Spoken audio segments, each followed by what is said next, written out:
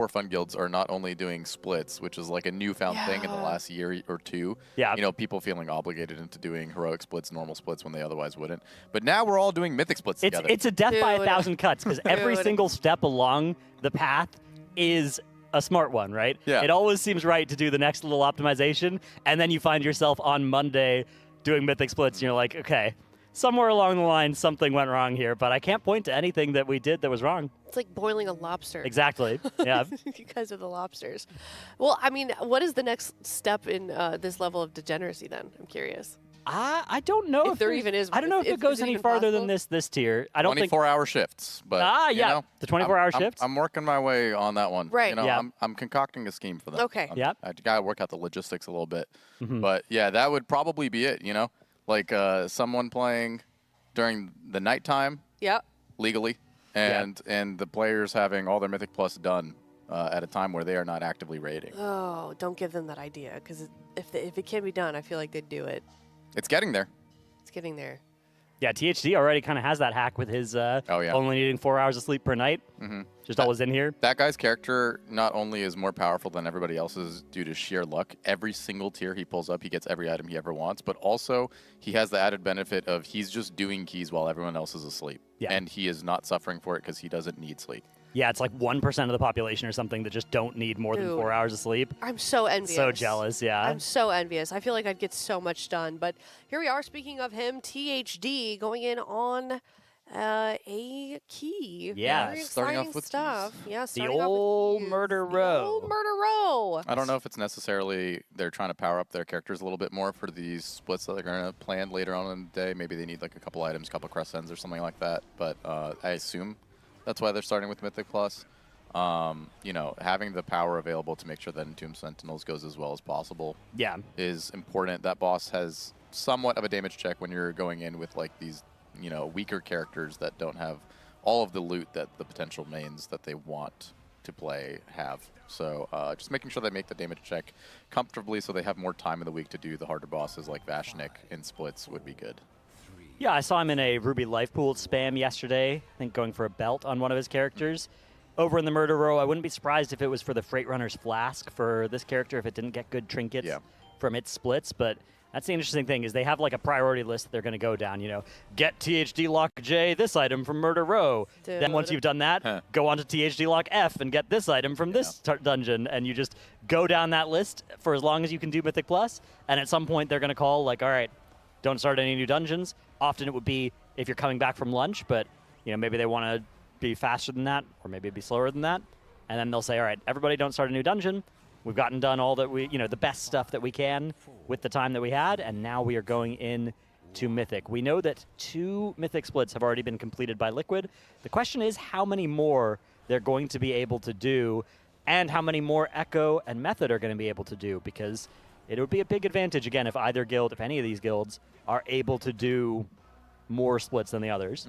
When you say to do, you mean in terms of like the time constraint since it is Monday. Yeah, that's the thing. And, you know, Europe, of course, have the reset for a little bit longer than we do, a famous advantage that the Europeans get in the Race to World First, the longer first reset. Time. Yeah, so they'll get a little bit more time to do Mythic splits while we'll be stuck in the second reset, able to do progressions. I'm waiting for the copium to come through. And Fabricated an extra day out of nowhere, out of thin air, somehow. Yeah. They just have an extra day in the week. How did that happen? Yeah, I don't, it's completely unfair. We got to get this changed, but we're gonna see what we can do with this last day. And I think another thing as well is like hopefully we're not biting off too much, right? Make sure we've got a reasonable amount of stuff to do. Make sure we budget in the ability to still get done easily if there are a little bit more wipes than usual, and make sure we can get to bed because, you know, sleep time today is probably the last day that you can get, you know, a little bit over a full night's sleep. Yeah, we also find ourselves in a unique situation that has only ever occurred one time in the Race to World First prior to this, which was just last year, which is these players probably have 2 potential mains right now. Yeah. They are probably operating under the guise of, we have entered Mythic splits. We went in assuming we were going to do Mythic progression, so we invested all of the items into one character, and that was supposed to be our main, and then realized now that we can do Mythic splits, that there probably were potential characters that we could have played assuming that we had the resources invested in them in week 2. So now they're looking at their character list, right? There's going to be characters that were potential mains that necessarily didn't hit full heroic 4-piece or what have you, missed like one heroic item, something along the lines that didn't necessarily make it like a guaranteed main. But now going into the second week when you have the availability of coins, right, you're going to show up to these heroic splits on Tuesday. Spoiler alert, they're going to do heroic splits on Tuesday. Tomorrow, it's just a nonstop freight train of splits in this tier. They're going to show up to these heroic splits. They're going to spend these coins on multiple different characters of the same class that were just about as close to their main. And if one of them gets lucky and hits like the rare two-hand axe for Strength and Agi off of Coiled Altar, which off a coin is a mythic weapon, right? Or the casters, something off of Ula'tek, right? If they hit these specific items on that character, they now have the option to swap to that character. Yeah. And because they're doing mythic splits, right, those characters will be stronger than they would have been in a world where we did not do these mythic splits. So now we enter Clownland, right? They're entering Clownland's a good way to put it. They're entering these splits with the intention of gearing specific characters that are supposed to be mains, but they don't even know if they're mains until they reach the heroic reset and then coin, and then if they hit that coin, then it's a good main, but if they don't hit that coin, then it's not a good main. Yeah, it's a great point, though, because there are some characters that have, like, 80% of the items they want, but the 20% they're missing might be super important, and they get another bite at that apple next week, whereas if they had to do progression this week, it would just not be allowed to be a main. A couple other points on that. First of all, if you're coining Heroic Ula'tek, it's probably a little bit less of a big deal because for the most part, most people coining Heroic Ula'tek have roughly the same gain from most of the items from it. So that's not going to be a huge point of divergence for most of those characters, with the exception of like if there's one item you don't want, maybe you crafted a weapon and you're trying to miss the dagger on your roll, in which case a couple of tries to do that will make it very likely instead of only likely that you'll be able to do that. But the Coiled Altar is a great point because any Strength Agi users, if you're looking at a coin on Coiled Altar, it's like plus 12% if you hit the axe, plus 0.2% if you hit the belt. They're like, okay, we can just try this a couple times, right? And then maybe if you miss on your first 3 potential mains, your 4th just coins Ula'tek and crafts an axe or something like that, and that's your best way out. A lot of different permutations of this for them to consider, and probably not something that they had thought too much about when planning for this race because it's such a strange convergence of situations here. Yeah. Specifically for the Race World First guilds, no other guild really is going to make this decision, but they specifically will probably opt to not take the coin if the item shows up in their vault. Yeah. They're if you are going for killing the boss in week 2, right, which is Ula'tek, the end goal, finishing the tier in week 2, there is no point actually coining it if it shows up in your vault. The vault option will show up myth-track. The reason why, if you're in a guild that's going to take several weeks to progress and there's multiple items off of the loot table that you want, it's not a good idea to take the item out of the vault, is because when you earn the item, it doesn't take it off the coin loot table. Right. So if you coin it next week, then you'll be in a spot where you could roll it again, and then you've missed an item. Let's say you want, Strength and Agi, a famous example. They want the 2-hand axe off of Coiled Altar, but they also really, really, really want the trinket off of Coiled Altar. If you were to take the 2-hand axe out of your vault, show up to Coiled Altar, and then coin it, and then hit the 2-hand axe off of the coin, you would feel like you want to die. So the better option is to take the coin, guarantee that you get all the items off the loot table in the quickest amount of time. But again, these Race World First guilds are not going to do that. So it's going to be a coin situation for the characters who don't hit off the vault. Right. It's going to be if you see it in your vault, take it, and then that's going to determine their mains. Yeah, there are a lot of interesting permutations with it because there are some things you could see that might be worth taking and then changing a future coin as well for a non-Race World First player, right? Race World First players probably assuming that next week's vault is the only vault, even though, of course, there is a chance we do go to week 3. But for, a non-Race World First player, if you're planning to coin Heroic Ula'tek and you see a Heroic Ula'tek item in your vault, you probably still shouldn't take it. You should probably take the coin and coin Ula'tek. But if you're a Strength Agi user, maybe it's worth it to take the axe if it shows up and just move your coin off of Coiled Altar and take the axe and then just hope you can, get looted the trinket. You can use that as an argument when you're arguing for it when it drops with your loot council. Like, hey, I can't coin this. Yeah. You're telling them how to make them feel bad for you? Yeah, you're saying, look, everybody else can coin this, but I can't coin this boss anymore because I got this axe out of my vault, You got to help me, please. It's the only way I can get the trinket. Please, guild, please. Yeah. Well, now we find ourselves also in a position where we've reached the ultimate evolution of Clownland. As you're grabbing your red shiny nose and putting it on your face and putting on your oversized shoes and your colorful afro, you get to start to realize that what that means for these players who do not know what their main is going into next week is all of their potential characters need to be main quality.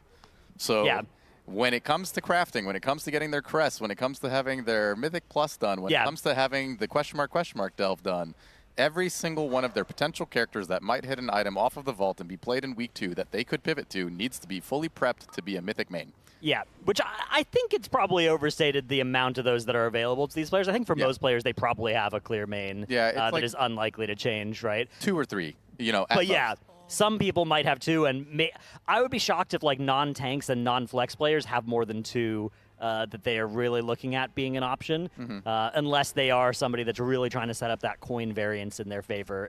A heroic coiled altar coining warrior, it would make a lot of sense to try and prep a lot of options for. But THD, he probably doesn't have any crazy coin variants he's looking at next week. Somebody in chat asks if they're paying for keys. If it's an AFK key, they are. Yeah. It's 50K per gold, and they're just going to be in a group finder. And they're doing armor stacks, as you can see right here.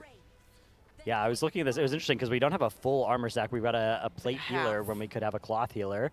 Wait, yeah, because you're right. Yeah, maybe you take what you can no, get. that is a Liquid Helper VIP celebrity, Steed Carell. He is well known. He shows up in the splits not every time, but he notably showed up a lot last year, and he owns. So I think he might be eligible to loot the flask anyways on that character if he's going holy spec. No, Steed Carell was in my keys all the time last year, so that guy gets VIP privileges. He is allowed to do whatever he wants, even if he's not allowed to trade you anything. You want him there.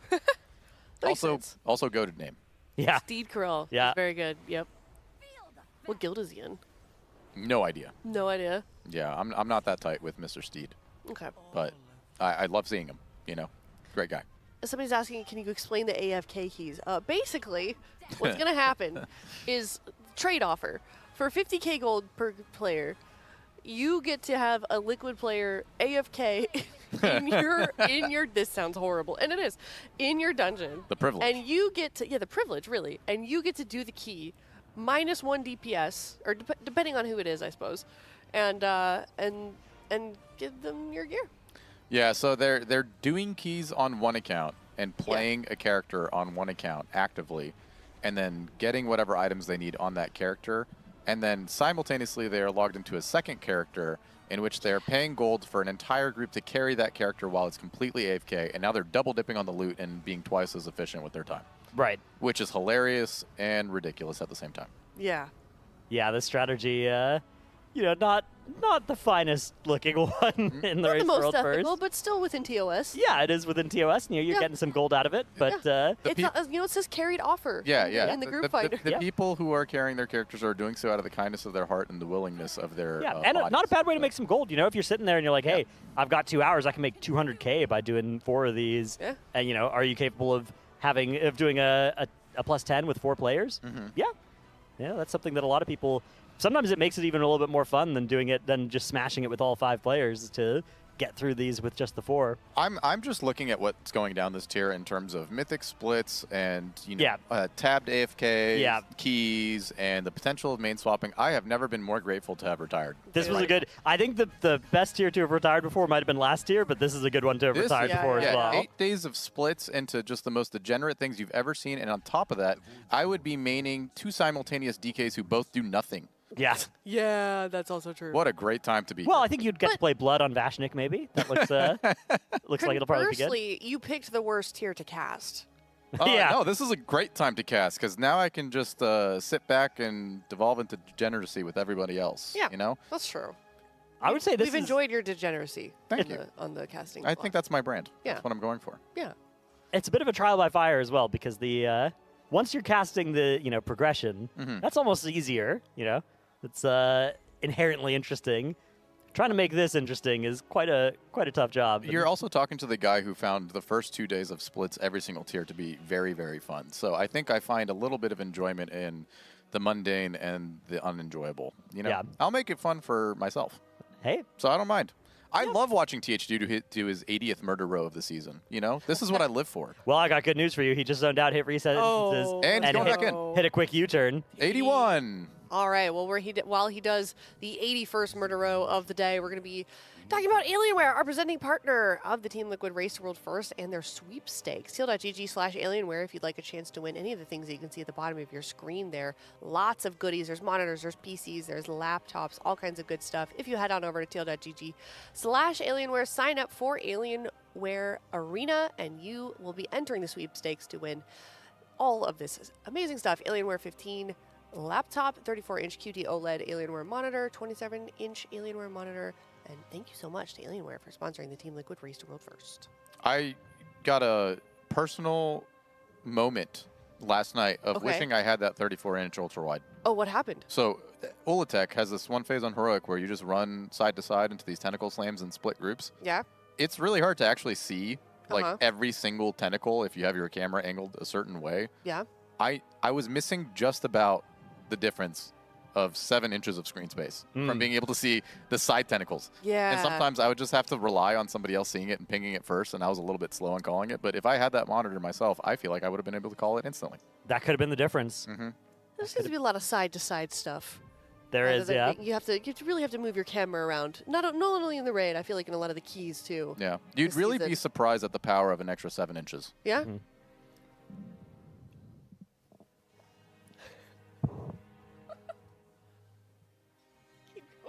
I can't wait for this key to start. I'm just like on the edge of my seat right now. You know what I mean?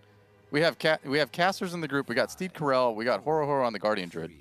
At any moment, this could be the quickest murder row we've seen TH do of the season, and he might hit his trinket, and then finally he'll move on to a different dungeon that he spams for the next hour. He hits the M-sip during the bubble, during the 10-second timer here as well. That's just optimal sequencing as well. Not much else you can do during those 10 seconds. And yeah, he's not going to be partaking in the AFK keys, I think, because he's famously a one-account gamer.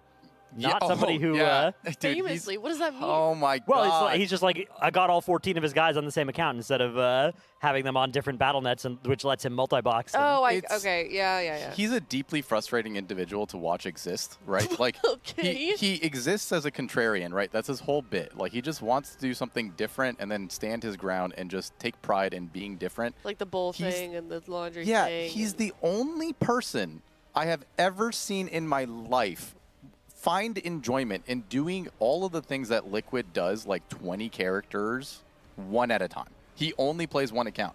He will never log into 2 characters at the same time unless you like force him to do so, and he'll still say no. You know? Yeah. So he's probably sitting here like in these keys. I don't even know if he's doing the AFK keys. He might just stand his ground on that and be like, I'm not doing AFK well, keys. he's not going to get much benefit out of it. No, he said that actually yesterday, that he actually does the keys with people because he's a man of the people and he loves his fans, is what he told me.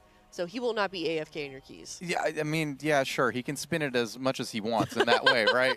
There's just a certain level of... I'm just quoting. I'm just a messenger. Yeah, I can respect good messaging, right? You can turn anything a little bit questionable into something great, and THD is fantastic at that. But this guy, he sat there and leveled 20 characters one by one last expansion. Or not last expansion, at the beginning of this expansion.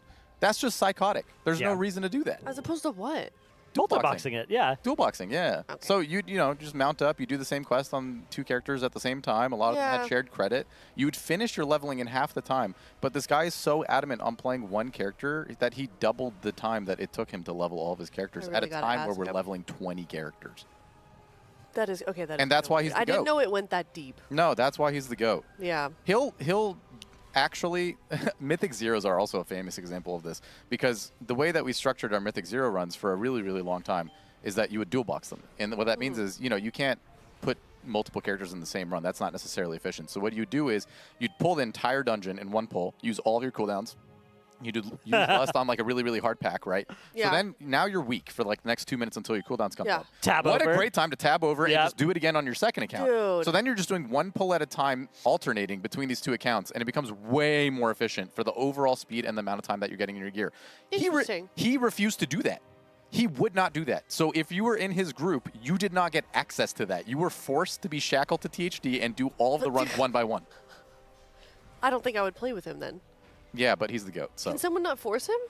No. Can someone not tell him to cut it out? No, and if the response was, all right, you're literally screwing every single other person over, dude, like, this isn't efficient for anybody, his response to that would be something along the lines of, it's fine, I'll just pug all 20.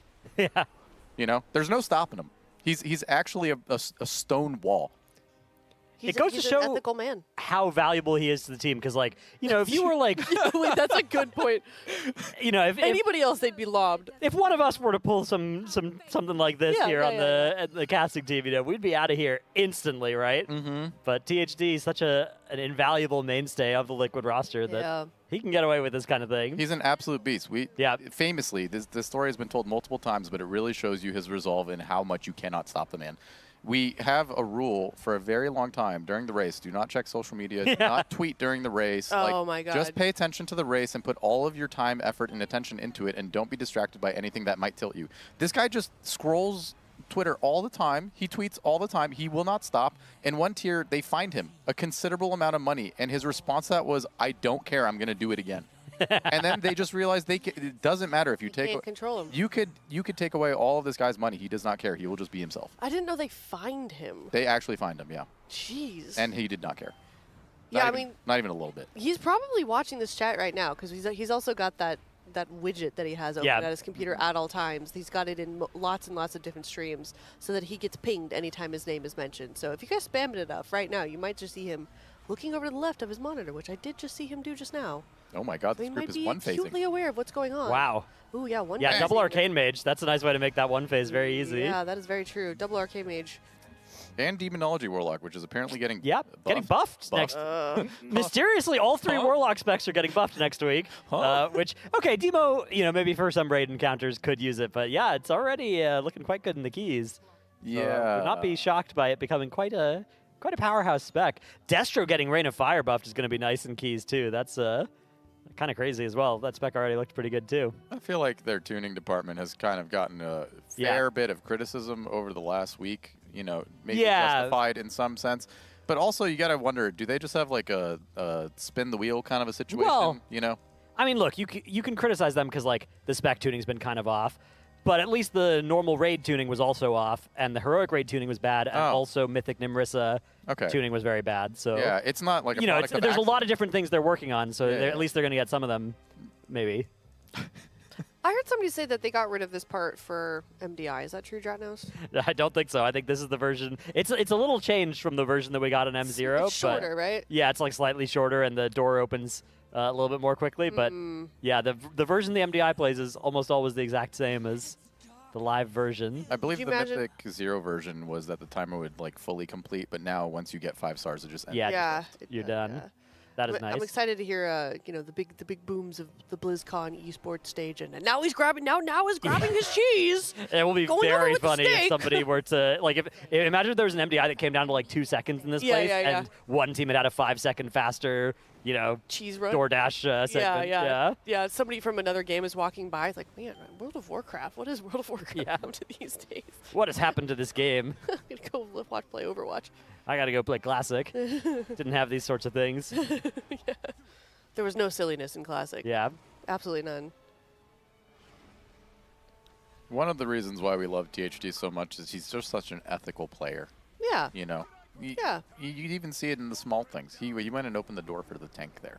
What a kind Oh, gentleman. what a nice guy. My pugs, you know what they do? What do they do? They watch me get my back stabbed into a million pieces while I'm opening the door as a blood DK, and I purg inevitably, and then they just keep AoEing, so I'm losing threat while also dying. Yeah, the joys of like you're starting the Gather of the Pole, and you just see like the Giga Arcade missiles, you know, triple barrage orb thing flying through. You're like, I would like to add more to this pack, but I And then they're can't. yelling at you. They're like, why isn't the door open, dude? We want to funnel on the boss. It's like, Yeah. buddy, Yeah. how about you open it for me? But THG's not the kind of player to do that. No. No, not at all. Sacrifice He would never anything. do that. Yeah. Yeah. He's lovable in so many different ways. Oh, hits the mid boss M sip as well. That's just efficient. Any standout pug moments as a tank Atlas? Let's trauma dump a little bit. No, I try to forget all of them. Okay, For the sake of my sanity and my self-worth. So, Okay. No, that's fair. That's fair. yeah, they're suppressed by trauma. It's all just a blur. Any from you, Dratnos? No, I haven't really pugged any keys yet this season. Been casting, raiding, or doing guild keys basically 24/7. It was kind of funny to see. It was like you two and Tettles and Jet, and then somebody else was all raiding at the same time on pretty much the same boss.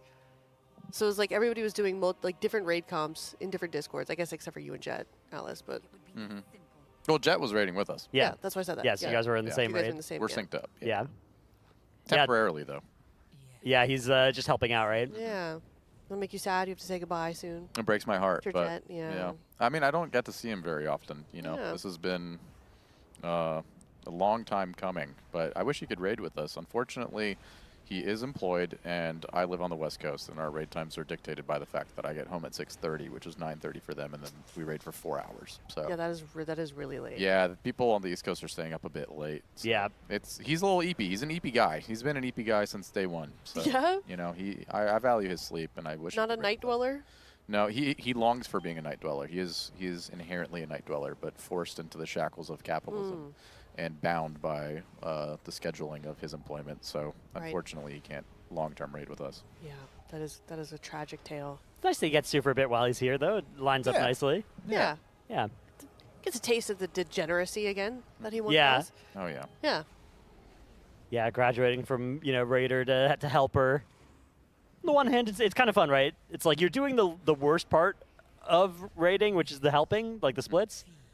But you only have to do it for a couple weeks, right? Like you kind of get that exciting, like, yeah, new patch, let's play with everybody, let's do all this like rushing the new content and doing keys all day, and then you kind of skip the entire part of the patch where, you log on and there's 2 people online or whatever, Yeah. and you're re-killing bosses that you've already killed every day. Although I don't necessarily think that helping is a boring No. prospect for him by any means. He's playing an arms warrior. He's having the time of his life. Yeah, it can be nice as well whenever you get to like do good damage as the helper, right? And like, be on top of the meters, even though you're just there as just for a couple weeks. Just for funsies. Yeah, I can't wait to help. I hope that's a possibility for me coming next week, tomorrow even. Yeah. help the liquid splits Yeah, sometime. I've missed out on my opportunity Yeah. to do so this week multiple times, and Yeah. Tuesday brings a lot of opportunity in that regard. It's interesting because like the question is, do you do more helpers or less? Because there's an argument both ways, right? On the second reset, the argument for more helpers is okay. Everybody's more geared. We can blast just a bunch of these with helpers, right? Yeah. We can have 15 helpers in and do heroic coiled altar probably still, right? The downside is that's going to take more time, and you just might not need that many, right? If you only need a certain boss 3 times, you just do that with mains, and slam it out really quick. No chance of failure, no organizational logistics time. Yeah. And you don't need the extra tries that the helpers afford you. I do not envy Bubba and Dorvan, not even a Oh my little bit gosh. this Yeah. tier. Yeah. This is probably going to be their worst time ever organizing splits. Yeah. Because what I imagine to be the case is, one, they have a general plan of what they want to do for heroic splits coming into week 2, but no idea what's happening with the characters. There's actually no way to tell until every single person opens their vault. So I can't imagine that the reset rolls around and they go straight into splits. I'm going to say it now. This is maybe bold to say. Temper your expectations.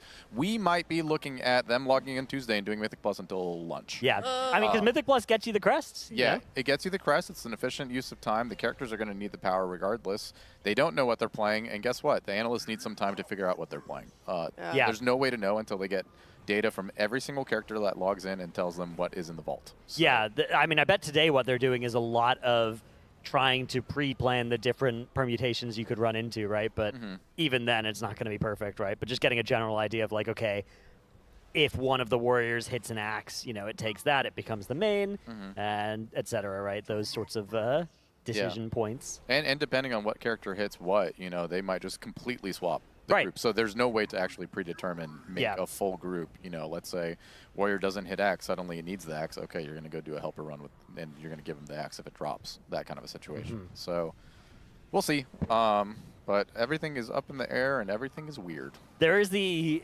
other interesting question next week of if you can float the bonus roll long enough into the raid, you Coiled could Altar. bonus roll Mythic Coiled Altar, Yeah. which awards Myth 9 out of 6 loot. It's a very powerful place to go, especially this tier. For a lot of players, a Myth 1 out of 6 item and a Myth 6 out of 6 item aren't actually all that different because you're constrained by how many Myth items you can get anyways and not by your crests. But for Liquid, running this many splits, there's a good chance that they will have places for their crests to go, which means that then the myth 1 out of 6 items are losing some value because Yeah. they will compete for that limited resource that isn't a limited resource for as many other players. Yeah. And that would mean there'd be value in moving a coin to a mythic boss, and especially a mythic coiled altar if you can. But that would mean being down a lot of power until you kill the penultimate boss. Yeah. Tuning pending, that might be doable, that might not be. It's a huge gamble. Like, Yeah. huge gamble. One, you're gambling on the fact that you can kill the boss without everybody being full power, which Right. historically speaking is maybe true to an extent, but like the tuning on the second to last boss is usually tight enough to the point where you don't even want to risk that, let alone some Yeah. of the bosses earlier than that.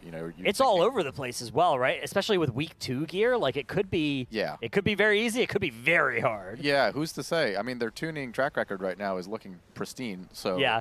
things are probably going to be on track for week 1 gear, so week 2 should be super easy. But even with that being the case, right, like let's say you save your coin, you don't take the item out of the vault when it officially drops. You only have a couple people planning on doing this anyways with the chance of hitting a 9 out of 6 item, which is not to be understated. It is a massive power increase, not only for hitting the item that comes 9 out of 6, but you save so many crests doing that. You basically have an entire week's worth of mythic crests that you're saving by getting that 9 out of 6 item over taking a 1 out of 6 mythic item that you'd have to spend the crests on to upgrade fully. It's huge, but then you hit a belt off the coin, and then not only did you screw yourself, because now you're making all the bosses leading up to it harder because you were less powerful and you did not take a really, really good item, and you didn't send your crest, but now you got a useless item. Well, not useless, but like very, very inconsequential item. That's like maybe a bit of a grief. I would be shocked to see anybody do it outside of maybe one that like gets the go-ahead to do so, and it's probably going to be a character that's already maybe a bit behind. And Yeah, like, you could do it as like a if you hit, you're in. Otherwise, you're out on Ula'tek, right? Yeah, like that could be really hey, funny. buddy, you're struggling a little bit. Let's get you like something to power you up. We're They're going there. for a Hail Mary. Maybe Exactly. maybe you get a touchdown. Maybe you just look like an idiot. Who's to say? Let's figure it out. That kind of a situation. But I think a majority of the players are going to be told to take immediate power gains that are like very, very secure and a guaranteed path towards them being strong for the harder bosses in the raid. Jeez, yeah. So in conclusion, like you said, I don't owe MB, Bubba, or No, we're in Clownland. Like, Yeah. let's not get that Clownland twisted. is a great term. We're also, in Clownland. real quick, Alexi, the person that is managing the keys. Yeah. New job for him. Also, W Alexi. Need Temple or Veil plus 10 key, leather legs, and ring traders. AFK run. Search Liquid AFK and Group Finder. Yep. So The you've got AFK runs that. need an army of people. Absolutely. 50K per player if you'd like to be a part of that. Looks like the Drinester is also looking for a plate King's Rest key holder. I think I have that. Okay, get over there. Yeah. I don't have a 3. I'm not 311 though. That's but I okay. do If you have a got the 10 key, I King's think Rest. it's like one 311 plate person and one King's Rest key holder. I guess maybe it needs both. Maybe. Let's see who signs up. We got a Demon Hunter, an eye level 300 Demon Hunter. All right, well that's almost 300 or 311, and it's almost plate. Close enough. Yeah. Close enough. We'll see how desperate they get here. Drinster's got one of the strongest mentals on the entire team. Oh, so you're saying I could completely brick his key and he wouldn't be mad at me? There's limits to it. Oh, okay. Yeah, and he also holds personal grudges, so maybe He's Oh, crap. he's already had some adversity with the Delve Nemesis this yesterday. oh so. no.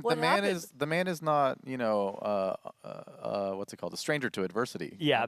Yeah. Dragon riding and Delve Nemesis apparently yeah. get his being a numbers holy paladin sometimes. player inherently, you know what I mean? Like this guy was built from the mud and struggled his way through. It's weird The because blood Holy in Paladin, Minnesota. it used to be like one of the kind of safe raid spots, right? Oh yeah. It's like for a couple expansions, it's like, yeah, you had a Holy Paladin, they always got to play. You had a Disc Priest, they always got to play. And then you had like 3 other healers that were in a little Hunger Games against each other for the last 2 raid Well, spots. you know what changed, right? What? They introduced the most disgusting thing to has ever been put in the game, the disgusting little dragon spec. That's true, the Presevokers. Yeah, those It's lizards. kind of shoved the Holy Paladin to the side in a way. It's an oppressive healing spec for multiple tiers now.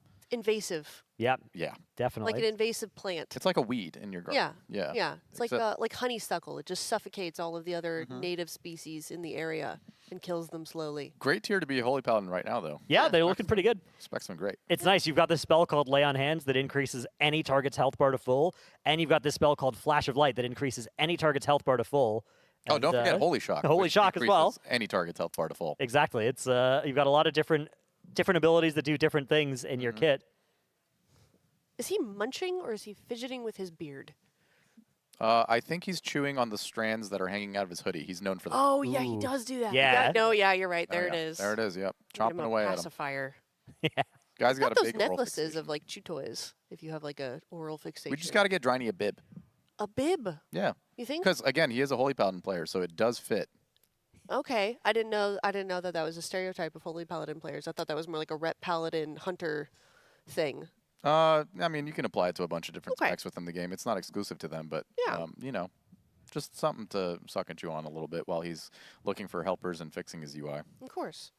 I wanted to do a segment. Maybe I still will, where I matched dog breeds with players. Like the players within classes. the team itself or the classes? Well, actually, it could be both. Yeah. Like, what would Driney be? What kind of dog?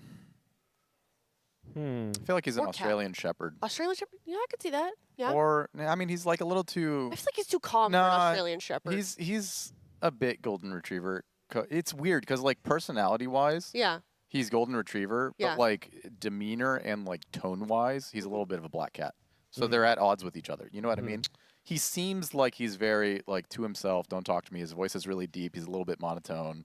He's not as like chalant as some people would say. I feel like you need like a calm dog then, like an American bulldog or something. Yeah, he's very Beagle actually. Beagle. Chat is right. Beagle would Have you- probably be the closest. I have would you- say Driney is. Hold on. You said he's quiet. Have you heard a beagle bark before?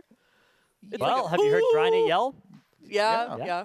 yeah. Just get him worked up a little bit about the state of Holy Paladin, and then you'll start Yeah. to see the Beagle come out. Wait, that's a good one. Great Dane. Great Dane. Yeah. No. I don't think so. No. Okay. No. Great Danes just sleep all day. You know. They're That's true. That's true. they're a bit Okay. of like they're huge, right? But Okay. they're maybe not as animated or active as Okay. a guy like Driney would be. All right. So, wait, where did we land? I'm going Beagle. Beagle. I think Okay, I think that's Beagle's pretty good. apt. Yeah. All right. Okay, who's next? What about THD? Chihuahua. Chihuahua. Yeah, I was kind of thinking Chihuahua. Absolutely a Chihuahua. Yeah, spicy, I don't think you can small, give him anything else. compact. You know, a lot of energy in a tiny dog. Yeah. Loud. Big bark. Yeah. Very loud. Yeah. Fierce. Okay, let's see. I feel like Fired Up is definitely a golden retriever. Yeah. Golden retriever or like an Afghan hound. I could see both. Yeah. He's got the constitution of an Afghan hound. And like, Yeah. not a particularly bright one, right? Like, Yeah, well, they're the stupidest dog. All right. Now we're just being mean But to they're Fired Up. no. Aw. They're like okay, they're he happy won't go understand. lucky. Oh. Well, I realized after I signed Afghan Hound to him that they're the least intelligent dog, and so I feel like perhaps we should pivot because that doesn't seem accurate. Let's go back to golden retriever. He's Golden Retriever. Yeah, that's Fired Yeah, not yeah. fair. Fired Up is very, very, very smart. He is. Yeah. He just he does a good job of tricking you that he's not. Yeah. Yeah. He's somebody who knows exactly how to play into a bit. Yeah, That's true. 100%. That's true. Yeah. He's also just like, it's frustrating how natural his talent is at, say, like playing mage. Like, he can press the buttons in a uniquely good order, but he can't explain to you why it's was- the right order, right? I Yeah. heard like- Max talking about that. Yeah, Yeah. It's like- like intuitive to him. exactly. It's but within his soul. he, Yeah. he doesn't, he's not one of the players that's like, I ran the simulations and, have all the different procs, and that's why I'm pressing buttons. Like, no, it just He's it a- feels right to press this right now, and he's right. He's a musician that doesn't play off sheet music. Exactly. He plays what comes to him. you know? Exactly. I mean, we've all seen the video of him forgetting what he had in his loot box that week. Yeah, we've. Didn't remember. Did you guys remember the Torghast visiting the legendary? geez. Oh my god. Yeah, Oh, jeez. he's just zoning in and out of Torghast trying to find the Okay, so perhaps legendary. maybe he is an Afghan hound. Yeah. He's had a few of those. I mean, I feel like it's a pretty standard thing now in the world where we play so many characters and there's like UI changes every patch. You're guaranteed to see a clip of Fired Up clicking every single ability out of his spellbook at least once. Oh, yep. It's already happened this tier. It happens every tier. Dude, on our Mythic Nexali kill yesterday, I hit a /cast Abomination limb because I'd talented it, but I had not put it on my bars. That was I did tough. my first /cast Runeforge yesterday. yeah. I was like, go. oh, I don't have to do this. I don't have to dig through my spellbook. I can Yeah. just type it out. It was great.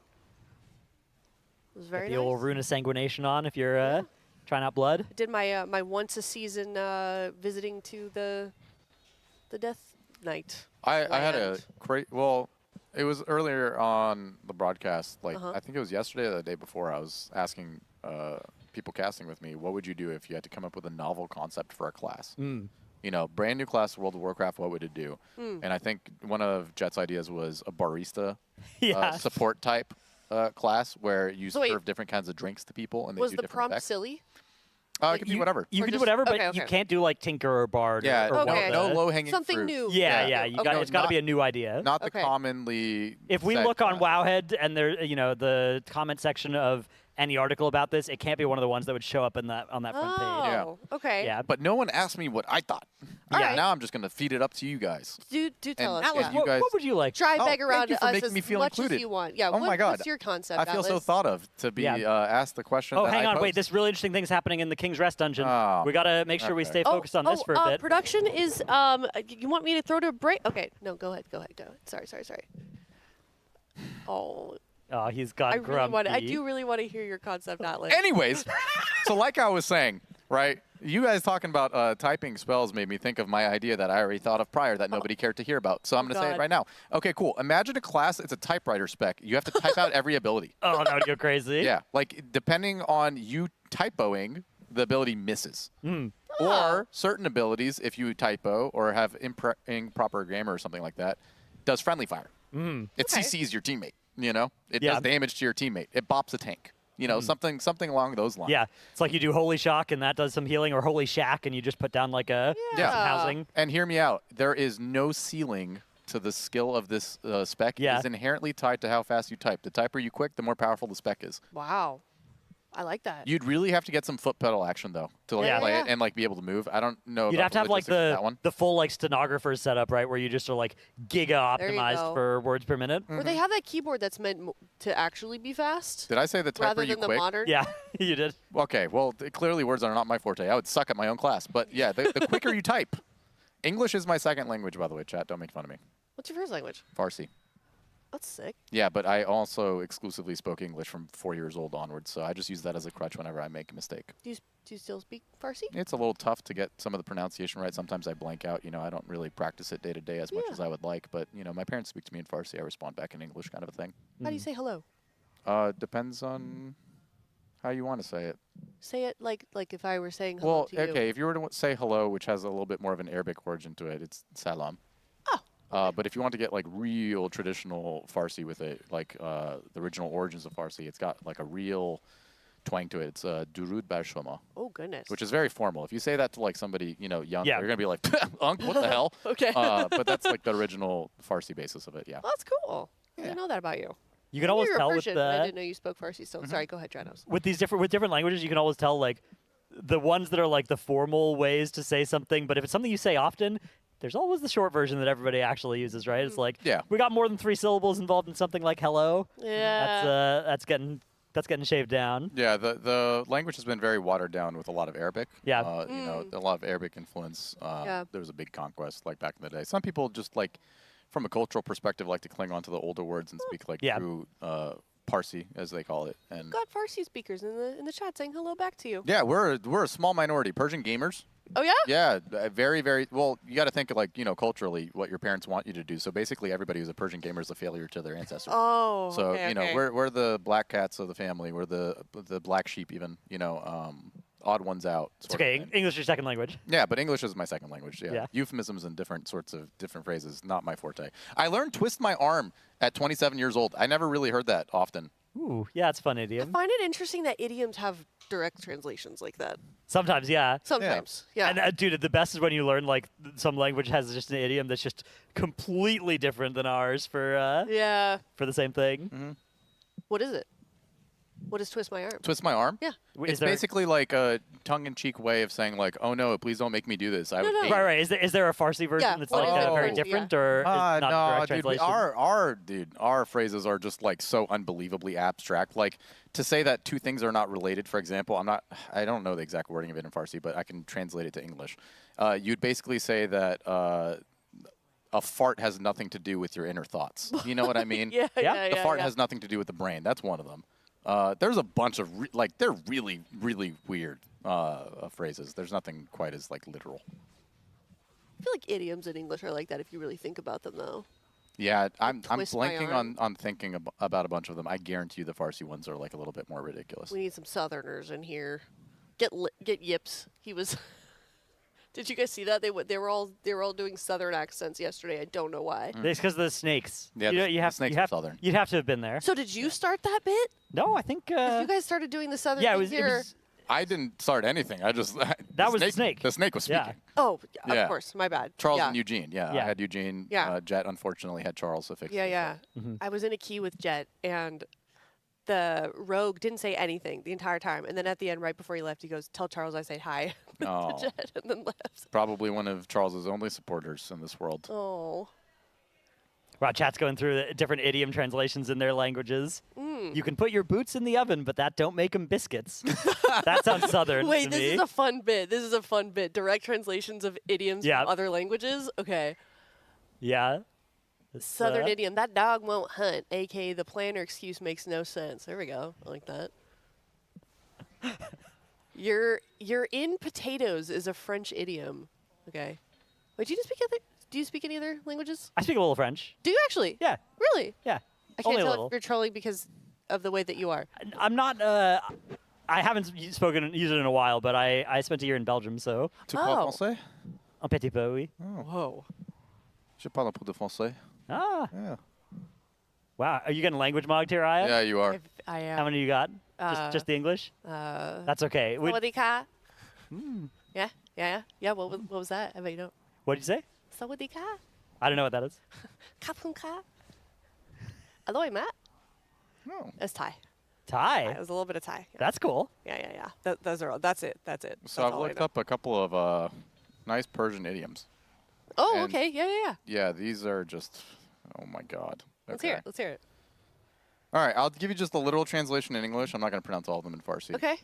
Because that would be really embarrassing for me if I mess it up. But the neighbor's chicken is a goose. Can you guys guess what the meaning is The of that neighbor's is? chicken is a goose. Yeah.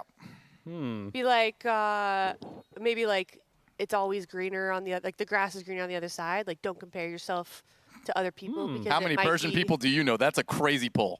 Am I right? That's 100% Oh, let's correct. go. Yeah, Let's absolutely. go. What the hell? Let's go. That's actually shocking. Nice. I don't know. I think all my years in English class of like analyzing the color of curtains paid off. Oh my God. Okay, that is actually crazy. Okay. His bread is in oil. His bread is in oil. Yeah. In oil or it's an oil? It's in oil. Bread is in oil. Like his bread is sitting in some oil. Maybe like saying like he's like rich in not like material properties, but like life, you know? Like Well, you're close. fed, you're healthy and you're fed. yeah, you're very, very close. Think of like olive oil and the bread sitting in it. Yeah. It translates to he's doing very well financially or living comfortably. Okay. Okay. Okay. You're doing okay. If you get this one, I swear to God, I have no idea how you're pulling this. You've looked this up prior for some reason, and you just Production's I don't believe telling me about I your- rub There's soap a in- Persian guy in I production. rub soap on my stomach. I rub soap on my stomach. Yeah. Oh God. Yeah, that would be a weird thing. Production, if you're helping her cheat, I swear to God. I rub Okay, his soap hands up. on my stomach. Mm-hmm. I rub soap on my stomach. Oh, production says his wife is Persian, so he knows it. That's Wait, actually insane. No one's cheating. No one's actually feeding me answers though. That's not fair. Okay. Okay, yeah, you're rubbing soap on your stomach. Rubbing soap on your stomach. Yeah. No No way you got this, by the way. Maybe it's like useless. Like that's a useless endeavor. Like We finally got her. That's like dang We it. finally got What her. is it? What is it? It means that you're eagerly anticipating something or getting your hopes up. Ah. yeah, I have no idea. Yeah, I have no I'm idea. so how excited. That, I'm rubbing soap on my stomach. Mm-hmm. Okay, interesting. All right. I guess that makes sense. Like if you're getting ready to go like belly first down a water slide, which would be pretty exciting. Maybe you do that. Yeah, we've got a bunch of crazy ones. you This know. is fun. This is a fun one. Yeah, Chad had some good ones. Like he couldn't pour water out of a boot if the Oh. instructions were on the heel. Yeah. Yeah. yeah. I think that's a southern one, right? I think I've That heard of feels that like one. another southern. Yeah. The southern ones are very good. I'd say a lot of them. There's a lot that are just like so mean, but it's like, well veiled. And we could do some your mama jokes if we really if we're I really don't think. Okay. not. Let's stay away from I that. think here on day 7 we're not quite that desperate. If Okay. we get to like day 10 and we're still doing splits, Okay. we can revisit that. I'll prepare the your mama joke. Yeah. I will do reopen that particular can Yeah. of worms. Bless your heart. Yeah. Farsi's also just like a very dramatic language at times too. A lot of our phrases and sayings are just so over the top, and usually they're said with like, you know, good intentions. Like if someone did something for you that was really nice and you appreciated it, it would not be weird for you to say, I would kill myself right now for you, for what you have done for me. I would literally serve a life of servitude to you forever for what you have done to me. And you'd say it over something small, like somebody holding the door open for you, you know? I'm starting to understand how your personality was structured because I feel like you're that way in English as well. Yeah, it might be a cultural thing that This is making a lot of sense. Okay. Oh yeah. So I feel like if I met some more Persians, I'd just meet a bunch of other atlases. Well, you know, it's a certain level of what's the word I'm looking for? You have to have the capacity. Yeah. For the dramatic also, you know. Being dramatic might be instilled within you culturally, but I think I kind of carry the upper echelon of dramatization. Yeah, it's nice that you proct a language that combos well with your inherent personality, right? That's sort of multiplicative. Yeah, multiplicative scaling. That's what we're going for here. Two Yeah, set exactly. 2 set bonus, yeah. My two-piece bonus. Got a good set bonus. Okay, well, between keys here, I do want to make a quick mention to our charity partner for the Team Liquid Race to World First, UNICEF, teal.gg/donate. We're at $20,000, Wow. $20,632. Our donations are currently being matched by Warcraft Log/Archon. So if you donate $1, you're actually donating 2, technically, on behalf of Warcraft Logs and Archon. So head on over to teal.gg/donate. And our next incentive is at $25,000, and that means random PowerPoint presentation. Yeah. They've been getting progressively more ridiculous. I know, So yeah. the wording on that one doesn't sound really all that interesting, but I'm sure It's going to be good. I'm sure it's something absolutely nuts. Franck has gone crazy, you know. has. With Crazy drunk stuff. with power even. It is, yeah. How was the I mean, I know we talked about it a little bit, but you guys had your snake friends visiting you. I Yeah. mean, Yesterday. they had a lot of personality. I'm literally seeing Eugene right now just taking a little power nap over in the room. He's been So, banished over there. He's just been, you know, hanging out real quick. But if you haven't seen that little bit, made for some funny moments, you know. Charles and Eugene are neighborhood snakes. And I was just stuck inside this like inflatable air massive snake. Yeah. I'll say this much. Dratnos embodied the physicality of a snake very well. I was doing some Did, Slytherin. Yeah. I heard your snake sound effects. I think it was Kalamazoo that was saying that he came into the studio, saw people dressed up as snakes, didn't know who you were for a second, and then saw the posture or something, perhaps the way that you were holding your hands, and was like, oh yeah, that's Stratnos. Yeah, but here you can see right here, $25,000 will be a caster or maybe a production PowerPoint. They haven't really told us. I yet, don't so. know, but most of them involve embarrassing the casters in some way. So Yeah. I'm not sold that it's not us. Maybe we get to do a presentation on something, like whatever we want. It'll probably be us having to give a PowerPoint on something that is embarrassing that we don't know what is in it, and they're going to find it really funny that we're saying things. Oh, cool. I'm excited. If I had to guess. All right. Well, here's what your money can do. $25 will be providing 60 children 2 classrooms full with sets of coloring pencils. $60 will be providing school backpacks for 30 children and 1 classroom. $150 will be providing a school in a box, which is the thing that we opened on day number 2. Lots of school supplies. $160 will be providing 1 recreational kit, which includes a variety of balls, board games, and toys. Teal.gg/donate. We're raising money for UNICEF and embarrassing the casters along the way. Also, some fun things that you can do with your money broadcast-wise. $30 for a link to your armory or a link to a picture of your pets, and we can look at your pets on the broadcast, or $250 and we can spin the Wheel of Chaos. Yeah. Which is A couple of cool items on there. Some Yeah. very big slices of that wheel that we don't want to hit. yeah. There's a compliment Tettles. At least there was a compliment Tettles slice. Oh. I don't know if that's still there because they already hit it once. Luckily on a block that I wasn't on, but that would be a disaster. I couldn't think land of one on. for Yeah. a very, very long time. That Wow. I would have to lie. Yeah. Which I mean, I guess Sometimes you know, that's good. a lot of compliments end up being lies sometimes, so it's allowed. We've also got a couple story-based ones, I kind of just willingly have been tossing out my stories right now. But For free? Yeah. yeah, but if you do spin the wheel, I have a couple saved up specifically for the purpose of that outcome, where I tell a nice story and a curse story. Oh my God, Goop is just getting absolute difficult. Well, it was sort of difficult in that he had a lot of stuff to dodge while it was going on. Although it actually looks like he's just got blue, green, blue, green, blue, green, blue, green, orange as his colors here. Let's see though. Starts off with star. Oh no! Oh! I think his weak aura tricked him, Wait, is this weak aura BMing him? dude. I like the instructional little like tidbits, like, As hey, soon dude, as you Yeah. die? this is where you're supposed to go. This is what you did. Well, What the hell? yeah. I don't. I think it would. I think he's getting tricked by following it. Yeah. It's that's always fun. Whenever you have a weak aura breaking and like, do you remember Fyrak? Yeah. Like weak aura troubleshooting. Mm-hmm. No. That was such a great part of that fight. You're just like, okay, everybody, we have to go and one by one inquisition everybody and see if your stuff's working properly because somebody doesn't have it working right. I'm so glad that there's been some level of effort in getting rid of that within Yeah. the game. I'm glad. You know what? I'm going to say it. I'm glad that Goop wiped there. I'm glad that the add-on didn't work. I'm Yeah. happy. I think that boss is you shouldn't be able to use an add-on for. And to be clear, the fact that they do still largely work on it is perhaps evidence that the way that Blizzard's gone about removing the add-ons hasn't worked. But Well, they've got bigger things to worry about, like tuning. yeah, that's true. The So- tuning has been something this tier.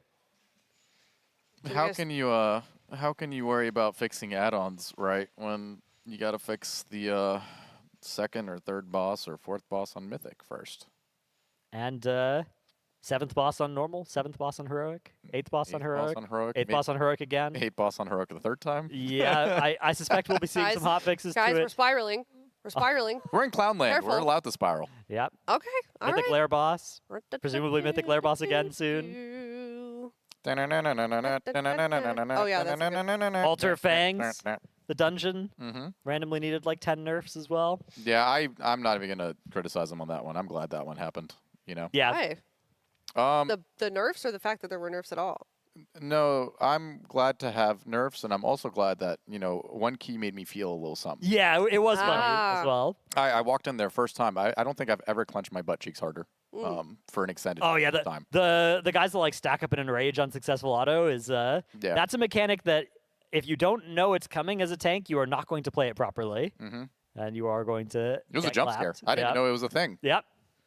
Me neither. I was just seeing this thing on the bars going up, and I was like, "Whoa, what's that?"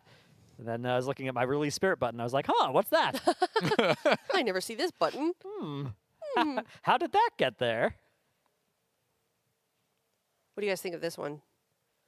This dungeon? Den of Nalarak. Yeah, Uh, I don't. I don't like it, but after having done it, it's not as dislikable as I thought I would hate it. I still hate it, but just not as much. I hated it in M0 week. I think the bosses are pretty fun. Yeah. I don't like the long the trash section to this boss in particular feels pretty miserable. Really? I don't even think it's that bad. Because you can do it all in basically 2 pulls, and the mobs themselves don't pose that much of a threat, which I find kind of redeemable. Dude, it's just like I'm walking a marathon here to get Yeah. to this boss. It's a little slow, perhaps, but I just don't like the first room more than this stuff. The first room can be kind of frustrating. Jet has it down to a science apparently. He's got it on like a 3-pull. I mean, Got it on Turbo Farm. yeah, I mean, Jet does more pugs than anyone I know in every aspect of the game. Surprising me because the entire time he's doing it, I can hear him complaining about the Oh, bugs. yeah, well, yeah, you reserve the and right yet he to do keeps it. Yeah. doing it. Yeah, that's your privilege. Absolutely. No, I agree. If you're pugging, you're allowed to complain, right? I just But, don't like, understand why a man with that many World of Warcraft friends resorts himself to pugs. Well, you got to understand that Subjects himself to pugs, I should say. playing something where you get to complain about it is part of the fun for Yeah. Jet, right? Is Okay. getting the ability to complain about something is a plus, not a minus. I see. Okay. Plus, also, it makes you kind of like the main character in sort Yeah. of way. You know what I mean? Like, you're Yes. overcoming all odds. Despite how stupid everyone in my group is, I have conquered what I Right. needed to do. The So kind of a thing. you're calling Jet a pick-me. A bit. No, he is like a little. Like Is a he lit- really? Like no, not at all, actually. He's the Okay, most okay. easily pleased and, fantastic person of all time. But Yeah, he just loves a good old grind. Yeah. You know, like I respect he'll that. willingly go into these things. Like he does it every single season in every single form of content. He'll go pug PvP and grind for like a specific rating he wants for a transmog. He'll go pug keys. He'll go pug raids. Like Dude. he'll do anything. You're right. It's all coming together. Because he woke up well, I was here. He came at like 7:30, and I was like, Jet, why are you here so early? He doesn't cast till 5 p.m. He's like, I got to get up and grind. He's talking about some PvP thing that he has to start, some PvP arc that he's going to start for the appearances or the mounts or What's something the like that. what's the illusion this season? I know Cosmic don't last season was crazy. Yeah, that one was really cool. I Something- missed Some it. like venomous thing. Enemy, yeah. Ooh. Yeah, that could be worth collecting. Yeah. I think there's a really cool PvP DK set too. So I might Ooh. actually get in on the PvP with Jet. Yeah, last season I remember grinding. It was like week 1 grinding 1600 for the catalyst charge was the thing to do last season. I'm looking. Do a little solo chef.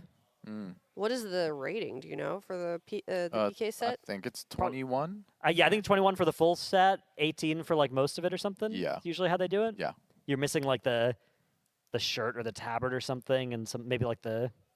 I know it was the shoulders for the longest time was like the last piece you got. I think they made that easier though. I think you can get the 1800 full set. Yeah, 1800. Yeah. Okay. Okay. So, oh my God, so doable for a guy like me then. Yeah. Fantastic. I'm not necessarily bad at PvP, but I do not have the right to say that I'm good in any way at all. So I can just get by. Chat, somebody post the midnight season 2 PvP rewards. I can't find it. 1950 for the illusion. Also, just within reach for a guy like me to the point where I feel obligated to go for it, but will be frustrated because I'm not good enough to actually get it easily. And then tabard is 2100. Yeah. Okay. Oh, so yeah, but yeah, that's nice though, because it used to be like the shoulders were really high up there, and you couldn't get those unless you went all the way near the top. I don't know how you guys feel about it, but I'm not rocking with the tabards. I don't think they look great. Yeah, I have they're never skippable. used a tabard ever. I like some of the like chainmail shirt tabards as just they don't look like tabards in a lot of the transmogs I use them. They just look like fair. part of Oh. the armor set. Oh, THD is perked up. He's got a nice looking item that dropped in his Ooh. dungeon. Oh, don't mind if A we do. socketed bracer. oh, he's and paying he's not for it. nice little 50K Yeah. right there. So Bang. ethically obtained as well. He actually played in the key, didn't have AFK. That's a great item. Nicely done. Steed Carell. Yeah. Dub again from my Steed goat, Carell. dude. The My guy, goat. yeah. He's a good luck charm too. It seems like whatever group that he's in always gets good loot dropping in it. You know, crafted bracers are a pretty normal expectation for people to want to get, but you know, you're never going to pass up a socketed item, especially if it's in a slot where you don't feel like the item level really makes a substantial impact. So yeah, he's got 292 bracers right now, which I think are PvP socketed bracers would be my guess. Oh, but he also crafted a weapon. Because he has a weapon crafted with his sparks. So what he can do if he takes these bracers is he can move his other embellishment to a cloak. He does already have a socketed belt, but it could go there as well, because if you make a PvP craft, they can have a socket. Yeah, or he could just put it anywhere else. It's possible that he could play down an embellishment as well, but that's probably not worth it. I mean, No, I the PvP wouldn't do cloak that. would be, I think, just a strict upgrade here. So Yeah. my suspicion is that's going to be the craft. Pretty minimal gain, all things considered. That item is not really all that crazy, but like, Yeah, it's still a don't What mind a- if we do. what a fun little surprise. You went Yeah. with the Mythic Plus expecting to get like +5 on your random off pieces or something like that, +9 item levels on your off pieces, and you got socketed bracers. What a treat. Not bad at all. We got to take the small wins over here in Clownland. You know, find any reason to be excited as we do an entire day of splits. Yeah, I'm curious how many we're going to do because, you know, we do need to get done in the next 12 hours, basically everything. Yeah. So Mythic Plus is good, but at a certain point, you got to Diminishing actually return. get all those splits done, right? And the later you delay it, the more you're exposing yourself to the risk of, like, just a random bad hour on a Entombed Sentinels in a split, Yeah. and you're getting put in that decision point of, like, do we give up on Entombed Sentinels in this split and go to the next one, or, you know, what do we do? I don't think they're going to struggle much with it anymore, though. I don't think so, the but- difficulty is just like seeing it for the first time, getting an expectation of what the damage intake patterns are, right? Like the red Yeah. circle, the mythic mechanic that Vashnik puts on multiple people. It's a little scary when you first see it and you're not used to using a defensive on it. It does a lot of damage if you don't clear it quick, but it's not asking the most of you. So now that they kind of had that set in their minds of like, okay, we got to clear this quick. Okay, if we get picked by that, use a defensive. Yeah. That's already established. they're probably just going to power up their characters a little bit, send a little bit more crests, send a little bit more crafts, hit some Mythic Plus, and then make sure that the wipe condition of the Berserk is no longer a problem. And they're probably going to blow through those really, really quick. Because similar to how we saw in Void Spire last year, you know, like the first couple runs, sure, like a little sketchy, you learn all the pain points of like what you can wipe to, and then it becomes very standardized and it no longer becomes a thing you wipe to. It's just, you know, if you, they could take up to, you know, 1.5 or 2 times the amount of time you expect them to take, right? Yeah. So you'd rather not have it be the last thing you do in the day. You'd rather, I think you probably want to do it like after lunch rather than after dinner, for instance. Quick little food buff, everybody's powered up in the morning a little bit, you know. And then that sort of if it needs to take more time, you'd rather lose M+ time than, you know, lose the splits or be forced to grief your sleep schedule, which I think is very much an unacceptable option today. Yeah. Did you guys have a lot of the lasagna yesterday? I didn't have any. I had all the rest of the pasta, but it Yeah. looked really, really good. Okay. I had the Oh, rotini. yeah. The lasagna went fast. Yeah. I think. It was good. The entire tray was empty by the time I got there. Yeah. I was raiding, so Same. I got there a little late. That's valid. I think a lot of people were grabbing seconds and thirds. It was the garlic bread as well was Ooh, yeah. not bad. Lots of olive oil. Yeah, very yummy. Looks like we're going back into Temple, so I think that means THD didn't get exactly the item he wanted from it that time. The bracers, a nice thing to grab, but not necessarily the targeted item here. I know there's a lot of people that do want Temple for various reasons, one of the more popular keys, and a lot of good loot you can pick up from it. Absolutely. So that is kind of what they've been doing for the morning. But in the meantime, between these keys, we do want to give a quick mention to our apparel for this Race World First, teal.gg/RWF. And you can check out the apparel that is available for the Team Liquid Race World First for the Venomous Abyss. You can see shirts. We've got the derp shirts back. And Atlas is holding up the jersey. And not only that, it is signed by all of the Raiders. And they worked very hard on it, on their signatures. And my favorite game is who has the worst signature this tier? Whose is really bad? They're all kind of bad. Well, And to their credit, it's kind of hard to write on cloth. Yeah, it is. I like So- the fired up one here over on the shoulder, just Ifu, you know? Oh yeah. Hanging off on the side. Yes.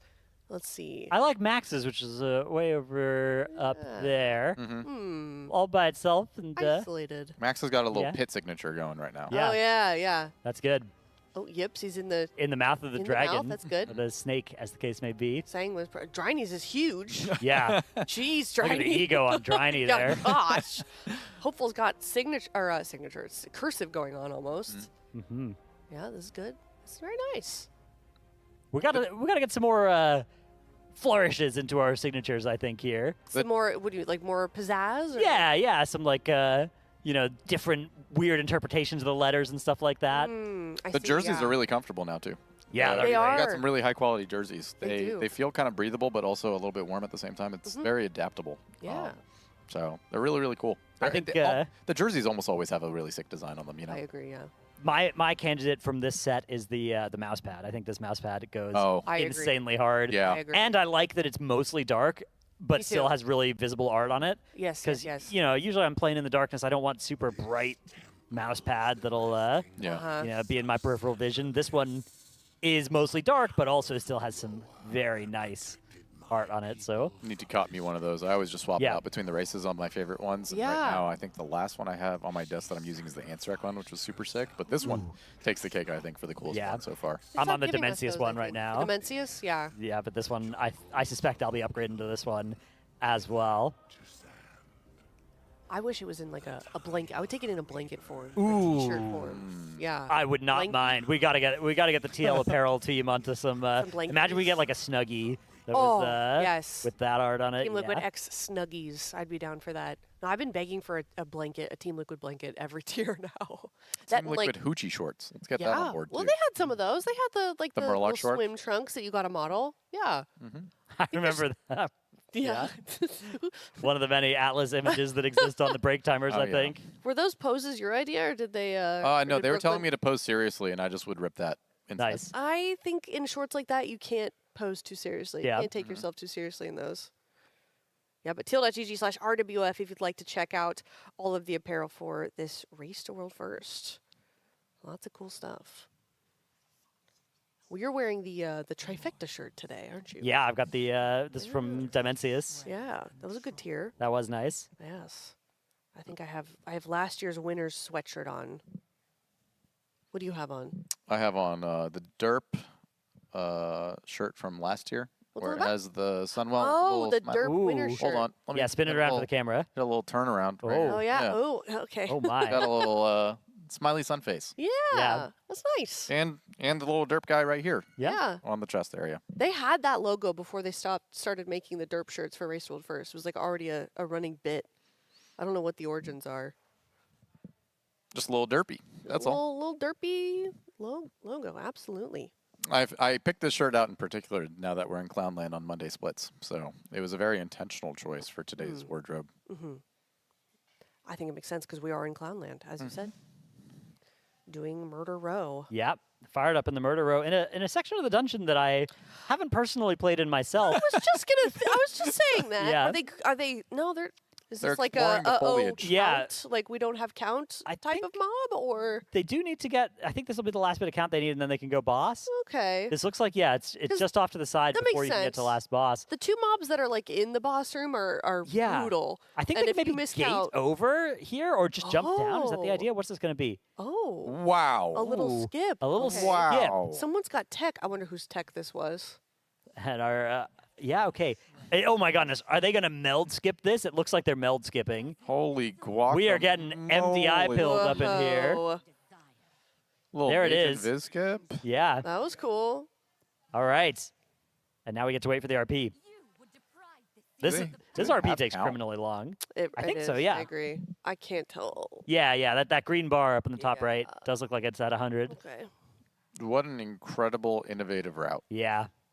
These are the kinds of things that you would miss if you tuned out of the stream once you heard the day 7 of splits thing. No. I just can't approve of it as somebody who likes to just hold W and fight Yeah. everything in my path. Same. But I could respect the innovation.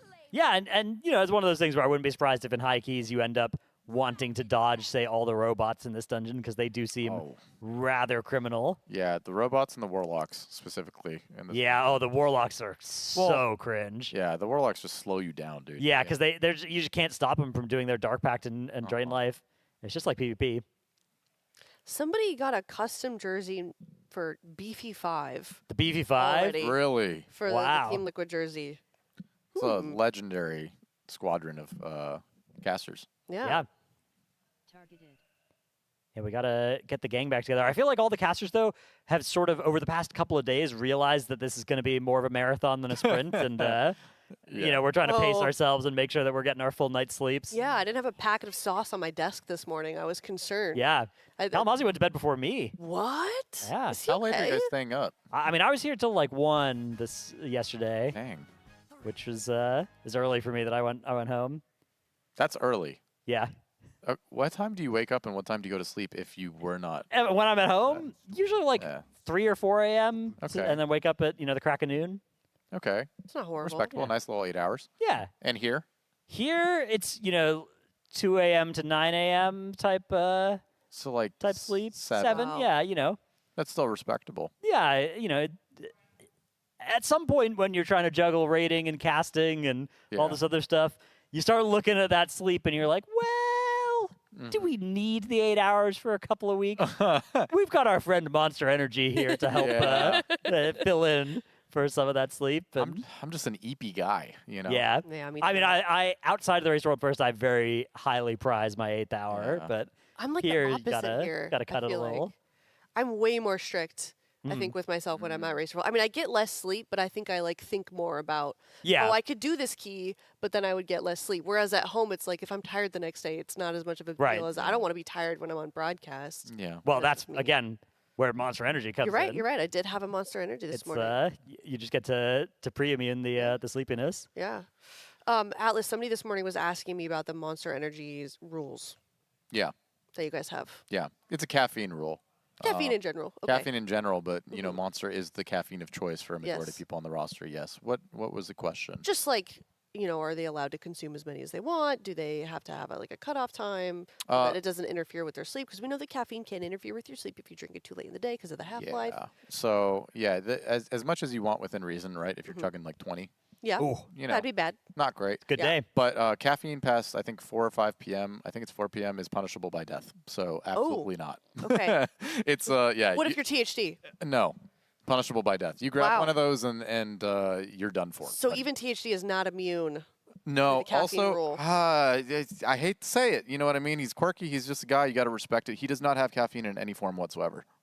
Jesus. He has no coffee. He's never enjoyed it. He doesn't drink the Monsters all that much. He doesn't like energy I drinks. saw him popping one during the key earlier. Really? Yeah, yeah. Actually, okay. So maybe THC, yeah. my perception of him has changed. He's always lifelong just been a guy, like a no caffeine guy. You know, like Maybe he just drinks it before Yeah. anybody gets here. So he, Maybe. so he gives off the illusion of never drinking caffeine, but really he Yeah. consumes his first Monster before anybody can see him. maybe, but like he is the guy to just raw dog things and just be It's tough. like, That's I'm doing true. it. You know what I mean? Yeah. I just live life. You know, that's THD. He has the seat closest to the monster fridge. That's I can also imagine true. that the experience there would be a lot like Gollum from Lord of the Rings, right? It's like how do you resist the temptation if it's right there? Yeah. You can't. It is hard. Yeah. And that thing is always well stocked and has a bunch of Exactly. different flavors. But I think the worst we've ever had it was Vault of the Incarnates. Like Ugh. that's when it was just like caffeine overdose. Everybody was going crazy. That's when we had a couple of European players, notably Slap. That guy was like 10 deep before lunch. You know, Dude, yeah. you'd go to his desk and he preloaded 3 of them up, and he just has them sitting there waiting to chug like one by one by one. I know Nick is the notorious monster head. Like he Yeah, drinks yeah. a lot of them. But it's a very well known thing. Like the longevity of the race is really important, and caffeine does have diminishing returns. 1, but 2 also does cause sleep problems for you later in the day if you do have it too late. So there is a rule, Yeah. like after 4 p.m., or starting at 4 p.m. rather, like you're not allowed to touch it anymore. Just like think of your health as a whole and make sure that you're feeling well rested. Yeah, and you want to preserve the ability to use it as a gas pedal on the final days as well, right? And you're going to build up a tolerance if you're having too many of them before then. I will so- say though, it gets a little bit more lenient once you're pushing for like an actual boss kill. Yeah. Then if you need it, right, and Yeah. and you know that you're willingly signing up for the fact that caffeine will grief your sleep a little bit if you have it too late in the day, but you need the energy right now, and we're working on the last boss. We're getting really close. Yeah, no one's gonna stop you from cracking one, but I think it'd be crazy if somebody's just like sitting there chain sipping them. You know? Yeah. Or it's like, hey, I gotta get full energy for this murder row plus 10. This is Well, I need to be full power for this one. I could also understand it. You know what I mean? It's probably the crushing weight of existence probably hits you when you're on your 20th murder row of the day. This is a good way to put it. Energy drinks are IRL Vantis runes. Mm-hmm. Yeah. Sparing you. You got to use them sparingly. I set up, actually, do you guys want to hear something insane? Yeah.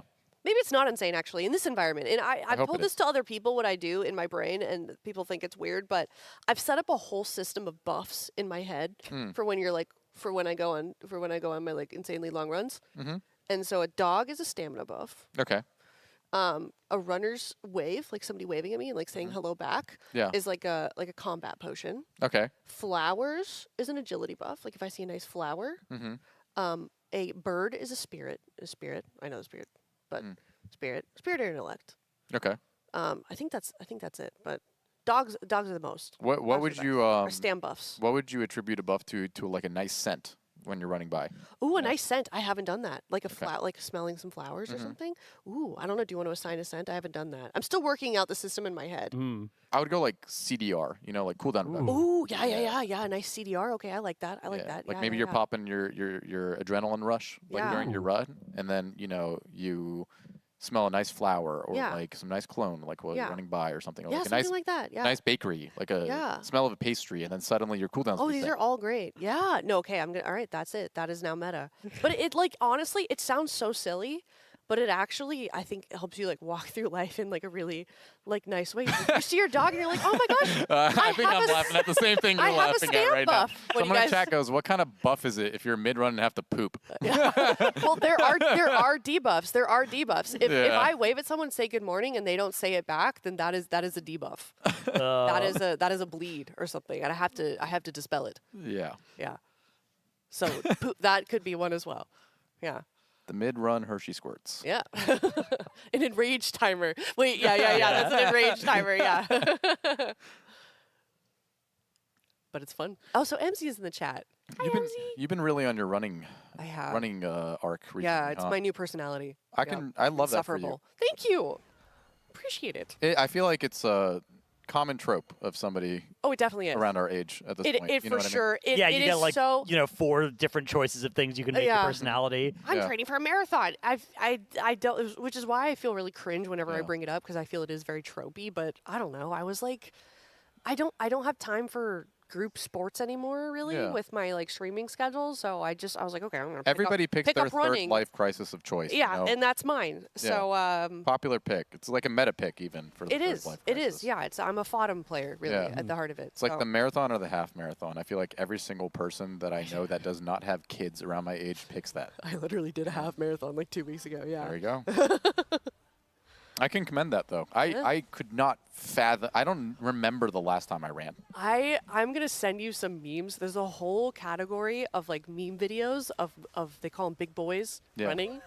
It's so funny. It's like remember who you are, big boy, and it's like just videos of like Hulk running and like big boys in football running. Yeah, It's really good. I'm ethically opposed to the concept of running just for how it makes me feel. That's fair. And you know, everybody always says, "Oh no, but like you feel so good after like mile 3 and you get runners." No, dude. you do. No, you do.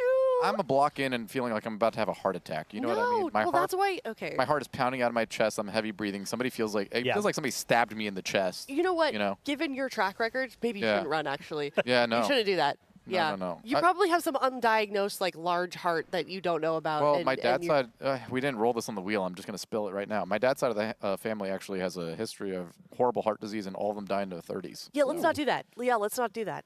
Well, if anything, I should be doing it so that, you know, I keep my heart healthy and I don't become a statistic within the family tree. But, Yeah.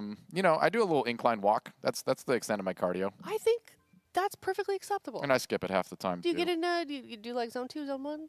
Do you track your heart rate on that? We're not doing zones. We're No? doing Okay. survival, you know? Okay, vibes. We're going until I can't, which is usually about Yeah. the 8-minute mark. Okay. That's good. That's good. That's good. They call That's that really good. They call that party pace. Yeah. Yeah. Well, you're really into lifting. Yeah, but Tell me about that. people think that, you know, weightlifting means you're healthy. If anything, it's just made me mentally ill and more unhealthy than I ever have been.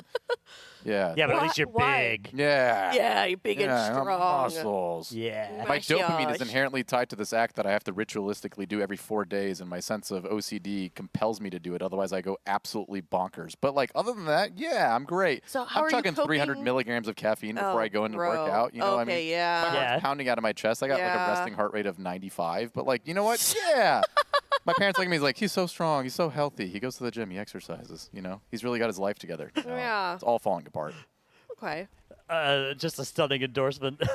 Yeah. Absolutely. Get in the gym. It's good for you, allegedly. Yeah. All right. Well, real quick, we do have some pet pictures, but you know, wait, what's your like, I don't know, what is it? What's the bench press PR? What is that? Oh, let's not talk about that one. Wait, why not? Is it It's bad? pathetic. It's really bad. Yeah. Oh, relatively right. You know, I am strong, but of every single lift I've ever done, that one is like the least impressive by a Okay. mile. What's your most impressive PR that you're most proud of? RDLs probably. Yeah. Okay. It's a weird one. I can RDL 420 pounds for 6. Holy moly. Holy moly. And then deadlifting wise, I've deadlifted 495. Okay. And then on the hack squat, I do 6 plates on each side for about 6. So that's like 620 pounds ish. Jesus Christ. And then back squatting, I've done 405, which is 4 plates. And then hip thrusts, I've done 5.5 plates. I don't know how Okay. much weight that is. I think that's like 560. Bro's measuring in Pounds? plates. That's Yeah. Yeah. how much weight I mean, he's lifting. It's pretty good for a beginner, right? Like you're Yeah, it's not bad. Yeah. some nice novice lifting. So if you were like more athletic, what kind of things would you be doing instead? Well, for a Bro, majority that of is my a bait life. question. You're not supposed to actually answer like I was trying to. Yeah, you just said I'm not athletic, but whatever.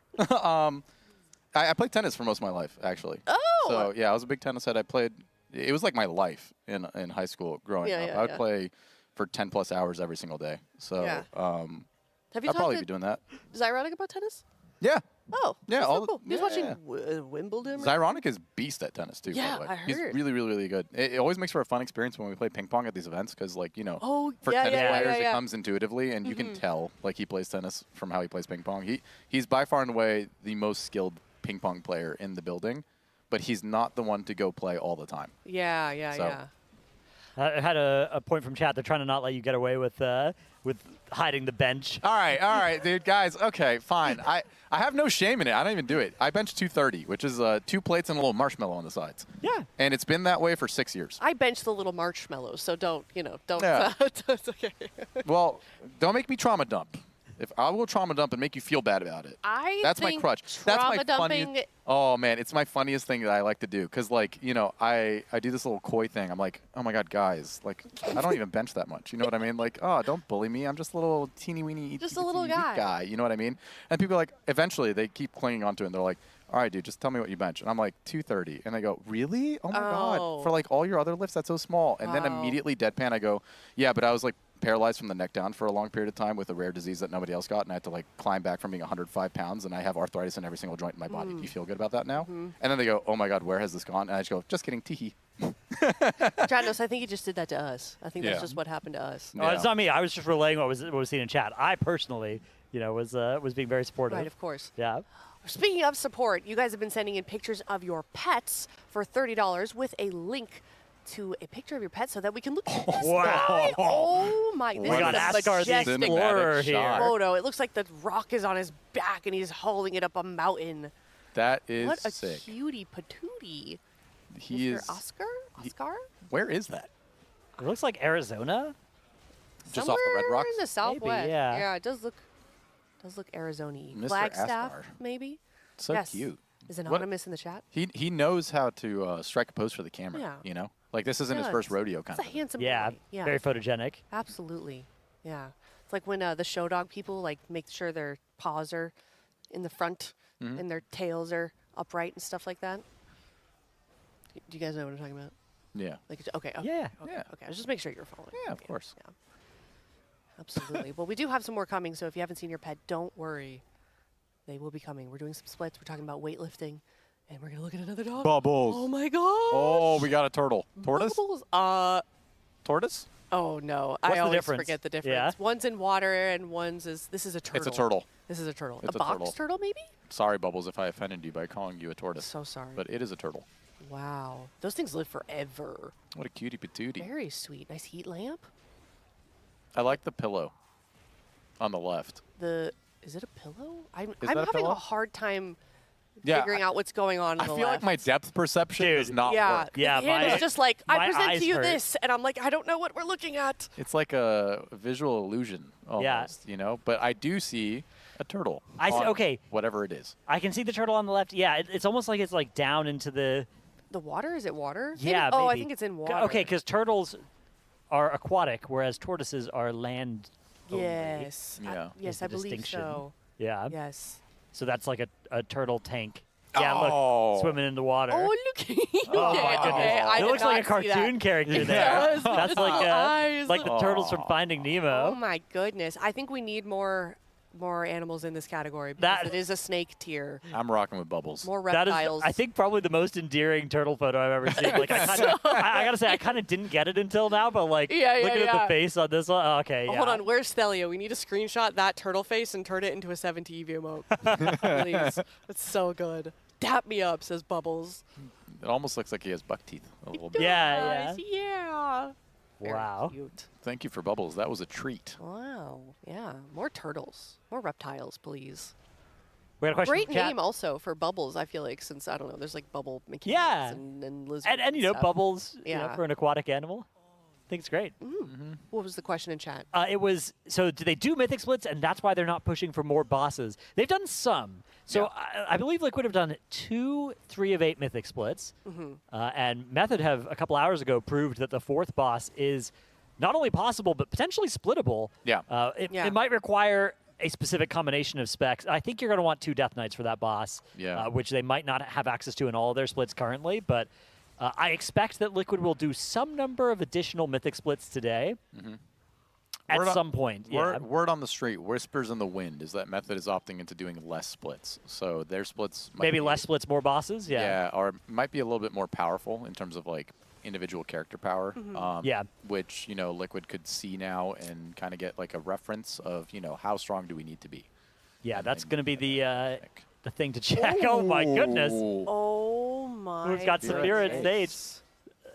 Loving the Dude. high ground. Yeah. If cats can find their way on top of something, they will do it. Case in point. Yeah, you can see the pathway this happened here with the Yeah. refrigerator sticking out like that, providing Uh-huh. a perfect midpoint Absolutely. for the jumps. Yeah. It's a very simple picture, but it's telling a story. Yeah. It really is. Yeah. Two cats perched up. They're like the watchtower, or not the watchtowers, the watch guards. Yeah. Yeah. of Little the living gargoyles. space. Yeah. Yeah. Yeah, like the almost like some Elden Ring bosses. Mm. Yeah. I have the high Elden. ground. Yeah. Which one do you think is Saphira and which one do you think is Sage? Saphira is on. Well, I know the answer, but Okay. Well, are you trying to guess? I just keep think it's- cheating on well, things that I asked on. Yeah. I did not cheat on the Interesting. Persian idioms. I did not, but you I did say. cheat on this one. I think it's left and right. I think it's in order, like Yeah. the names. Yeah. It is. You're right. Yeah. Saphira and Sage. Saphira. What is it from? Is this like a book? Like, do they match? Do these names go together? I'm not sure. I'm not sure either. I've never heard it. I don't know. It's a cool name though. Oh, they're from Aragon. Okay. It's from Aragon, really? Yeah. Have you read that? Yeah. I have not. Countless times, but it's like a lifetime ago. Yeah, Yeah. I think I read it once, but when I was like half my age. Okay. Sometimes. Half? Yeah, a very Really? long time ago. I think I read that one when I was like 10. It's the name Yeah, of so the I guess even dragon, apparently. More than that ago. Ooh. Oh my god. Oh. Wait a minute. Aw. We procked another animal. Yeah, hang on. Oh, okay. I see. Oh, meat bunny. Bunny. Oh, Mersa's. Dude, I was going to say What that. bunnies does Mersa have? This is like her third bunny that I've seen. You. Mersa is throwing cash at that UNICEF. Yeah, what a well-loved bunny, too. Yeah. Yeah. It does, goodness. like, the right half does look cat-esque. It does. Yeah. So I was looking at that, I was like, I could see the cat, but Yeah, then yeah, that yeah. ear, the ear was throwing me off. I was like, is that like a hoodie? But yeah, I could see it is. It's a bunny, not a cat. That makes sense. I love its little droopy ear, too. Yeah. Yeah. Bunnies and cats make fun friends as well because Do they? the like grooming another animal for one of them is a sign of dominance and for the other is a sign of submission. So they're just Oh. there like yeah, Oh. just both very having a great time. Wait, I didn't know that. That's Yeah, so yeah, yeah. interesting. They got a nice But it's little just an infinite loop. Yeah, yeah, energy, yeah. They're Yeah. both content with each other. Yeah. yeah. Oh my They're both gosh. like yeah they respect me as the top dog. I get it. Oh. Oh, apparently it's all the same bunny. But Mersa just keeps submitting photos. I love it.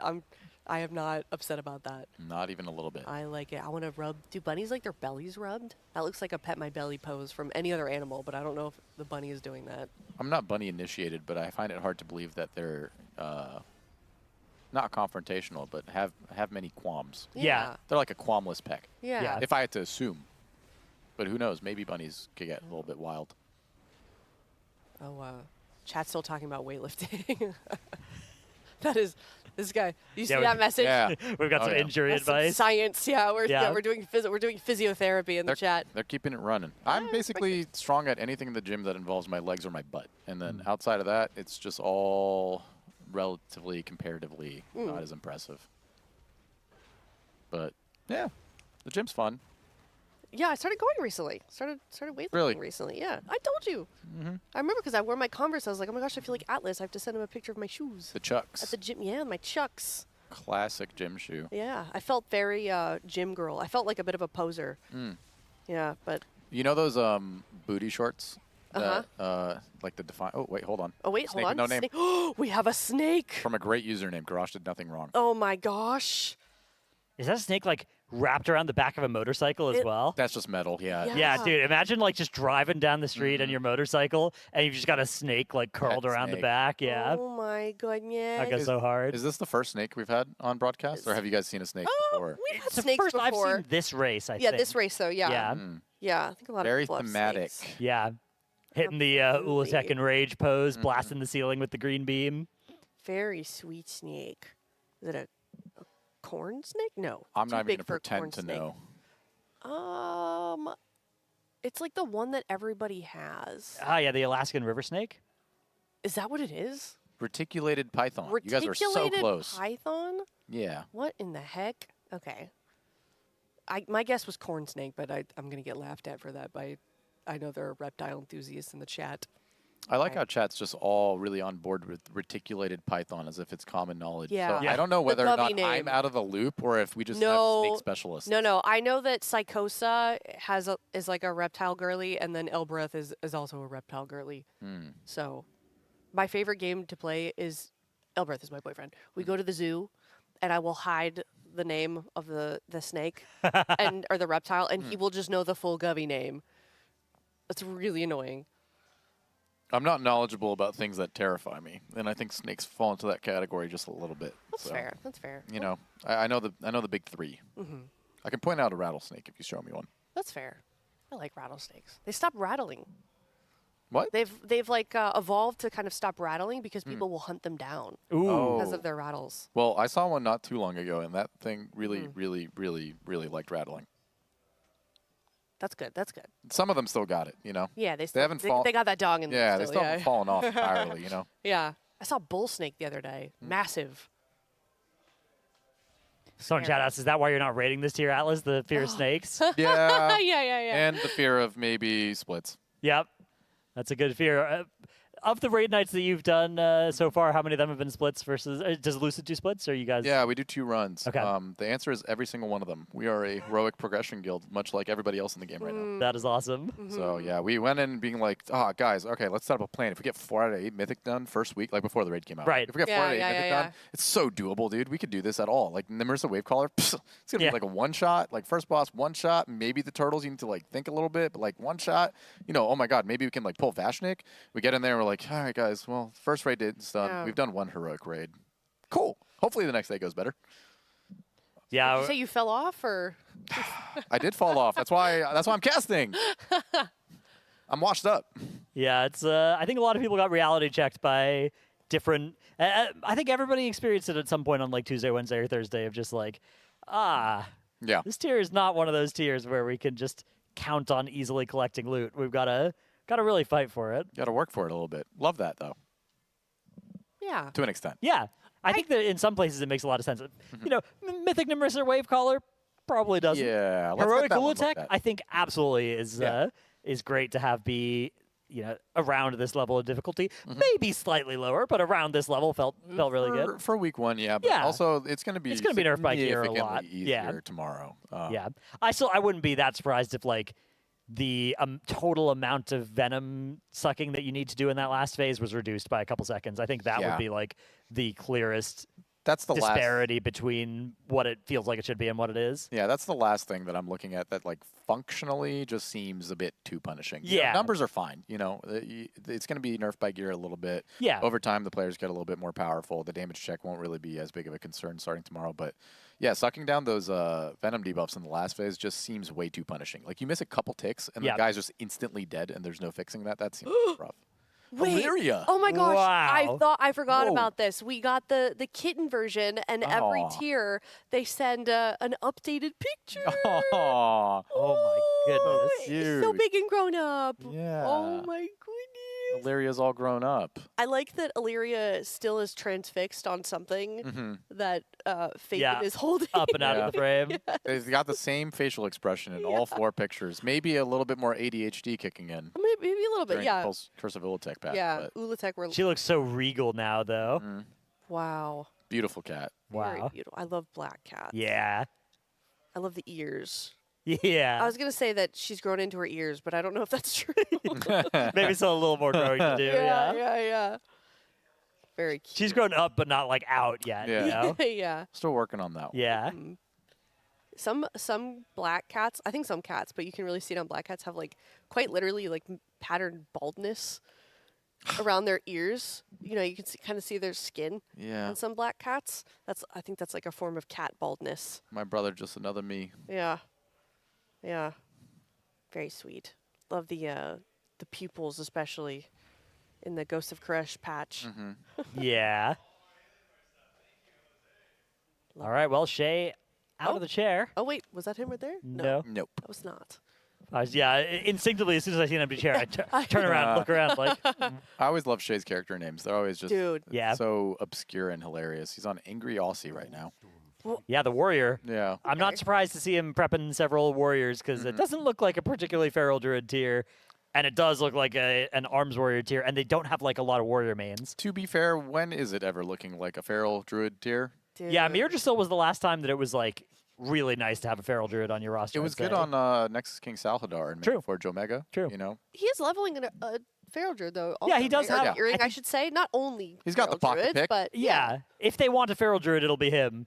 But also, they might just have him in on a warrior. I think it's pretty likely. We've got Wall Life, Wolf Disco also able to play the warriors, but Shay an extra option as well if they want 3 or if they want Wolf Disco on Warlock or any of the various combinations of things that might happen. Yeah. Here is Wolf Disco in the facility. I think this is the first time he's been here since, it's gosh, been a since like a while. Mirdrasil or something, Yeah. right? he was here for Undermine. Undermine, okay. Yeah. Yeah. So I guess not that long then. Unfortunately, got the kill sniped away from him 4 pulls before it got killed. He was in for all of progression, then Cindy came in on a mage that I geared up last second. Because Mage was really Mage really was good for that something fight. on Gallywix. Yeah, it turns out you could have done it with anything, but Yeah. the Mage was definitely one of the best ways to do that fight as easily as possible. Which Yeah, probably felt bad, knowing that the damage check is doable with you still in the comp and then Yeah. swapped out for something else. But that's how it works here, right? You just That's how it always do goes. the best thing. yeah, you contribute. You just do your part in the race, and as long Yeah. as you feel fulfilled. I in think of public, all then world firsts don't. to miss, missing pulls Yeah. 47 through 50 of Gallywix probably doesn't feel too bad. Yeah, no, it's all good. But yeah, he's on his DK, so that's something exciting. We got DKs and Yeah. splits. Can't wait to see what they do. So it's interesting because Death Knight looks like it'll be pretty good on Vashnik. Yeah. Seems like at least 2 bring an awful lot of value to that encounter to let you death grip the orange ads over wherever you want. Now, are you talking about Blood DK or DPS DK? Either one would work for that particular job, yeah. Okay. But Blood, I think, is probably the better overall class right now. Yeah. But next week, we do know that Frost Death Knight is getting some pretty sizable buffs.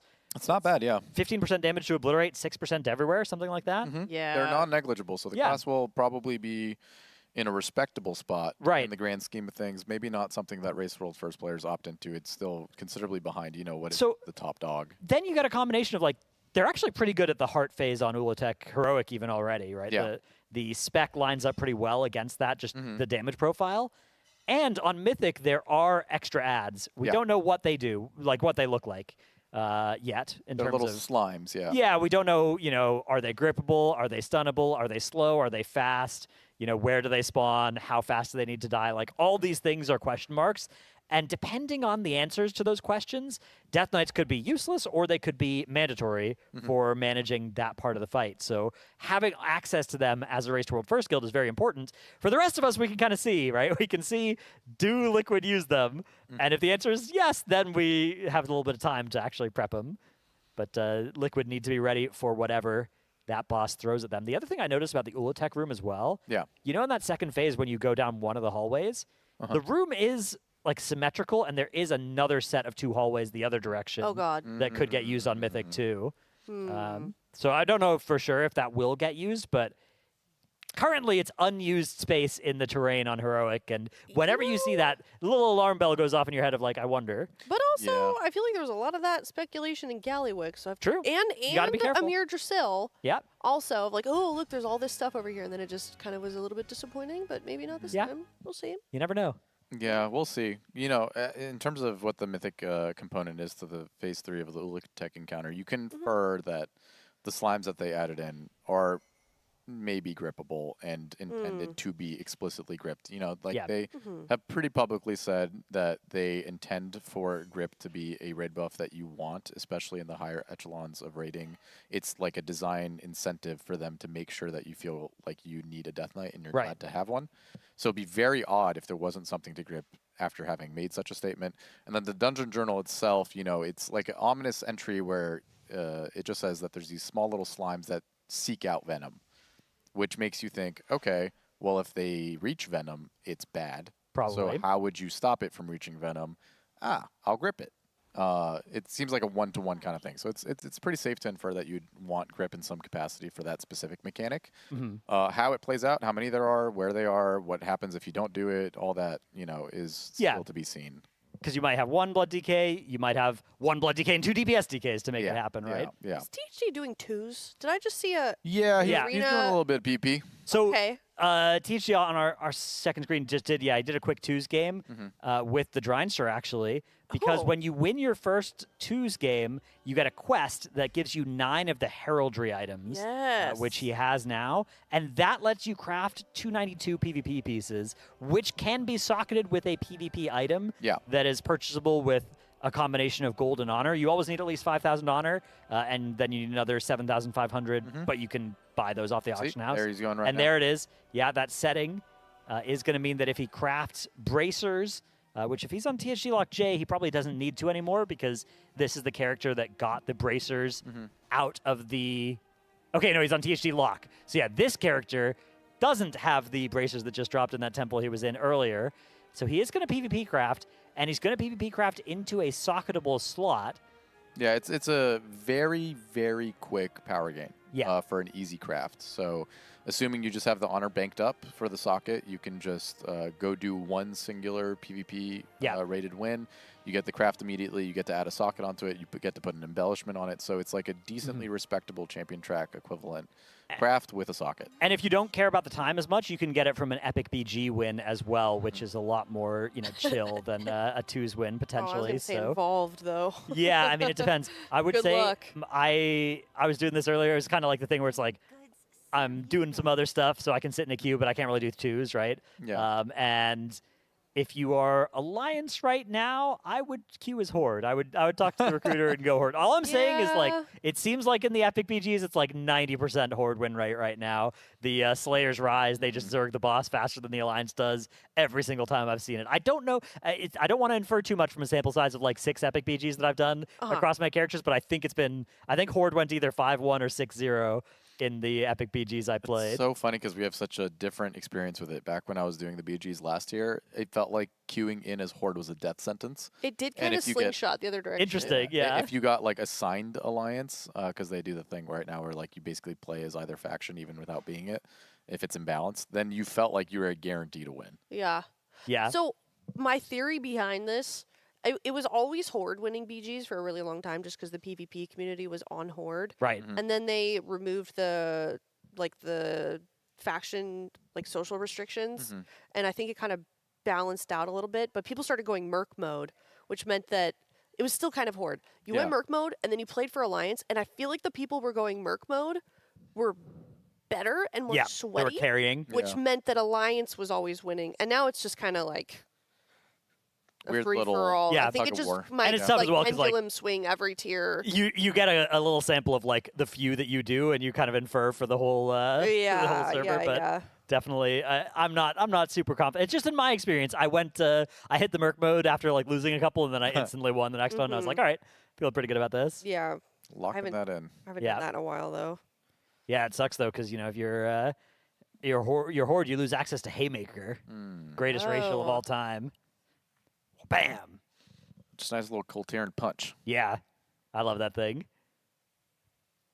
Were you just imitating the bang? Yeah, Ah. punch. Okay. The Colteran, the Haymaker. Oh, I thought we were doing the Uyghur sound. Bang. Bam. Yeah. Ah, Yeah, I miss that one. it. Is Yeah. the thing bang or bam? Bam. Bam. Bam. Bam. Bam. I didn't use that one, so No. Yeah, not a I don't either. crowd Just favorite. Yeah. not on any of the other I use the- streams. Honk honk. The one's like. Oh my The bike horn? God. Yeah, bike horn. Oh yeah, Yeah, bike yeah, horn yeah. classic. Yeah. That's one I like a lot. Yeah. Who had a rubber ducky? Didn't Tobo have like a rubber ducky bound to something like pretty common in his rotation? I can't remember. There's been some really annoying ones to cast, and like it's like a thing where it's like you hear it sometimes. You're like, am I going crazy? Am I hearing a The rubber infamous ducky? Ben, yeah. The Yeah, Ben maybe- looping air horn. Yeah. Oh my God, yeah. The bell noise, just dong dong dong dong dong Yeah. dong dong. THD had one for a while as well that was, I think it was on the Jailer.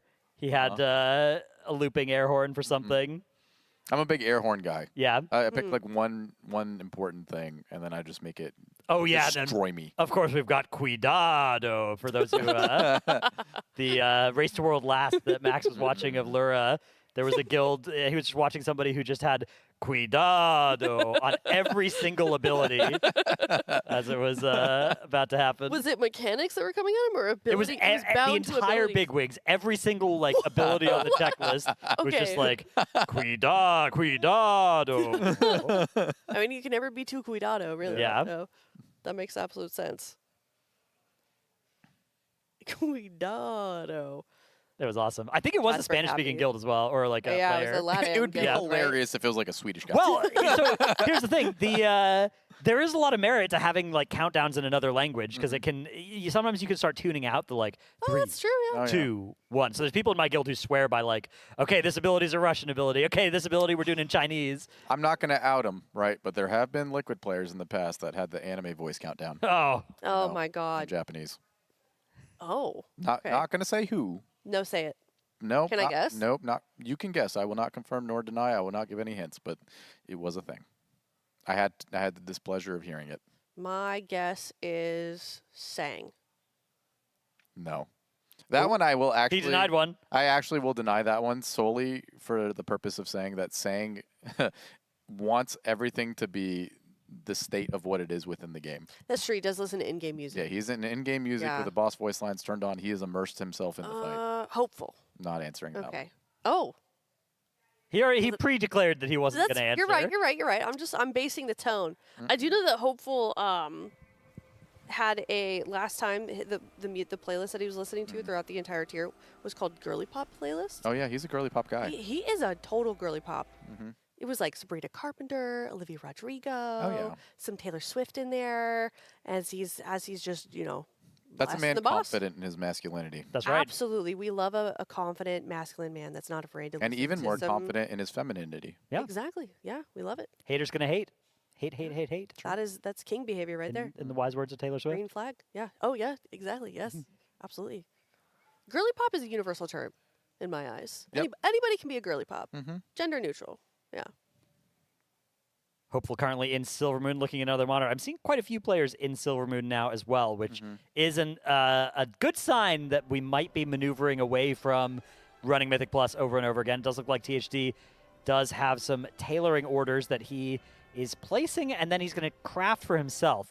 Now, a little bit of a grief here is that he did put a fairly high commission on this, and whenever you end up crafting your own commission, you end up just basically paying the consortium a percentage of it. So here he's just lost 300 gold to the Artisans Consortium there. Question: Yes. do you guys feel like crafting is a little bit bloated and confusing It's for definitely the general It's not, player it's base? not intuitive, for sure. It's not. 'Cause yeah. I have to, because I know that I get really overwhelmed and confused, and I can't imagine how it feels for someone that's kind of on their own trying to figure this out and doesn't have like somebody that already knows what they're doing to kind of walk them through it. Because every time I've had to learn crafting, I literally had somebody hold my hand and tell me how to I do think it. that's the thing is like it's just another game system that you kind of have to learn the rules of and understand. Yeah. And for a few expansions, it wasn't that, right? But For a is few that- expansions, it was trivial difficulty to understand how crafting worked, right? So is that a good thing that you have to like? There's a learning curve for, I for think that? it's good that it's involved. You know, like it Okay. is a mainstay system in the game that's Yeah. been there since the very, very beginning. And for a really long time, it became so unimportant to the point where it felt like, all right, why Yeah. is this in the game? Nobody ever did it. So yeah, kind of returning to a sense of, you know, there is Yeah. that sense of very high importance in crafting. It's very WoW, you know, it's very RPG. That's so. true. And they But- found but, a like, way to give it a lot of power as well. Yeah, Like yeah, yeah. Sparks Yeah. and Crest crafting is very powerful. I have a nitpick, which I think the embellishment system, like every expansion, they just come up with 40 embellishments, and like Yeah. 38 of them are so bad you would never use them. Yeah. Uh-huh. And then the one that's the best is like boring as hell, but it's good. Yeah. There was that one season in Dragonflight where it's like we had Spore Cloak. You remember Spore Cloak? And like that was like a really powerful defensive option, or you could get a decent chunk more power offensively than you could get right Yeah. now. And like that was interesting and cool. And then I Yeah. feel like since then we have never had an interesting embellishment decision. Well, even when they're interesting and cool or powerful, almost like a week in, they get nerfed to the point of like, Yeah. irrelevance. You know what I mean? You're, Yeah. you're staring down 70, 80% nerfs on these things. It's like, all right, dude, what was the point in even making it cool to begin with? yeah. Yeah.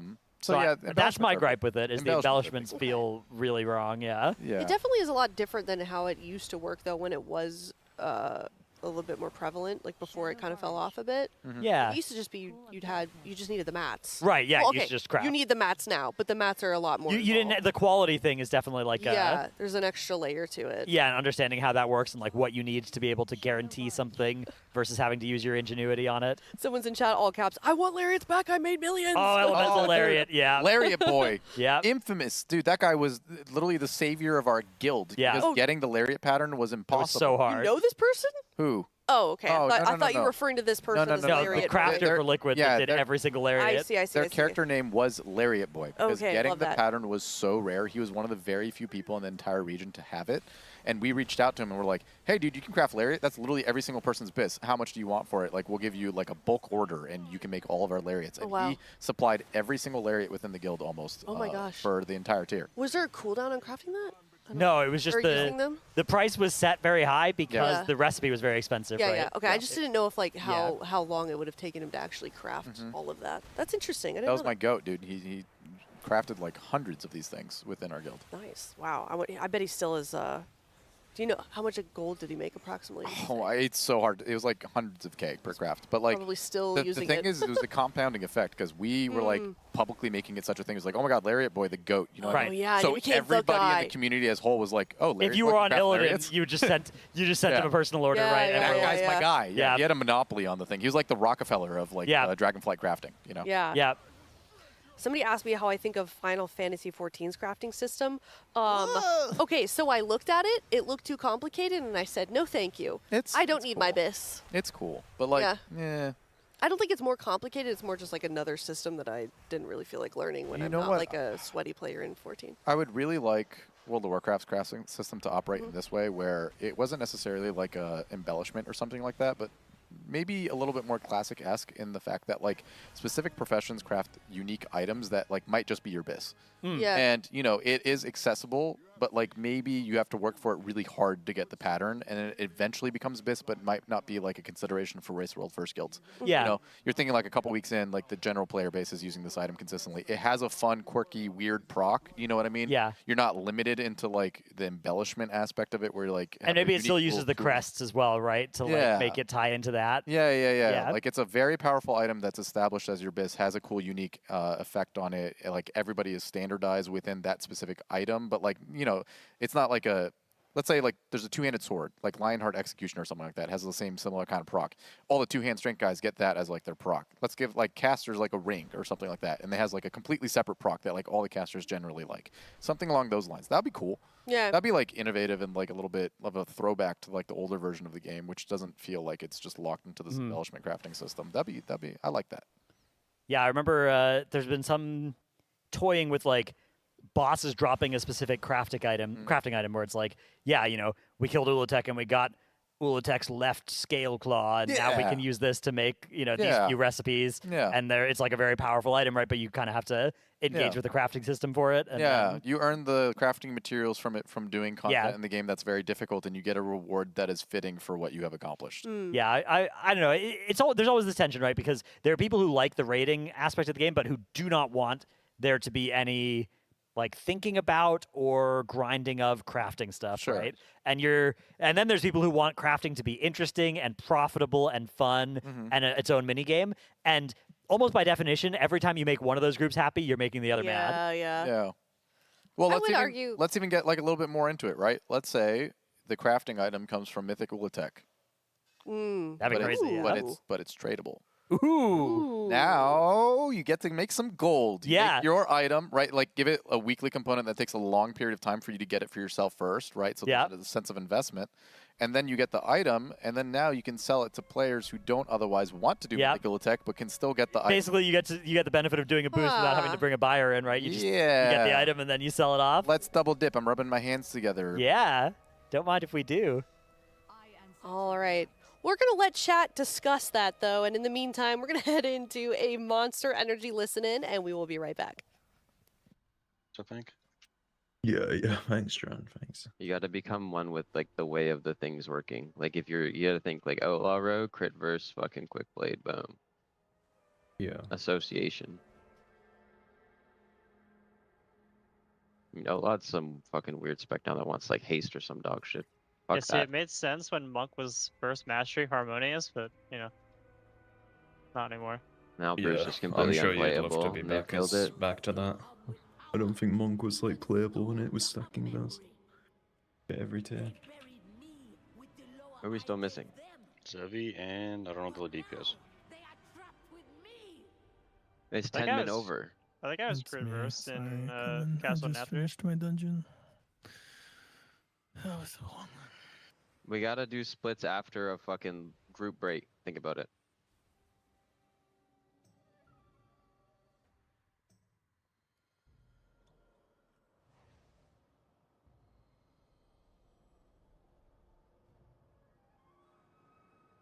All right, I have the groups ready for. I've set up all the shit for the next 3 rounds.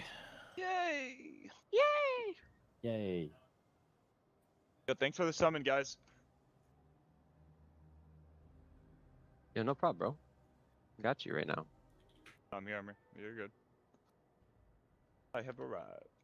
You've arrived, Senor Jose. Your name is Senor Jose. How do you say that funny end letter? You Enya? can, I think it's Yeah, just how do you supposed to pronounce it? Is it it's just N? Senor, Senor. I sent the craft. it's just Like, if Senor. you can get it. It's grab it's it. already done. Senor. Senor. Oh, no, But it's shit. do not fuck. So it makes break you my say hand. the R funny? Well, The, I mean, the thing makes you make the R sound like funny? All right. well, no, let's- R is always like kind of rolled in Spanish. Depends on like when it is. Let's go. Get people When it here. is, some- Play. Would love to be faster. here right now. I got Scott. Guys, today efficiency, just in general, very important. We have basically like an infinite amount of things to do. We will not finish today with being done with everything that's possible to be done. So as fast as we can go, the more total stuff we can get done. Wait, Like let's just we'll not easily finish it get there. done with all of our splits being done with 4 out of 6, 4 out of 8, like doing Vashnik, but we can add Scissorak and we can add the world boss, and let's just be more punctual. What were we doing again? We were skipping dinner, right? Yeah, no dinner, Yeah, no lunch. lunch. No Stay lunch. hungry. Well, Hardy, stay just hungry. The Hardy. You guys can eat this loot for lunch.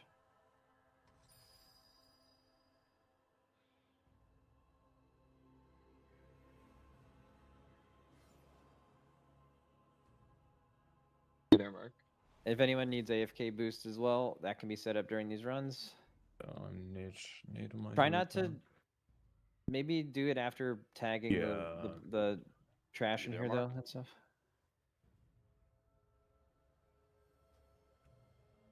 Alright, let's fucking. Where's Mark? Mark's dead. I'm turning up the music for this boss. Gotta get in the rhythm. Mark said he was AFK for a sec, but then we're good. Turn voice to 100. Oh, it's always at 100. That's crazy. Are there groups good for the downstairs thing? Mm-hmm. Thank you for setting that up for us, Arnie. Oh my god. Yep, so I forgot to spec DB. I would have literally gone in with fucking full crit mastery fucking Sand Lane. That would have been sick. Completely amazing. It's the you play which one do you play? It's Reaper's Onslaught, right? I don't actually know ever since the bug fix. I don't think it Or matters. like Frozen Talons is good. Yeah, they changed it so Oh. whenever you Okay. exterminate, you only get one. You don't get like the free one Don't lust on pull. because it was bugged. So I don't I actually know which see. one's better anymore. It's pretty close, I think.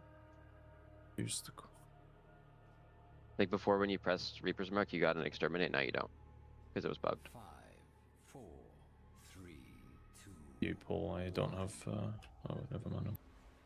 Wait, I'm sure you posted the groups. I'm in group 1 probably. Good Yep. day. Group 1 in the raid frames or in group 1 on the boss. You don't have to send 5 people down, right? That's just like the number you chose. Huh? You're You going. need to send 5 people or no? That seems to work. Do we want to send less? On some sets, yeah. Okay. You guys can do that whenever you want, but if we wipe, I'm gonna scream. User joined your Okay, channel. don't scream. Fourth winner. We believed you, Sokoila! Ads here.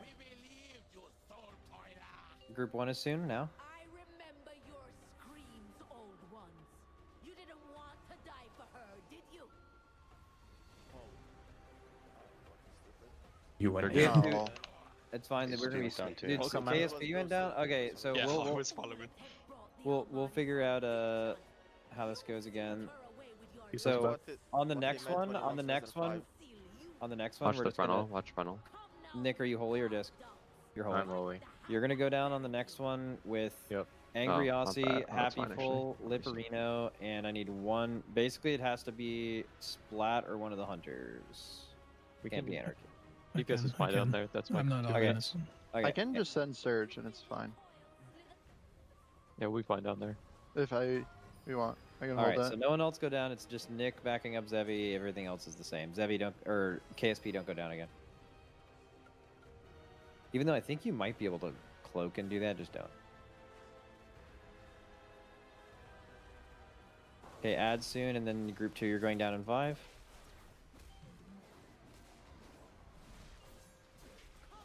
Yeah, I'll kill it, don't worry. Group 2, you're down.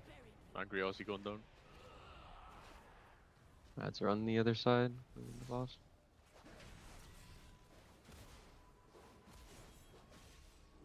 I only think what There's like one over here. I know earlier we said that This player. okay, they're almost done Watch with the the ad, frontal aren't on they? the ad. I'm on cooldown. Oh, we should send 4 down on that one set that's always scary about coming up early. Actually, That's the next one. yeah. Do any Innovate guys, squad. any guys want to stay up on the next one? Anyone make sense more than others? Bad down there or good upstairs? Some combo of that.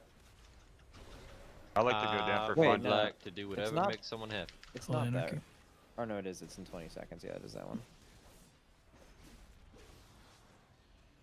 I want everyone soaking except for, like, honestly, just, like, the 2 hunters splat. Like, even leaving all the ranged out when there's a group down sometimes is actually, like... The ghouls are piled up really well, so it should be good. Yeah, There's just honestly, 2 like, piles here and across. 2 hunters, whatever mage isn't downstairs, and splat don't soak, and everyone else soak. I think that's enough people to burn. I think this hits hard. Yeah, I'm trying. I'm testing I it. was about to ask you. It does no damage. Yeah, it did literally Amazing. nothing.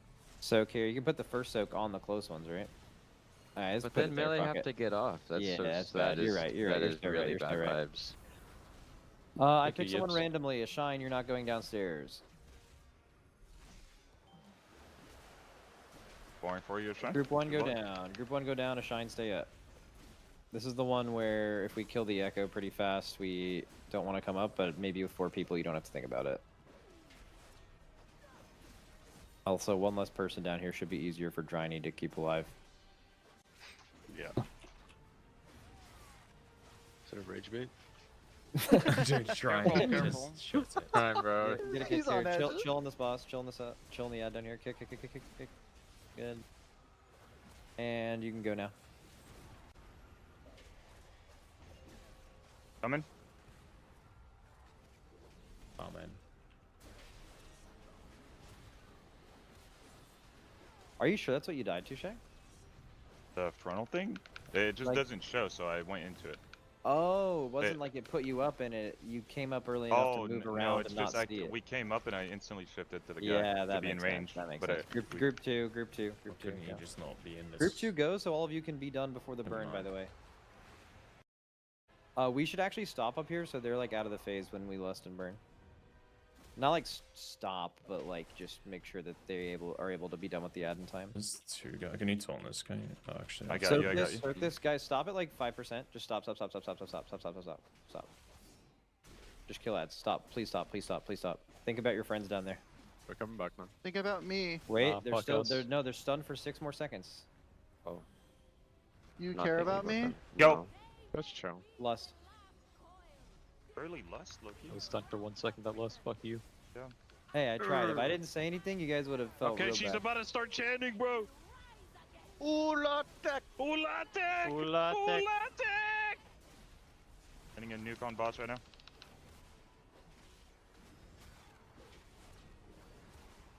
Who interrupted me? Dude, I really wish last night, group 1, I think? Yeah, group 1 go down. I wish last night, instead of ever looking at what the red ad did on Vashnik, we just stayed purple-orange and had a Council of Blood situation. That would have been fucking amazing. I don't think many people would be very happy about that. I would not give less of a shit. I actually would have That's seen, because of how That's- cheesy it was, it probably would have seemed really sketchy to do off stream as well. Like, I'll pause. Pretty good I'd win. excuse. That's a really good excuse by management. Taunt if you we can. Sorry, I taunted back with like a million stuff. Okay, yeah, I don't have right now. But... It's fine. Is Yips alive? Yeah. Nope. Yip. It's gonna be in a bad spot. Group 2. That's fine. Group 2 go down. Lock in moment, maybe? But the ads are kind of going loose. Stay alive, KSP. I got him. Invoke, don't get kicked. Watch HP, we're like dying. What is happening to us? Why are we taking infinite damage? Because we keep killing ads. We and keep killing stuff. ads. That plus we have an H-file in the Ads are group, going in the so mid, by the way? Don't kill those ads. CC them away. Don't kill them yet. We're stacking up the ad kill thing. Meh. Don't literally We don't need kill them. literally full Don't kill god them, here. mate. Nuking them right now. Yips. Yeah. Okay, I- they can die now. They They can can die die now? Okay, yeah. I dude, low key, didn't know that was a mechanic. Yeah, Resman. The group, I got group one, 7 That's group him one now. go down. I don't know I think what group any one of goes them down. are. We have to get the kick, right? We need to make sure those ads across the ring Going don't down. go in. My meta's rolling, please. Knock them, that's all. I have mass grip in a sec. Get dispels soon, get dispels, make sure you're not in the raid. The fuck is Go going in a race on? plant. We're getting fucked. Who's Yeah, auto- for the Everything here in tank front hit line. boss. Gonna go over Hit here. boss. Enrage it? soon. Yeah, and rages soon. Is this group sketchy? I don't know what is going on. It My doesn't main look run, so sketchy. probably. It doesn't look sketchy on the sheet. Didn't like a million ads go into the middle. Yeah, a lot of ads went in the middle. Yeah. That'll do it if that happens. Something to be proud of.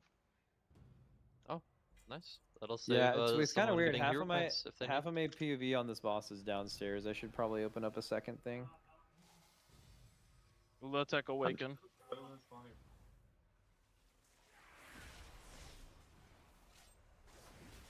Dude, we were just in that phase, and there we were just taking actually infinite damage. Looked crazy. Looked like something was wrong. Yeah, we got up to 11 stacks of ad death. Check my trinkets go. You got the the fucking guy. Yeah, the triple boat. Hands. Nice. Actually pretty good. Too good.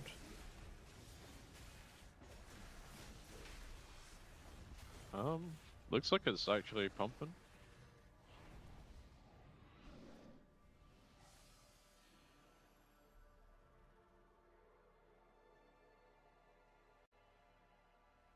Let's do trash efficiently, and be ready to pull the boss right away. Next one.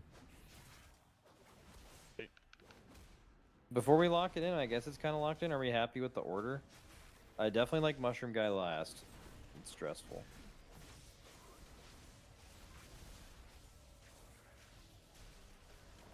Yes. I'm happy. Yay. I'm happy. Yay. Is anyone not happy? full. I would like to address it early so we can all be happy. Yeah. I proc the same main 2 2s in a row. We're talking. So you're Wait, mainly wait, mains so then. how Okay, is that I a guess. main? What? Okay. No, I have 2 mains. You can have 2 mains. Happy Full and Eagle Scout. What gen do you get? Ooh. Eagle Scout might be like a Gen 5 or something. It's Oh, pretty wow. good. Yeah, ranges from 0.5 to 5, I guess. Yeah. What are you at? 0.5 still? Yeah, solid 0.5. Okay. And there's always another week. No healing too here. Jack died. Nice. I almost died. But Nick is so weak. Legit, I don't know about Priest with no target.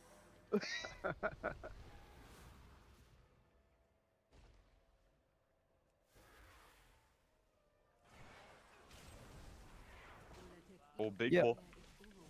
Is Sorry. is smoking more of a general EU thing, or is it like a Scandinavian country thing or Yeah. Eastern European thing? Yeah, Which one? it's just like Well, US don't focus on their health, so It's they like a don't smoke. scam.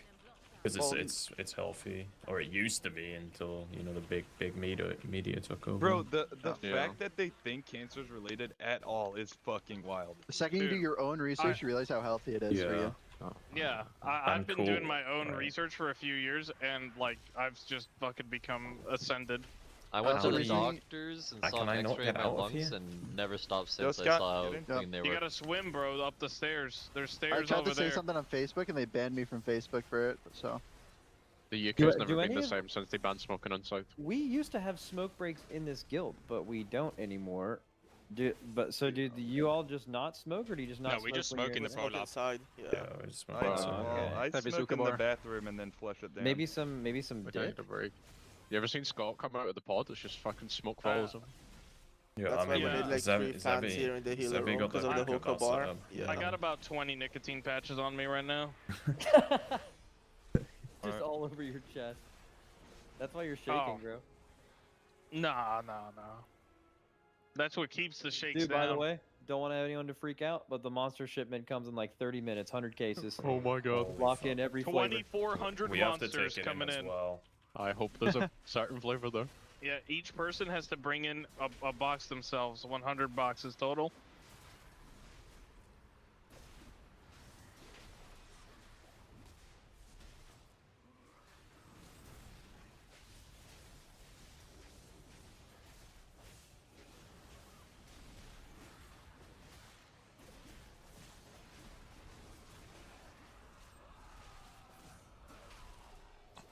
Hello, everybody. Welcome back from that Monster Energy Listen In. My name is Aya. I am now here with some new casters. We've got Cams and Zyronic joining us. Good morning to you both. Good morning. Good morning. How are we feeling?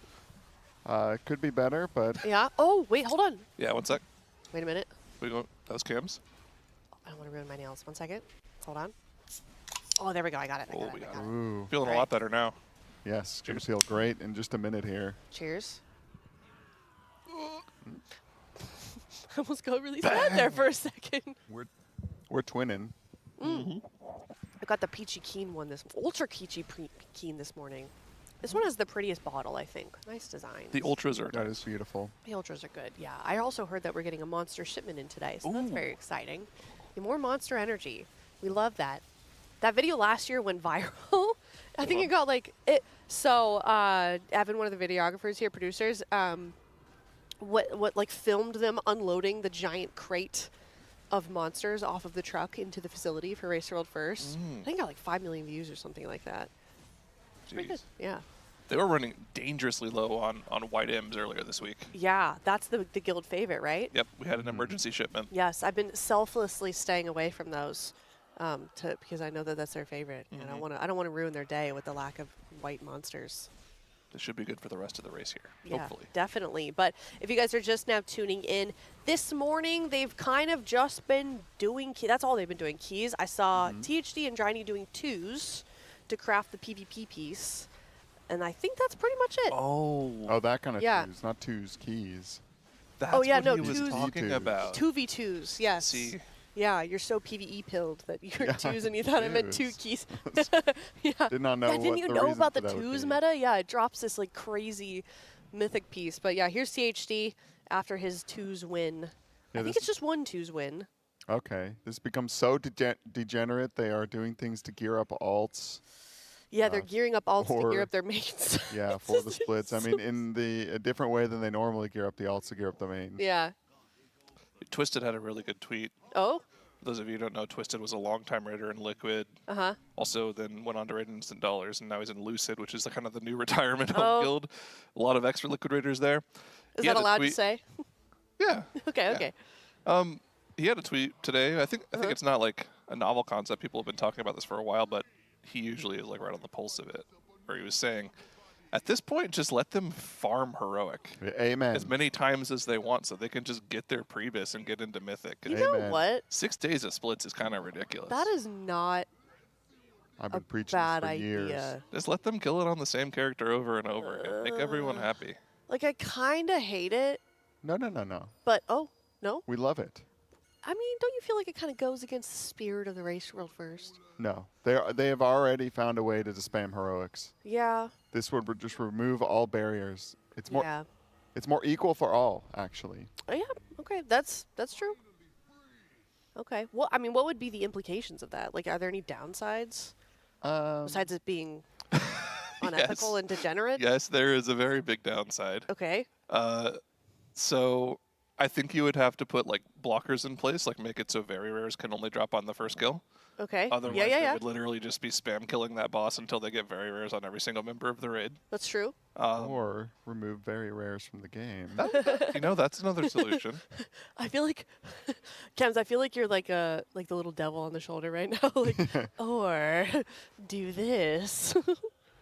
Okay, continue. Sorry. Yeah, I think they would still want to do splits because like you want to give yourself a little RNG protection, right? Like you want to be, you don't want to be sitting there in a situation where you need one single more trinket to drop from a boss and you have to kill it like 5 more times to get that trinket to drop. That would be a pain. But yeah, it's probably better than what we have now. Killing the bosses 16 times each, 14 times each, whatever it is. It would kind of, I mean, this has happened through the years. It would degrade the like fantasy of the game a bit. You know what I mean? It turns it more. I mean, it's already slid way into ARPG, Diablo type loot grinding and AoE machining. And that would just take it to another level where you're just like, okay, kill boss, reset, kill boss, reset. You'd probably find groups in Group Finder that are just like, we are only killing Vashnik. And then the leader gets his tier and leaves or whatever happens. But Okay. Well, I see a comment in chat that's a little confusing to me because there's someone that says, bye-bye mid-raid walls, just farm to oblivion. It's not changing the gearing, like the end gearing that they're at right now. I mean, they would just get to where they're at right now faster. The difficulty of the bosses would be the same. it may be for other guilds that could farm heroic pretty easily, and then they know Scissorak is a huge wall, and they're like, this week we're actually only going to do heroic raids, and we're going to hella gear up, and we're not even going to touch Mythic. That would be kind of lame, because then everybody's turning like every boss into some spreadsheet where they have to hit certain markers before they even attempt a boss that's hard. So that would suck, but... What if you had like a 24-hour period where you could farm heroic? Like on and Monday? then it's just cut off? Yeah. But then the dads would mauled because they're working. Okay, yeah. and- But like on a Sunday, you know? Oh. Like Sunday maybe fun day? maybe you move it to Sunday, yeah. Yeah. Obviously this would never happen. This is Sunday, completely Sunday. hypothetical, but No, yeah, I don't know what they can do. I mean, that's the removing the lockout from heroic is the like easiest way to do it that doesn't have too big of an impact, but it is strange and it does change, you know, something that's been in the game for a long time, which is the weekly lockout. I think something you and I both agree on as well, and I think this would be going a step further, is I think that the Mythic Loot lockout should be boss-specific, not instance-specific. Yes, I would like that also, for pugging reasons. I think it's absolutely ridiculous that you can find yourself in a situation where, let's say, and this is not really a world-first problem, but they could definitely take advantage of it. But let's say, like, you're in your mom-and-pop Mythic guild. Let's say, like, okay, it's not mom-and-pop. Let's say you're, like, in a top 200 Mythic guild, and you're the 21st player, and your guild has killed the first 4 bosses on Mythic, and you're sitting there like, okay, I'm not seeing play, but they're like, oh, we need you for the 5th boss. And you're like, okay, well, I guess I just can't kill the other 4 bosses this week. That's cool.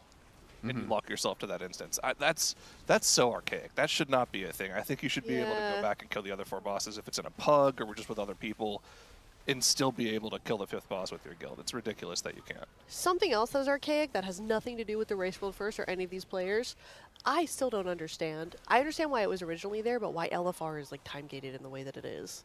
Yeah, that's Doesn't make any sense to me. I think going back, it would have been seen as like unfair that the baby raid can see all the bosses and stuff. But yeah, there's so many things that we're so far past now. Yeah, because you can do the follower raid before, it's not right? out. Or is it also time gated along with LFR? I'm not It might sure. be with LFR. It's not out right now. It has like Yeah. little text on the quest Yeah. that says coming soon. Because I get that like it's a product of its time, like you were saying, but like at this point now, it's kind of like just let people get in there. Yeah, do the story. Cataclysm or Mop Me would be outraged if that were the case. But Yeah. at this point, I kind of, I don't care. You've grown as a person. Yeah, I've grown, or Yeah. just the game's just. Yeah. It's lost a lot of that kind of.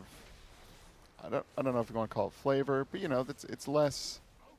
People aren't out in the world as much anymore. Wowhead kind of solves things, add-ons solve things. It's less big open MMO exploration. So this is So this person said the story mode is only time gated 1 week, but LFR is time gated the slowest. It's weird. That's really that is strange weird. because if you go by the logic of like why LFR is time gated, you think that time The story mode would be like last. Yeah, I mean, LFR does have tier. Yeah. So it slows down the acquisition of tier. But the whole reason people like me that LFR was originally released last was because, like you said, it's like the baby raid, right?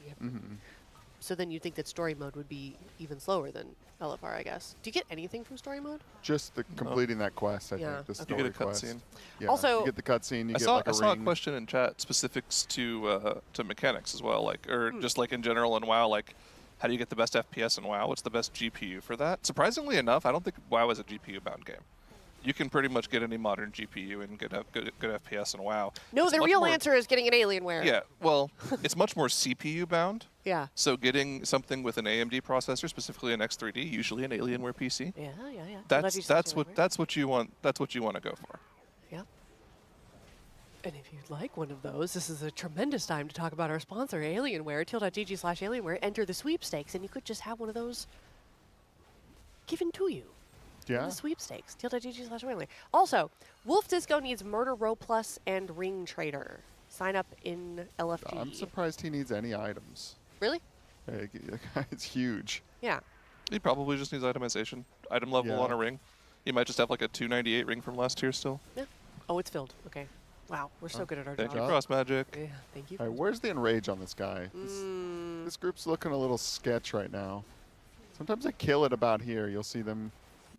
Like half the raid will die to the ring because they know Oh, the they're boss is about to super die. chill on time though. Oh, 'cause they're good? Okay. No, they're chill. Because the thing is, the boss is already sub 10%.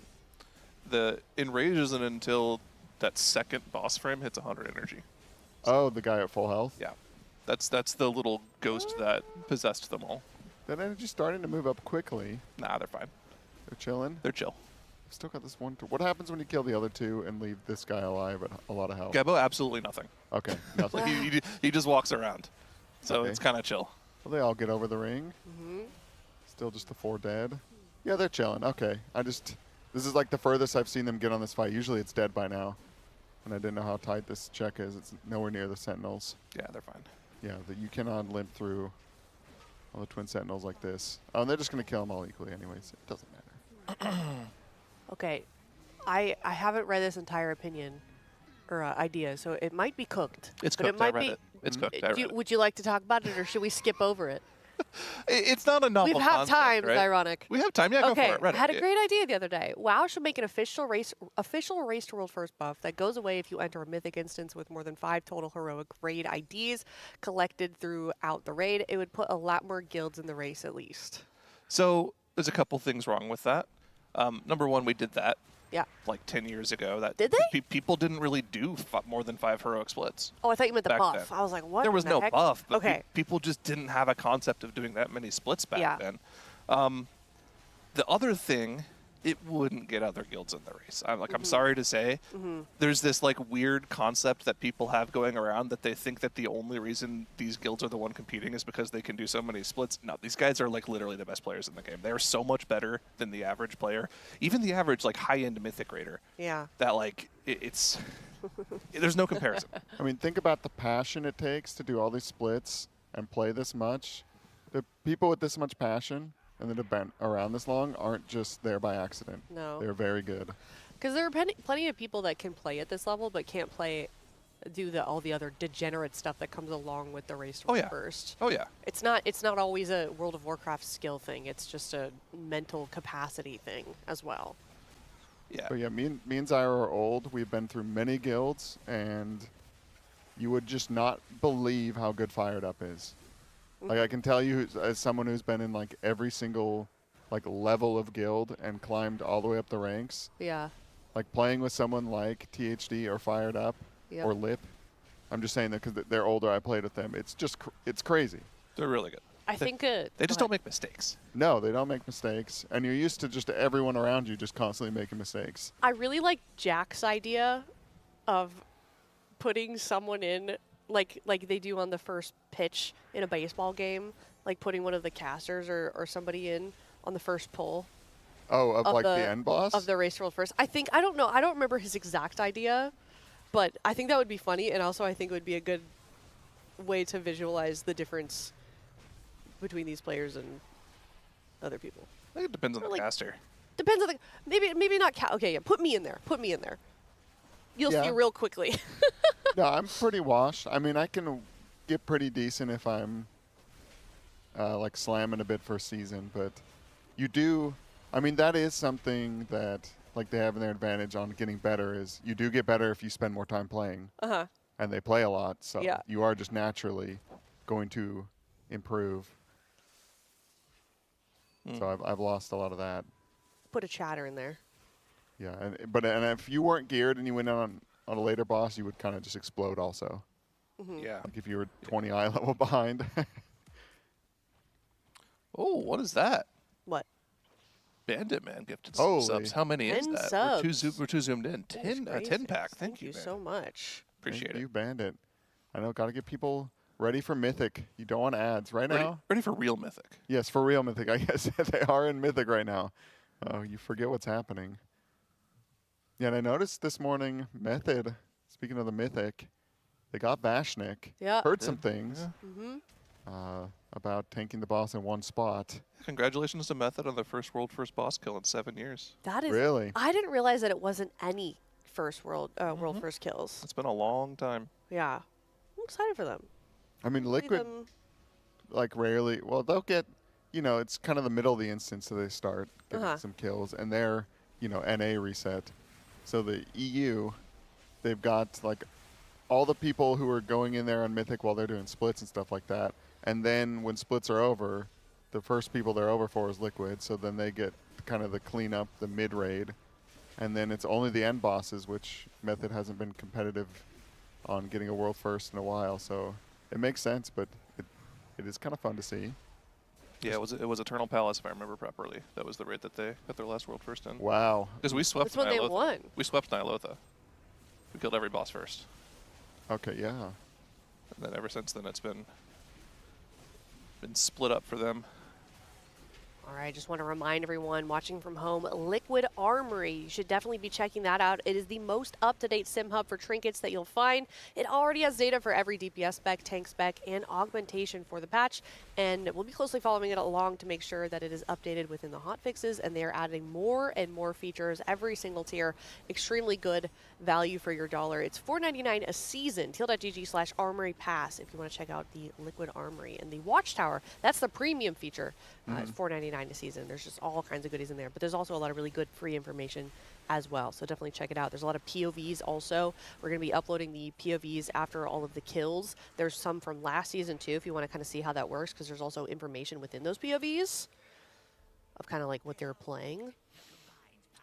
Yeah, it's kind of like the VOD tool we use up here on desk sometimes. Now, of course, like you said, it is only the mythic kills of the bosses. Yeah. But it's really useful, right? You can take a look at one character POV. Let's say you want to watch THD's POV. Watch it for the first 2 minutes, and you see something happen to another player at the 2-minute mark. You can be like, oh, what did Impact do there? And you can just click on his POV. It swaps over at the exact same timestamp in the fight, and you can see what happened to him. It's really useful for that. It's not just like the YouTube videos. Yeah. You can get like kind of in-depth information. Also, our mod in chat, first 3 boss kills should be uploaded by the end of the day. Awesome. Thank you. Nice.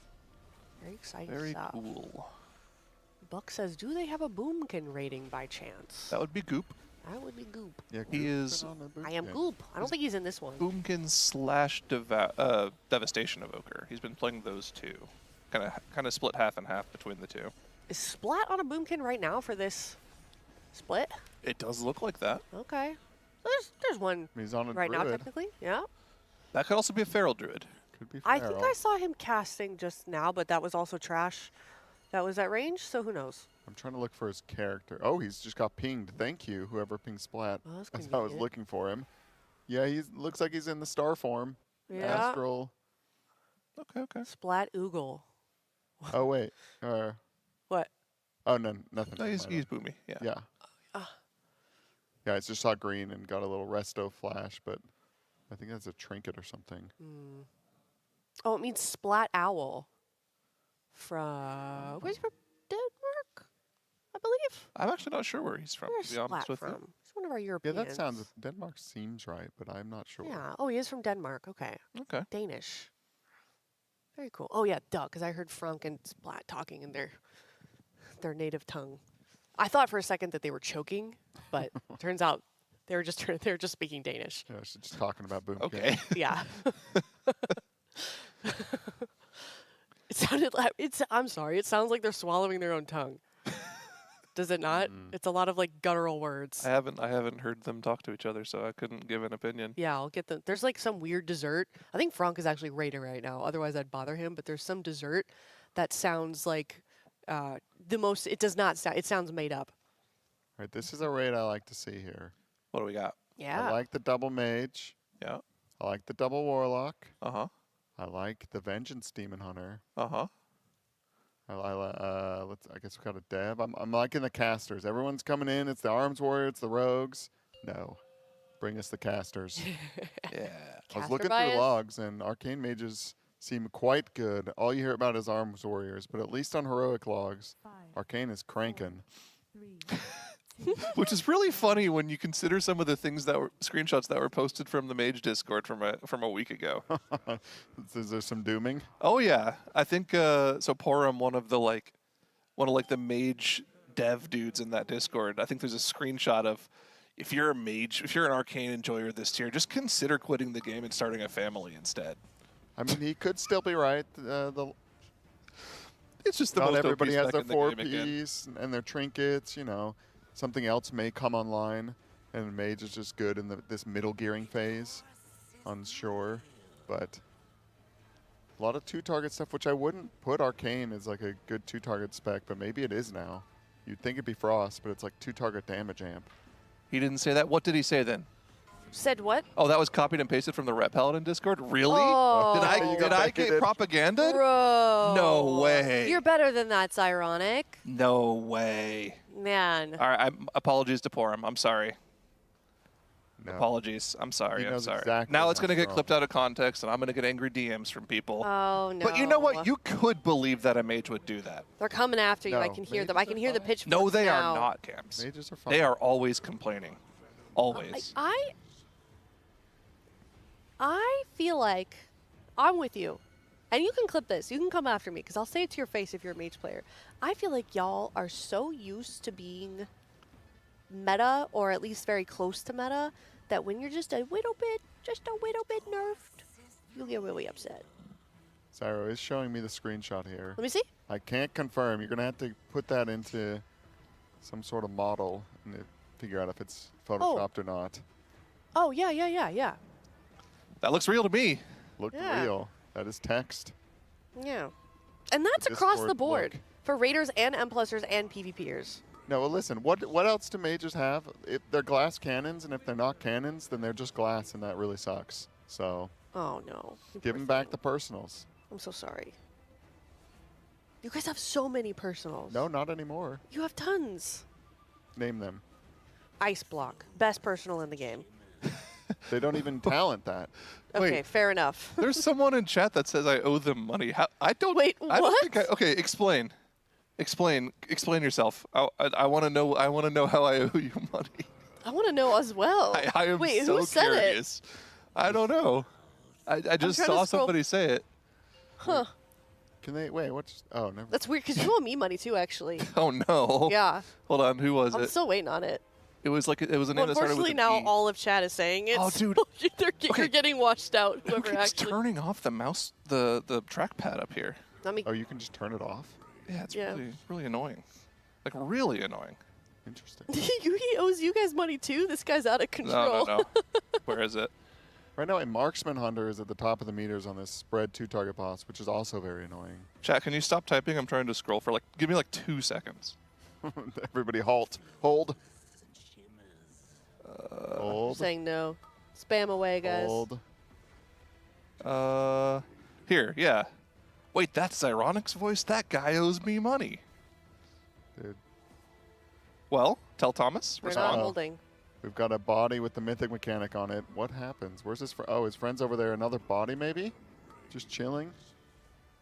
Okay, just don't touch that dragon. Just hang out there. Oh, maybe they oh, no, they're just wiping. Yo, Porum, I apologize. I was propagandized. I thought that was a picture of you. It was a Somebody There's a actually photoshopped picture from Red photoshopped? Discord. I apologize. I apologize. That's actually toxic. That is my fault. Whoever made that. Is Porum in here? He was in Yeah. chat. Yes, he was in chat. He came fast. How does he feel about Arcane Mage now, in this current moment? Probably Seeing what loving he's life. seen. Loving it? Did you find it fun, Porum? Thoughts, Porum. Thoughts? I'm having fun with it. Moving while missiling and AoE missiles is kind of always fun. So, dude, Mage is so weird this expansion because I remember I logged onto my Mage to level it at the start of the expansion, and I'm like, wow, none of my buttons do anything. I don't want to level this character, and then I just didn't. Huh. So it's still level whatever last expansion level was. I don't know. Oh, what I it is see. I right see. now. I was thinking like the beginning, like level 1 or something. But like looking at the way it plays right now, I kind of want to level it now. Yeah, I think Frost is pretty good for a rework. Fire, you know, it's Fire Mage still. Balance aside, it's, you know what you're getting with it. Yeah. And this new Arcane, I've said it a couple times, maybe a little too simple, but it's got some of the pieces. You know, it doesn't have Arcane Harmony anymore, but the Salvo can kind of feel like the Harmony, and Arcane Soul's always fun. The Harmony playstyle was starting to get boring. It was kind of the playstyle for like, it felt like forever. Yeah, but I like when you AoE missiles and get a Juicer Barrage, and that is still in. It's just kind of through a different way. Yeah, that's fair. It's kind of exciting though that Arcane is. I feel like when Arcane is good, it's more like a pocket game's pick just better. situation. Oh, okay. Yeah, the game is just in balance if Arcane Mage is on the table. Okay. Have you decided between Fire and Arcane? I know you kind of were switching back and forth on your Mage play? class. Yeah. Oh, I think I did Fire because we were like doing a lower key. I just wanted to mess with it. Okay. But yeah, Arcane is just very strong and Porque no los dos. kind of doesn't have a downside.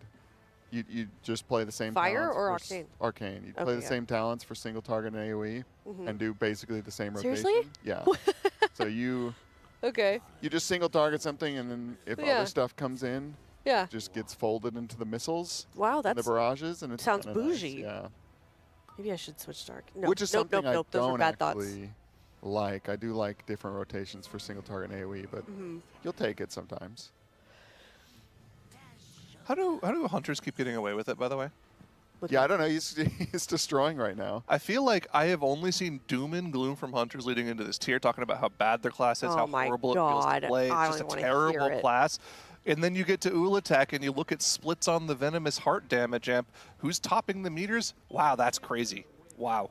And it's not even particularly close. They're just absolutely destroying everyone. Can somebody at Elbereth in chat, please? What right are now? they, marks or PM? Marks. Huh. What is it about them that makes them so good at the heart? Apparently, it's M plus hunters. They'd like you to know. Yeah, they also just have the best raid buff in the game. Just 3% damage all the time. And they don't even it's just crazy. It's crazy. Yeah, Hunter, I haven't messed with my Hunter in a while. But I can only press it on one target. Ah, shut up. They took my survival spec away a long time ago, and I'm still mad about it. I used to be Jeez. pretty in tune with Hunters. Mained it for a bit, but Hunter now people I'm- or the, no, the just class like the itself? class, Okay. what it can do, but I'm a little lost in the Hunter now. And Shadow Priest. I feel like I need to get caught up because Shadow Priest also seems very strong. Yeah. I was thinking, so everyone's talking about it's like a 2-target damage amp kind of tier. Mm-hmm. Yeah. Where there's a lot of 2-target stuff in the last 3 bosses, and then the last 2 have damage amps. And the last 2 have damage amps during execute with 2 targets, which is Warrior and Shadow Priest. And Arcane Mage used to have execute. I don't think it's there anymore. But it's just kind of interesting that they're like good at damage amp, good at 2-target, and good at execute, and then the last 2 bosses have all of that. You're talking about Hunter still? Oh no! I just the Warrior and Warrior. Shadow Priest. Mm. You know who else? I'm not letting anyone get away with it. Oh my You know what? gosh. You know who else are getting away with it too? Oh no. Again? Who? For like the Warlocks. 10th time in a row? Warlocks. And you know what? I'm playing a Warlock. Yeah. Yeah, And they you're have- allowed to is say that. Shadowburn still execute-y? Shadowburn's still executing, although it's okay, not. so- Okay, I will say it's not like. It's more like a movement spell. It's not that great. The procs are really good. But like, dude, Did you guys watch Kalamazoo? If you go back and watch the day zero recap from Tettles and Dratnos, Kalamazoo comes on and is like, it's criminal that Warlock didn't get any buffs. No, you got to do it better. You might It's not criminal. even It's criminal. run one. It's ridiculous. You might not even run one this Yeah. year. Weird. You don't Damage even have meters? to go watch That's the crazy. first recap this time either, because he does it every time. So Yeah. you go back and watch any video early in a tier, he's complaining, and then the Warlocks end up being good anyways. Yeah. All right, I'm done. Poor guy. Now. I'm done. Poor guy. No, that was fun. Keep, But yeah, That's enough. keep going. You don't have any more gripes against any particular classes? No. No? You know who I'm actually really happy for? That they Oh. finally have a good tier? Who? Rogues. It's been a while. But I think that class is nuts right now. No, they've been kind of in this weird spot where like people meme on them for a trophic being terrible and not good enough to warrant a raid spot. Mm-hmm. I think it's been a while since Rogue has been really good. Maybe I'm too PvP brained. Yeah. They're always good. They're always going to PvP, yeah. Part of the Holy Trinity. But yeah, no, you're right. Been a while for rogues. Yeah. Yeah, I always And like Shadow when Priest. the tier starts and everybody's expectations just get thrown all over the place. You like seeing people miserable? Not miserable. Disappointed? You know, everyone comes in and... Like, it would be funny if on Ula'tek there's, like, one Arms Warrior. Uh-huh. Which I could actually see happening. Not, like, because I know something or think that's going to happen, but there are a lot of, like, good specs. And you have an idea of what something's going to do in a fight. Oh, no, they've messed up the game, I think? No, they're fine. Okay. But, you know, the Destro Warlocks, the Shadow Priests, the Hunters, the Arcane Mages, are they that much worse than an Arms Warrior? I'm not sure, but I could see a more balanced spread of stuff and not like 4 Arms Warriors. So, when you guys are streaming and somebody comes in your chat, they're kind of new to the game, they're like, hey, I just started, or like, I just came back, what class do you recommend? I like to generally go for the like, do what you think is fun and then go from there, or do you give like a quote-unquote real answer? Yeah, that's like a hippie answer. Well, the like- most fun thing to do is to own. Okay.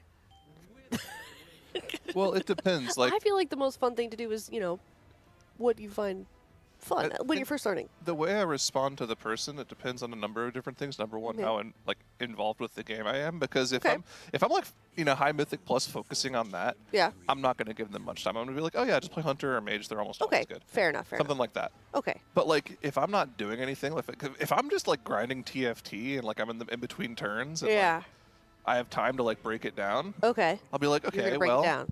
let's think about it. You know, have you played any other MMOs? What did you play in those games? What's the closest comparison I can give you in this game? If they haven't played another MMO, I'll be like, okay, do you want to play like a pet class? Do you want to play caster or melee? You know, give them the options. Okay. Do you want to be super competitive, or do you just want to play something that you think is fun? Because Okay. there's a lot of different things that you can choose, and it's really hard to personalize it without getting all the It is. information from someone. That's really true. Or that's fair. But like if they're like, I kind of want to play Mage, I would say learn Frost. Yeah. Because it's, I think, the most... It's got a Beginner lot friendly? of globals and beginner friendly. Yeah. And it's not that bad. And it's like decent in Raid and Mythic Plus, questing, you know, it Yeah. can kind of fit everything. Frost is never going to be bad. No, it can It only might be be kind not of meta, but yeah, exactly. The worst it's ever going to get is just in the middle. But yeah, I wouldn't...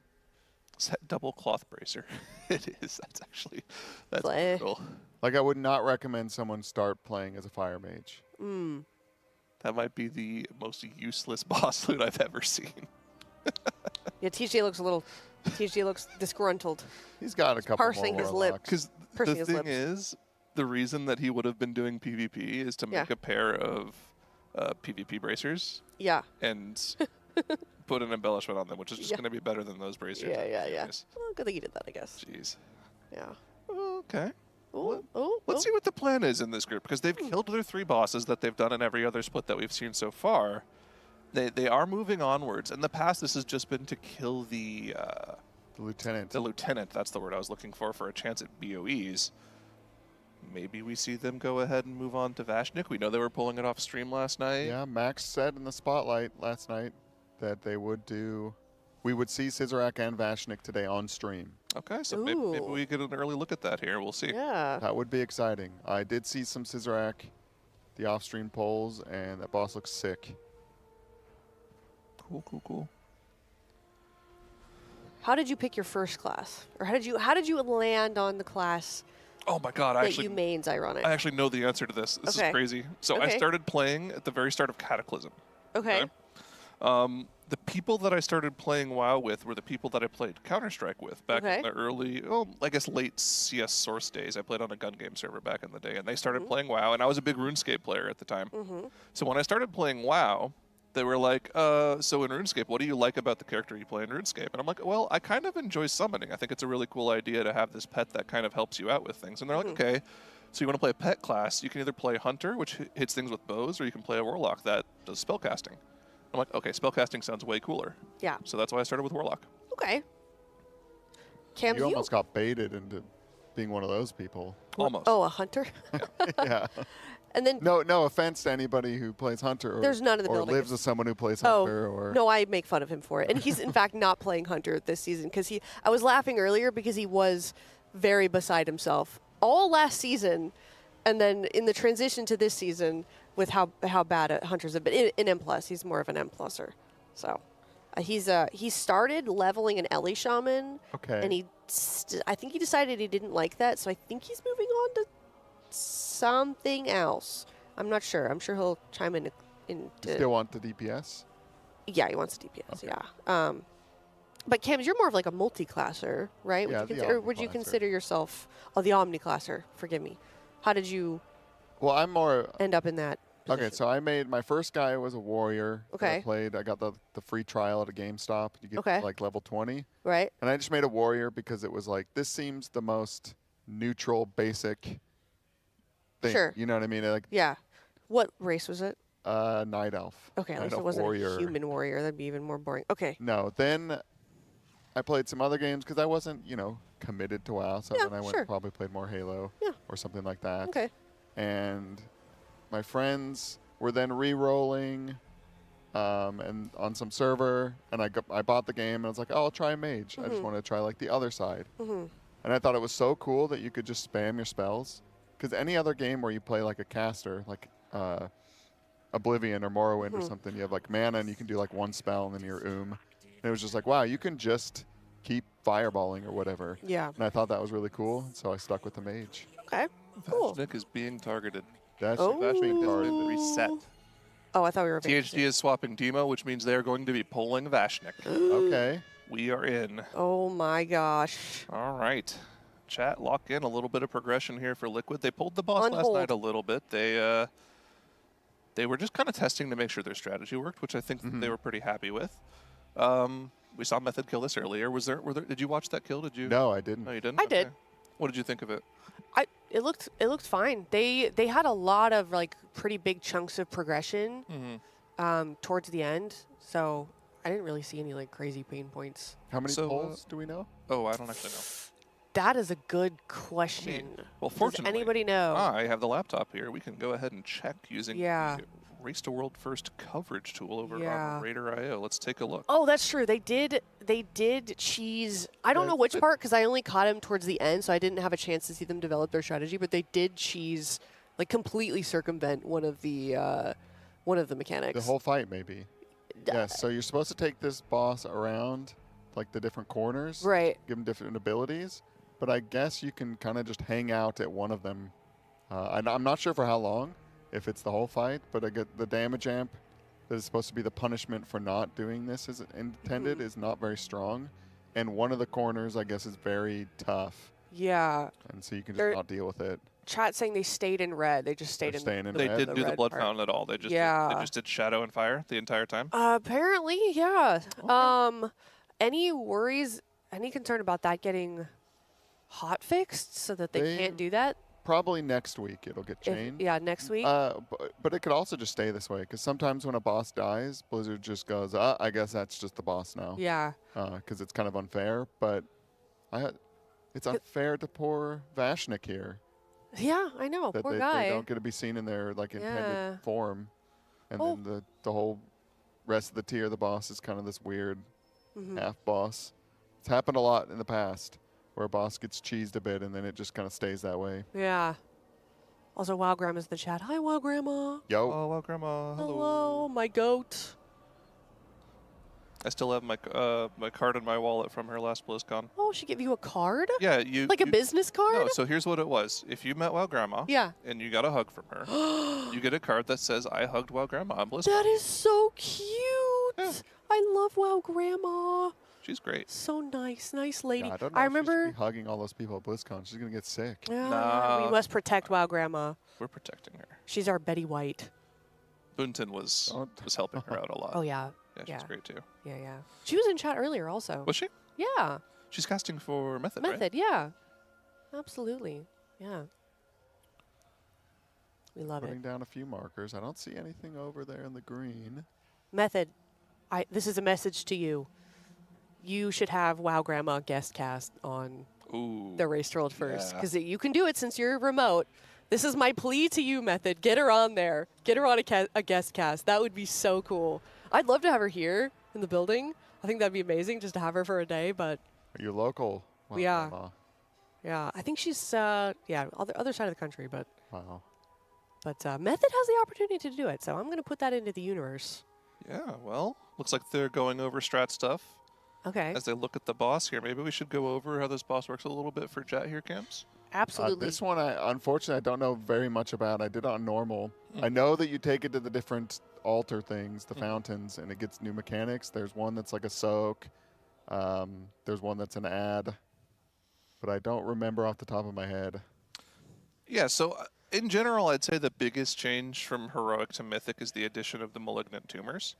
So the general cadence of the boss is the same as it is on Heroic and Normal, right? The boss has an energy bar. When it gets to 100, it casts Imbibe, which targets the two closest fountains, spawns their ads, and gives himself a stacking buff based off of which ones he uses it on.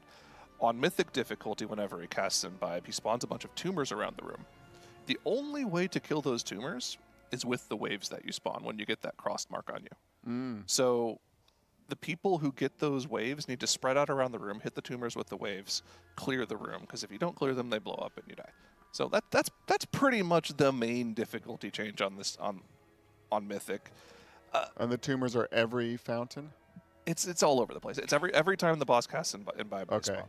So it's kind of a coordination check, but of course, you know, when you get into the later parts of Mythic, the bosses tend to do a lot of damage and have higher HP bars, so that's probably going to be something they'll contest with. We'll have to see what the plan is. Are they just going to do the exact same thing that Method did and stick with these two fountains the entire time? Probably. If it...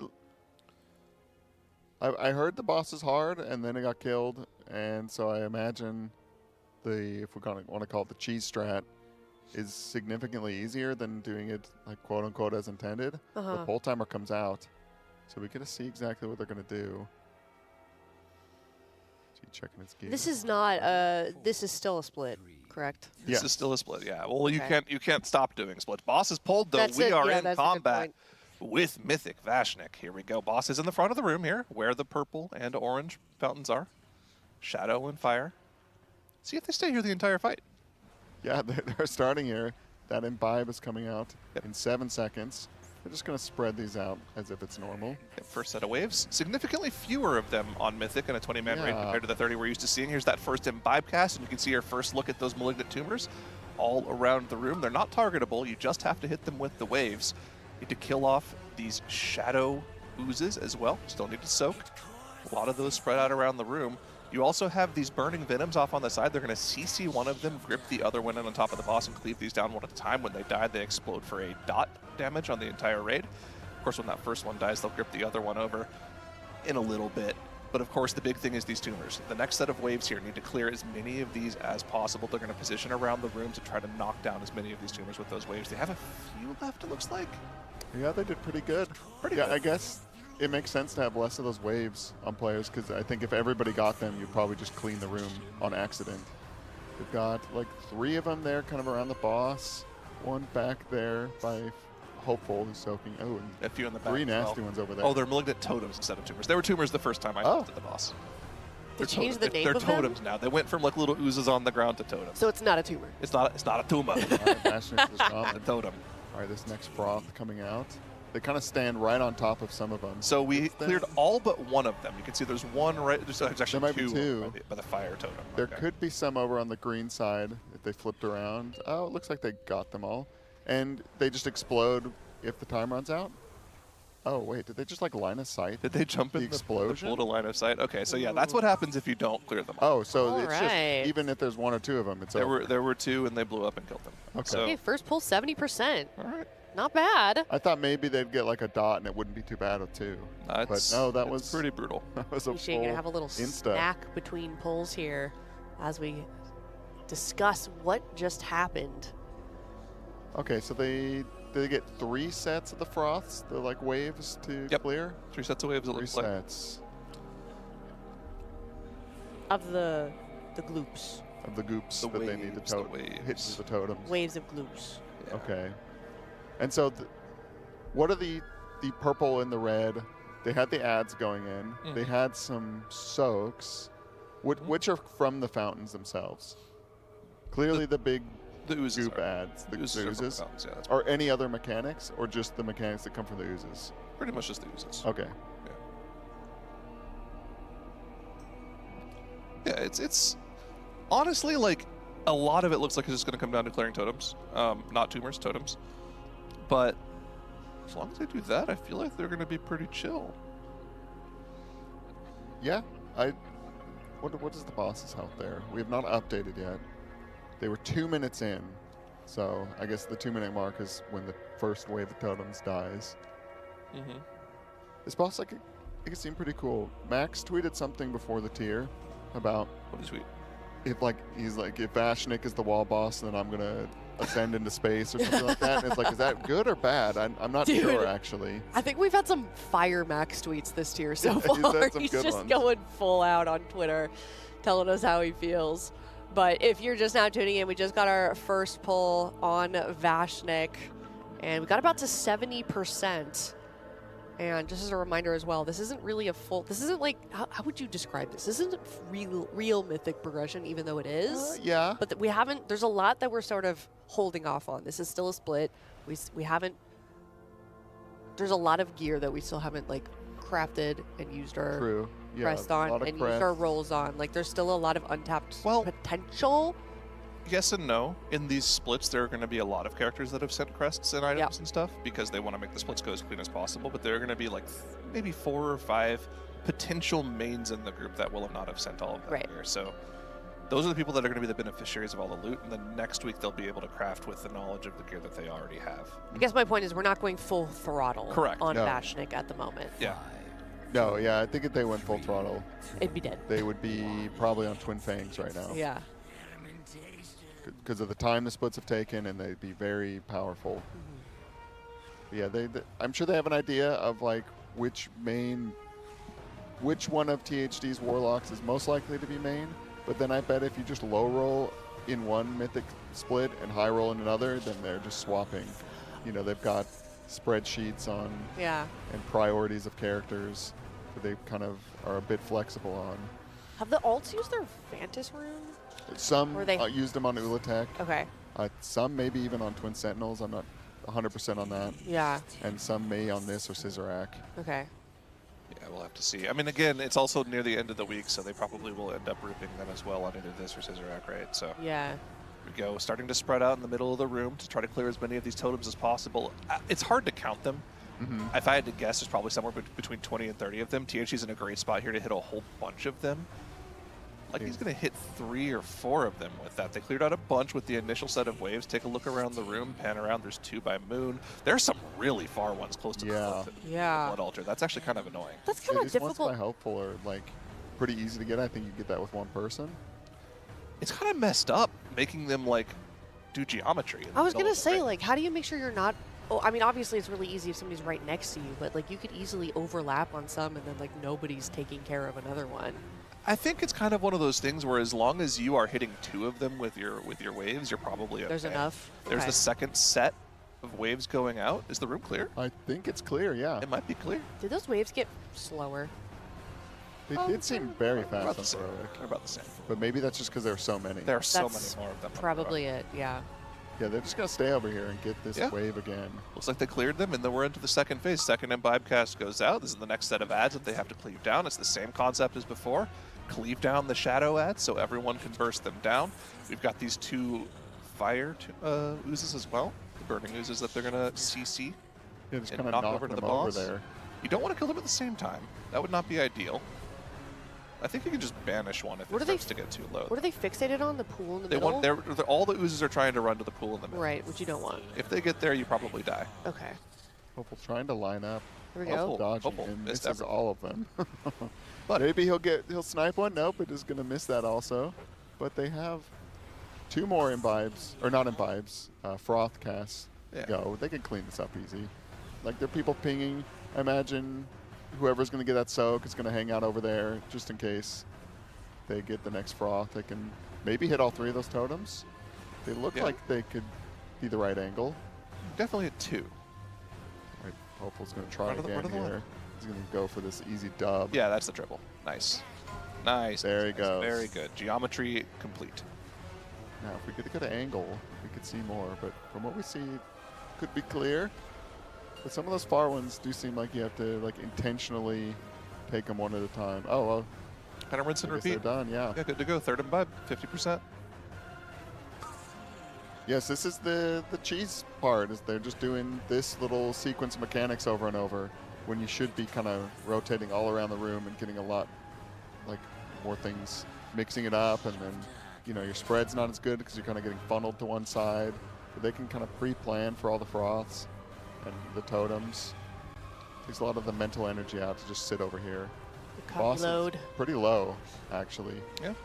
For being less than, they're almost 4 minutes in, the boss is half dead. So, from my understanding, part of the problem with doing the same 2 fountains over and over again is he keeps empowering his abilities that he gets from the fountains even more every time you do it. And I think the oozes actually get more HP as well. Could be made up. Could be fully made up. Not going to look at a log to verify. Just going to make it up. Maybe someone in chat will say I'm right or I'm wrong. But as long as you're able to kill off the ads, like, this is totally fine. Part of the problem with running all the way to the blood platform is it's further away than the other 2. We are in a very narrow isosceles triangle here. And that run across the room and having to do soaks plus clear totems at the same time is annoying enough to where we're just like, okay, let's over-index on ad damage and making sure we're healing off these healing absorbs plus dispellable debuffs that you have to deal with by going through these two fountains all over and over again. That we don't really care about going to the blood fountain. But you can see they're kind of starting to get overrun here. Now, we do have 5 players dead, so it's going to take a little bit more time to chew through these ads. But proof of concept, obviously we saw that it works for Method. It'll eventually work for Liquid as well. Yeah, I know for sure a negative of staying on one side is the boss gets a damage amp. So that could be why they're starting to lose people. Snowballing, and also the boss is just getting a little more powerful every wave. I think I saw like the boss with a 4 stack. Unfortunately. But yeah, it's kind of, I'll call it a shame because I was a bit excited for this boss. I kind of like bosses like this. Well, choose your own adventure bosses? Yeah. Yeah. No, Even their though adventure was once your adventure starts, I think you're kind of locked in a path. But I mean, this has happened before, right? When you think about the history of raid bosses, every time you're given a choice to deal with a mechanic, people will always find the easiest way to do something. I think the most famous example of this is the world first kill of initial Raw Den back in the day. You chose your phase by either killing the lightning orb or killing the blood orb, and whichever one hit the boss, that's the phase you got.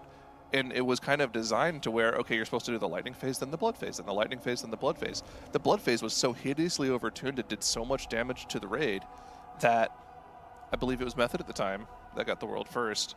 They just said, we're just going to do lightning phase over and over and over again because we can't live through the blood phase. And it just worked. Yeah, I think there was something that was not supposed to work, like a stacking damage amp. I think it may have been similar to this, where there was a stacking damage amp and it just wasn't like strong enough to deter you from doing it. Yeah, and you know, if Blizzard does want to change it, they would have, or they're still going to on the reset. I just wonder if this happened because it was done at night in the U.S., like the middle of the night, and so it maybe wasn't seen that this was happening, and it was already dead. Who's really to say? When they woke up. What? I guess night. No, it's Monday now. We are past the weekend, so I don't know what time Pacific it was killed. But I have to imagine no one was in the office. It was at like 7:30 or 8 Okay. in the morning here. Close. Why? Oh, like the Raiders were in the No, office? like or what do you no one at Blizzard was there. Oh, So Mythic- I like, thought you or meant this otherwise, office. Yeah. It may have been like hotfix in their face. Yeah. Oh, which we we've see seen. Vantis coming in. Oh, Many 2? Vantis. How many? 3? Or are they just zapping the boss? I saw something in the guild bank and I saw zaps at the boss. Summoning someone. Comp swap? No, Hopeful just released maybe. Oh, okay. Ported. Maybe he's Just gonna go rip Doesn't some want to run upgrades. back? Yeah. Yeah. Kind of surprised to see the Vantis already come out on this boss. Yeah. To me, Scissorak seems like the DPS check. Okay. But think this maybe the damage amp cheese strat requires them to kind of turn this into a kind of a sprint. Yeah, does anybody know how many Vantis runes Method used on this? We can find that out. Ooh. I believe on Raider.io. Are we... So we're straight up yoinking what Method did, correct? Yes. Do you feel like... Because, you know, obviously this is different from Method compared to last year's for them to sort of jump ahead like this. Do you feel like it was an unfortunate boss for them to have the opportunity to do that? Something that you can cheese so easily and then adapt as your own? You know what I'm saying? Like it, well, I feel like they would rather it have been like them to be able to get ahead on a boss that was more like something that you had to get through kind of slowly. You know what I mean? Yeah. Oh my god. Oh my. Oh, it's goodness. beautiful. Oh my. Oh, it's the monster brick. Oh, harmonized Load the fridge instantly. Oh, and a dog. It's been Two airdropped. things I love so much. All right, let's get close. What kind of flavors we got? I see a lot of white. That is a lot of white. Actually, maybe almost all Wait, white. it's like 90%. Red, white, blue. Yeah. We've got the reserves. Ooh, the orange reserve. Somebody was talking about that yesterday. Yeah. Strawberry lemonade. We got the blue, red, white, and raspberry one. I think it's like blue, white, and raspberry. Something like that. Okay. Yep, there's a number. All right. Wow. Wow. That is exciting. That's how many Oh, months hey. Oh. Hey, Bull Cookie. Hello. Hello, handsome boy. Yes. Stay away from the caffeine. All right, stop putting the camera on it and stick that in the fridge. We need that monster cooled down for the Raiders. Glad they got the... But it's fantastic news. But are you saying you wish Method got a world first on like a more prestigious kill or legit? Just like a boss that you couldn't cheese, I suppose. One that you had to like, that was more of a slow progression. I mean, it would be definitely more impressive if they killed it without cheesing it. Yeah. Well, I guess I'm trying to say, like, there are bosses that are harder to take the strategy from another guild and implement on your own, whereas this one was like kind of a more one-to-one copy-paste, if you know what I mean. Yeah, no, I know what you mean. I don't think it's that big of a deal. Okay. You know, like it's... I guess I'm just wondering where Method's headspace is at. They're like, oh, dang it. I'm sure they're happy they got a world first. Yeah. Like we talked about earlier, the last time they got was an Eternal Palace. It was Queen Azshara, so getting that out of the way is probably a huge sigh of relief for them. Obviously, they'd be a lot happier if it was a boss kill, but we're hoping that that's not the case. Yes. I am certainly not advocating for that, but kind of curious. Did they end their day after that? Does anybody know if they're... Oh, that would be a really early end. There's no way. Yeah, I have no concept I mean, of time it's here at the Race World First. It's dinner time over there right now, 7 or 8 p.m. So they got a few hours left in their day yet. So yeah, they're gonna be happy, but they have, you know, just like us, got to move on. Jobs to be done, splits to be done, characters to be geared. You know, it's funny you mentioned that though. There are definitely some good examples of bosses in the past where the boss has been streamed and killed very quickly. Yeah. And then the other guild just cannot recreate it. I think the most famous example of that was Il'gynoth. Yeah. Remember that one, Kems? Where we just kind of went in and YOLO'd it, killed it in 15 pulls. That was actually a famous one because that was the first tier that Max was out of the raid. Do you mean Drestagath? No. Oh yeah, Drestagath. Thank you, Drestagath, the boss before Il'gynoth, where Max was. That was his first tier doing the 21st man out of the raid leading, and then he's like, I don't think I can do this. I'm just gonna come into the raid on my blood decay and place markers. Yeah. And we like YOLO'd it and killed it in 15 pulls or so. Yeah, that was a weird Method took like 70 or something. It was a lot. It was close to 100, and they just couldn't recreate Yeah, what we did. I don't know why. Dude, And we that didn't. boss We had was no just- idea why. Yeah. Oh. I believe something hit the fountain. I believe that was probably a totem exploding. That's usually what that is. Okay. I saw yeah, it must have been the previous wave. I'm trying to. That's a hula. I can't find where the Vantage Rune thing is. But I'm pretty sure there's a spot. Maybe it has to get updated as they log off or something. But yeah. Somebody in chat did say that Method went and did some Mythic Plus after that kill. Yep, that's fair. So probably a good way to end the day. End on a high note. Yeah. Yeah. Mythic Plus is it's a good thing of like you got a little time before a meal. Maybe the strat people, the analysts want to talk, and they don't have to focus too much on wasting the Raiders' time pulling a boss while they figure things out. You can always go do some Mythic Plus, especially if you need crests on your 4th character so that it can do decent damage in a split. Yeah, this is hopefully not the norm in the next Race to World First. I'm going to shout out a friend here. So there's someone in chat who's asking a question. He says, I'm curious what the integration is that shows nicknames on raid frames instead of actual in-game character names. So that's an internal guild tool. It's part of the Liquid Guild add-on that is not public. Nobody else can get it unless you're a raider in the guild. However, there is a solution for people that want that for themselves. If you use Northern Sky raid tools, Relo has pretty much recreated a lot of the functionality of the Liquid Guild tool just on his own. And if you want to use that nickname function, you can use it on your own in Northern Sky raid tools. It's very, very useful. Like if you have somebody that just has the most ridiculous alt names, yeah, but you want to just see what you know them as on your raid frames, you can use that tool for it. It's very useful. You can set it up for your guild. Yeah. Relo has been doing God's work with Northern Sky raid tools. Relo and Rav, two of my my guild members, they put a lot of work into that add-on. Right, Would you say that's 10. essential alongside Ellesmere? Yes, 100%. Ooh. Yeah. Write that down, Chad. Yeah, I don't raid enough, so I don't have like a need for that kind of thing. I did download it when I did Heroic Lyra, because you needed the it. group was using that for the memory runes. game thing. Yeah. He also recreates a lot of the modules you see on stream that Liquid uses. Like, so for example, whenever Liquid did Lyra and they showed off their like little radar aura thing that they did, where they, you know, typed the numbers in chat and it showed up with the markers in a circle. He recreated that in a couple days and put that on an SRT for his own guild to use. Really, he's just making things that make it easier for his guild to progress and putting them in a public add-on. So he's like the Robin Hood of World of Warcraft. yeah, so you're not going to get the Liquid tool. You're not going to get the thing that they use because they want to keep all that private for a good reason. But if you want to get the next best thing, Relo puts a lot of work into it. Don't they release that after the tier though? No. Or am I thinking the, of the private not tool they anymore. do not release. No. Okay. No. No, they would used to do a the week week or aura. They yeah. used to. Yeah.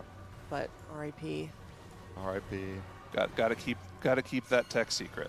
But what's THD has some line coming up, straight up and down the screen. Is that just during the froth so that he can kind of orientate? It was like a big blue line that went straight from his character up the top of his screen. Just like on his screen? Yeah. We've seen people Or in use front that of him. before to try to line up things. Yeah, like a Yeah. soccer boss type. Okay. Another totem explosion there. Weak aura, non-weak aura. Yeah, I mean, weak auras are back at the game. I don't know if you noticed. Somebody made a dungeon pack in Meek Auras, and that's making the rounds on X to Everything app. It's unsurprisingly, the add-ons have won the war on add-ons once again. Yeah, I don't think they've just won. They have completely destroyed the opposition. They don't even talk about it anymore. The history's been rewritten. Nothing ever happened. The add-ons were always the victors. Yeah. More questions in chat. Are they doing this on their actual mains, or are they still trying to do this on split characters? So this is kind of what we were talking about before. With how it's work, you can't really like change your comp at all. They're locked into these 20 characters in this run. So yes, they're still on a split character.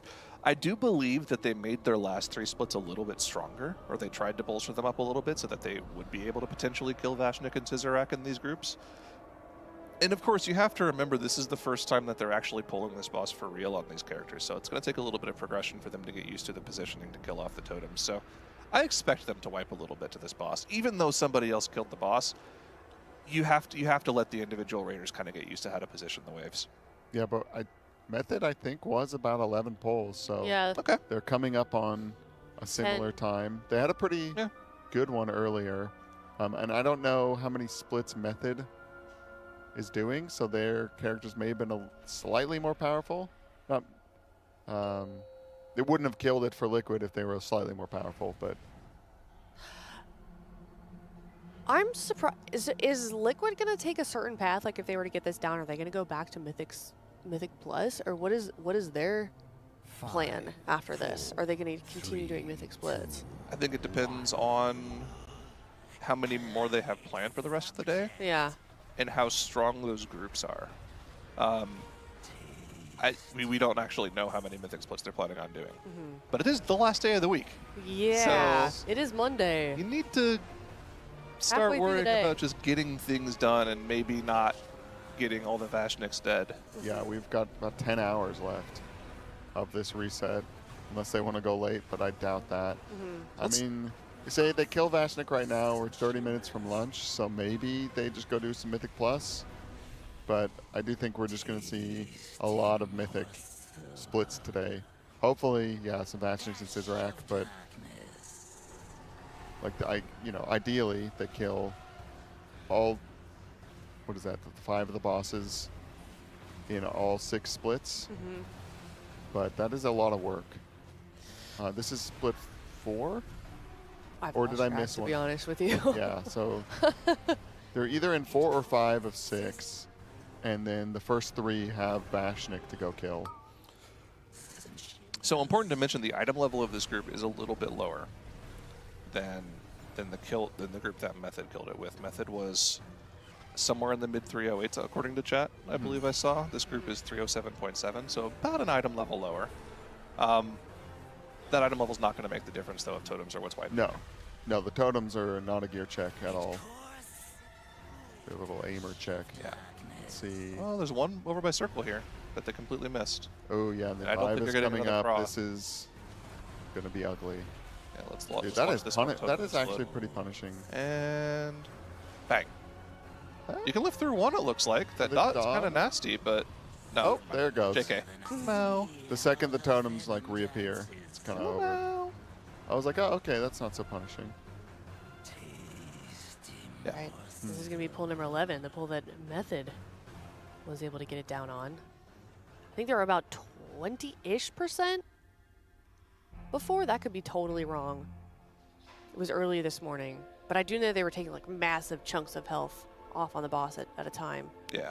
Actually, you have a laptop. You want to check it on Radar.io? Sure. Correct me? Shall we? Let's take a look Yeah. at Method.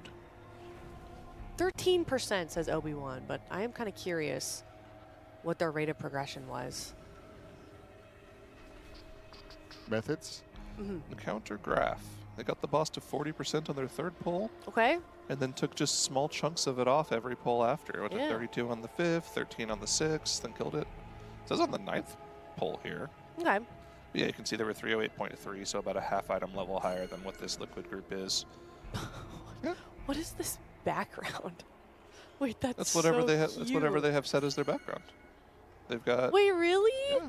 I love that. Yeah. Little drawings. Tooless background, I guess. No, this is Or Method. did This is the Method set it Method build. themselves? Oh, the Yeah. Method background. That Yeah. is so cute. It's like, look, if we go to Liquid. Not sure why it shows those first. We have the scales on Liquid. Oh, I'm gonna be so honest. I think Method mugs us a little bit with their Radar.io we need background. we need to work on our radar. Yeah, that is so cute. Here's Liquid's polls in this group. So, they got a big chunk of progress. Pretty much all this is every single time they clear a set of totems and get to the next imbibe, they're going to make a big chunk of progress. Yeah. It looks like they're getting about 25 to 30% of the boss's HP per imbibe, so we'll have to see how it goes. Of course, you have to do... The oozes will have more health every time the boss does the imbibe, so you have to, focus a little more damage on those. But you also get a little funnel with them, too. We'll have to see how it goes. Yeah. Yeah. Also, I do want to clarify, just to scale back quite a bit for a lot of people that are worried and making statements. Nobody's slacking. Nobody is behind. Everybody's kind of on their own path right now. Looking at the leaderboard at this point in the race is fun, and you can infer some things right there, but you can't infer anything about who's going to win the race this early. Yeah, not really. So to say that Echo is slacking is not only kind of rude, but definitely not accurate. Yeah, I mean, Echo, Method, and Liquid weren't on the leaderboard at all yesterday. Yeah, so, exactly. Like, Yeah, it was what are- XD for what are we days. doing? Yeah. And hey, No, we've got no, ID up there as well for I'm today. dooming. It's over. It's over. It's over. GG. Streak broken. No, I mean, there's just Echo's probably. No, they actually might be doing more splits than Liquid. I think they have more characters, so they've just got so many chores. I mean, the winner of this week is whoever comes out of it the highest eye level Yep. on Twin Fangs next week. Yeah. Yeah. That's the winner of week 1, but we will not know that for a while. And some of that, like at this point, like even RNG, they're doing so much prep that the RNG kind of gets smoothed out, so you can't just be like, that kid got lucky. It's like, no, they worked harder, they worked faster. They found a way to circumvent RNG. Yeah. Can we talk about how disgusting it is that not only did THD decide that he wanted to completely recreate default LVY and Ellesmere UI, Yeah. but he also did the snot-colored raid frames that LVY has too. Yeah. Did he do that in Yeah, Ellesmere UI? that's in Ellesmere UI. Doesn't LVY have like much of the same capabilities, or did they kind of fall behind of what Ellesmere has? So I don't actually know. I hope that Ellesmere doesn't has sound like more- an insulting question. Ellesmere has been kind of working on a whole bunch of really Okay. useful modules, and has actually been working pretty closely with the Liquid Raiders to get them functionality that they want in That's the add-on. cool. So it makes sense for pretty much everyone on the guild to have swapped to it. Yeah. It's just very well optimized also. Yeah. The optimization thing I feel like is kind of a little bit over talked about. The problem with the optimization thing is like the worst part of LVY is their nameplates. If you use default LVY with LVY nameplates, yeah, your FPS is going to be terrible. But if you use like default LVY but you use like Plady or Platinator, Yeah. you're not going to have that much less FPS than Ellesmere UI. But there definitely is some optimization still in Ellesmere UI that makes it very strong, very powerful. Maybe it's because I don't have like a big Alienware PC with AMD in it, but I got a ton of frames when I swapped. I think that was one of the things that Kevin said when he was talking about swapping over Atrocity UI from LVY to Ellesmere UI. Wait, Kevin is using Ellesmere UI? Yep, Atrocity UI is now natively on Ellesmere UI as a baseline. Okay, I see. I couldn't tell if you were being like facetious when you said Kevin like that. Yeah, No. we're cool like that. I know him on a first name basis. No, You yeah, said the word Kevin, so I just Yeah, you yeah, know, yeah. my brain was. yeah, that's Atrocity, former Liquid Raider. I know rank 1 players, and it's not a big deal. Okay. You're like, Yeah. go Kevin. That's But Atrocity, by the way. I mean, Atrocity UI, the number one, probably the number one most used UI, swapped over to Ellesmere, and the reason he said he did that is because when he initially looked at it and swapped from LVY to Ellesmere UI, he didn't notice that much of a change in FPS. But when he went on a lower end machine, he had a laptop that he tried it on. He had a ton more FPS. Yeah. So it's better for more people that way. There was a guy in one of the splits that was lagging because he couldn't get the add-on to work on his Mac laptop. Jeez. They found out he was rating from a Mac, and it was like, oh, I can't get it to work. And no one could troubleshoot with him I because no guess. one understands Mac. Yeah, I used to play World of Warcraft on a Mac. It was not fun. Not a good time. I missed what actually killed them. It must have been a slime. It exploded very quick, and it wasn't time for the new totems. Maybe a slime hit the pool. It is nice to see one boss over and over being pulled, though. Oh yeah, And some you feel like progress being, chipped away at. you feel like this is more Race to World First-esque? Yeah, we're not meat grind like. Yeah, yeah. Just they're on trash. They're on a boss. It dies. You switch to some other group. They're somewhere else. Kind of disorienting during splits. Yeah. You're right, Focus. disorienting. Yeah, it's like, what split is this? What key are they in? Yeah, it's just like I don't What know. level is the key? What level is the split? And especially this time, What character is this? Yeah. you couldn't be like, well, it's almost Friday and that's when they're done. It was just like, I don't Yeah. know how long this is going to go for. I'd love to see, someone should make this website. This would be hilarious. It'd be useless, but it'd be funny to see like a web graph of like take THD, like what characters fed what Ooh, I and would love led that. into what, and kind of like, because they're gearing their alts Yeah. to gear their alts to gear their alts Mm-hmm. to gear their mate. Like it's this like whole just slew of Yeah, you could watch like the evolution of the THD, which is the Exactly. strongest that survive, Yes. and which Yeah. ones get cold. Like a family tree. Yeah. Yeah, that would be nice. I mean, that's what the analysts are doing. Uh-huh. But we don't we can't see it in real time. That'd be cool. Somebody says WoW client has an update. Don't restart. Are we sorry? Are we getting some hot Gonna fixes? get stuck in a queue. What does this mean? It'd be so funny if they just hotfix matchmaking. Dude, no. Something to talk about as well Uh-huh. is, you know, this is going to be a thing for later in the day. Sure. But we did have our class tuning notes back on Friday, and those will come into play tomorrow. Sometimes they let things kind of simmer over the weekend, and they might add 1 or 2 extra lines to the patch notes on Monday evening. Ooh. So, like, for example, last week on Monday, that was when Ret Paladin got their 6% aura buff added in. So we might see a little bit of extra tuning come in this afternoon, about probably 3.5 or 4 hours from now. Yep. We might not. They might feel like they nailed it on their first pass on Friday. But it wouldn't surprise me if there were a couple forgotten classes that got a little bit of a nudge. Yeah, like Unholy DK. Maybe just... Yeah, DK's maybe No, need more of a Frost already got buffed. That doesn't count. Dude, imagine you see a change to patch notes, and you see Horn of Winter now a raid. What would it do? What would Horn of Winter do? I would be... Oh, you're like asking me to like... What would the buff be? I can just make it whatever I want? Yeah. What would it be? What would the DK raid buff be? I get full runic power. No, it has to be a raid buff. I know, but I am included in this. I get full runic power. Oh, 2% haste. That would actually and then be a amazing. 2%, yeah, I like that. I was going to say, I was going to bump it up like 5%, but yeah, 2% haste buff would be great. But haste is so not DK. You know what I mean? I guess. What would you make it? I don't know. I mean, haste would fit Yeah. the others, but it doesn't seem very DK-like. Yeah. Yeah, I don't know. I do and I don't like the grip being a raid buff kind of thing, because it is fun. Fine, frost resistance. Frost resistance, yeah. Imagine that's what they get. I've got it. All right. Derek. So I still get full runic power.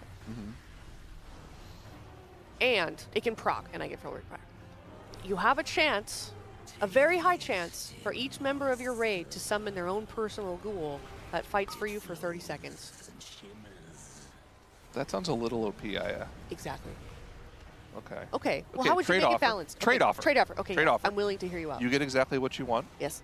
Warlock gets original Dark Intent back. Okay, I'm willing to accept your terms. Okay, do you remember what original Warlock Dark Intent was? No. It was like a 9% self buff. Okay. Actually, it was a 9% buff to you and one other person. Okay. Okay, what about... You guys don't have that eye anymore, do you? I have Kilrog? I have Kilrog still there. I thought they got rid of it. No, it's still there. Okay. I thought they were like, yeah, it's like useless. And it is pretty useless. Actually, new It's trade fun. offer. Oh, new trade okay, offer. okay. All right. Yeah. Trade offer has hit the desk. Okay. Delete Demon Hunter. Give Demo Warlock's meta back. No. What? No. So you hate me? So you hate Shaq, is what I'm hearing, actually. He can play something. He can play Domi. Oh. Wait, oh no, you've riled them up. Oh, I don't like this. Chad is loving it. What is this emote? I love this little shake emote. Deal. It's deal. Oh, that's funny. That's funny. deal. Okay. Zyro, I knew you were the best. How come we can't share? Why can't we have shared custody of meta? No. No? It's ours. You took it. Demon Hunters didn't took it. do anything. You have a Demon Hunter. I know, So do but I actually, didn't do. so- Yeah. Okay. Hold on. Warlocks, did you hear this? He has his own Demon Hunter. He's a hypocrite. Seize this man. It's mine. Listen, I'm the person who had the rank of the Betrayer in the Warlock Discord for like 3 years. I have no class home. They hate me or no. love me depending on. Why did you get labeled a betrayer? Because I swapped to Mage and Legion. Yeah, I would do that to you too. Somebody asked for Death Coil. Absolutely not. Now that's just pure selfishness. No. Going. Should I make a hot take? Let's hear it. Let's hear it. I'd love to hear They should Cam's hot fix take. this boss and just say sorry and let Method keep their kill and just go, this boss is just going to be this way. Deal with it. You don't like the cheese strat? No, I don't like the cheese strat. I want Okay. to see this fight I want to see it in real life. Yeah, I'm with you. I mean, I bet if they fixed it, they would just go do another split and not Mhm. actually pull this boss. We wouldn't see it till next week, which then they would like hyper over gear. Okay. But I'm a little disappointed in how this turned out because this boss seems like it could have been pretty cool. Maybe the totem stuff's not actually that fun. Does seem frustrating to kind of just have one totem up and then you insta-wipe. So maybe fix it and then make you be able to live through one totem. I don't know, but this fight seems like it could have been pretty cool. Yeah. Dude, Cams, remember Moonwell Chalice demo back in the day? When pressing Metamorphosis snapshotted your mastery, but it actually like tripled it. So you'd press Moonwell Chalice, which was a non-use mastery trinket, then you'd press Metamorphosis and you'd just be God mode for 30 seconds. Yeah, I miss the meta. Good times. I mean, it's just so far gone. Good times. The Demon Hunters are doing it. Shaq. Dude, remember Throne of Thunder demo when you could like press Doom and then press Doom again, and then you just had this dot on the target that lasted 2 minutes and 15 seconds that would crit, and every time it crit, it spawned an imp, and you had infinite Demonic Fury.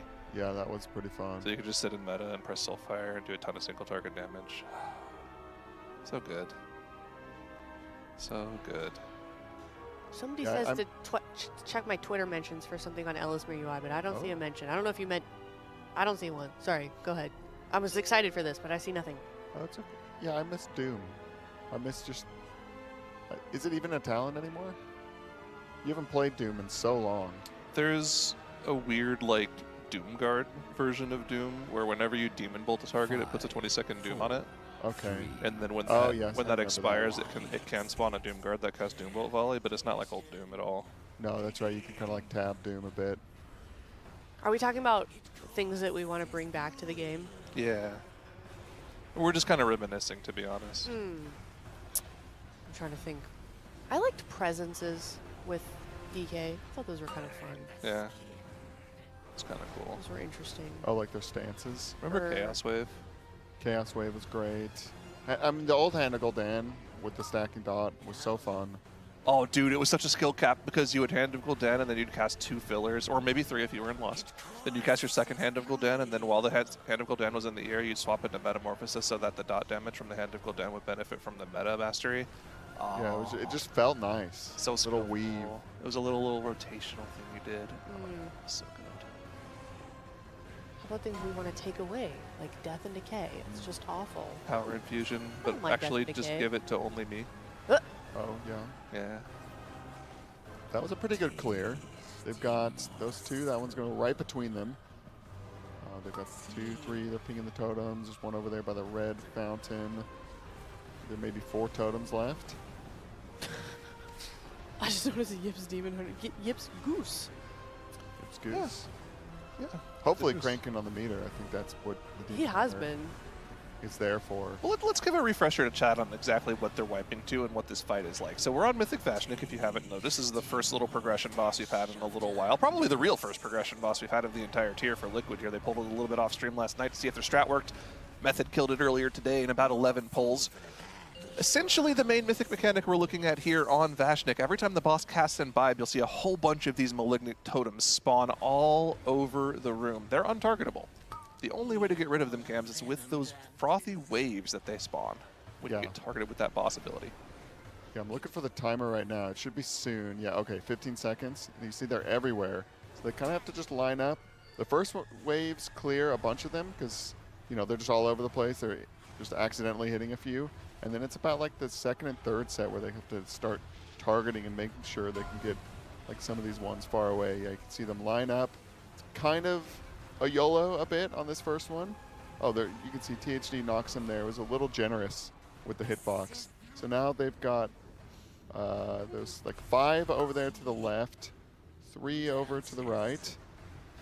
And they're just going to probably kind of be pre-positioning, like get these soaks and now start thinking about this next froth that's coming out really soon and like who's going to get each one. THD kind of positioning by this orange line here. He'll get that. There's someone over the red. Nice. He gets it. He's just going to stand right on it. Wait, THD move to the left. You can get both. Oh, yeah, there you go. There he goes. There you nice. Go. You just, but someone else also. Splat got it. Splat got it as well. Double and I getting think they're oh, there's one over there by Moon. Do they? No, here comes the Imbibe. So what this is happens just if they over. don't clear it? you're about to You're going to find out. Let's take a look. Okay, cool. Boom. Yeah, boom. And then dot. Oh, they're boom. okay. Oh. No, they're not. No, they're, yeah. they're not okay. They're not okay. And then also, we are, just like Method, circumventing a pretty big mechanic in this boss as well. Yeah, well, okay, so it's not necessarily circumventing or cheese. Cheese is, it's vastly overstated what the cheese is here, because you're making the fight harder for yourself by not swapping and just doing a real strat. Mm-hmm. The deal with this boss, it's just like it is on normal and heroic. Every time the boss casts Imbibe, yes, on Mythic it spawns the totems, but it also buffs the boss and his abilities based off of which altars that you're imbibing. So they're just doing Shadow and Fire the entire time, which means the Shadow and Fire adds and the mechanic the boss gains from those is powering up as the fight goes on, making the fight harder and harder. You're not spreading the buffs more effectively by doing it this way. So you're kind of making the fight harder for yourself. The question is whether or not this is harder or actually having to run all the way across the platform to the Blood Altar is harder. And it looks like just dealing with the same two mechanics over and over should be slightly easier, but they're still going to have to figure it out a little bit here. Yeah, I think the Blood Altar is just harder. And that's why they're choosing these two to do. And then, yeah, like having to run across the entire room. Not only is it a ton of movement, a ton of damage lost, it also kind of shuffles the positioning. And right now they kind of have all got their spots on where they're going to take the froths. And they have to kind of adjust as things do or don't get hit. But yeah, having to like sprint across the room and re-fan out, also more damage loss, also just like kind of more to think about. Maybe, I guess they'd be over there by the time the Imbibe started, so the totems would have a similar kind of spread on their side. But yeah, they've given up some things that may be easier and pick things that may be harder, but they think overall this is easier. Yeah. Also, I'd just like to say, when I use the word cheese, I am not at all using that in a negative way. No, it's just a way for them to make the mechanic more reliable for themselves. Yeah, they're just doing it as you would think as intended. You're supposed to go around from fountain to fountain, and that's what the designer wanted. Yeah. And that's why they put the negative in on staying on one, but the negative is just not strong enough. Yep. But sometimes that can be a cool thing with raiding. Yeah. Is you can, like on Ula'tek, there's the Serpent Bites, which are those red circle soaks that they get in Phase 3. Yeah. And you can sack them and they don't explode. So they, you can pick, we'll take the difficulty of kind of slowly losing a player every one of those or saving a battle res for that mechanic over soaking it. And you can kind of just choose what's harder. I like that. This I don't like as much. Yeah. To clarify, you want to address that? I've seen this question from multiple people in chat, and it kind of seems kind of crazy to us to think about it. But if you're somebody who isn't that intimately familiar with the kind of the workings of the race, I guess it makes sense to ask. Someone asked, "Is the cheese outside of the TOS?" Blizzard is like very close with these guilds. They have a Race to World First Discord where they have like instant communication with somebody at Blizzard that can get things fixed. If there was ever something that one of the guilds was doing that Blizzard was not okay with, they would be told instantly. They would say, stop doing that, or we'll reset the boss in your face, or worse, we'll just ban you. Yeah. So I promise you, this is all above board. It's fine. Yeah, something that wouldn't be is like, say you took Vashnik over to a fountain and stood in a specific spot, and then he just didn't spawn totems or didn't spawn ads or something like that. Yeah. That would be a for sure, no way you can do this. And people would, it's you know it when you see it. Yeah, I think, and yeah, like for example, I think something that's interesting is Oldir was kind of pre that kind of communication with Blizzard. Remember that strat we did on Mithrax where you stood on top of the rock to spawn all of the ads on top of the rock? They probably wouldn't be okay with that nowadays. No, I don't think they would ban for that. They would just tell us not to do it. No, I think if you do something that makes the boss just skip mechanics straight up, or bug out, or like, stop doing mechanics, then yes, don't do that. But if you're just using the mechanics as they are in the game, and it just happens to be easier in a way that doesn't seem like it's intended, then that is all fine. And kind of the fun of it, because you'll see some guilds. I mean, it happened with Method. They think of something different and they do it, and everyone goes, oh, we didn't think of it that way, or we didn't think it'd be easier, and they start doing it. I mean, usually because of the way the resets work and Liquid gets to all the mythic bosses first, you just see the other guilds kind of copy their strats. But back in the day, you would watch a video. No one saw streams. It was like videos weren't released until 5 kills had happened, and you'd see different guilds do different strategies on mechanics, and then everybody would kind of switch to the one that was like, oh, those people just had a way better strat. Yep. Yeah, that's just the nature of the race. Yeah, which I missed that part. Yeah. But even in today's age, say we got a global release, the strats would just get yoinked insta. So you'd see like a couple polls of a different strat, and then everybody would just decide whichever guild has the easier one. THD banishing the Burning Venom off on the side there, so it doesn't move at all. It doesn't take damage also. Yep. No chance of the overlap there. Been a while since we've seen Banish be so useful. Yeah, it's going to stay there until he recasts it, or it runs out. There you go, he recasts it to remove the Banish. Now it can be gripped in by Scott on the DK there, and they'll cleave that down as well. At the same time, we have our Plague Froths going out. First set already went out, but totems we have left are in a nice tight spot near the boss. They've actually left a couple of just easy clumpings available for them, so this should be an easy clear. I wonder if that was intentional or just kind of no one ended up in that area. All right, THD. It's got an easy double. Double right here. Yeah, you can see that big blue line. Didn't seem that useful for the mechanic, though. Yeah. But he might be fun to use. We do have 3 deaths. Oh, there is one still by Star. No, those are deaths. Those are debuffs. Those are debuffs. Well, they're going in the puddle because the easy clump didn't get cleared. Oh, that's crazy. They thought it was too easy. Well, sorry, that's a caster curse. I thought it was easy. It wasn't. Oh, no. Womp womp. Lip is just going to jump up and down on it. Okay. Why not? Throw it in there. And I think even just the nature of that being it's like so pass-fail would make this fight a lot. I mean, it's still hard with the cheese. Anything where you just instantly wipe for not doing a mechanic adds a lot of difficulty. Yep. Chat, giggling is ironic. Chat, I'm glad I'm not the only one who heard it that way. We are one and the same. Either way, on dude, okay. Either way, on to another match to kill. We had one of those earlier in the block too. You guys need to grow up. All right. Poor Cams doesn't even know. All right, we're gonna go. Oh, nice production. That's great. We're gonna go into poll number 16. Into Mythic Vashnik. I mean, Method did get it down in 11, so world first in less polls. That is something. They had the fire under them. I feel like, I don't know how the mental of the Raiders is, but they're like shooting guns. There's people being weird in chat. It's a little. You know what? Weird. I'm just going to address it. Guys, I'm not hating on Method. I was in their chat this morning, cheering along with them when they got Vashnik down. I started the beginning of this morning saying congratulations to Method. There is absolutely nothing wrong with cheesing a boss. We're doing the same thing right now. People are being weird about the word cheese. I think it has a negative connotation where it's not. It's like, dude, cheesing is like a part of World of Warcraft. I feel like if you can cheese something, you've won. Yeah. Yeah. Exactly. Yeah. Nothing wrong with a little cheese. You don't like cheese? Cheese is delicious. Yeah. What's your favorite cheese? Brie.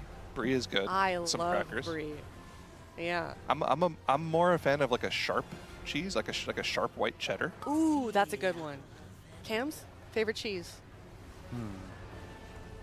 I'm not sure. Yeah, not a cheese Lately, guy? it's cottage cheese. Cottage cheese. Okay. Yeah. But provolone good on sandwiches. Gouda good on sandwiches. Very good. Yeah. Yeah. My favorite thing to bring to a party is, and it's super easy. You get a brick of brie, and then you take a little bit of jelly. Yeah. And then you take those Pillsbury croissant doughs, you wrap it around it, and then you bake it. Ooh. Yeah. Or if you have a friend at the party, you say, hey, can you preheat your oven? And then you get to the party, you bake it for like 25 minutes. Then you put it on some like crackers or something, and it's fantastic. It's delicious. One of my favorite things to get is get like an appetizer at an Italian place is some good fresh burrata. Ooh. Oh yeah. Yes. Delicious. So good. Cheese is so great. Cream cheese. My grandma used to, do this thing. You know that Chipotle sauce that you can get? It's like blueberry Chipotle you get at Costco? Used to have it at Samples. They might not sell it anymore. But cream cheese plus that sauce, and then you dip it in like a wheat thin. Oh. Yeah. Perfect. Cheesecake, also goated. Yeah, but here we are, on to pool number 16. Imbibe at number 2. 67%. Were you waiting for that? 6-7. No, of course not. I would never do that. 6-7. Thought you weren't able to read it. No, Cabs, I would never do that. Never. No. Yeah, no, I would absolutely. I'm extremely mature.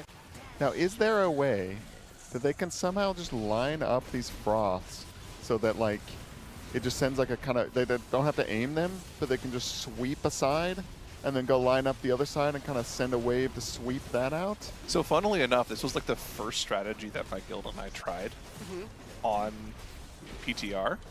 Is if all of your guys just lined up together, Yeah. right, and your waves were diagonal, Uh-huh. so they would just Oh. cover a whole little grid. Uh-huh. But with only 5 of them, I don't know if you have enough clear space to do that. Wouldn't you hit each other also? If No. you did it? Maybe I'm not. No, because you're lined up envisioning- like this. Oh, okay, yeah. So I they see. go diagonally out from your character rather than to your left or right. I where your got you. teammates would be. Okay. Trying to make it like a nice wall of them. Yeah. Just That makes kind of sense. shoot across the whole room. That does work, but I don't know if there's enough of them to make it clear the entire room. They need to get the clear here with this set of froths. I don't see any totems, so we might have made it through this imbibe as well. Shay spinning around. I don't know if he's looking or just DPSing. Now, as we get further and further into the fight, every time these imbibes come out, ads get more HP. So you have to cleave through them more. And then, of course, the mechanics that the boss gains from these altars gets a little bit stronger as well. So from the Shadow altar, he puts a healing absorb on several players, and that healing absorb will continue to get stronger. It'll also spawn these void zones, these purple void zones, whenever they go out as well. It also puts out several flame dots on players in the group, which will do pretty decent dot damage to them. You need to dispel them, but every time you dispel them, it does great AoE damage. So that's what these little flame novas you see going out are. That's them dispelling those dots. Oh. They have to make sure that they do them at the right time, otherwise they could just kill off the raid. Fortunately, Lip got run over by... No, that wasn't... Lip and and Shay Shay. got run over by waves there. They Waiting did a for nice res. little wall. I don't know if that was intended. Yeah. It did clear a lot of them. There are only a couple totems left. Okay, we get one more set of froth. There's one far one by the purple marker. Oh yeah, way out there. That is not a great spot for that one to be. No, Fireup's pinging himself, maybe saying, I'm going to go get it. Or he's saying, I'm getting the one right next to me. He did Yeah, not get... sure. He did not get it. He did not get a froth. Oh, Oh, the Angel! no. Is he Wait, going to get did it? they hit? I think he hit. I think he hit. Oh, I can't tell. Fireup, look at it! No, he didn't. Nope, they're dead. No. Yeah. Wait, there's one. I mean, they got Wait, it. did they get it? They got it. Might have Yeah. been. Did they snipe Yeah, it it's with the gone. last Oh, second one? There may have been one at Alright. red. We'll find out soon here. See if Vibe comes out. Huge hit of damage. 3, 2, 1, bang. Okay, they're good. They're good. All okay, right. they've got a couple people dead. By the Shay's skin dead. of their teeth. All right. Nick is back up. First time seeing imbibe number 4. We're in new best territory here. Honestly, if you can clear on this set, Yeah, boss dead. I think the boss just dies. Yeah, I think so too. Maybe the last imbibe is going to hit really hard. New best. Clip some people out. I knocked on wood. Don't worry, chat. Yeah, kind of spreading out. Maybe we'll see another wall come out. I don't know if that was intentional, but... Oh, do we all have the same idea? It looks like they're just kind of doing this big line wall sweeping. It's not bad, but they're missing a few of them. Yeah, but they get enough of them that they can have one... Oh, but you see they Oh, are. they have you a see the- lot of them, You see the actually. markers that they have placed down? That looks like they are going for that kind of strategy. Okay, have they Now, been those gonna- markers have been there. They're going to have to send 2 over to the purple side to get these sets. Oh, yeah, there's a lot over there. I don't know if you can hit all of those with just 2. There's also a ton over by the fire altar. Can we get the clear here? Everyone needs to pay attention to their spots. Let's take a look around the room. Cleared those 2 from the close ones. The purple side is cleared. Oh, Is the orange orange. side cleared as well? There was one by the No, orange there's one marker. way over there. No. Oh, purple looked pretty sketch, and they were able to get Just them all. one. Imbibe cast number 5. AMT, it's going to save them. No. The dot does way too much damage. They're trying. Really. They can live Oh. through it for a little bit. but That's not it's- going to be enough. Guys, it's 200k damage They're- every 2 seconds for a minute. Yeah. Oh, it's for a minute. Oh, so it's pulsating damage. It's not Yeah. just, okay. They're kind yeah, of that's living. enough. Like, you can kind of live through it, but, like, They're not really. ignoring the Oh, ads, and throwing that's everything up. into the boss, but they're going to be going down at about 13%. That is a new best on pool number 15. So making significant progress here, but yeah, it just kind of looks like getting those orbs down is the tough part here. So is it just a coincidence that I brought up them lining up in a wall and it went over? They've been doing that the whole time. Because those markers have been there the whole time they've been I pulling. don't know. Maybe they just decided they would do it. It kind of bit them a little bit there because I think there was someone with one of the waves just standing on a marker and they didn't hit anything. Yeah. It's a little weird. Do we have a mod in the chat doing some points, Gamba? I'm feeling some points. I've seen a few of them We've going got it? out. I Okay. don't think we have one right now unless it's active currently. Maybe, I'm not sure. I apologize if I missed it, mods. I know you're very hard workers. But I want some points. I'm feeling hungry. 1 sec. You Juno doing it? deserves a little 2-second timeout. Oh, I don't have the slider. I need to install 7 Yeah. on this laptop. 1 sec. Just give him a 10. He'll be right. Or give him a 10 and then undo it. Yeah, no, I need to get 7 TV so I can get the slider. You know, the click to yes, drag. I do, yeah. Yeah. 1 sec. Also, we need to be able to see the emotes on this. Oh, I was going to say we're getting close We to get a lunch. break It timer? looks like we are getting yeah, we it. did. All right. I do like doing the wall for the first clear, though, because I think it cleans enough of the room, and then you have a lot of time till the next froth that you can kind of ping things out and coordinate and talk to each other about who should go where. But then it's always the roll of the dice of, okay, THD was standing over there by circle to clear it, and he just didn't get a wave. That's kind of a bummer. Somebody asks, what is the cheese versus what was intended? So the intended strategy is to move around the room, hitting each altar. So like you would start the fight by doing shadow and fire in the front. Then you would move to like where the purple marker is and do shadow and blood. Then you do blood and fire. And you'd move in a circle around the room, spreading out the buffs so that the ads wouldn't get empowered too much. The abilities the boss would do wouldn't get empowered too much. The problem with the blood altar is it's so far away from where you already are. And there was a problem in testing. I'm not sure if it's still active, but it wouldn't surprise me if it was, where sometimes the totems can just spawn literally all the way across the room. Yeah. So like if you're running from the shadow altar to the blood altar and you get an imbibe cast, it could spawn a totem back at the shadow altar, which would just be miserable to try to clear. So it makes sense to try to stay pretty centralized in the same spot in the room. Gotcha. Oh. Yo. What the hell going on here? Yo. Oh, yeah. What are you guys doing right here? I was just watching your guys' prog on Vashnik. Oh, wow. Yeah. Yeah. Yeah. Yep, in the split run. The only problem is I like kind of have a hard time seeing everything. Oh, really? Yeah. Well, it's really if tough. you watch the last pull, I hit a big snipe. Okay. Snipe across the room. Oh, yeah, the one on I wish purple. I could have The seen one on it. purple, that was me. you? Yep, from all the way from that was downtown pretty at goated. Orange. Yeah. Who else but THD? Yeah, that's Yeah. right. And I did those with my Zennies. Oh, so you're Yep. saying if I had Zennies, I would have been able to see you do Yep, that? of course. I With knew your it. Zennies, you can snipe them from downtown. Yeah. Okay, so before I get to this boss, what You should I need to do? buy some Zennies. Okay. TL.gg/Zenny. Okay. And guess what? There's a code. Is there? RWF. That's Okay. the code.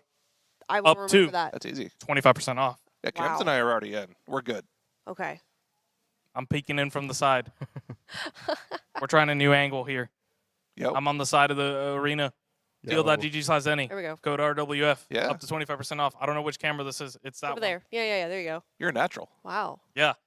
Well, you have to find it. Yeah. Well, now your back is to the camera. Okay, there you go. Well, you got to put your back to the camera. You got to flex. Yeah. Oh. There's Yeah. Liquid logo on the back, It's the right? horse. Yeah. Yeah. Yeah, the big horse. Mm-hmm. Yep. Team Liquid. Yep. Zennies. Get them. TL.gg/Zenny. Code RWF. Thank you. Up to 25% off. I'll remember that. Thank Enjoy you your so lunch, much, mate. THD. Yeah. Enjoy your food. Don't drop the mic. Whoa. Yeah. Oh. He figuratively. He figuratively dropped the but mic. We don't want to be dropping the mic. Yeah, here. yeah. So just imagine that he did that. But yeah, code RWF TL.gg/Zenny for up to 25% off. And I feel like a little bit outnumbered here with the glasses gang. Yeah, you need to get some Over glasses. here. I know. Yeah. I non-ironically do need glasses. I've been struggling this tier. I think my vision got substantially worse this last year. What type of frames? I don't know.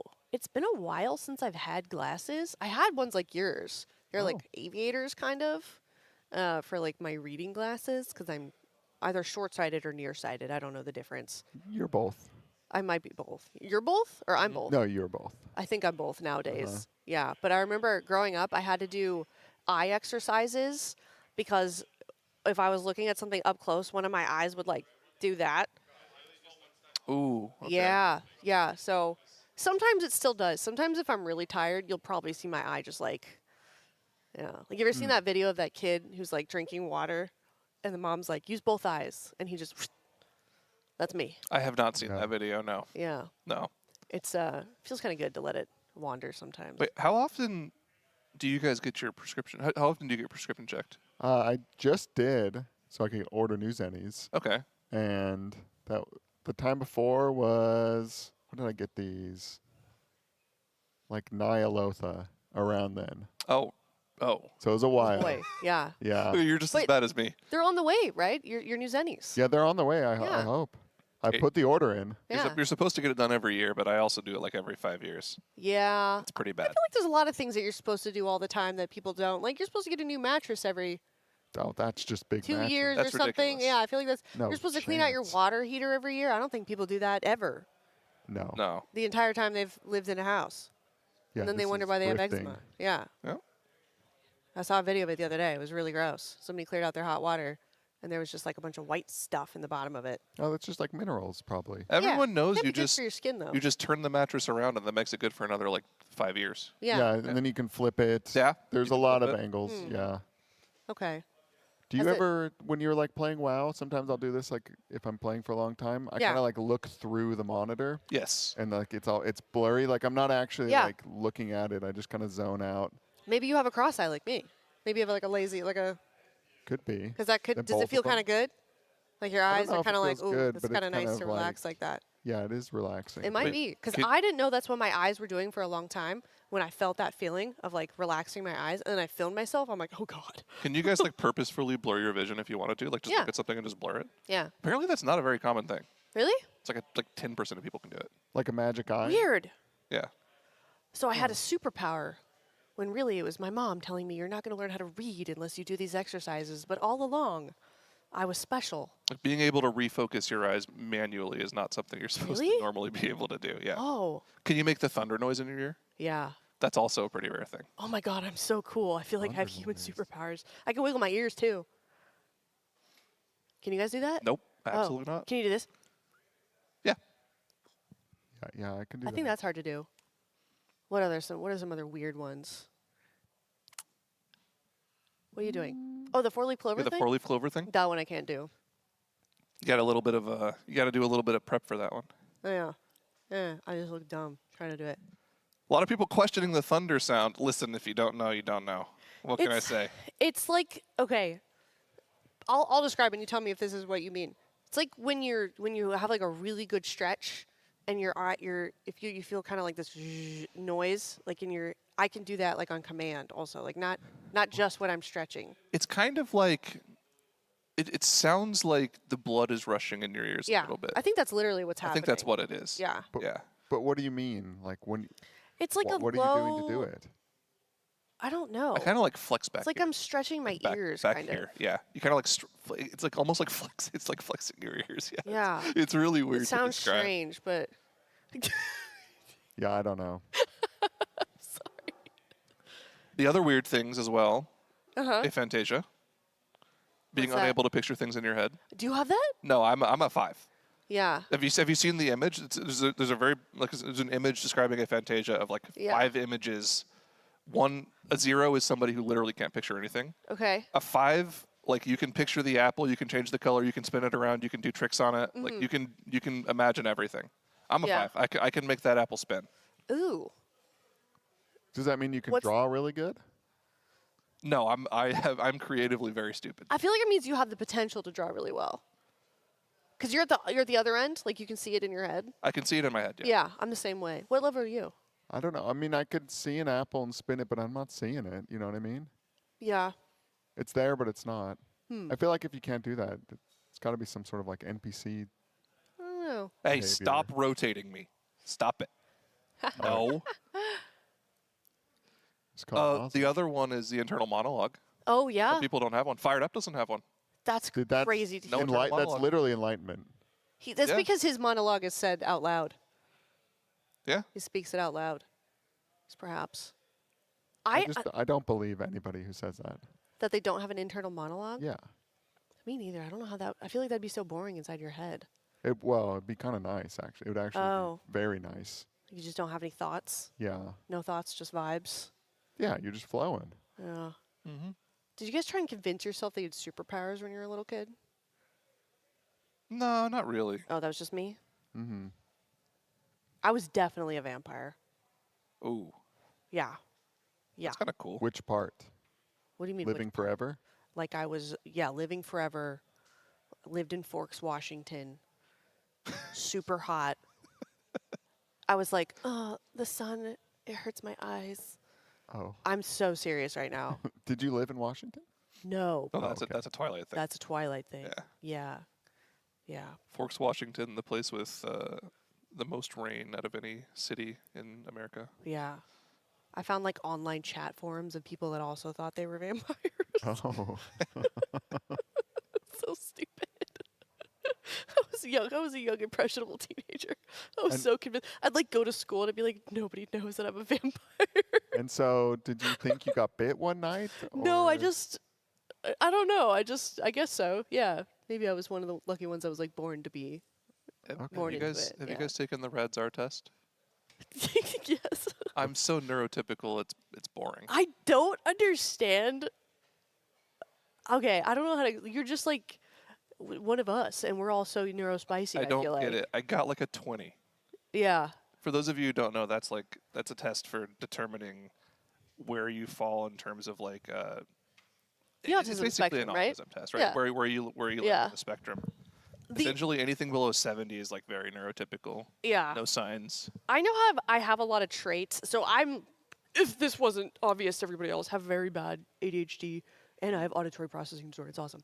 But I took that test with Tettles. Tettles was sitting next to me. I was like, I think I have some traits that are on the spectrum, but I'm not really sure I have it. Like the first question, I get stun locked. I'm like, okay, well, what does this mean? Like, there are certain situations. I think it was like, do you feel bad for people? And I was like, okay, but like, there are certain situations where like I wouldn't. And Tettles turns to me and he goes, I have got news for you. I got bad news for you, or good news for you, depending on how you look at it. Yeah.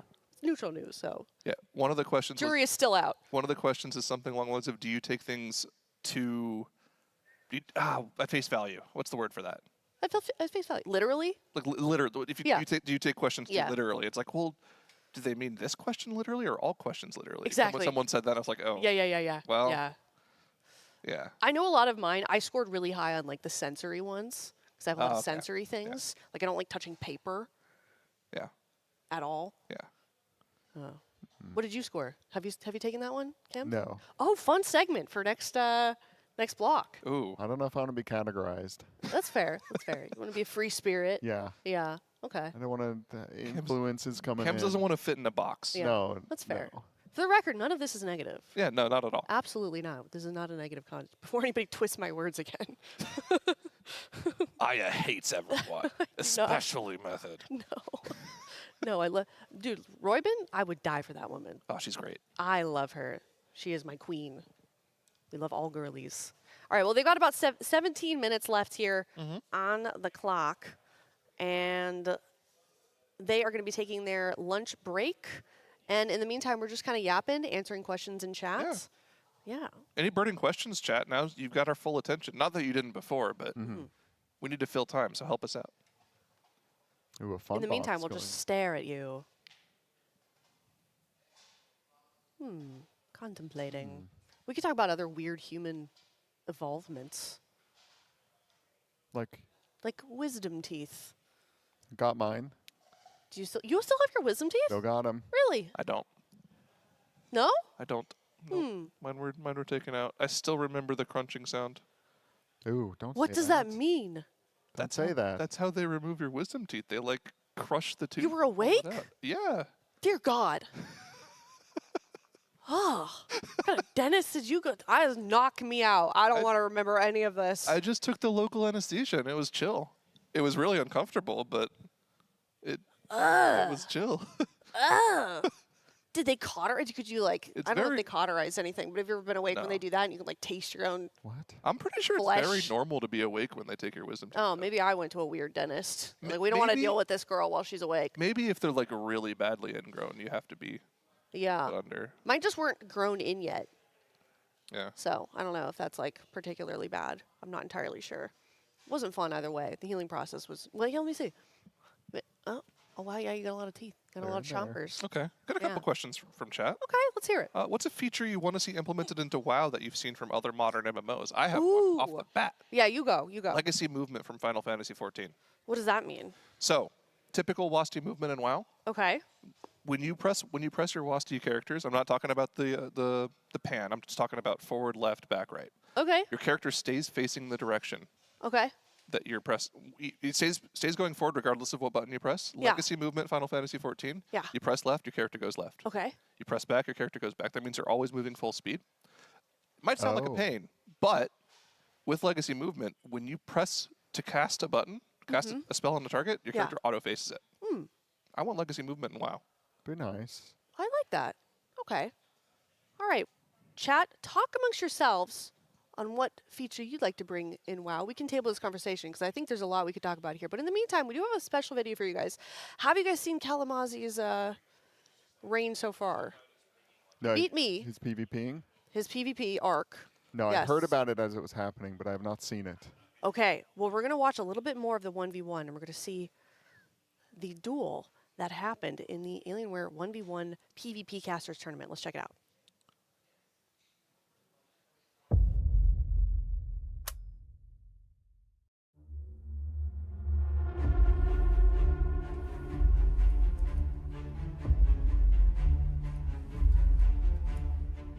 Oh my god.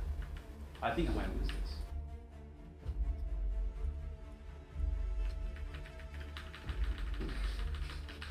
No! Cam starts laughing immediately.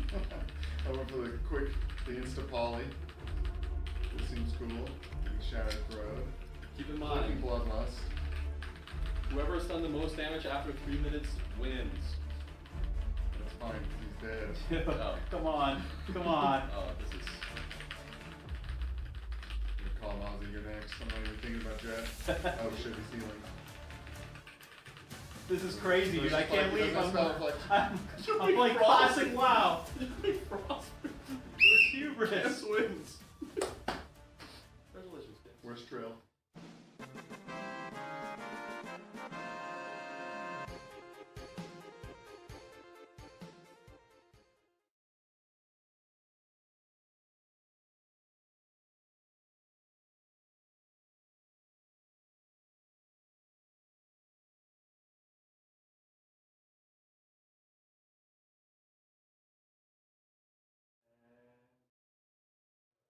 All right. I'm at the Alienware mural with our muralist Eve. Hello again. Hello. I don't know if my mic is working, but hopefully it is. Hopefully, we're going to assume it is this time. You've made significant progress. I know last night you were working on this part. Tell me about this part. So we have our 3 turtles Yeah. right here. No way affiliated to ninjas. They Okay. are not ninjas in any way. I've found out. Good comms. We got the main one, the main Lost Explorer with a fish in his mouth, because that's Yeah. what they do. And then I've kind of just got the colors blocked out, or Okay. the tones blocked out, so you can see the form taking shape. Interesting. So wait, so you do the shading first, and then you do the color after, like on top of it, and it kind of comes through? Yes. My stream, somebody on my stream said it's a lot like a coloring book. Like you Yeah. make it like a coloring book. Interesting. Is that like a specific technique to murals or this type of paint? Or I've never heard of that. Yeah, it's actually something a lot of painters do. Oil painters do it a lot. Oh, okay. Yeah, it's like an underpainting that you do for all the tones, and then you don't lose your space. You know what's going on. Wow. I feel like I'm learning so much. I wish I had these techniques in art class. I would have gotten minus class had I done that. Very cool. Okay, and then Yeah. you finished this little guy over here as well, right? Yes, I did. You want to Yes. come in? You want to take a Very look at this nice. guy? Yeah. Really, she was incredible. She was very fun to do. Yeah. And I got a little bit of her like magic aura going Yeah. on, and then I'm doing the blocking in of the 2 golem guys. Yeah, right now, that's which is that's exciting. interesting. Yeah. Did you see my girly pop quiz that I did yesterday? I did. Yes, I was teaching them a similar technique where we have the lip liner first. So lip liner, right? Uh-huh. And then the lipstick. The paint. the Yes. paint, and then the gloss. And then the gloss goes on over top. On the top, yeah. So Wow, makeup is it's much all everything's girly pop. I think life everything's is girly hacks. circular and so fun, right? Well, how have you been enjoying it so far? How's today going? You finally get to do the fun stuff. I'm so excited to actually get into like the real bits of it. Yeah. So yeah, I'm really hyped on this. Yeah. I've been wanting to do these guys for a long time. Yeah, You know what I'm saying? excited to get into the thick of it. All right. Yeah. Well, you're still streaming as well. I'm going to make you shout it out once again. Are you live right now? I am. I'm live. Okay. We're real detailed in the painting. It's Quit Sweating Me. Mm-hmm. If you ever remember it, like if you forget, just remember. Yeah. Just quit sweating me. And come on over to my stream. Yeah. My socials on everything. So Quit sweating it. Yeah, if you want some like fun IRL casual content kind of behind the scenes of the Race World First, come on over to Eve's stream, watch some art.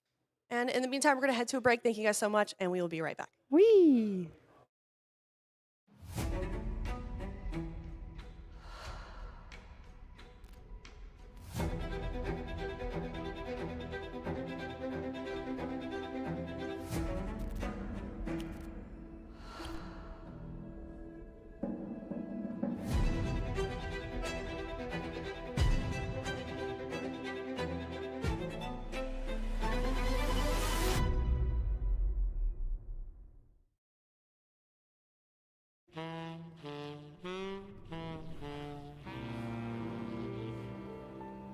Pretty comfy, huh? Isn't it funny that people wonder if THD is awake or not during raids? Obviously not. He's actually microdosing naps in his chair. Sitting on a soft supportive memory foam seat really makes all the difference, you know? But he's not just sleeping. He's somehow optimized recovery for the race. And the trick is getting the four-way lumbar support on this thing just right to keep my posture ready. So it's not even a nap, it's a cool down. Watch this.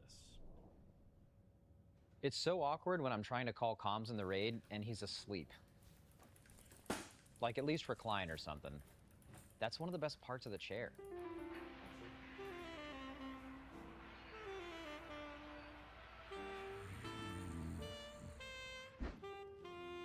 I need me one of them chairs.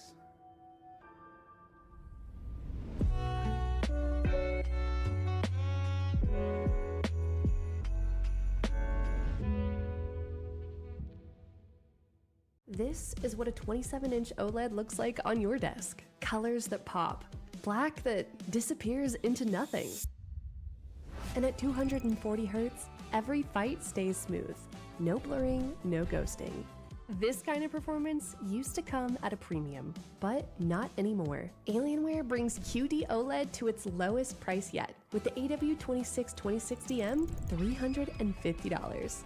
And from now until the race is over, Alienware is offering 10% discount codes on this 27-inch monitor and other products, exclusively for our audience.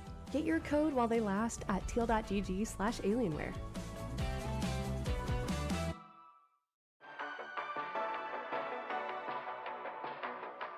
Stop guessing your way through the season. Get a cheat sheet. Liquid Armory, built on the same tools top guilds use. So you're not sitting there theory crafting, you just know what to run. It's kind of like a one-stop shop for all type of improvement stuff. That means it helps you gear, it helps you get to where your character needs to be. Every drop, every trinket, every decision. Filtered, ranked, optimized. The trinket tracker is a very useful tool to look at all of the different trinkets that are available. Can take time for players, and so we've done that all in advance with template characters where you can see how every trinket performs for every single specialization. No login, no friction, just the data that actually wins fights. New season, you're caught up in seconds. And on top of that, we also have a new VOD feature called the Watchtower. The addition of the Watchtower actually helps you improve as a player, giving you access to VODs from the Liquid Guild members throughout the Race to World First. See how the best in the world actually do it. Pull by pull. Unlock Watchtower for just $4.99. Not guesses, not opinions. Guild-validated data built to get the kill. Liquid Armory. Get the pass. Enjoy the access. This is Alienware's most powerful desktop yet. Because inside, it's powered by AMD's most advanced gaming processors. AMD Ryzen 9000X 3D series.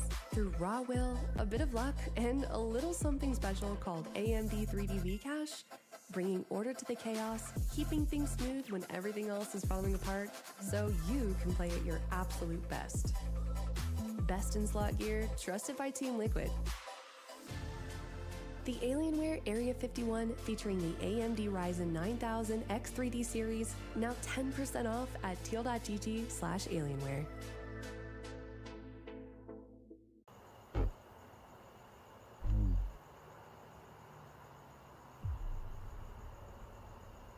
I wish race started already.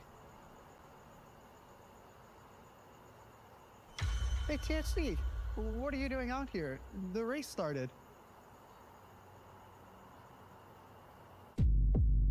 I love race so much. A love only the glasses of Zenny could help me see. I just think it's weird that race started all of a sudden.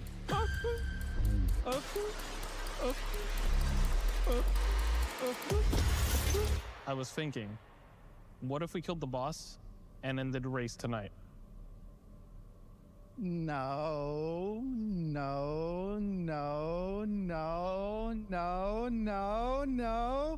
Don't do that.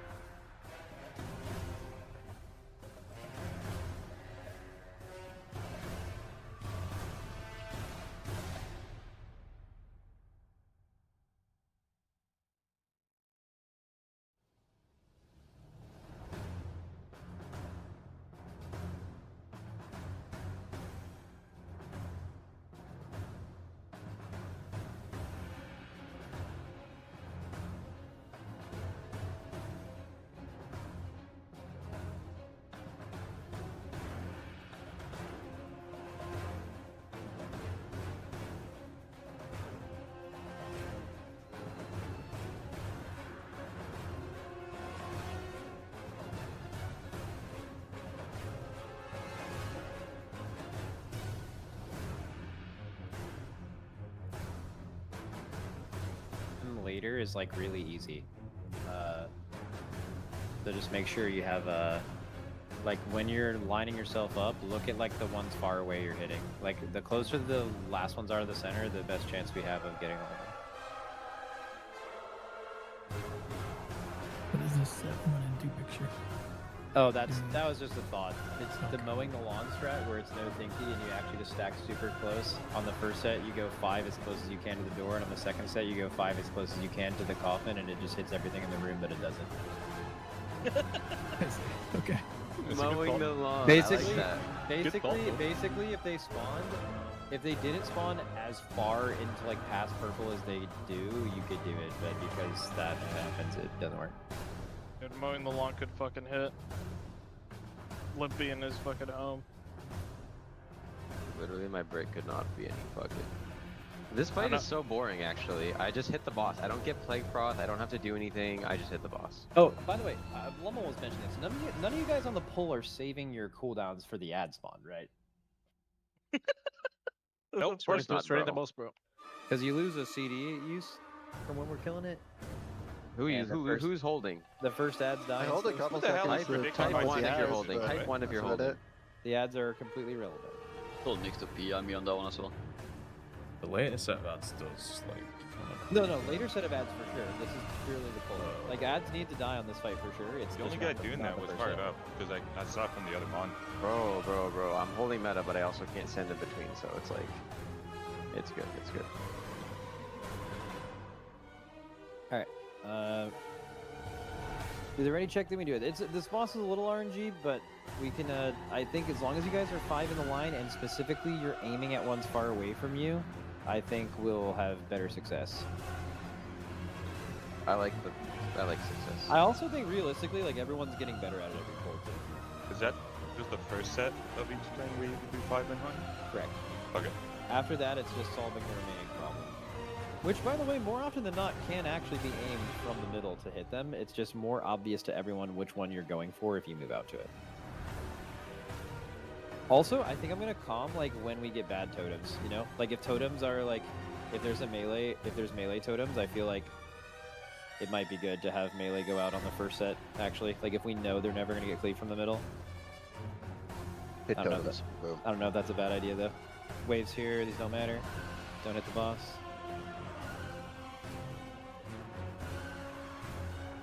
Imbibe.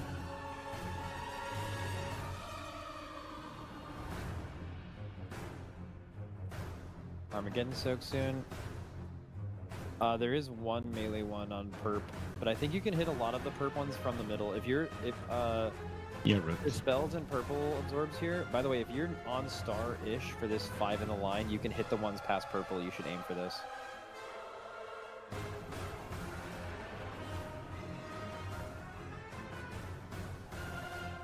Okay, and Plague Froth now. Watch lines, guys. A lot at melee. We didn't aim for any of those, but yeah. I feel like we should. It's more important to have more people close to the middle in the line than the back of the room, right? Yeah, I mean, I felt like people were one to the top. It was like one at the top. It's like one person should go mid here and aim far. We need at least 2 people to go diamond. Try to game it.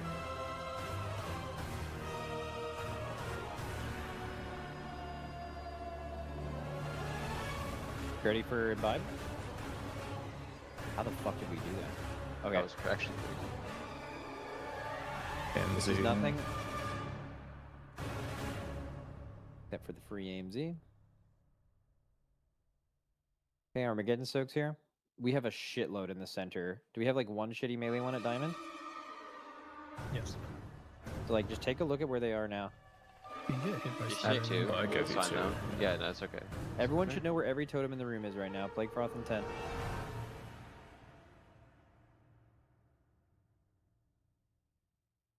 Okay. Plague Froth in 3, 2, 1 now. 5 in the line. Watch line. Your KSP. I can't Leave it talk on right me, away. Do we still have the shitty one on the mid? There's a couple right here. That's 3. There's none on purple. And then Okay. all the others are Wait, orange. are there 5 exactly left? No, there's there's 8. Okay, Plague Froth is 5. Everyone know where all of them are. At least 2 people need to go orange here. There's You're 8, ready to but group they got up one after us 6. left. Yep. What's the boss left, Yargi? Happy full Jesus moment though. Are you still my spice all happy? Actually, Jesus Group happy up, for a everyone, moment. group up, group up. Group up here. Fingers just closer when it's like all the orange. Okay, this is just nothing. We should live if we're topped. Nice. Get this box free. Nervous spot. Okay. How much to get USD? Very far ones on orange. He's gonna die if you don't dispel him. Nice. Okay, and then we're getting new dispels in 2 seconds, healers. Right now. Plague Froth in 10. Everyone, if you don't have a I have purple nothing. debuff, I have nothing. everyone look at the totems. Plague Froth in 3, 2, 1, now. 5 in the line. Aim at far ones, especially if you're at star. In the line, Mark. Yargi. Yargi, you're gonna hit Driny. Why did you do that? Res Driny, res Driny. You go in the line. You just went off the line and aimed it at the person right next to you. Armageddon soaks here. We're gonna need 2 at orange. There's so many far. We need like 2 purple, 2 orange. There's one up blue as well. Sketchy. One person gets blue, and then 2 purple, 2 orange game. There should be gates to each side if needed. 2 purple, 2 orange, and 1 there.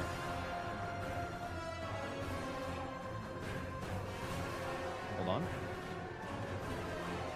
Okay, keep Get the going. absorbs off. This is just Impact nothing. Rally on this, but we need to be topped. Just Impact Rally, but we need to be topped. Okay, going off now. Where's Zebby? Where's Zebby? Rebuff Zebby as well. Next one is AMG Rally, All Darknesses. Soak. I don't like this. I'm getting a double. You just told me. Yeah, okay, debuffs coming soon, guys. Debuffs healers plus healing absorbs. Someone needs to be standing like at the edge of the that. coffin. Yeah. Yeah, if someone hits at the edge, you can get it. Plague Froth in 3, 2, 1, now.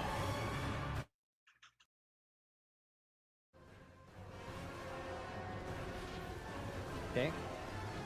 Keep going. Armageddon soaks in 5. New dispels in 30 healers. I'm fine. Yeah, just do that. Went off. Make sure that next orange ad gets to us. That ad can't touch the mid. Make sure someone knocks it soon. Good. Okay, Plague Froth in 10. We need 1 person can do perp. There's one under the boss as well, and one in the middle. And 1 on orange. 1 person orange, 2 people purple-ish, 1 under boss. There's 1. Look at the other one on the side of the boss there. Oh, we got it, guys. Nice. It's good if I don't have the taunt. Yeah, you're good. Okay, then everyone get ready for this Imbibe in 10. Imbibe in All 10, dark this on is the boss. Darkness, Rally, every single CD in the game. Okay, everything in, everything in. Nice. And then you CC orange. Yeah, banish if you can, but I would get fired up.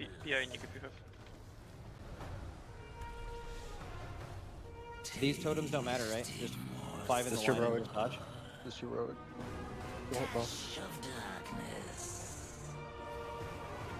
We You get like, need a like a AoE knock on vortex these or ads, something. maybe? Yeah, Or AoE something knock good. on these ads. A lot of We can't let dispels them here. go. Need a knock on the. Yeah, waves The here. Shroud of Venoms. Oh, we're just gonna chain reaction. We just had a healer down. User joined your channel. I noticed that there was a point where I don't know if it was due to dispels, but we lost like 3 players. We're in just a- Yeah, and just like I got telling like you, if the doubling. stacks go high, it's I mean, completely we fucked. just need to dispel more before the imbibe. Like, if you hold 2+ for after imbibe, it's just like so hard to recover the HP because mechs are like just chain happening. Well, I'm the first After, for it, so I'm doing instant. after, and then it's after just the not happening second for froth, we just need to group up as fast as possible and get at least 3 of the debuffs dispelled before the imbibe, and then you only have 1 after, or you chain reaction behind the entire fight. Okay.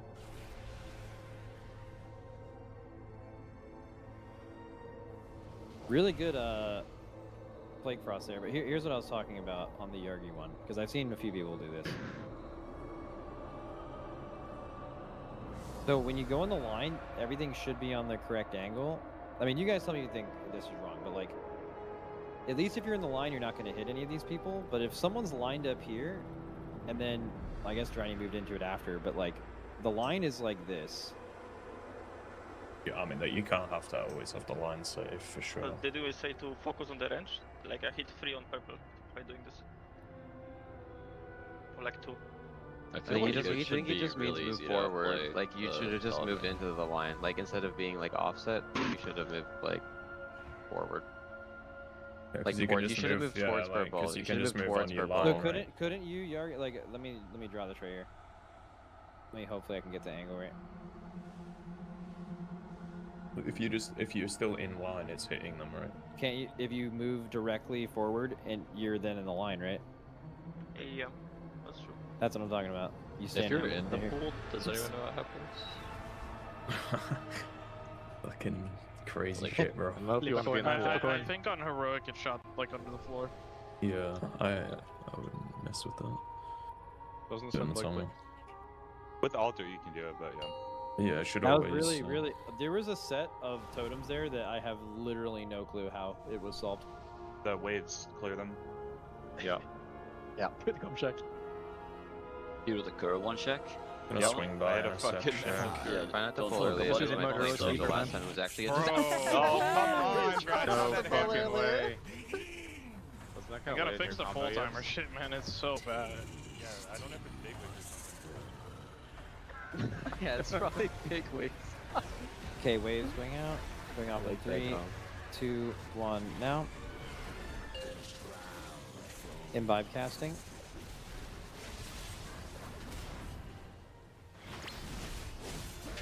Okay, Armageddon soak's happening now. Alright, can you scan for me here? Ooh, that's actually really good. Whoever is the Plague Froth closest to the center of the room here, make sure you get the 2 on diamond if possible. And the rest of them, we didn't get any like shitty spawns. If you can get the orange ones. Plague Froth is in 5. If you're on star-ish, aim towards the diamond ones. Okay, waves here. Watch lines, guys. Waves. Okay. Nice. There's just a couple over by orange. They're in the middle as well. So, you guys should put a gate over near orange, because after the Plague Frost, we want a gate under, because we need to get under for healing. So this is the thing we need to work on. Like, after these next Plague Frosts, we need to get back under the boss to be alive. Don't forget the ones on the boss. Plague Frost coming out now. There is some on the boss, too, yeah. You have to get both of those, THD. Adaptive. Get under, get under, get under. Make sure you're in range for healing, basically. Okay, imbibe now. Yep. Get the last one. Okay, Armageddon soaks here. Swing off in 3, 2, 1. Find a soak. Okay, diamond is kind of insane here, but you can definitely line up a bunch of them. Someone with the circles in the middle has to line up diamond. Okay, Plague Froth's in 10. Everyone look at diamond so the close people know to look for it. Everyone else get in your regular spots. Plague Froth is in 3, 2, 1. Plague Froth now. Have to leave boss on you, Scott. Yeah, you good. I'm at 2. Make sure you're in the line. Watch lines on boss, careful. Yep, watch lines, lines, lines, lines. Nice. We cleared like nothing somehow. You can get all of these. I think. There's none by In orange the at very least. back. Like if you're at the Mostly very entrance. boss and purple are so spread. I think these have to be soloed by like 2 people. 2 people. Yeah, on these, and diamond. then 2 everyone people else. at diamond. 1 try to go entrance, maybe. Are there any at orange? Not far. Try to get back quick. That might get killed. That might get killed. downtown. It is gonna get killed. It is gonna get killed. Get the absorbs off. Getting cooldowns. I'll taunt Scott. Okay, imbibe here. 3, Watch 2, shade. 1. We're kind of low, but we're nice. Good. That was the third Get cast, lost the right? spell. Yeah. Okay, this is Armageddon Soaks coming out. We have 1 shitty melee one on purple that we'll have to get with the second set. Everything else can be hit from middle, I think. One there, hopeful. Can I get it? I blink. Hey, Minus. if you, Nice. okay, Plague Frost in 10, by the way. After these, watch your HP if you have the perps. Leave on me at the end. Alpha if you absorb. You can always Yeah, go okay, to so there if here, you want. Plague Frost right now, Plague Frost right now. Aim for far ones. Watch lines Waves going off in otherwise. 3, 2, 1, dodge lines.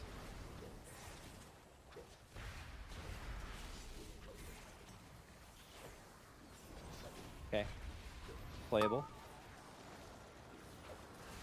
Can someone get the orange one plus one of the ones in the center? And then the other person just needs to get the single in the center, and then 2 people go diamond. So one person needs to get far orange plus cleave one more, and then we go have a couple people go diamond. Plague Frost now. It's good if you can taunt right on this debuff. Okay, and then waves going off 3, 2, 1. Dodge, guys. I don't know which one you're gonna get, Yargi. Get heal absorbs. Is that one? Yeah. Got missed completely. That was the one I was. Yeah, I was trying to see which one Yargi was gonna go for. It was hard. You just have Why to, like, is it all the way over there? Yeah, just die. Let's see. On moments like that, it's really important to try and go for 2. Especially if I they're, also like, think relatively I close. also think the first clears were definitely just bad, right? Like anytime we had a lot of stuff I feel like that. if there's ever like exactly 4 bad totems, like you should like, I don't know, line up to like two each. I don't know. That's Yeah, like like easy to there do. always is 2. Like on this set, you can never hit 1 unless there's literally 5 left. So one person needs to line themselves up with this Yargi one. got the 2 in the right? far. I was So just trying to Yargi, figure yeah. out So which one one he's going person to. is gonna hit this one and then that, and then one person needed to go here. What actually happened? Yeah, I tried to hit the both. But yeah, I think you guys just got to take the easy ones. You know, like I feel like number one thing should be like, okay, I have one shitty one that I got to get, and you can always get 2. There's never a scenario where you cannot get 2. There's a spot in the room to hit any 2 ads, right? You have the line here and the line here. I feel like that's the easy one, and it just allows someone to pick this. Like you being think of it this way. If you see yourself running out and you're the first person out here, you know that you are most likely responsible for the farthest ones. But the one here that actually lives is this. And like, if you don't, in this scenario, if you don't get this one, no one's gonna hit this unless it's by accident. Because, yeah. If you're getting 2, you might just want to ping the 2 you're getting. Because in that case, Yargi did shoot 2. It was just not the 2 that Drainy was expecting. Yeah. Pinging's like. Yeah, it's rough. Yeah, good luck with that. It's easier to ping the one that you want the other person to do if you can communicate that to them rather than the 2 you're doing probably. Yeah, then it's on it. Done early pull. Dude, Yeah, I the focus honestly, doing that. I honestly think if we get a bunch of totems that are past diamond or circle that will not get cleaved from the middle, that not doing 5 on the line of the first one and sending 4, 1 melee out 3, is really 2, value. 1. Because you know the middle can't hit them, and all the 4 people in the middle now all have a more value line to take. You know what I mean? Because there's more to choose from, so like you probably end up getting rid of more of them.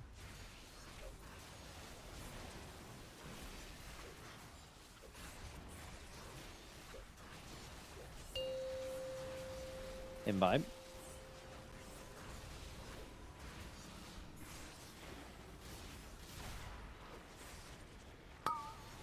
Like, I think a melee should go take care of far diamond here, personally. Like, one player should go far diamond. And then the other 4 people go in the middle, but don't try to aim it at diamond, just aim it at the rest of them. Diamond's gettable from it. But not all 3, though. Right, you can only hit 1. Get at the back to Plague Frost? I'm going diamond. Get all 3. Okay, with dodge. Getting 1 out also makes it easier to dodge. There's 1 under boss, and 1 in mid, and then 1 perk. 2 people go orange here. 2 people get like near mid, and then oh yeah, so this is actually pretty easy. There's like 6, right? There's 6 totems and 5 people. Yeah. Just pre-spread around them. Someone purple. Good, dodge. Good, and get close now for healing.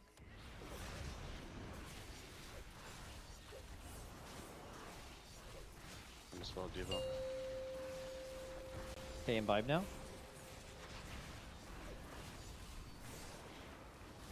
think purple should be chill from mid here, actually. It's a nice line.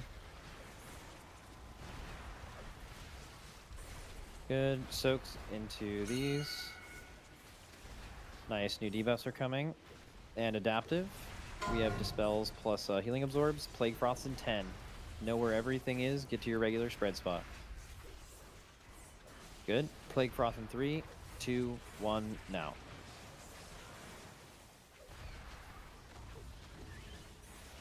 Good. Going off now. Dodge. Leave it on me for a second. One person can get the 2 at... on.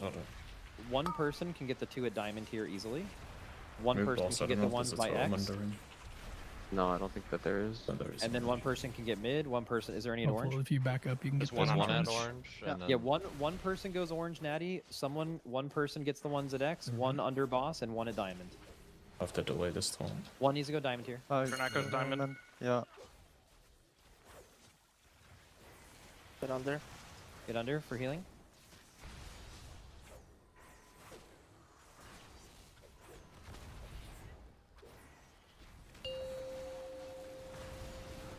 Boom. Yes. Hopefully I get the extend. User in your channel Oh, yeah, timed we're good. out.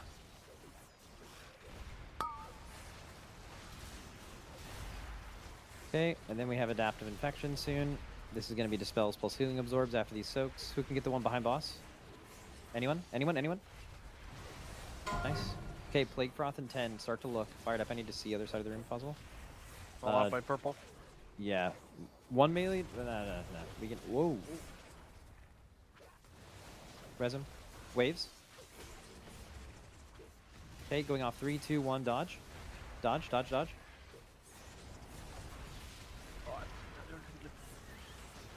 Up this kitchen now. I think it... No, there's one person that can get orange. There's just really far. Yeah, it's chill. One person is getting orange. Get soaks here. User entered your channel. I can only look where I can see. Someone under the bot.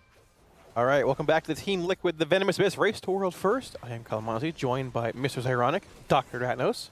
Dr. Ratnos, that is. Dr. Yeah. Ratnos. Yeah, exactly. So he's Good afternoon, or as they say in your culture, good morning. Yes, GM, gentlemen. We have some more, we can call them Vashnik splits. This is also like for a World Third. We have not killed Vashnik yet. We are trying to split this boss, so... Split progression. Yeah, which is pretty interesting. Before we get too far into that, quick shout out to our sponsors for this race making it all possible. Alienware, our presenting partner, AMD, Blacklight, Monster Energy, Zenny, Hollyland, Vote-E, Radar.io, Wowhead, Warcraft Logs, and our charity partner in UNICEF. Yeah, let's focus in on this because this is actually kind of the farthest into the fight that they've gotten. The white point for them was on the next imbibe because they missed totems.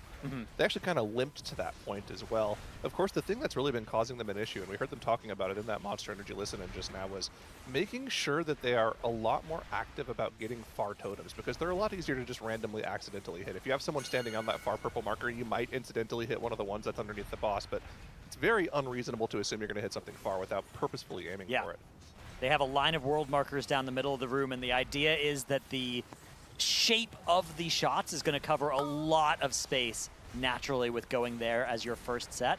And then on the second cast, you can actually go and surgically clean up whichever are left over. With 3 DPS players dead, this DPS check is going to be rather tight. And it still might be possible. I mean, the DPS check on this fight is not that crazy. But with the deaths, I think it's going to be pretty close. This next imbibe is going to be absolutely brutal. And we may have lost a raid CD as well with one of these players. We'll have to see. They've got the important players alive. They've got 2 warriors. They've got 2 mages, hunters, cooldowns. AMG should be up soon here. We're gonna look Personals. through the imbibe. All right, we're chilling.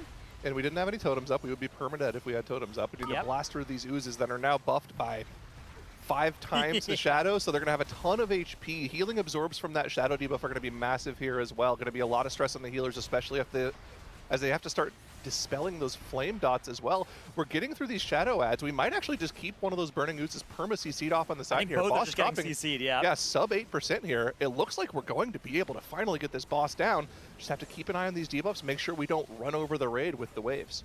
That's right, yeah, we just gotta not lose focus here. The World Third in sight for Team Liquid if we can just get the last few percent off of this boss. We are going to have these next couple totems, but they don't even matter. The boss should die before the next set of mechanics, as long as we can get all these soaks on this cast. That should be the last significant mechanic of the fight here. We're going to have a Plague Froth, but I don't think we're going to need it. 1% on the boss. Don't let those oozes into the middle. A Death Grip is going to prevent that one from getting in. There it and is. The boss goes down. There it is. The world third kill for Team Liquid. And we've gotten rewarded with our customary piece of tier. And some shoulders, a belt. A staff, actually, which is not and, terrible. Yeah, the Winged Channeler. Yeah, Mythic Staff is, you know, obviously everyone has their eyes set on the Ula'tek dagger plus a crafted offhand, but Mythic Staff is a pretty big crest save. Yeah, you know, the dagger plus crafted offhand strat makes a lot of sense for a lot of players in a lot of guilds, but, you know, in Liquid, when you're running these Mythic splits, being able to get your hands on that staff instead might allow you to shift priorities around. It might allow you to, say, move a coin to Mythic Coiled Altar instead in this next coming reset. So, Looks like the reward for killing the boss is logging out and going to the next split. That's right. So that was our third split. But the first, that was our fourth split. Yeah. But the first 3 only killed 3 bosses. Yeah. And the third split progressed this boss for a little bit. All right, and then they swapped in here. Yep. Okay, so basically we have 2 splits of full 4 out of Wait, are you 8 sure this is Mythic, the correct? I was pretty sure this was the third. No, it's the fourth. We talked about this with CHG last night. They did 3 of 3s yesterday. They did 3 of 8s yesterday. Okay. And then they went into their Mythic Plus to end the night. So we have 2 more Vashnik splits essentially, and 3 more full splits. From what I understand, correct? Well, we don't know. We're assuming, right? We're assuming, right? So there's going to be some extra splits of Vashnik, I would assume, and they might be able to go back and kill Vashnik in some of those earlier splits as well. I think that's pretty likely, yeah. So we'll have to see. And the loot is, you know, it's not bad. It's 3 out of 6, right? From Vashnik. I don't think they unlock any extra lieutenants from killing Vashnik, unfortunately, though. Yeah, it's neither Vashnik nor Scissorak unlock lieutenants because you just jump back down to the Twin Fangs. So that's a little bit of a unfortunate. It feels disproportionately rewarding, right? You get 1 boss killed, you get 3 lieutenants on that first boss, and then the next 2 each unlock a lieutenant, but then you don't get any new ones until you kill, I think, Twin Fangs. Possibly, yeah. There's 1 going to Twin Fangs. Is there any after Twin Fangs going to Coral Altar? I think there is one. There's one, one between Twin Fangs and Coral Altar. There's not one going to Twin Fangs, right? Because you've already cleared that whole area. Yeah. Yeah, I don't think there is one there.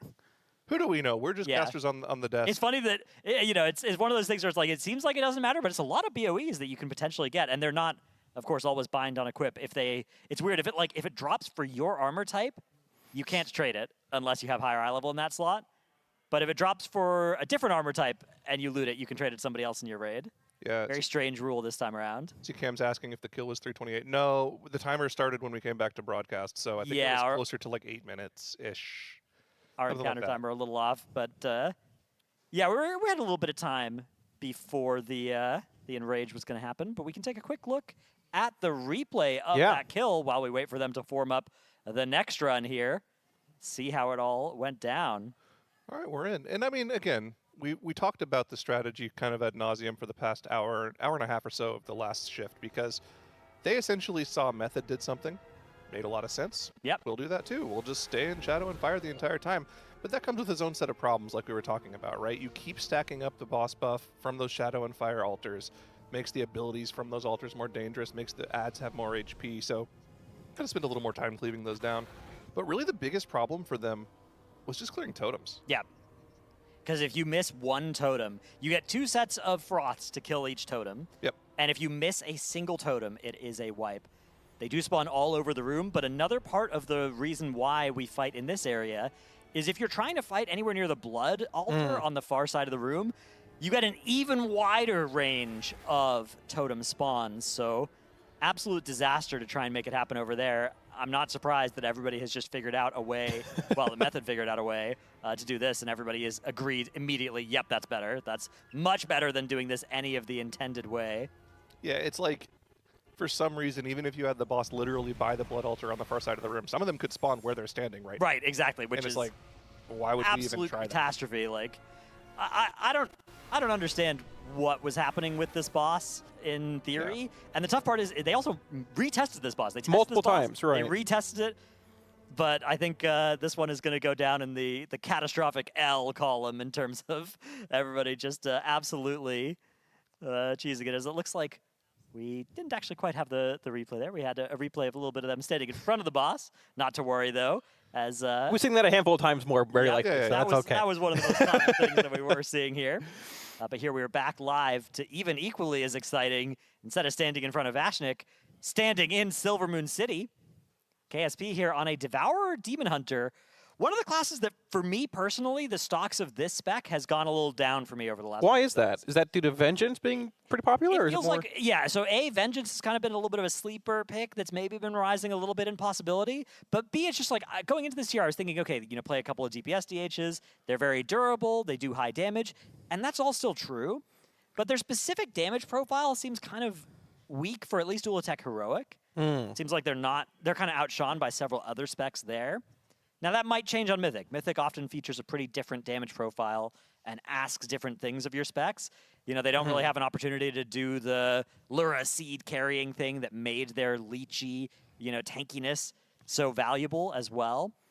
But if none of that changes, I do think that Devourer would be maybe one of the specs you could shave down, and you're just on one Demon Hunter instead of, the multiple of last tier. Cool. I think we actually have that replay now of their Vashnik kill here, so let's take a look at that briefly.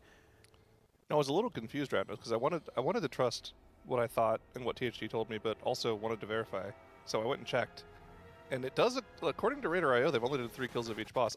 THG said they did 3 yesterday. I see. And maybe he was tricking you. Maybe maybe there's one that's being untracked. That's what I'm saying. What happens is if you're running this many splits, there will be somebody who always logs, but even they might not be the person who's in on every single split, right? Could be if you're running 20 players, so that could be the culprit as well. But yeah, my understanding was that this is the 3rd split that we have just watched down Vashnik for the first time, but it might be the 4th. Either of how many? We don't know. We have until dinner, and then after dinner, and then we probably want to get to bed. My guess is they probably want to get to bed a little early tonight because this is the last night of Reset 1, and if possible, you'd rather get some sleep during Reset 1 and more wake time in Reset 2. You never know. There might be some late night chores they have to take care of that they haven't done for the week. So it kind of depends on the individual person if they have some question mark delves to go kill, some cracked keystones to do, although they can do that next week too, I suppose. That's true, although again, you'd rather do that this week. You'd rather do that this week. Here's some Nimrissa pulls, I wouldn't mind saying possibly. It's still possible, I guess, technically. I mean, Nimrissa, I don't think from looking at the numbers, Nimrissa is impossible, but I do think it is a harder DPS check than this boss, than Vashnik, which is crazy. Vashnik drops Myth 3 out of 6 loot. It's the 4th boss in the raid on the Dungeon Journal, and yet Nimrissa, which is like a lair world boss, is harder. Post-nerf, post-massive nerf. Theoretical community-based question here. If a guild clears 8 out of 8 in the Venomous Abyss, that's what I'm saying. Kill Nimrissa, do they win the race to world first? No. That's a good question. What I hope happens is there's a different winner by both metrics. So like a different guild kills Ula'tek first versus kills 9 out of 9 first. That would make me so happy. We would get a debate for all time about who actually won that tier. I think it's probably who kills Ula'tek first because, if you look at like all your leaderboards, for instance, it's all out of 8. But I also doubt that it'll be a different winner by either metric. So this has actually happened one singular time in the race before back in High Mall, where Paragon killed Imperator Margok first, then went back and killed the Butcher. Now, they killed the Butcher before any other guild killed Margok anyways, so they were the winners regardless. It was the closest we've been to that changing who the winner would be. But yeah, that tier was inside the same raid. I feel like it makes it a little bit more sense if it's inside the same raid. Versus if it's like a separate raid. But still, yeah, I mean, you could make the argument that it's all part of the same tier. Also, it's technically not a raid boss, it's a lair boss. Yeah, it's a lair boss. It's it still definitely counts. A little different. It's Mythic Flex sizing instead of Mythic 20 as well. Flex, I thought that guy quit. We did have the... Did he? No, I have no idea. I have no idea either. I have no idea. A few tiers ago, we had the Soul Hunters boss that was... There was all that like, this is the optional boss. What happens if they don't kill it before Dimensius? Of course, that ended up being nowhere close to relevant, and you really wanted to kill that boss. Yeah, the optional boss that had boots and tier. Yeah, sure. But Blizzard actually kind of put a finger on the scale there by adding it to the Hall of Fame achievement, I think. You needed to kill all the bosses, including that one. So even though it was sort of optional in the sense of you could move past it and pull the later bosses in whatever order, it was still a required part of getting that achievement, which Also, this tier Nimrissa is not. It really wasn't optional when you looked at the loot that it provided. Exactly. Right? Yeah. Because it was the baseline loot and then the 3 pairs of boots on, or the 2 pairs of boots on top of it. And it had So Warglaives, much I believe, as extra well, loot right? here. For Demon Hunters, it was a very lucrative boss to It was kill. an extremely good boss. Yeah. So you kind of had to kill it for the loot. It was easy. It was also easier than the You would be forgiven if you've only watched this tier for thinking that the first 6 bosses didn't drop any relevant items. But back in the day, they actually made good items on bosses that weren't just the last 2. There's a Gebbo's bag from Turtle Yeah, Explorers, Gebbo's what they're bag. called. Yeah, that's That's true. something. That is You true. know? But at the same time, if you are able to split Nimrissa this lockout, you do get C-Star access, which is pretty big. That's about the same as a Ooh, we bag have a for soak. casters. Almost missed. So again, this is the replay we're watching here. Right. This was a kill to be Spoilers. to not spoil it, but they did almost wipe there. There was a soak that was covered by 3 purple swirlies kind of far, and heroically saved by actually that Devourer Demon Hunter that I was bad-mouthing a few minutes ago. So yeah, that's one nice thing they do. Shift. Shift might be the most broken movement button it is. ever invented, which is crazy because we're off the back of Hover being created, which was the most broken movement ability up until Which was Shift KJC made. initially, which was stolen Yeah. from us, just to clarify. So Yeah, of course. Continue. Yeah. I gotta get my stabs when I everything is stolen can. from a Warlock. I gotta get my Right. stabs in when I mean, can. Devourer was basically stolen from Literally, yep. from, Devourer was Wad stolen. Emo. Havoc was stolen initially. Lost KJC. Our classes have actually been the hero class every expansion. They make new classes off of what Warlock is Yeah. good at. So I will you know. say, Warlock have pulled off a little bit of a heist this tier. I was just coming at wanna- all the strong classes earlier. I just want to say, like, Warlock players were complaining about how bad they were.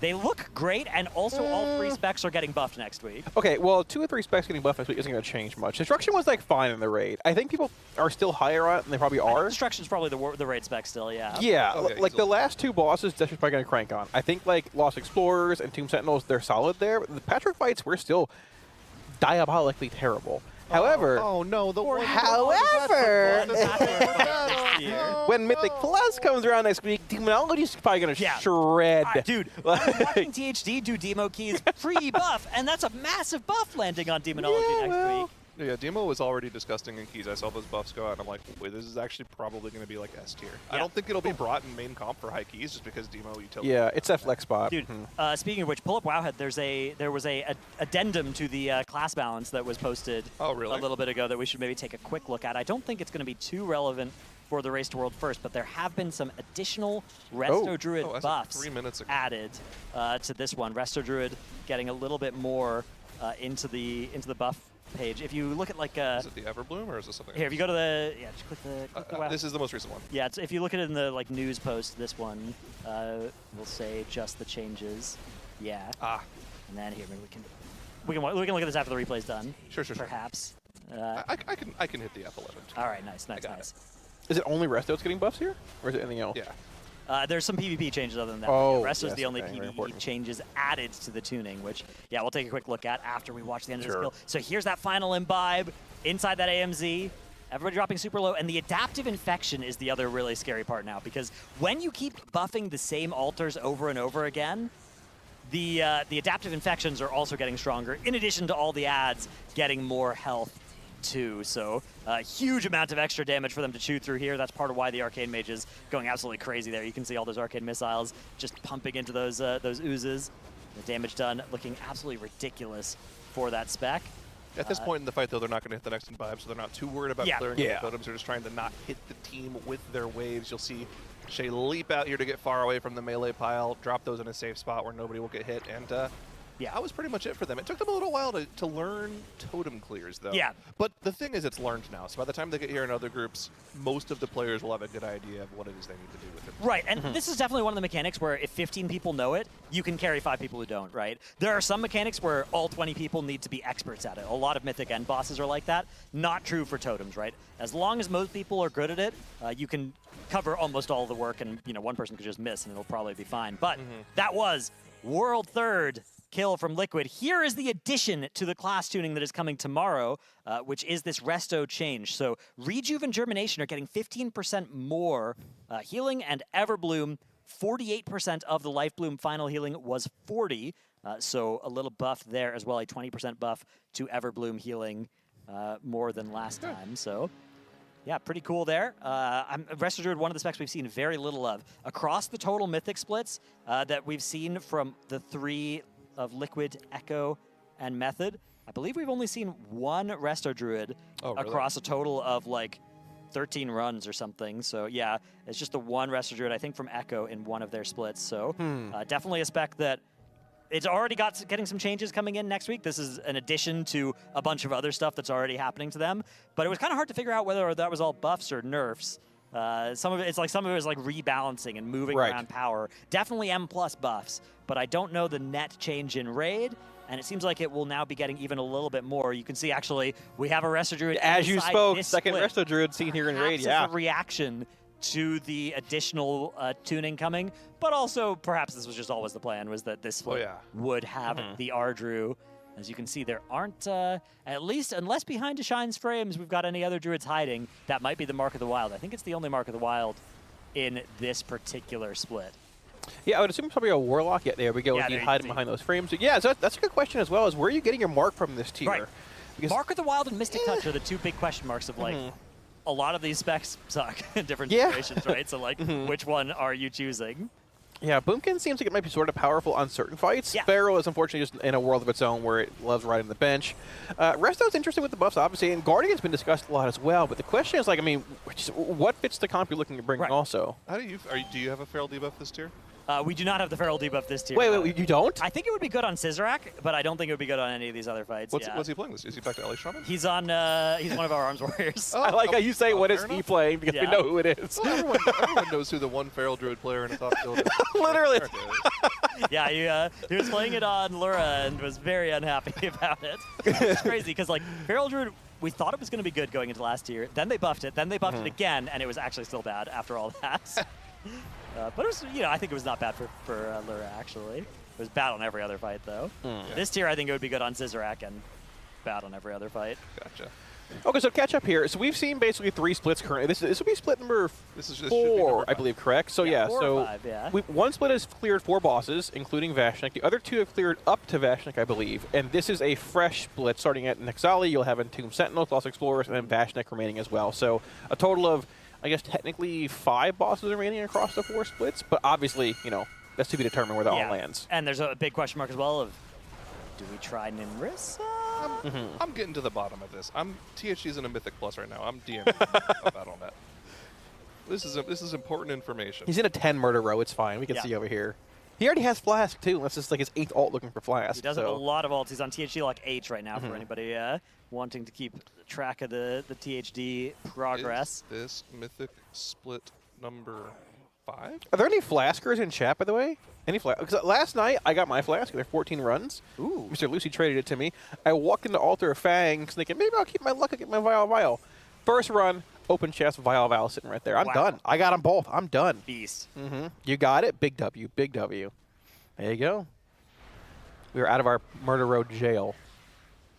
Yeah, it's always fun to see which dungeons different people get entombed in each season. I remember, gosh, what was it in...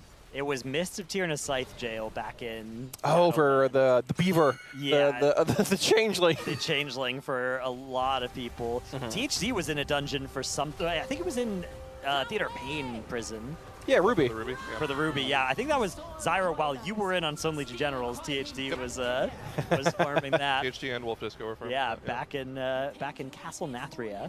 It's always weird when some trinkets from past expansions come back and they're sort of mediocre. Like Gedeku, for example, this patch. That's never good, correct? That is... there's a lot of things that I'm sad about this patch. The one that is the saddest for me is that Gedeku is a bad item this patch. Like... That was an iconic King's Rest drop. And it's not even like it's like 20 eye levels behind every other weapon. It's such a shame.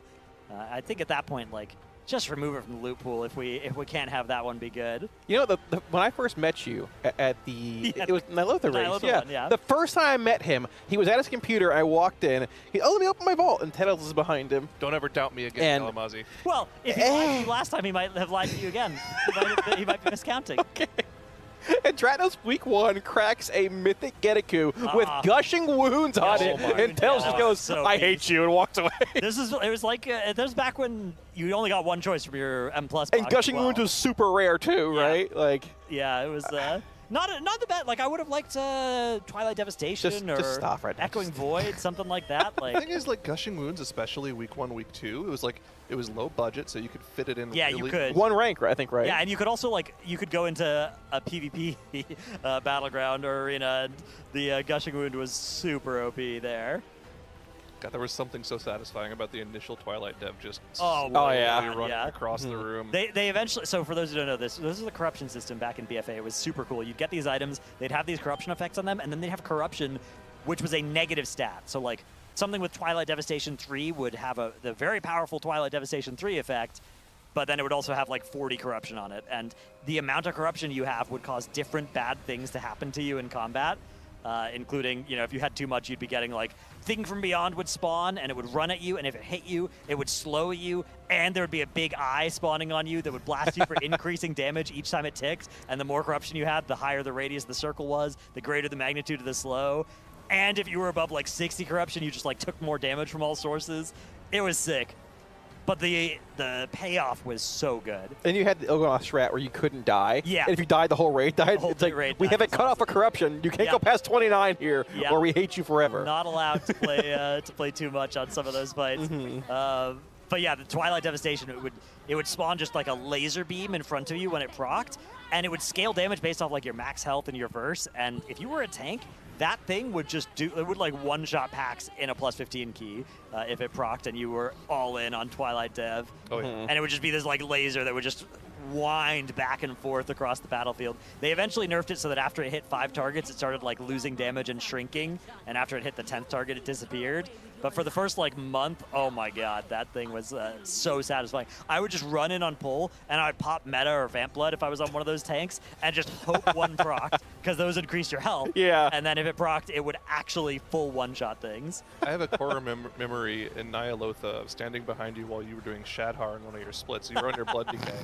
And you're like, dude, look at all this corruption gear I have. I'm like, yeah, just put it all on. Yeah. And you're like, okay, sure. And then you had like 180 corruption. First global of the poll, you proc an eye that is the size of the entire Shadhar island. And of course, because you have so much corruption, it keeps proccing things from beyond and more eyes, and you die in like 10 seconds. Like, well, shouldn't have done that. Yeah. That was, I think Shadhar, my guild had a tradition of all putting on full corruption by the end of that season. You remember the other one that season was Infinite Stars? Oh, which yeah. was like, that was the Simbait one. It was really actually bad in most real-world cases, but the best thing it was good for, it was this like damage proc that needed to keep proccing on the same target to actually do good damage. And so in anything other than pure single target, you would lose a lot of value because it would proc on extra targets and not be stacking up fully. But on Mott, the potentially second boss of that raid, it had a intermission where it reflected magic damage back at you when you were hitting it. And so if you had Infinite Stars fully stacked on it and you had enough corruption of it, you could just one-shot yourself with an Infinite Stars proc. It was so fun to try and do that. I remember just tyrant into Mott playing Infinite Stars. Please watch me, I'm going to die. My health is yo-yoing around. Yeah, that's what you just say. Here we go. Here we go. Stars, procs, tyrants, critting. Oh, I died. Go again next week. That was awesome. That tier was so awesome to farm with all the different corruptions. And then of course there were the stat corruptions, which sound boring, but if you liked like Masterful and you were a fire mage, haste, it made you so OP. Take me back. Yeah. You had a talent called Blaster Master back then, which whenever you hit your fire blast, it gave you a bunch of flat mastery.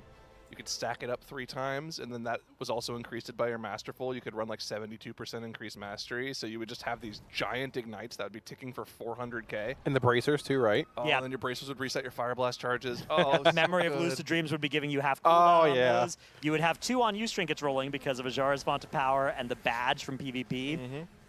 Yep, that was Well, that was a good the time. initial build, and then we ascended and started using World Vein Resonance. where Dude, we just spawned the crystals. World the Vein minute it combust. Major, I was on for like 2 weeks before it took off, and then I made a video on it. I'm not claiming for this, but like, I loved how World Vein like gave you consistent damage, but it was so much more fun playing with like the big blasters, like Yeah, it Infinite was. Stars or Lucid Dreams going as well. The laser beam was sick too. What was that Yeah. called? Oh the gosh. 45-second laser beam that you could channel in front of you. Oh, the Fonting Iris, Oh, something like that. focusing Yeah, there we go. iris. The Iris. Yeah, yeah. Mhm. Yeah, That was really thing good. was sick. Yeah.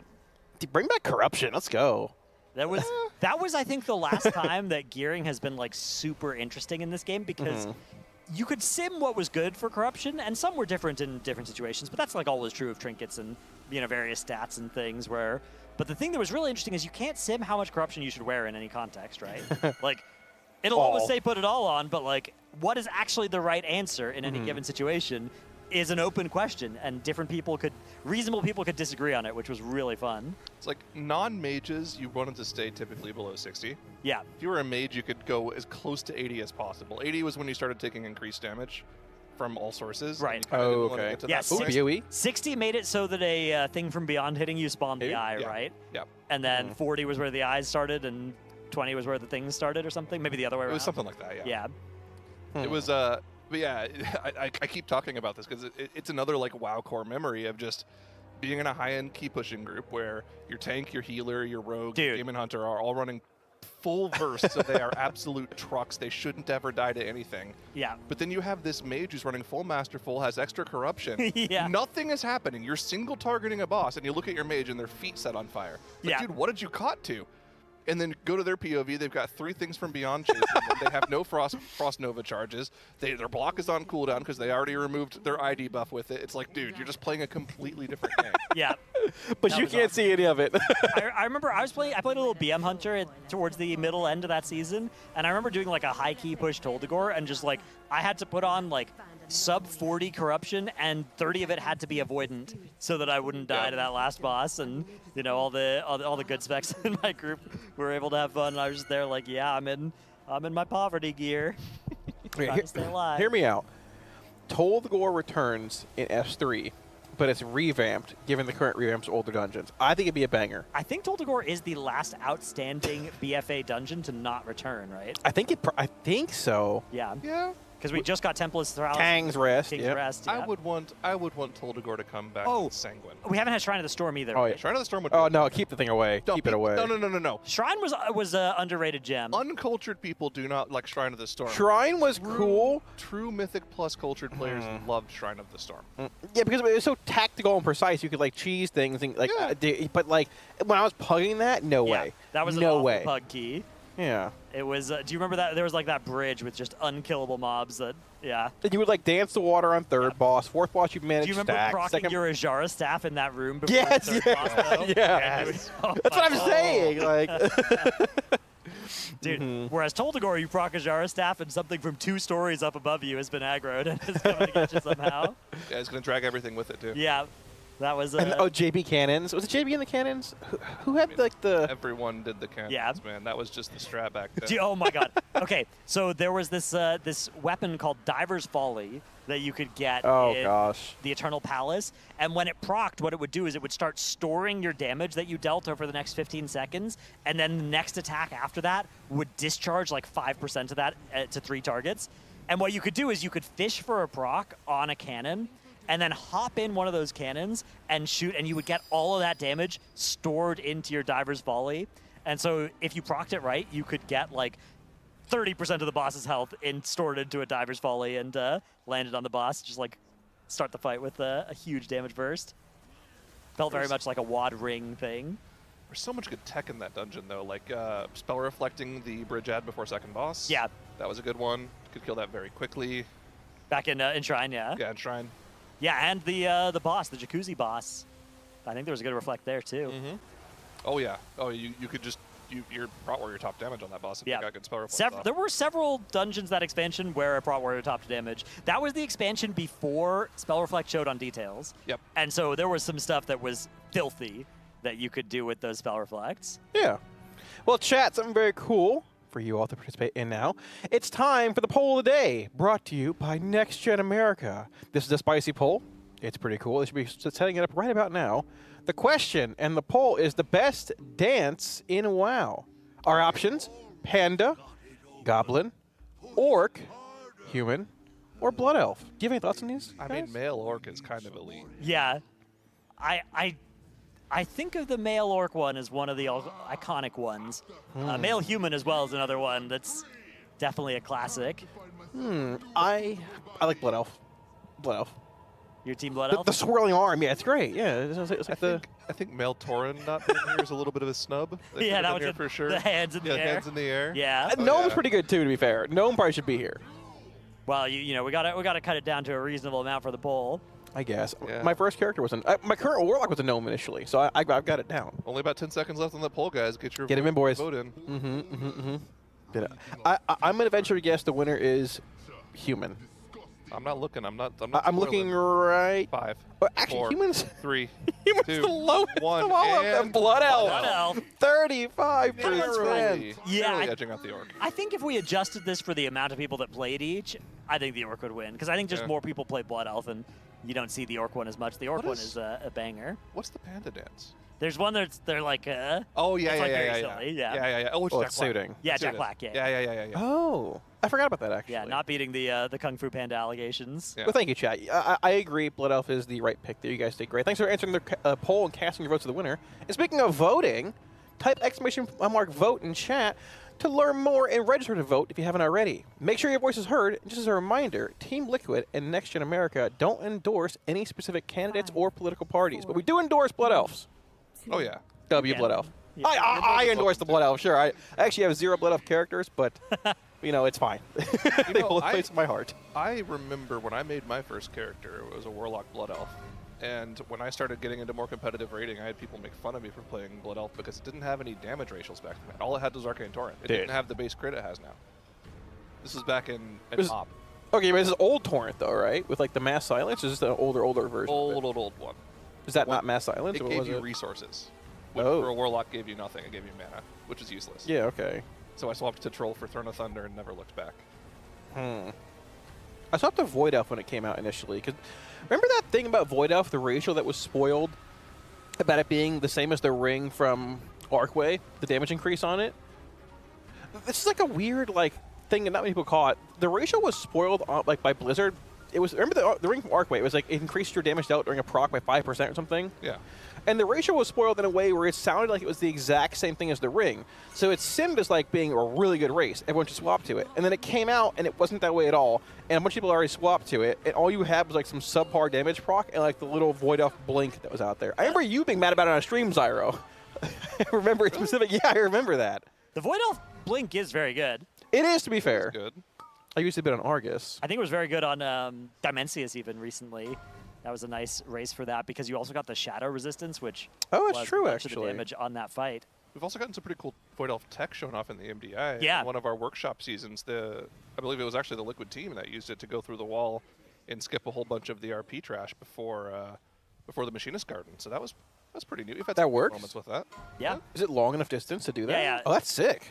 You get to the top of the bridge and you can just run through. That's pretty cool, actually. I didn't know So that. the next time they bring it back, which will be for like the 4th time, you can keep that in mind. Yeah. If you're a Void Elf. That's very cool. Interesting. All right, so It's for THD turtles. monitor? Okay.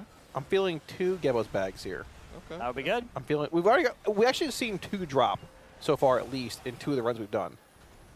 So if you can double that, 4, massive. I feel like this boss low-key was not as hard as I thought it would be either, based on some of the changes they made. Like they changed it so whenever you pop a box, it puts a raid-wide dot out. Like after last testing, it concluded on PTR. And there's some rumor going around as well that like you can't stack any of the bosses, which I think was spawned by THD.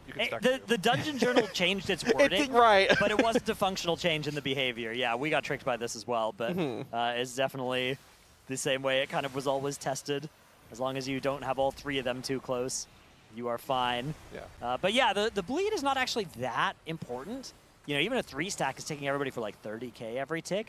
It's mostly You can just see so it right you here, don't yeah. pop them instantly, right? You wait, you try not to roll more than like a 3-stack. But the main thing is the upfront damage of each pop is pretty sizable. So the healing check is non-trivial on this, as we do have the bosses getting shielded for a little bit there. It can be hard to avoid that, and it can be hard to really min-max Yeah, look the at that. stacking up the whole time. Big damage There's in the a raid few here. pops at the same time, but everyone's still alive. Yeah, I mean you're on a limited Except for, timetable to find the fish in the box as well. Like if you don't, the boss just enrages one of the ads and basically wipes you. Yeah. So the pops have to be pretty quick. Ooh, that's a bit of a okay. That worked out. We're chill. Did you guys end up getting this done? Yeah, yesterday? Okay. How many pulls?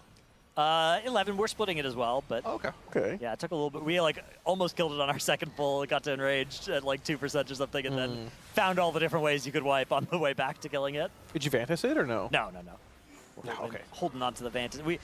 We held Vantis. I was thinking, let's hold Vantis in case they nerf Nimrissa, which you know you might be forgiven for thinking like, why would they nerf Nimrissa if you haven't watched that boss? Yeah. But, it's like so bad that I thought there was still a possibility of a Monday nerf landing, but I think that'll probably be on the reset. Would be my guess now, but yeah, now we'll get to pull the trigger on it on maybe Entombed Sentinels. I was gonna say Sentinels is probably harder than Vashnik, Yeah, I'd assume, right? Well, what we're gonna do is go into another split, and then after we've done this and the other split, we'll see what we do with the remainder of our time. But getting some Entombed Sentinels could go kind of crazy. A little bit extra items. Although for me personally, if we do manage to kill 4 bosses, my Great Vault gets worse.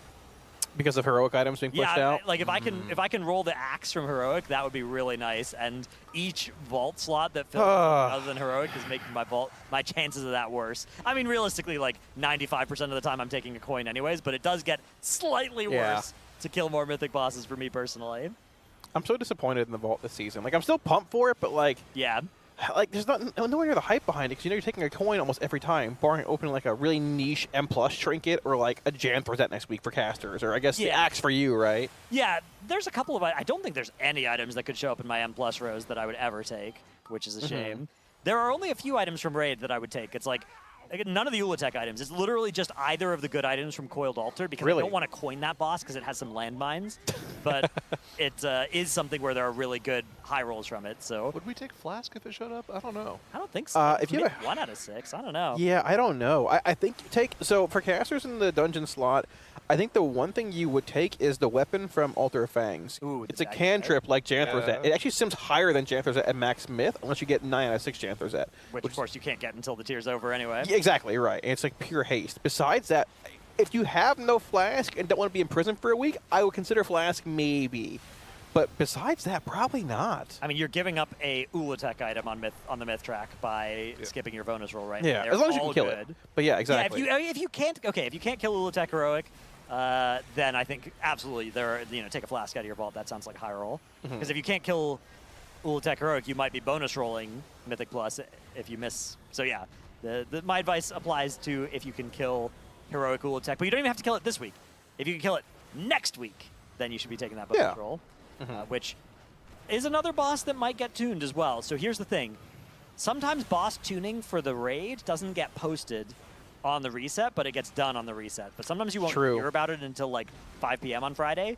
So I would actually, if you think you're not going to kill heroic Ula'tek unless they nerf it, I wouldn't take your vault until, at least like 5 p.m. on Friday, on Tuesday, so that you know if they've nerfed it or not. Because I think they might. I think heroic Ula'tek is definitely a candidate for a nerf. Yeah, it's a little frustrating they haven't come up with a solution for it yet. Boss goes down, no bag though, unfortunately. That's really the main thing I think we're looking for here. Yeah, it looks like we do have a weapon, which those can sometimes be good and sometimes be completely useless. Early weapon. On Helm is pretty rough, unfortunately. Even heroic Ula'tek Helm sim higher than Myth 1, but I mean, you win some, you lose some. It's okay. Oh, hello, everyone. Hello. Drados get the Dude, I'm gamer leaning. Yeah, right we're now. all leaning. leaning back. I'm having a good time here. It's a weird race because it feels like we're in mythic progression, but at the same time, we're not fully. But we're on the cusp of it, though. But tomorrow brings more heroic splits. Yeah. So, like... We're really not at a point where we're seeing them throw everything they've got at a boss, right? Like, they're trying to do medium-hard stuff with underpowered rage, right? But... All right, Kalamazzi, rip it. Here we go. For you, rip it. Yeah, we have received a $250 donation to our charity from Zenkick. Am I spinning it? Okay. So that thank you, that Zenkick. triggers our roll. I'm gonna rip this. It might fly off the I'm hinges. holding on to it. I got it tight. I hit my arm. Oh, that was good though. Nice done. Yeah, it had some speed on it. Some speed. Okay. What do we got? Snake Hat Jail. That's you. That's you. That's me. That's you. Yep. Yep. I've already been in a snake costume. That's okay. Maybe it's Zyro. I can't wear it because my glasses. Maybe it's all of us. We'll see. You spun it. Yeah, but no. Oh. No. All right, I'll put it on. Come on. You gotta help me tie it on though, Frank. Don't leave me. Okay. Like, take the head. Oh my gosh. Is the headset coming off or staying on? Yeah, just take it off for a sec. Wow, there it is. Beautiful. Oh. Nicely done. Okay. There's a little bit of ASMR. Can you hear us, Kalamazzi? Is that your ears that he's got it on? Your ears are here. Okay. Frank, I think you don't want the. I think you want to take that up and off again. Wait. Okay. All right. No, it worked. It worked. Okay. Who do we have here, by the way? Is this Charles? Yeah, this is Charles. Hey, Yeah. Charles. What's up, man? Wow. I can sort of hear myself. Yeah. How you doing? Phenomenal. Feel the tongue. Feel the tongue. Zyra, feel the tongue. It's like felt, right? It's like an actual snake tongue. Feel that? Ooh, yeah. Ooh. Ooh. Ooh. I think I need to go wash my hands now. So thank you to Zen Kick for that $250 Yes, thank you. donation, triggering the wheel of chaos there. Again, if you are interested in donating, it's pl.gg/donate. And right now we are matching. It's Archon and Warcraft logs that are matching up to when the bar says 30K. That's when the matching will stop. So up until then, it is being doubled. Any dollar you give, $1 will come from them as well. Yeah. If you donate at least $30, you can get your Transmog, Pet, or WoW House reviewed. And $250 can cause us to spin this great wheel. We did say we'd also rate gaming setups for $30 as well. We've gotten 0 gaming setups, at least that I've seen. We will not hold back on those. So just make sure your desk is clean. Turn your head towards us. Okay, and then like lean down a little bit. Kind of looks like the Liquid logo a little bit, right? It does a little Just bit, a little yeah. bit. I can't see, Yeah, so I believe the you. side angle, I could see it. Not bad, not bad. Yeah. Okay, perfect. I mean, in the sense that it's like the profile of an animal. Oh, yeah, like my shirt and the snake. I see what you're saying. Yeah. You see it. Oh, wow, Just a look little at that. bit, a little Okay. bit. Yeah. Okay, yeah. Yeah. Dude, how long did I wear this for? You're in jail, man. You gotta wear it for the. All right, forever. all right. How long did you wear your suit for, though? For the rest of the shift. Okay, well, hopefully it'll be as lice. All right. So, anyways. They made Cams do Edward Monster Hands one race. Did I don't know they? if you saw that. That's good. They took 2 cans of Monster and just duct taped them. I actually remember that. I remember that. So there are definitely worse things that we could have done. That's good. I mean, this is Yeah. fine. I mean, at least we dodged the compliment Tettle slice on that wheel. That one is the real whammy. I just realized both the green spots are like punishment for me. The other green spot on the Wheel of Chaos is push-up competition, which nobody else wants to. You're the only one who wants to do that. That's what I'm saying. Well, I don't want to, but I will. Yeah, I mean, I'll do it. I'll lose, but I'll do it. You won't lose. You're strong. I've seen you in the gym. You're benching like 640 before you came out here, right? I mean, on a slow day, Yeah, okay, obviously. When I'm deloading. Yeah. Okay. Yeah, I'm proud of you. I'm proud of you trying this. Okay. I'm so proud we're of you. Mixing us up. That's kind of messed up. I mean, you think because we're both on the MDI and in like top 20 guilds that we're the same person? I Okay, mean, dude. yeah. A little messed up. Oh, we're all the beefy 5 at heart, so. That's right. That's right. We're That all in is the right. beefy 5. Although you and Tuttles have been leaving early the past couple. Well, I left early. Well, Dude, Kalamazoo left early last night as well. I did. Yeah, around like 12:30. Wow. I might have been scrolling TikTok at 4 in the morning in bed again, but it's fine. Dude, it counts as sleep. As long as you're in bed, it counts as sleep. Yeah, my battery begins recharging when I hit the sheets. It's like, all right, we're just sort of. Yeah. Yeah. It's a relaxed. 5 will ride again. That's the right. important thing. Yep. I think we all kind of realized like this race is a marathon, not a sprint, right? We got to pace ourselves. Yeah. A lot of races you can just sort of go hard every night and like, okay, we'll be good. This one. Look at Boomy. Oh my God, hitting a crazy eye Yeah, rub. he feels the same way. Double-barreled eye rub as well. This race is going to be. It has the potential to be a long one. Now, I don't think that it's a very high chance it'll go to a 3rd reset or whatever. Yeah. But I mean, it's definitely a possible thing. A lot more than it has been any. I mean, it's a race in Sepulcher, right? Like, yeah. Tuttles and I were talking about this last night when we were doing one of our recap videos, and we had it at. I have it at 90% that it dies in the 2nd reset still. You can't correlate too much like, oh yeah, Heroic Ula'tek was way overtuned or whatever. Mythic Nimrissa is way overtuned. That doesn't necessarily correlate with Mythic Coiled Altar, Mythic Ula'tek being overtuned. Those are a lot more, I would say, carefully calibrated typically. And also Blizzard is able to live tune those based off of what's been going on so far. And they do typically over the tiers. So, there's a chance that things will go deep into the 2nd or into the 3rd reset. But I think it's still much more likely than not that this can end next week. I feel like in an ideal world for me tuning-wise, Scissorak is like a 40 or 50 pull boss. Right. Not necessarily the hardest boss, but still a decent DPS check. Twin Fangs is kind of akin to a Sludge Fist style encounter where the DPS check is actually kind of tough. I can see it. Yeah. And then like Coiled Altar is like a... I want Coiled Altar to be hard. That boss is so fun. It looks very like cool. Like a Mithrax or a... That level. I'm of okay with difficulty. that, with it and Ula'tek both having like 250, 300 Think so? pulls. Okay. Yeah, that would be sick. I think those two need to be very cool in particular. Wait, so how many pulls for Coil Altar? I'd be cool with like 200 for that one. 200, 300 If you get a 200 pull Coil Altar and 300 Ula'tek, we're here till reset, I think, at this point. Yeah, I think it's well, very the close. split shouldn't take too long next week.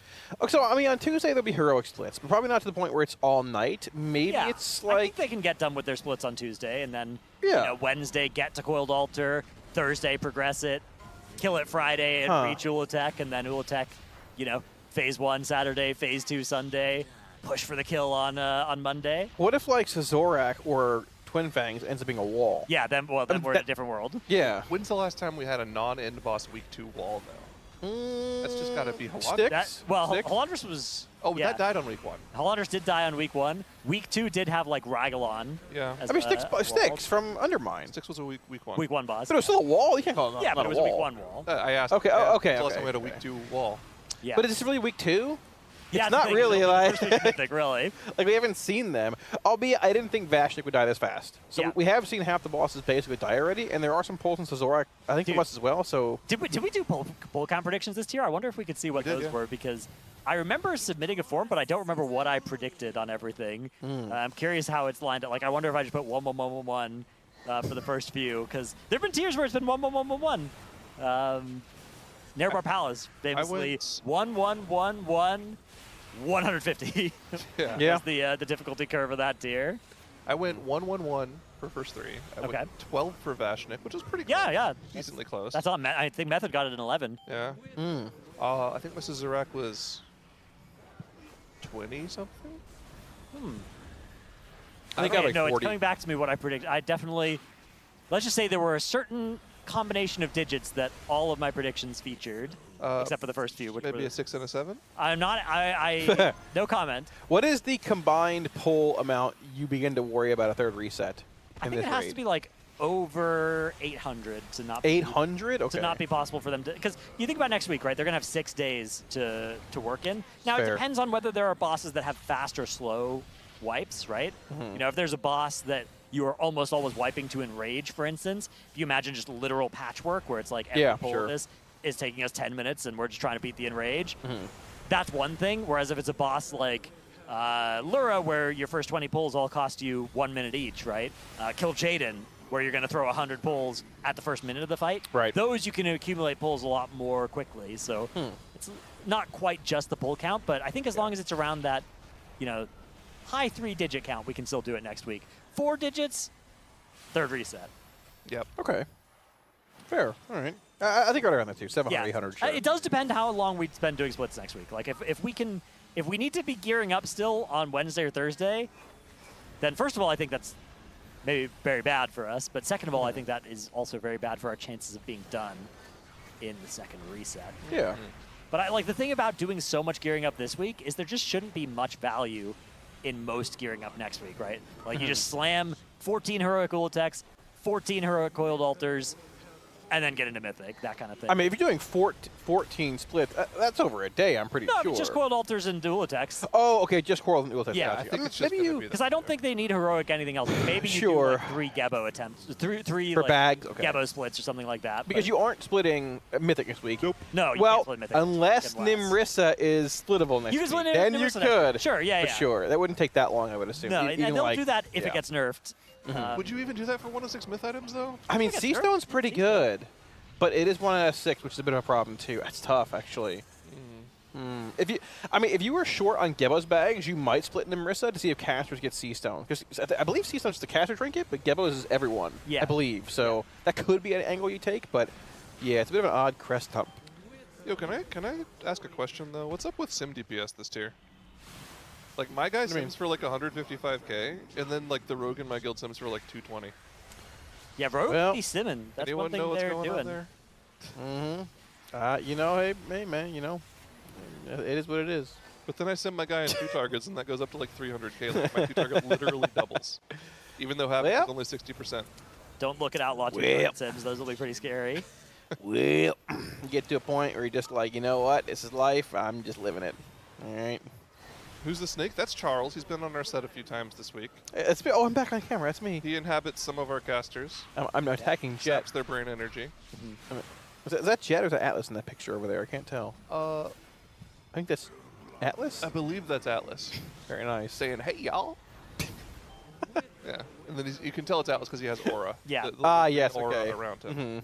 I don't know why Jets has his teeth out, but they're all phenomenal works of art. He does have teeth. He does, but not in that sense. Yeah, not that few. He's got a couple more. Yeah. Are we going to invite Charles to the next BF5 meeting? Sure. Sure, yeah, sure.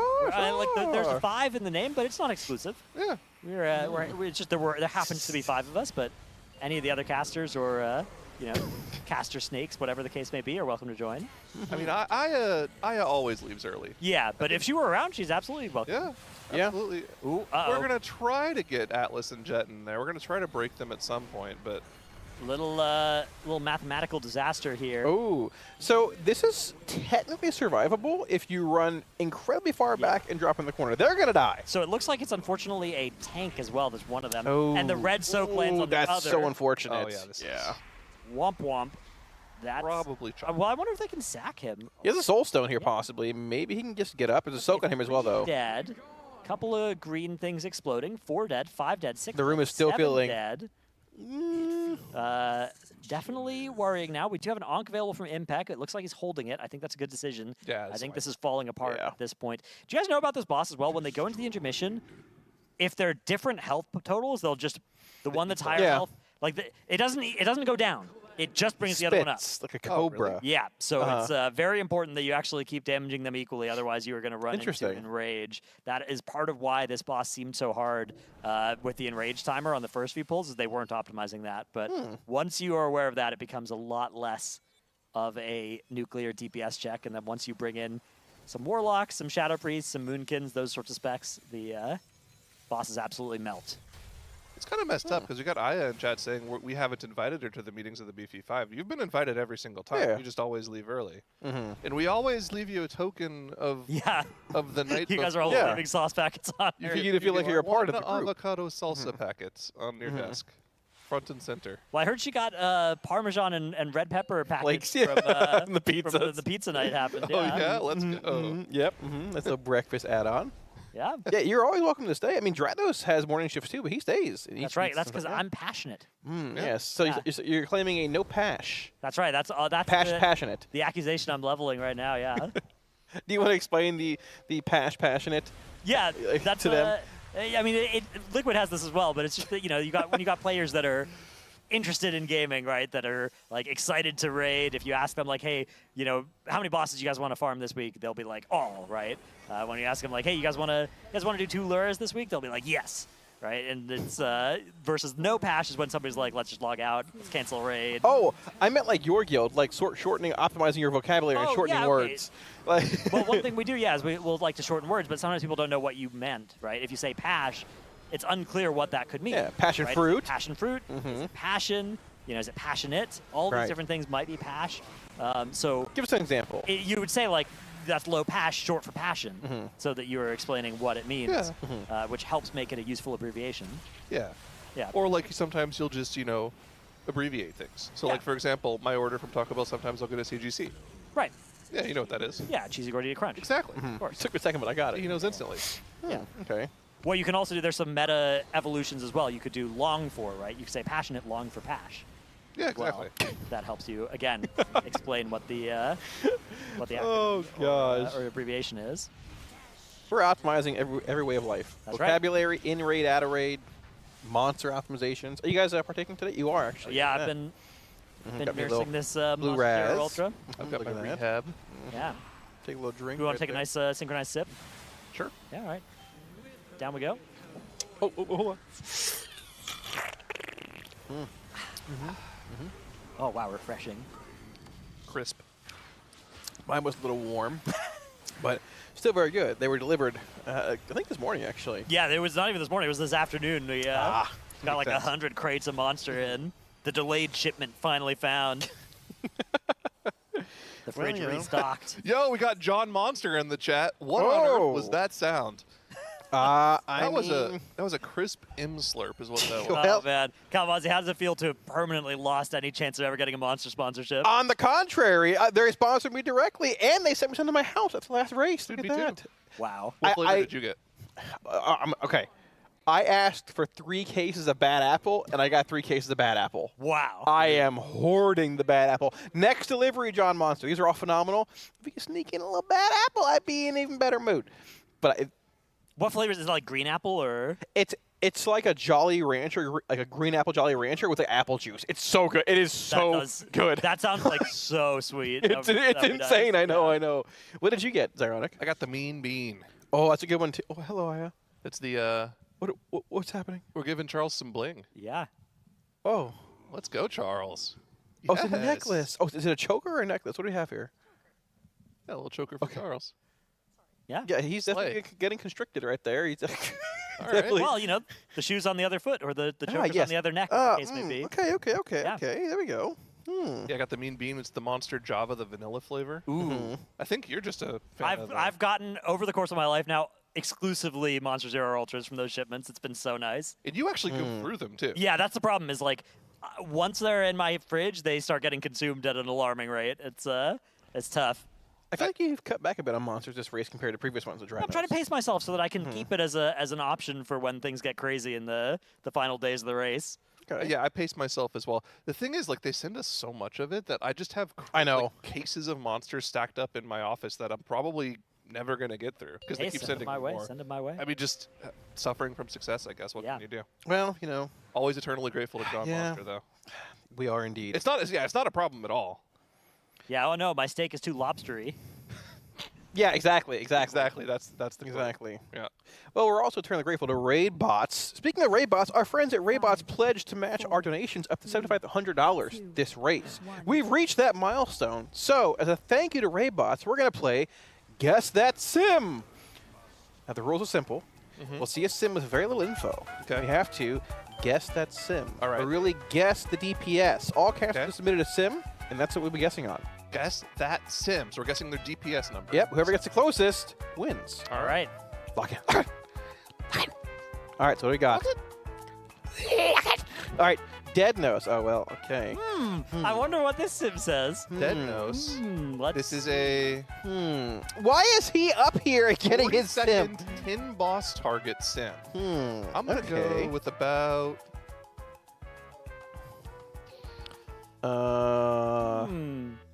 I hope I remember. I know blood does a lot of damage. What do you think of my number? Ooh, I like that. I like that one. What do you got? I'm not changing mine. Oh, no. If that's what it is, I'm not too far off. Oh, yeah. Go ahead and delete that. Yeah. Okay, I'm ready. All right. Ready? Here we go. And the big reveal. Boom. Okay. 167676. Okay. I've got 670K. And I put 743K because I think I remember it being 74. But it would be very funny if I'm wrong. I don't remember it that cleanly. Oh, yeah, here you go. Oh, wait. I thought it was one ball. Okay. Oh. You have to read the right camera's hiding. I said it out loud. Yeah, but the camera's hiding the 10 boss targets for me. I can't see. They said we could do any kind of I am scammed. I have been scammed again. Let's show oh, it. my God. What do we got? Show it. 717. Okay. Dude. Oh, yeah, you're closer. You're closer by a little bit. It's literally his sim. What do you mean? That would be embarrassing to miss that one. I knew it started with 7. my All right, gosh. that's one for me. Now, I hope they don't do your guys' submitted ones. Okay. That would be pretty embarrassing. All right. If, Literally cheating. Yeah, that's actually a huge number for a blood DK. It actually is, yeah. I mean, it's 10 targets, 40 seconds. It's 40 seconds, to be fair, but still. This is a very cheater sim. It's like coming out of CDs. Yeah.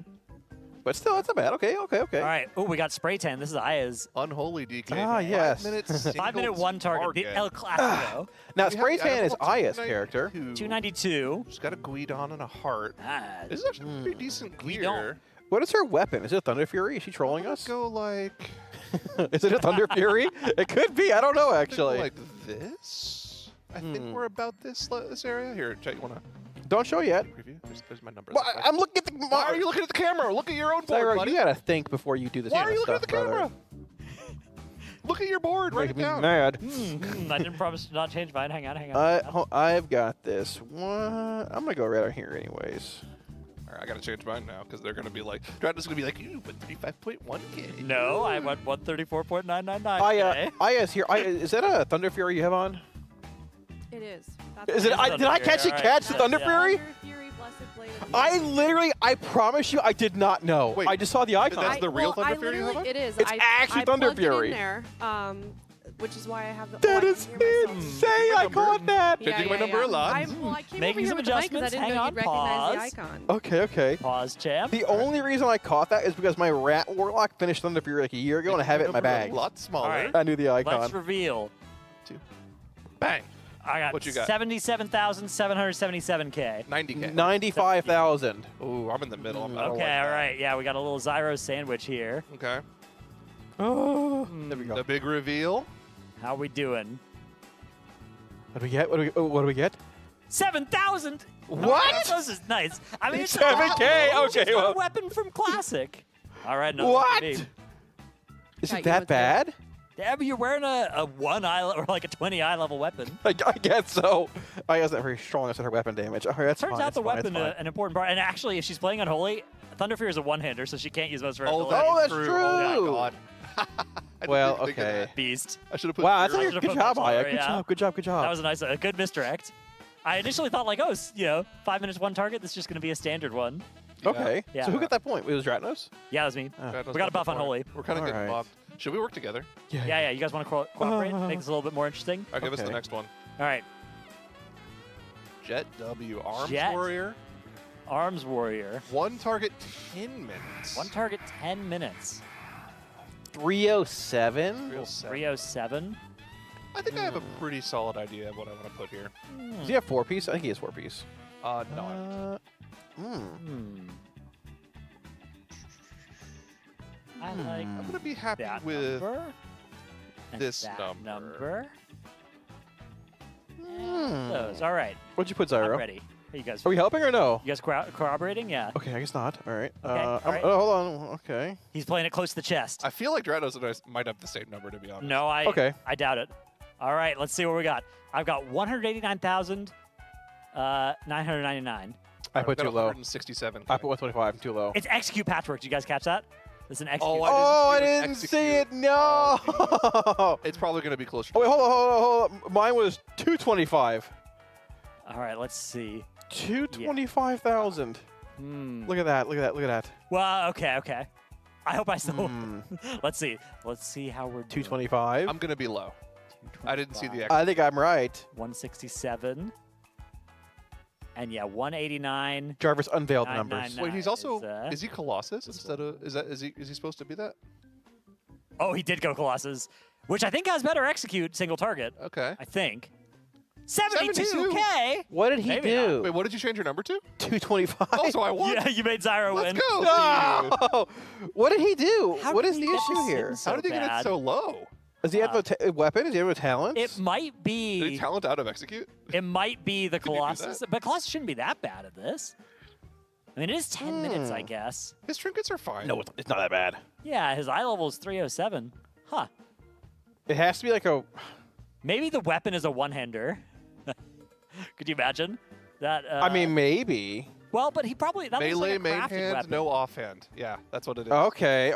Yeah. Well, yeah, there won't be an offhand because it's Arms Warrior. Yeah. Wait, I'm getting baited by chat. Wait, That's a apparently one- that's a one-handed dagger. Is it a caster dagger? Apparently that's a dagger. Oh, Really? That looks like interesting. the crafted two-hander to me. Ah, No, that's too long. Okay, chat doesn't even know anymore. I see. I actually don't. We'll Yeah, I don't have know. to ask Jet what he did because that is a low number. Maybe just the execute APL isn't very good.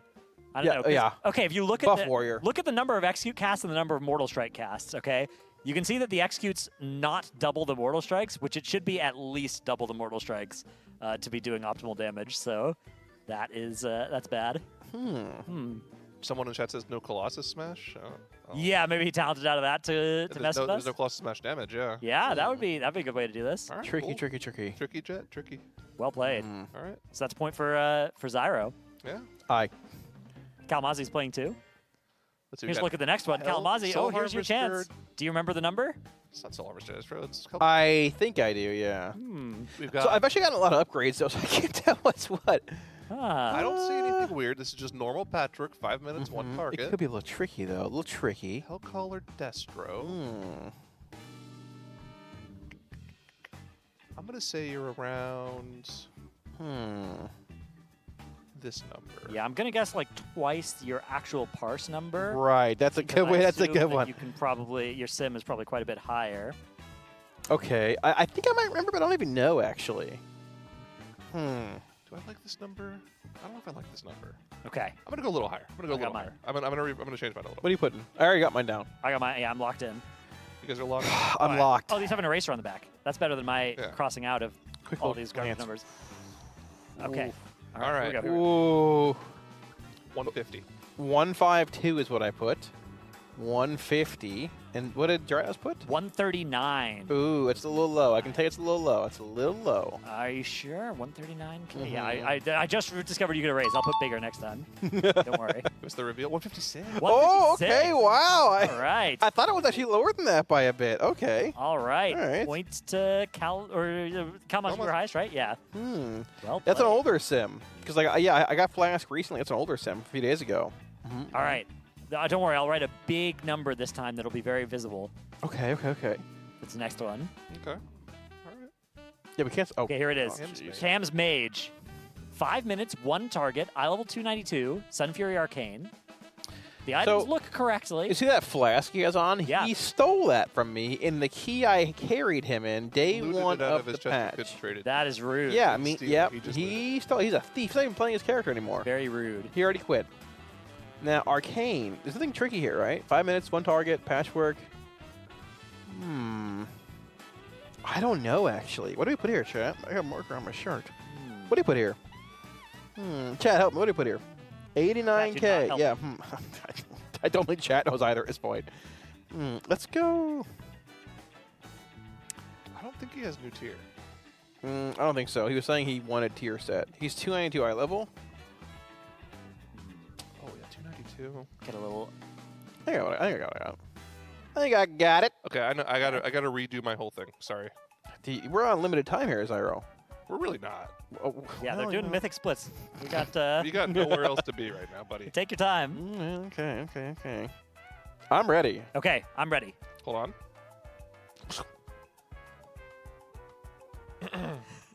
129 000. 136767.67. Okay. I also have 129. Really? Okay. There it is. Oh. Me and Kalamazi, we're either getting half point or 0. All right. Let's see it. Us two. One of us has to go up, and one of us has to go down. Oh, okay. I'll take the down. So we're both Dibs. very close. I took the down. Well, I mean, sure, I'll go up. It's fine. Okay. Show us the number. What do we got? Yeah! No! Oh. That's actually lower than I thought. Wow. I know Arcane sims low, but I didn't think it would sim that low. Interesting. Especially before you get new 4-piece. New 4-piece is a huge buff for them, even after the nerf to it. I was robbed. You had to act fast. I We guess got the so. Got to seize the day. I would have actually guessed low. That's okay, though. It's fine. Me too, but I figured it out Yep. first. All right. Jarvis, next character. Oh, gosh. TCV Tettles.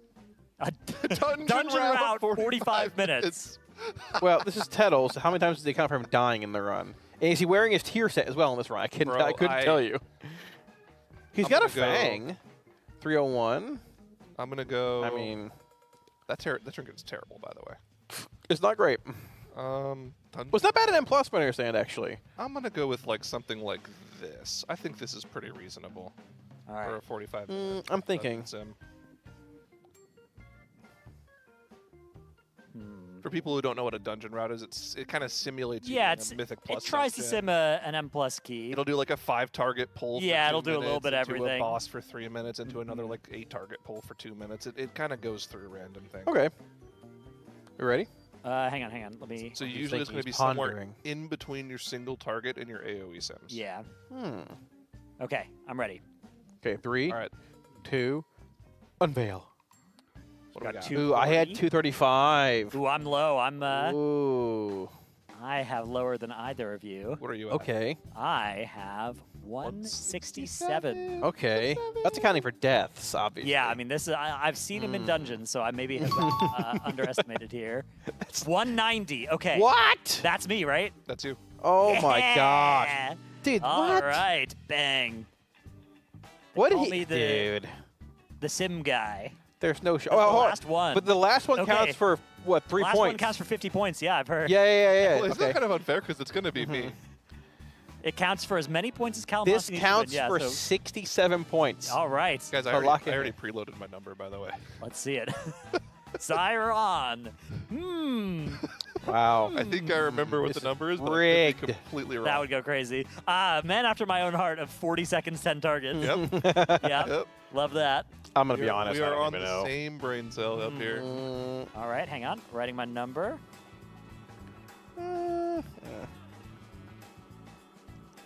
All right. And hang on. I'm making nice block letters. This Okay, is ready. 3, 2, unveil. 1.1 mil. It's a little over 1 mil, close to 1.1. I put 655. You could be closer than me. Ooh, okay. All right. I put 1078,000. You've got 655K. You might be closer than me. All right. I'm not Cams. Let's see it. Let's see. How are we doing? 1.1 mil plays. You have 10. I feel like 1.1's a lot, but it is 40 seconds. I could be off 40 by a seconds on bit. target. Yeah. Really good. Dranos' blood DK's in for 717. Yeah, my blood decay Yeah, exactly it's true. was Yeah. getting close to a mil. You're in your Charhound M Plus set as well, but it would be a really good pump fake if Charhound M Plus was the name of a bad talent program. It would be. It's just the normal. Okay, all right. Nice. All right. Well, Remember. that was 67 points. Ironic wins. Wow. Ding, ding, ding, ding, ding, ding, ding. Wow. Good game. Good job, Mr. X. Good job. Good Well job. played. Wouldn't be the first time I stole a game show from Dratnos by. Yeah, well, Little technicality. Technicality That's at the the end. best way to win. Oh, and the winner gets a the crisp winner. monster. I win. Okay. wow. insist you I get a take that. crisp monster. Oh my goodness. Give us a crack. All right. I mean, I already have my open monster, but yeah, sure. Why not? Why not another? Chat deserves Let's hear it. Yeah, here we go. Ooh. Ooh. Maybe a little inaugural sip. Wow, that was good. Wow, the clapping for the crack. Wow. That was good. That was nice. This is the strawberry lemonade, by the way. I haven't had that one yet. I should try it. No, I don't. No. Should I brushed my teeth a couple days No, ago. I'm good. I'm He's chill. banking toothbrushes or brush. He's banking those as well. I don't know what to say. That's disgusting. Oh my was a fun one. gosh. Yeah. Well, thank you for watching. That was the Raid Bots It was. Sim competition. Raybots extravaganza. Caster Sim Competition Extravaganza. That's right. Guess that sim. They That's matched it. our donation goals, and we are grateful for that. Thank you, Raybots. We appreciate it. Guess that sim. Da-da-da. I noticed we only had 7 sims. Which caster slacked? Yeah, hang on. It must have been It was Atlas, right? Yeah. Mm-hmm. Unbelievable. That guy. Do you know what an interesting thing is? Atlas this tier has formed a new guild. In the Radar.io description of that guild, it is 12 hours, no overtime. Do you want to guess whether their raid days include Monday? No, they don't. And do you want to guess what he's doing right now in the caster room? Monday. Are they rating? They're raiding. I saw that guild formed, and don't get me wrong, everyone there is phenomenal and all First raid friends. But I First said week. there is no chance they stay 3 days a week. No chance. It To is be a fair- tale as old as time itself. There are a lot of raiders in that guild that are extremely full of passion. They wiped it in Yeah. Ula'tek at like 1% last night at the end of the raid night. Ooh. Okay, we have an ultra quick bonus round for no points. This is Atlas' sim, I think. 5 minutes. Beast single target, mode. Blood DK. Oh, cease mode. Okay. Got it. No, this is beast mode. Oh, okay. That's the German. Yeah, the German B. Oh, Yeah. makes me understand. Okay, got it. I see. The blood DK, I'm going to say 78K. I'm going to say 110. I'm gonna say 90. I'll go right in the middle. 74, nice. Oh, I got it. 78K. Yeah. Wow. Well I actually done. drew a picture Not bad. while we were doing this. I wanted you to guess what creature it was. What is it? let's Well, let's see it. Sure. Do we have to guess before we see or after? After. I'll bet he Okay. drew a dog. All right, Congrats, what you got? Kalamazoo, for no points. All right. All right, show us the picture and show the camera the picture as well. Oh, it's a lizard. It's a lizard dog. Mhm. Might be a gator. I don't know if we can Ooh. enhance, but I mean, there Yeah. we go. Is that a what do we gator? think? What do we think? I think this is the trash mob, the alligator dog, and after you kill Entomb Sentinels. That's my guess. Final answer. Okay. Zyra, what kind of Not a dog is gator? this? No, it's a dog. Is this a dog? Yeah, a dog. Is that a charhound? It is! Ding, ding, Let's ding, ding, ding, ding, ding, Hey. ding. Look at the talons. To clarify, those are kneecaps right there. Yeah, I can see that. Kneecaps, a spiky tail, and back armor. Wow. Yep, and teeth. Oh, yeah. Yes, this is me trying my best. There we go. Thank you, Raider. We appreciate it. Phenomenal. All right, well, it looks like while we've been doing that exciting content, you haven't missed any exciting content here, as they've been wiping to the Entombed Sentinels in this split, which this is the thing. When you run Mythic splits, you are running as many as you can do. You are not running as many as you can do easily or funly. Yeah. That's the problem with splits, is anytime you feel like, oh yeah, this is a breeze, that means you're running too few splits. Yeah. So they're probably going to struggle in one or two of these splits. We saw them not having the greatest time with Vashnik, but again, the learning curve has already been done. So if they do end up doing that boss in more groups, and this actually should be a little bit of an easier Vashnik comp because they have 2 blood decays, which means they'll be able to very easily control the oozes. Now that's not the hard part of that fight, but it is a part that is nice to trivialize. Yeah. I'm really interested to see how this race ends up shaping out, because we have all of the guilds kind of doing similar things, but also doing dissimilar things at the same time. They're all doing the Mythic splits, but Echo has notably decided to do all of their splits at 2 of 8, and they haven't even attempted Entombed Sentinels in any of their splits really yet. Of course, Liquid has been doing 3 of 8s in their split. This is split number 5, according to THG, if you can be trusted. And this will be their 5th Entombed Sentinels kill. Right. They might go to Vashnik afterwards. They might do another Mythic split. We're not quite sure yet.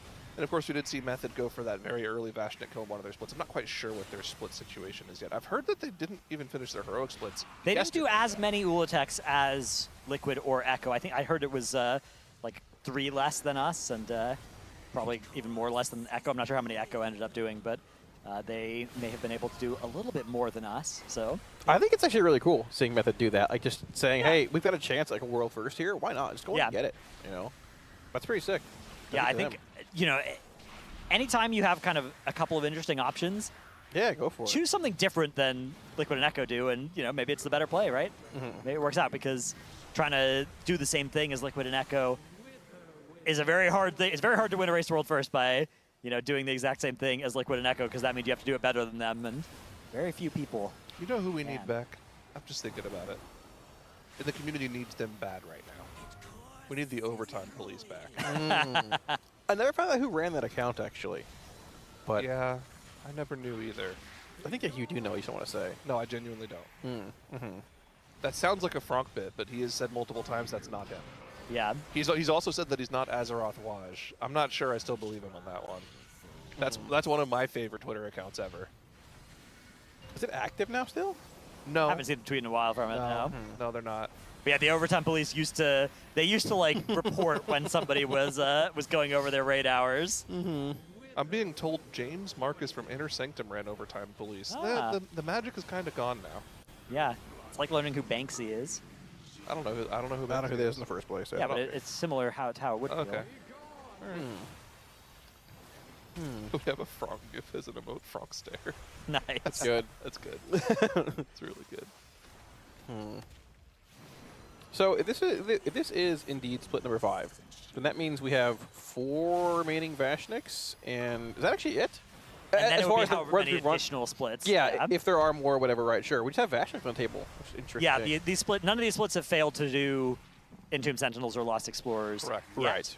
This is one of the more time-intensive Lost or Entombed Sentinels splits we've seen, but I think this is to be expected for a boss of this difficulty. It's not the world's hardest boss, but for week 1 characters, right? Like, look at each character in this raid. Each one has probably received an average of, like, 5 hours of gearing or something so far this reset. Like, that is not a lot of power. It's been very efficiently used 5 hours, but they've had to divide their time among so many characters that none of these characters individually are that strong, right? They've used the highest throughput increases of the mythic crafts when they can, or the heroic crafts when they can't, those sorts of things to make these characters better, but they are still rather weak in the scheme of things. Yeah.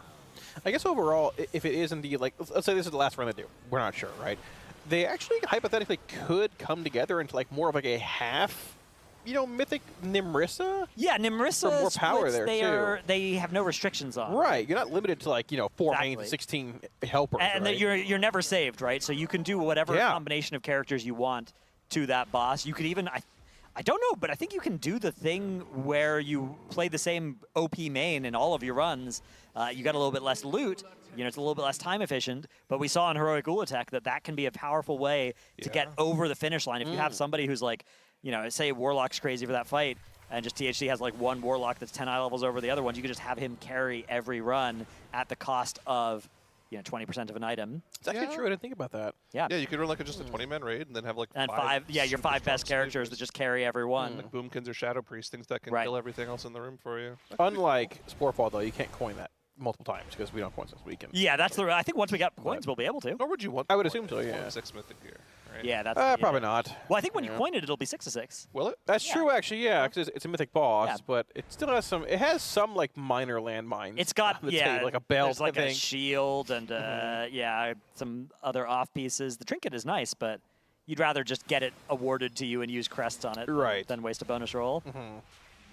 It's quite unfortunate. Trinkets this tier are pretty rough for casters. There's for Gibbo's melee bag and too. Oh, is that the case as well? Yeah, for me, I have 2 good trinkets: the one from Coil Altar, the one from Ula'tek, and the rest all suck. That's unfortunate because Altar is like landmine hell. There's so many landmines in that boss. If there was any Monday patch notes tuning, it would be trinket tuning. Because what's the deal with trinkets this tier? And Why they are so already, much worse? the thing is, directionally, they've already moved every trinket in a good direction, right? They buffed all the bad ones, they nerfed the good ones, some of them. They nerfed Gebos by 30%, and yet still, it is a dire balance situation for trinkets. Also, Also, all the 10 numbers on plus trinkets by 20%. They're so bad. Yeah.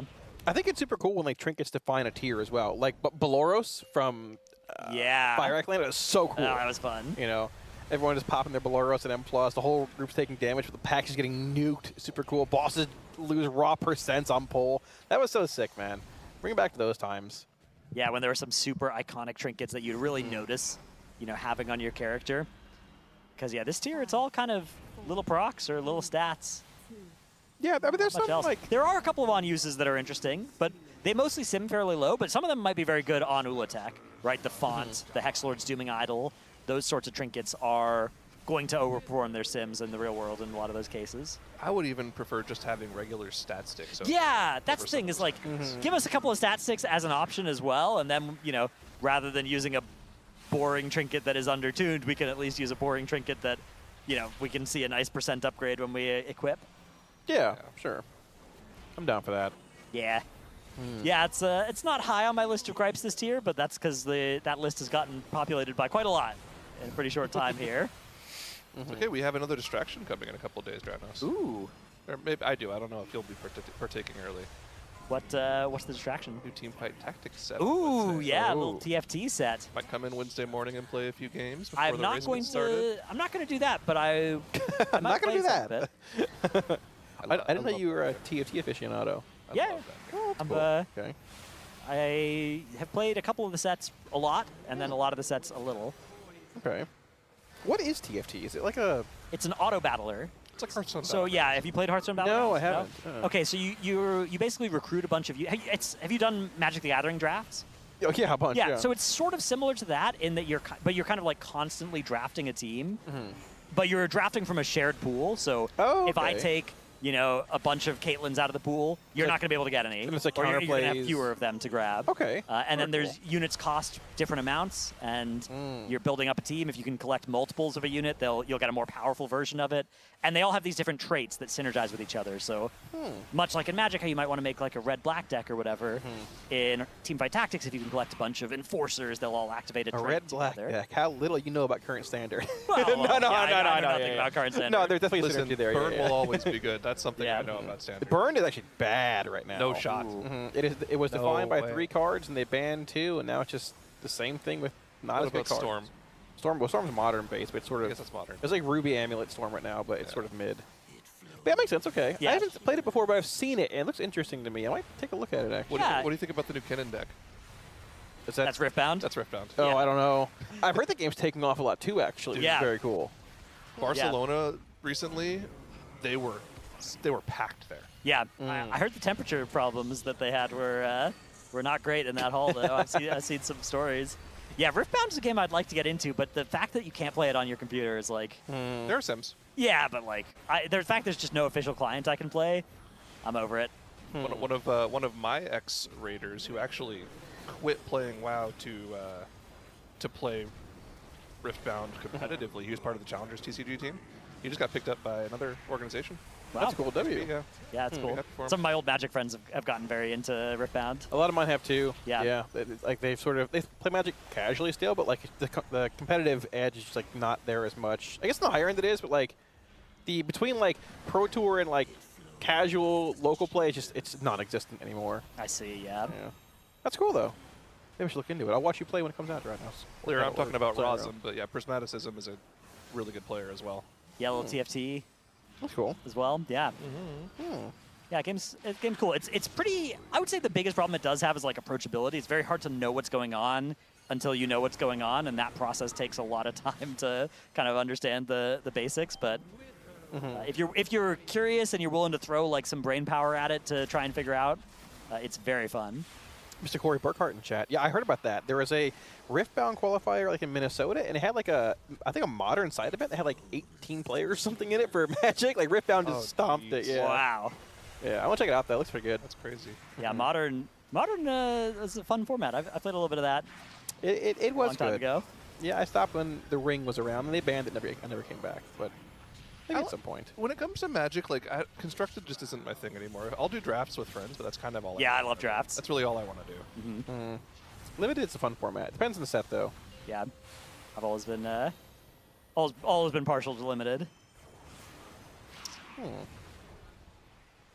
It's just fun to have something be a little different. Yeah, it is. I remember Commander was EDH back in the day when it first began. Yeah. Playing that like locally. I live in Florida. They started like in Port St. Lucie area, I believe, and it was so fun. And now everything's Commander based, and it's like, this is cool. I want to play something a little more competitive in a sense, but I don't know. It's too confusing to me at this point. One adaptation I've liked from the way they've been doing these Entombed Sentinel splits, not to interrupt our No, Magic you're good. podcast too much, is they've actually been leaving like a little space in these red puddles, and then the tank, when the debuff is expiring, is going and dropping in there.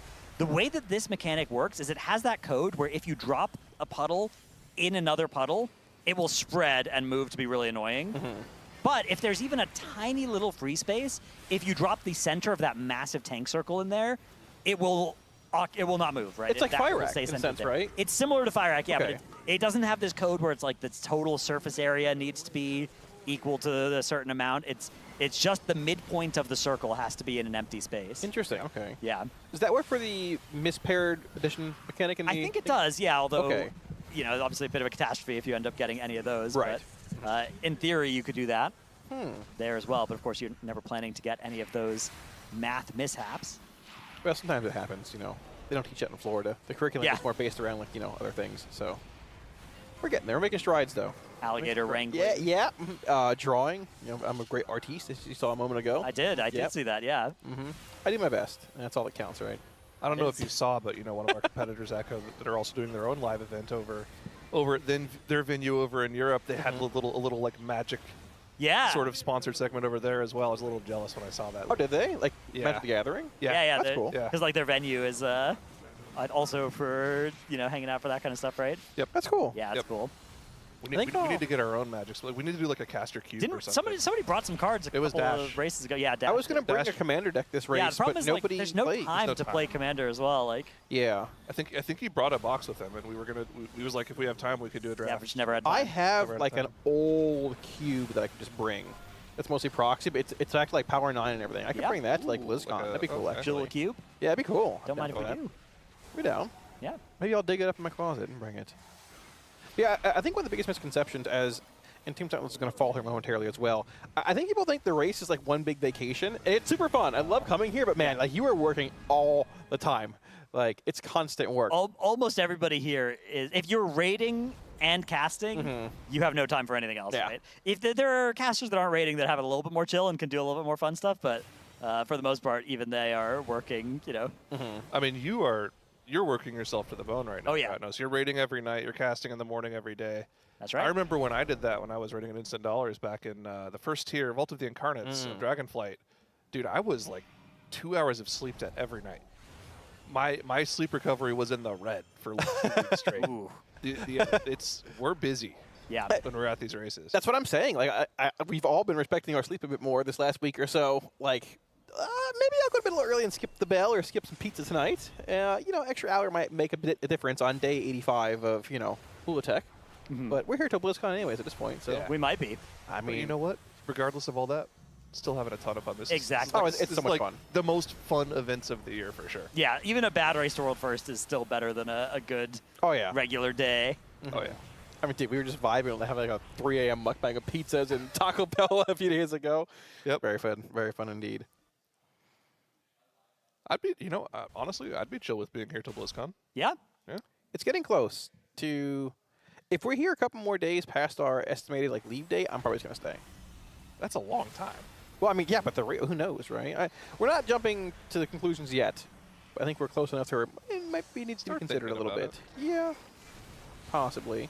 Yeah, there are 4 unkilled bosses, at least one of which will probably be hard, but probably multiple. Well, there's also people in the guild, right? The Liquid. Yeah, the MDI team. Right. They're boot camping as soon as they're done here. I bet it's like 1 day off and then lock in. And every day that they're still progressing Mythic is one less day of the boot camp for MDI, so they probably want this tier to last not as long as we're thinking it might. It's still very hard to tell as well. Like, there are some polls on Sazoric, I think, from Liquid. I believe on the board it says, I can't see the number, but it's like 80%, I believe, roughly, give or take. It's very hard to see. It's 60%. It was 60%. I believe that, I believe that's Sazoric. I'm pretty sure. That must be, because that's right? the boss accessible. So, yeah, the big question has been, is there a wall boss like Sazoric? Is that a 80-100 pull boss? How is Twin Fangs? Is that a 100 pull boss? If there's a wall boss, and let's say, once again, Coil Altar is 200 pulls, Ula'tek's 300 maybe, the wall boss being 100, taking a day or a day and a half to kill, that is the big question mark in, okay, how far is this going to run? So I've pulled Scissorak a little bit, because my guild, we've killed Lost Explorers, so we were able to get Scissorak, and we had to go kill the BOE Lieutenant that way anyways. And then we had like 10 minutes left of raid, so we pulled it for those 10 minutes. And it wasn't like we were making it to the through that first intermission, with the expected set of mistakes, but it doesn't seem like it's got a crazy amount of incoming damage that'll kill you. It does seem like the tornadoes are very one-shotty, and those will sneak up on you. So if you were getting hit by those on Heroic, you're going to die to them on Mythic. But other than that, it seems pretty chill. Honestly, it seemed kind of more chill than 30-player Heroic. The problem is I was running some numbers on the DPS check, and it's... That's a question mark, right? Yeah, you need quite a bit of... And it's a pure single target. It does have a burn, but during the burn, you are being moved around the platform by the winds, and so it's going to be tough to deploy your full damage in a lot of cases. So all that averaging out, I think it would be... Like, running my numbers, I was thinking it was possible to do it this week if you were ready to throw some time at it, but basically nobody is. Nobody has decided that that's a good use of time because everybody knows, well, we're just going to get to next week anyways, and next week we'll have way more gear. And I think with the current tuning, the health value on it, it will be quite easy for Race to World First Guilds to kill it next week. Like, I wouldn't be surprised if it's like a 10-pull affair because much of the difficulty would have landed in beating the Enrage in week 1, and just nobody is going to try that version of the boss. Yeah. Were you submitting with Vantage Runes to counterboard Dreadnoughts or no? Yeah, I was accounting for Vantage Runes, which are a smaller deal this tier than they were last tier. There's less versatility than last tier, and of course, it's a smaller percentage of everybody's stat budget than it was last tier too. So that's a little bit less of a big deal. Like, Bellerin was like 5%. Right, it was massive. Of your damage came from Vantage Runes or something. Right. Interesting. I was hoping that boss would be like a wall, but at the same time, Twin Fangs looks to be potentially really challenging comp-wise. I think in another universe where Ula'tek Heroic isn't as hard as it was, we would have gotten to see a day and a half of Scissorak this week, and it would have been sick. But yeah, I think the second reset of gear is going to trivialize it. Yeah, I just don't see that boss being that difficult. What was the DPS calculation you came out to? Like 150. Oh, that's easy. 180 maybe, and depending on how you're looking at it, how many DPS you're fielding. That sounds pretty free if you're looking at a damage amp, and most classes are. Yeah, I mean, the damage amp isn't huge. I think it's a 30% damage amp, and also it's at an awkward timing, and also you're getting blown around the platform. Yeah. Technically, if you're playing the winds perfectly, you can kind of just stay in the middle the entire time. Yeah. So, if they have it optimized, they're not going to lose that much downtime. The only really consideration is your casts get canceled by the knockback. If you're not somebody that be a DK, you're fine. Be a rogue. Be a DK. Shadow Step and just Death Advance things. So you're fine. No big deal. Don't got to move at all. Which DK is going to be doing that? The ones they bring in for Sizorak only. I don't think they're going to be on that fight, my friend. I actually don't know. Like, yeah, they're not that great in a single target. It really depends. I mean, is that enough to justify not wanting them during the damage amp if they hold for it? I mean, listen, you saw Spray 10 Sim earlier. It was 7K. Yeah. Well, you know. That's true. Yeah. She might have used that talent build that I gave her for the caster duels, actually, as well. But, I mean, you know, that's fair. That's fair. See someone asking about MDI prize pools in the chat. It's interesting. So we did, like, group stages, right? It was 30K per group stage. Yep. And then the finals were, was it 180? Yeah, it was something. It was something like that. It was yeah. 180 for the finals. I don't remember how much BlizzCon is. BlizzCon is 300 split between 4 teams. Wow, that's a 250 or 300 split between 4 teams. One of those two. Okay. Yeah. So you get a huge chunk of money, like just for qualifying for BlizzCon. It's a lot of money. Yeah. Plus, you know, tickets and flights to BlizzCon, not bad. Yeah. Little hotel. For the EU players, that's a lot. Yeah, it's that could amount to quite a sizable chunk of the prizes as well. Yeah. Then of course AWC is similar pricing as well. Yeah. They put a lot into WoW. Is that esports occurring at nowadays. BlizzCon as well? This AWC? Yeah, there's like it's like MDI one day, AWC the other. Oh, that's very like cool. that. Okay. Something like that. That'd be cool.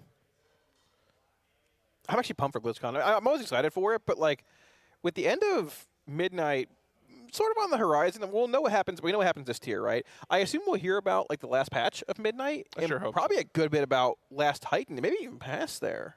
Well, we were talking about this a little bit earlier last week, right? Last Titan, if they stick to their 18-month schedule, Last Titan's about a year away.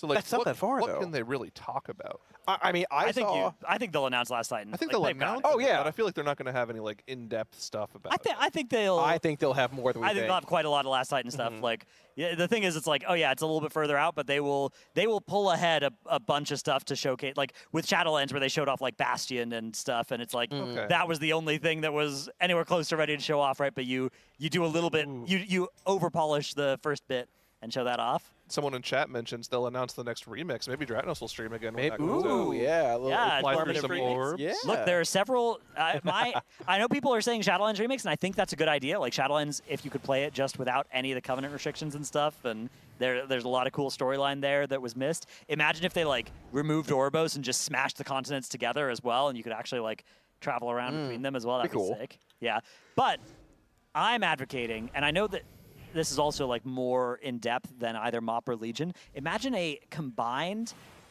TBC WAD remix where you can like extra action button travel between the timelines in That'd the be same cool. place. Yo. Yeah. Like port to the one of one spot in the world. Yeah, where maybe it there's is a couple the spots other that that are portals between the two timelines. I could see and that. you're trying to like stabilize or like, you know, reweave the timelines back together or something. That'd be cool, actually. Yeah, because the thing about WAD is that there's a lot of really cool stuff there. The stuff that is there is really cool. There's not a lot of stuff, right? Sure. And the thing about TBC is it's old as heck, and there's also you know some areas with emptiness. What are you saying? Are you calling me old? There's someone in chat saying something that's a little bit weird. Yeah. What are your thoughts about the fact that to have a chance, I think you mean to say, in the MDT, I think you mean MDI, you actually also need to be a raider due to loot locked inside the raids? Well, that's just not true, because don't. when you qualify for the MDI, all of your characters are on a tournament realm. Right. On the tournament realm, vendors will have every single piece of loot that you could ever need from the current And you don't even season need on the to vendors. to qualify for the MDI. You go on the tournament realm, and then there you get access to full gear. There's been a few seasons where like initial qualification comes from live, but recently it's always been you sign up as a team, you do your time trials on the tournament realm, you do your competition on the tournament realm. No gear needed. All you need is like an active sub. Yeah, no, it's honestly depending on the level you raid at, it can be a buff or a debuff. Right. You know, if you're in a guild that is raiding, it depends on the season, right? Because sometimes you're like your raid schedule griefs your MDI, and sometimes you being done quickly means that then you have a bunch of free time to practice for MDI and also a bunch of great friends from a really high-end guild. So. Yeah, but you know, in the past, some of the best MDI players have also been high-end raiders, but we've had some teams that are incredibly powerful that have just been known for being Mythic Plus players. Most of the Chinese teams as well. The over there, the meta is typically to just be M+ only for a lot of the high-end M plusers. There are some people that do raid and also do high M+, but a lot of the high M plusers there are exclusively high M plusers. I mean, all the naysayers in chat that are like, oh man, I could be as good as these Raiders if I spent the time on it. Go try it. Prove it. Do the MDI. Beat them. Yeah, I there could have, do it. I just choose there have not been to. teams that have kind of shot up out of nowhere, missed that's out, true, actually. which Yeah. turned into Dignitas. And, you know, they didn't have Race to World First players when they started, but you can better believe several of them are now on Race to World First teams as people have seen how good they are. Yeah. The second people realized, oh my god, the players on that team are absolutely disgusting, they picked them up very quick. Yeah. Yarki joining Liquid, Hearth Jackson, Echo. Yep. It's a bunch of really good players on those teams.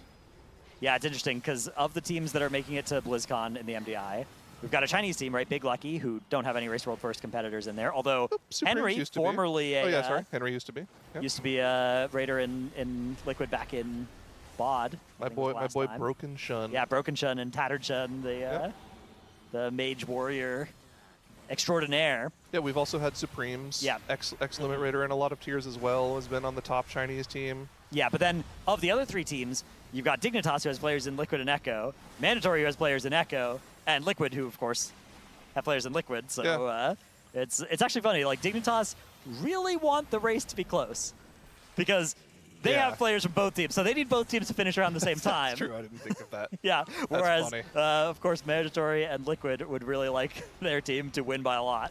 Yeah, if you're curious about the Liquid team, it's Yips tanking, Boomy healing. We've got Wolf Disco. We've got, who are our other DPS? Is it a Shine? A Shine, yep. A Shine is one. Yeah. And who's our third? Yeah, and then the fifth guy. Who's our third? Chat? Yeah, I know, but I'll leave it as an exercise to... you don't know. Tell me right now. Of course I know, but I'm just quizzing chat here. I know, because I watched them all last season. Yeah, me too. It's not Pup. Pup isn't playing. I was told last night, but I forgot. Yeah, Fired Up played in MDIs before under the Liquid banner, but Never. yeah, this particular Liquid team is slightly different configuration. Oh, it's Cinny. Yeah, yeah, that's Cinny. right. Thank you, There chat. you go. It is Cinny. I knew that, obviously. Yeah. You're just testing chat, obviously. Yeah. That's how it goes. Yeah. It's very important. You gotta keep chat on their toes. Yeah. So yeah, I think they are just staying here in boot camping as soon as the race is over. I think they have an Airbnb, they were saying. Which Yeah. I haven't spoken to anybody, but Actually- actually, we're trying to sneak into that if I'm staying. Wasn't there some weird thing that happened this season where Boomy was unable to play in Cinny Yeah, Cup he didn't before actually him? play Yeah. the cups as with Liquid. Yeah. But he is rejoining them for BlizzCon, I believe. Right. Right. He is rejoining. So I guess Sevi's healing for them then. I that see. would make the most sense to me. I made it up and stated it as a matter of fact. Boomy, of course, able to do any role on any spec you throw at him. That guy is. You could tank if you wanted to. Also, he is one of those players who you just know will always be great at everything. he tanked for my guild in Nerebar Palace. Wow. Yeah, he was our second tank at Velocity for our first tier together. And then he very quickly realized, I do not have time to do all the Alts Liquid needs and also raid in another guild. Yeah. Wait, he was raiding both? Oh, I guess he was. That's high pash. That's exactly what a high pash player is like. But Telegon is an analyst for Liquid and also, runs Managed Velocity. Is he raiding this tier or is he just 21st manning? Zyro. Telegon 21st man, or is he actually raiding this tier? He's raiding. Okay, He's always rated, right? He's always rated. Yeah. Okay. Yeah, and he's always been an analyst for Liquid. Right. I think Sepulchre was his first race, I think. What an event to be thrown into. Holy Yeah. cow. What an event to be thrown into. I just want to let you know I attack you. That was me. I broke the pyramid. Oh. Toxic. I will not let the Doro pyramid go through as long Pretty as early in days, does. Zyro, and you're already choosing hatred. Why? I've been doing it all day.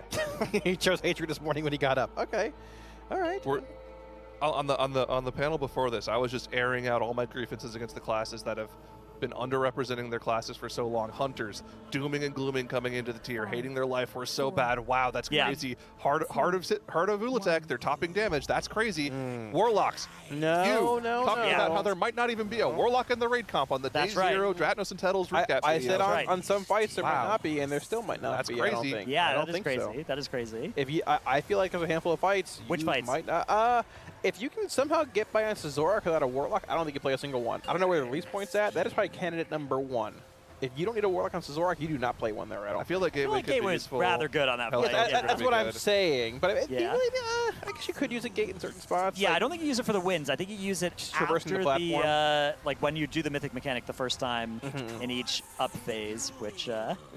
well, I'm sure we'll get to see some Scissorak in the next couple days, so I don't want to spoil how that looks. But It didn't be tonight. I'm pretty sure it will be like tank combo, The boss makes the orbs, and then you stack for the Mythic mechanic and Gateway and resolve it on the other side of the room. I think that will be the way to play that one. Possibly, yeah. I can see it. Yeah. What We'll is see. one? The other thing I was interested in is the Hunters, because Hunters have been definitely OP in some tiers where you thought they weren't going to be. The way that I knew this tier is I'm like working on making the tier list for the raid specs, right? And usually whenever I post like here's what I think, like, and I try and ask my guild to like help me do my work, right?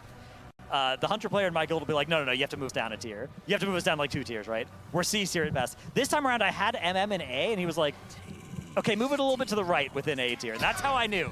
That's how I knew that MM was actually going to be really good. It's like, yeah, that spec can't even justify putting it down a tier. Hunter's Mark is just so bad. Like they on the PTR, they don't even know what they're doing. Like who is the class dev on Hunter at Blizzard? They made me able to Hunter's Mark everything in AoE, but now it's back to 1 target again. Yeah, complain more, man. It's crazy. You have the best buff in the game. Yeah, it works on multiple bosses as well. It's a very powerful raid buff. That was me pretending to be a hunter, by the way, just so you guys know. I'm not a hunter. I look upon them with disdain, especially from an era where they used to have the worst defensives in the game. They don't even have that to fall back That's on the thing. anymore. Their defensives Hunters are good used to now. be super squishy, but now they are one of the, I would say it's not even like above average. They're like they're one of the best. Quite good when it comes to defenses. They're not a Devourer Demon Hunter. I'm not trying to argue that, but oftentimes they are in the top, like, I don't know, quartile of defensiveness as it comes to DPS specs, which is pretty good. You got, of course, Death Knights. You know, nobody's ever killed DPS DK.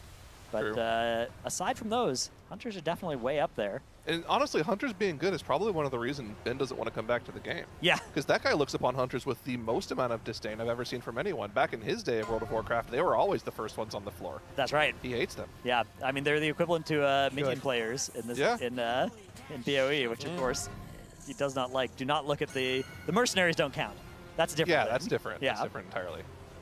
That's more like duo queuing as a solo player. Yeah, that's okay. All right, so we are into the Vashnik attempt section of this split. They did wipe, I believe, once already in this split, but we've got another pull going. And this one, this fight shouldn't be that hard to split because it's not too numerically challenging.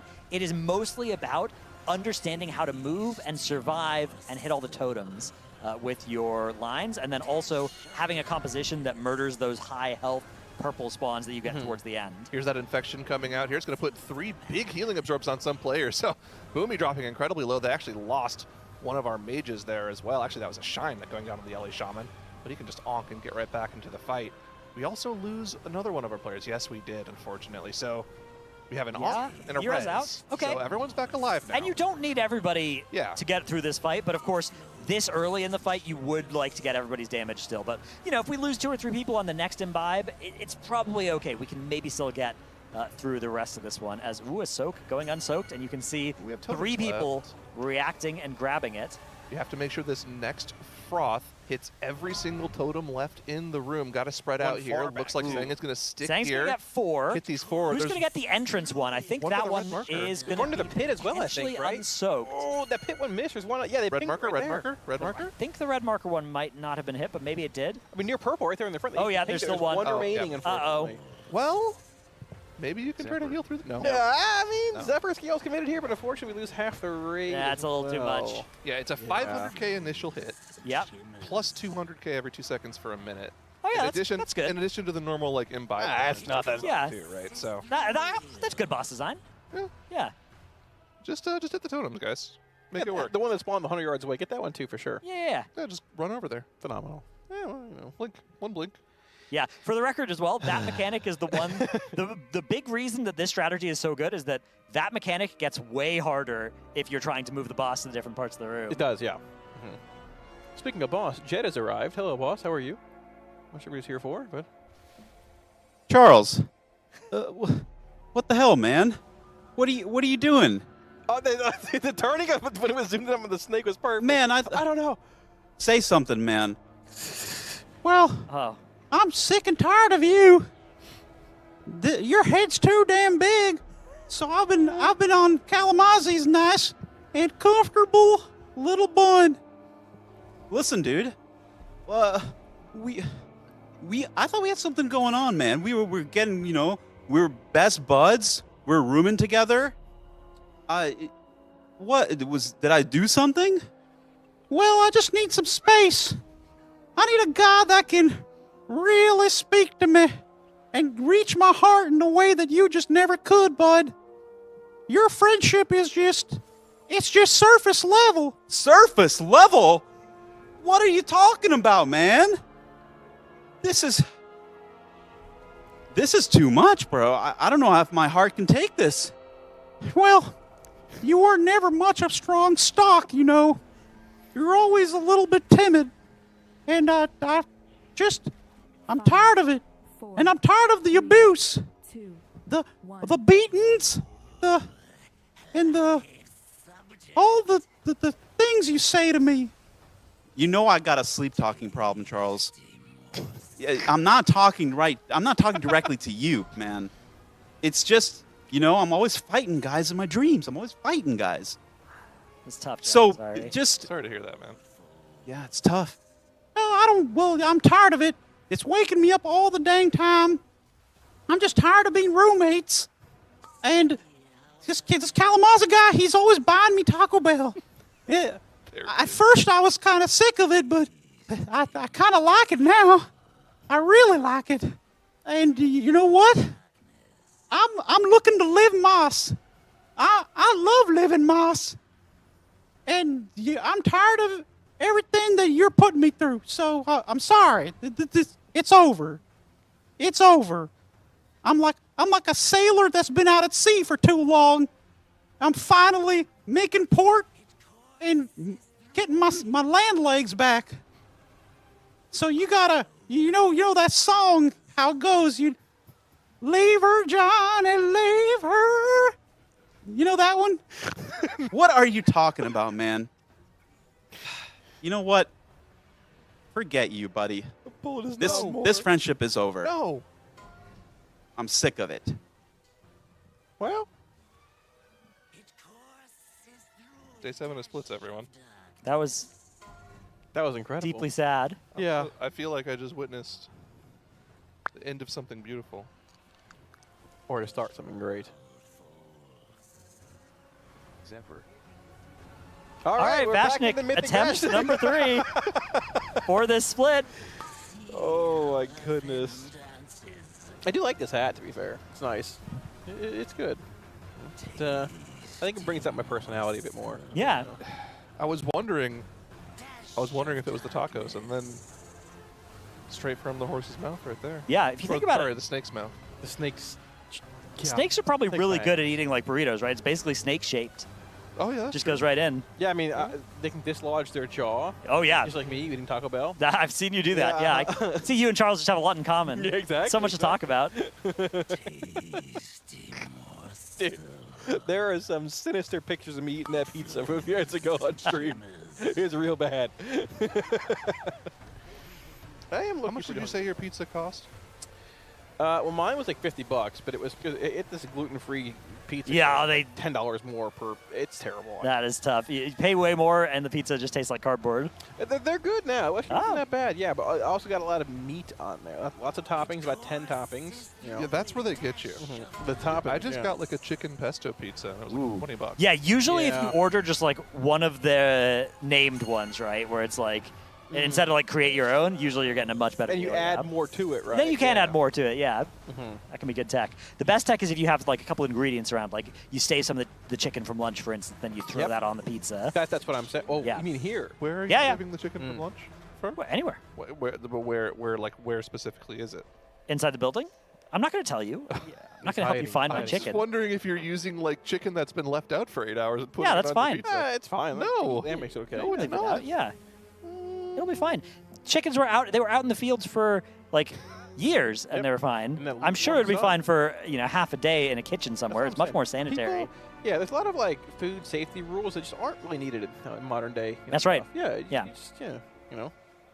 I left the big old tray of ground beef out overnight. Apparently, I forgot to put it in the fridge. Ate it the next day was fine. No problem. Yeah. I had no problems. Yeah. This guy wonders why he has stomach problems. Have you ever, you know how they tell, like, make sure you have your kid, like, eat sand so that they get exposed to all the different, things? Eat dirt, drink water from the hose. Exactly. Yeah. Same thing goes with, if you want to be able to enjoy a lot of different food from a lot of different circumstances, you can't just be scared of a few hours out warm food. I feel like Siori was about to like ask us a question. Yeah, and they heard us talking about the topic. He was like, I'm over it. Like, I'm outie. Yeah. Let me walk through as quickly as possible. Zoomed right past. I respect it though. I see something in chat. Sandwich Love. We don't talk about Sandwich Love anymore. The creators of Sandwich Love would like to leave that in the past. It had its moment in time. Let's let sleeping dogs lie. Fair enough. It was beautiful when we had it. But let's leave it a memory. What other form do dogs sleep in, except for lying down? What's that? Sleeping dogs lie? What, do they stand when they... Is it lie? I don't know. What kind of saying is that? I don't know. I just said something, man. Don't think about it. Let's interrogate every choice of words you've made over the past hour, Zyro. I'm a little hostile right now. Yeah, I'm a little hostile because I lost in the DPS prediction contest. That's probably the snake sapping your brain right now. Yeah. Well, Getting your head constricted a little. Yeah. Well, it comes with the territory. It comes with the job. Yeah. The top line in our contract is you will be ridiculed 24/7. At least I have that. I don't know if you guys. Yeah. I have that. Well, I understand why you signed. You instantly signed. You're like, well, I'm already doing that. You guys are getting paid? Yeah. No, they pay me in food. But that's still my number one line of my contract. Yeah. Ridicule, but we'll pay you in food. Like, okay, that's Gotcha. fine. Sure. Yeah. I see. Yeah, Farfa, we are doing Vashnik splits right now. It's actually 4 of 8 splits right now. Yeah, in the meantime, we have had a... so there's 3 total guilds in the world that have killed Vashnik, but not the 3 that you might expect. Liquid, Method, and Evolve. The guilds have got it. Evolve actually picking up the world 2nd there. Liquid with the world 3rd.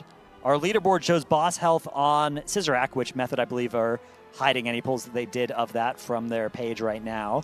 So Liquid showing up in 1st, but we did get the world 3rd on this one. It was Method who secured that world 1st. But yeah, this boss is being killed in splits by Liquid, Method, and presumably Echo at some point. They have quite a bit of time before their reset, another 24 hours or so. Whereas Evolve, I assume, killed it with an all-mains raid. Yeah. I responded to Farfa specifically because he's one of the Echo casters. Yeah. Maybe I could give some information for some information. Maybe. Yeah, trade offer. Trade offer. What's the plan over at Echo tomorrow? You got any inside info, buddy? You wanna hook us up? Because they've only done 2 of 8s right now. Presumably they're gonna do Tomb Sentinels and probably Vashnik splits tomorrow. Yeah. So I was thinking about the sequencing of this. Like, on the one hand, it does make sense to go 2, Sentinels, right? Vashnik, do that kind of thing. Is that? Well, it sort of makes sense to sequence things easy to hard so that then wherever you stop, if you have to stop early, you have gained the most possible value. But the downside is that if there are players who are in some splits but not others, they can't as easily run M+ as if you run an entire split all the way through Vashnik and then the next one, right? Because the way we're sequencing this right now, for instance, anybody who's not in on this split, like THD, is able to be doing Mythic Plus right now. Whereas if we were doing 6 Entombed Sentinels in a row, nobody would have time to start a key because anybody could be in the next split that's about to fire. So I do think that the Liquid way is a slightly more efficient way of sequencing this, but it does open them up to a little bit more of a disaster case if one or multiple of these splits end up taking an hour to kill a boss, and then all of a sudden it's like after dinner and there's still a lot of work to do. Could be tough. Yeah, we will see. I have some bad news. Unfortunately, our ship is coming to an end. But some good news is that we're going to head to a Monster Energy listen-in, and when we come back from that, we'll have a whole set of new casters here. For myself, Zyronic, and Dr. Atno. Good night. We will see you all in a little while. Good night.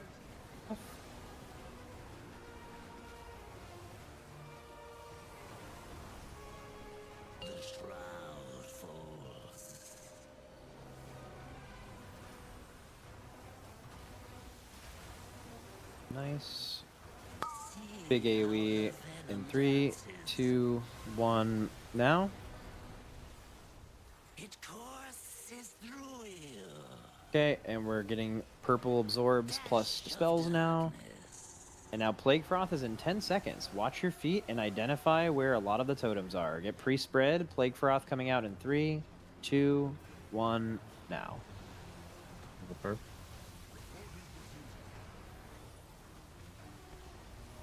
going off. Okay, Armageddon Soak's coming out soon. One by perp.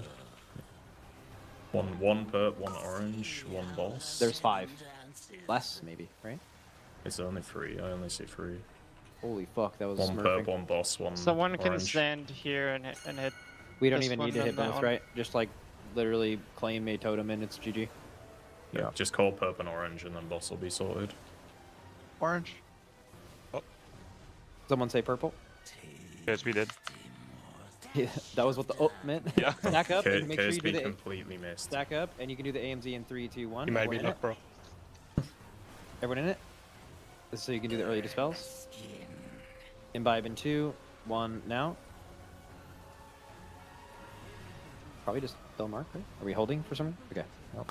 Armageddon Soaks here. Big AoE in 3, 2, 1 now. Melee, there's a bunch of weird ones melee. You're a god if you get them all, but if you can hit no, soak. Nice KSP. Rest Shack. Plague Froth is in 10. Watch your HP if you have a purple absorb. Okay, Plague Froth in 5. 3, 2, 1 now. One of you should go. Nice. Watch Plague Frost now. Dodge, dodge, dodge, dodge, dodge. Okay, Armageddon Soaks in 5. To a purple. There's okay. We need like 3 people on orange, 1 on purple, and 1 under boss, right? Is there anyone under boss? Is it just nothing on boss? 1 person purple, everyone else orange. 1 person needs to call really far. Plague Froth in 3, 2, 1 now. Really we need far. 1 purple. We need 1 purple, 1 purple, 1 purple. Nick, you are a fucking goat, by the way. Okay, get up by the boss here. Get under. This is gonna be no AMZ on this one, by the way. Make sure you topped. Imbibe is in 5. This is no AMZ, no rally. We just are those the 5 Zephyrs? You guys are using them on 3 and 5. That's what you said, right? 4 and 5. But... It's what? Bell? No, Oh yeah, I see. Res Mark soon. Minute. Res ready. Okay, Plague Froth in 10.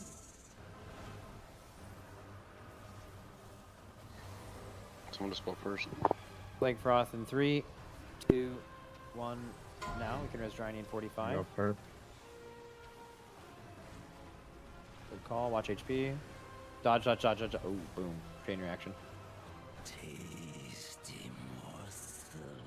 The Plague Frost there were fucking excellent. That was really good. It's like the first set was so good every time. No, so I don't know exact. So sorry, I don't know about how long it is. We should be able to do 3 and 5. Okay, yeah. If so, all 3 evokers, you guys will Zephyr 3 and 5. That will actually really help. That'll help the spell too. All 3, all 5. What did you say? Sorry. They are Imbibe 3 and Zephyrine. Imbibe They're 5. Zephyrine 3 and 5, and the healer evokers are Zephyrine 4. Also do 2 then. 2 does 0 damage. I don't think they should even use the globals, low-key. Could be wrong. I don't know how valuable a healer global is, but I'm pretty sure that like you'd rather be healing and getting the dispels off rather than pressing a button when there's like no incoming damage. That was good. I'm still getting. I'll call when the Plague Froth are going off because I think that's helpful for dodges and stuff. I'm getting used to like new UI. Is there Hardy Feast or? Dude, something fired up had is a text when the Plague Froth are spawning. That just feels like something everyone would want. Low key. I don't know if that's like something you turn on or if that's a reminder he set, but it's like very, very good. I think it's an aura turned on. And speculate. Example number 100 this raid of everyone should start with everything on and then turn them off. I don't know what's called. I just looked through it and turned it on before.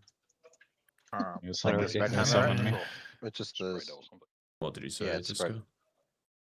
Gotta go catalyze and Link it in stuff chat to make it to easier summon me. for other people. Yeah, I can upgrade some stuff too. I don't even probably, think it's. but- I think it's the plague. It's waves. I think, but Oh, I don't know. Who knows? Whatever. It's fine. That doesn't really. Use that one. The Hardy. Maybe the spread countdown does it. I don't know. So It is that one. nice. So does the spread countdown and the like when the waves come out? That's a different one. That's the one I'm looking for. It doesn't matter. It doesn't matter. Like when the waves shoot out. Oh. Waves timer is the. Yeah. When the waves shoot out is not like people get hit by waves a lot, and I think that stresses healers out when it's already pretty stressful. When are you aura mastering, Drini? The 5-minute So imbibe. The first one's kind of like just to get it on cooldown, so don't press it. Is in that between. is the 5-minute Take imbibe 5 or 4? It's the second last one. Oh, that's probably good. We'll see how healthy we are in 5, actually. Because like in the last group, we had like rally, Taking AMZ, and this. Oh, I guess we'll still have rally on 5. Maybe it should be chill. All right, let's game.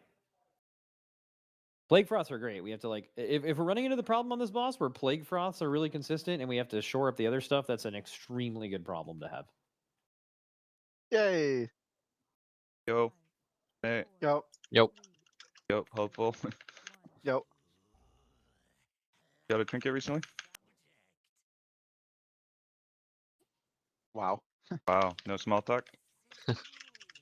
Plague Froth coming out. Please don't talk to your coworkers. Plague Froth now.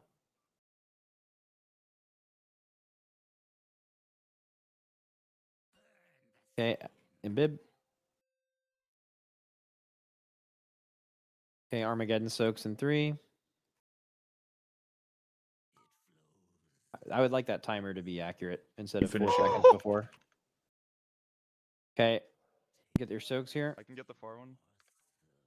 Okay, and we're getting purple absorbs. Watch your HP here.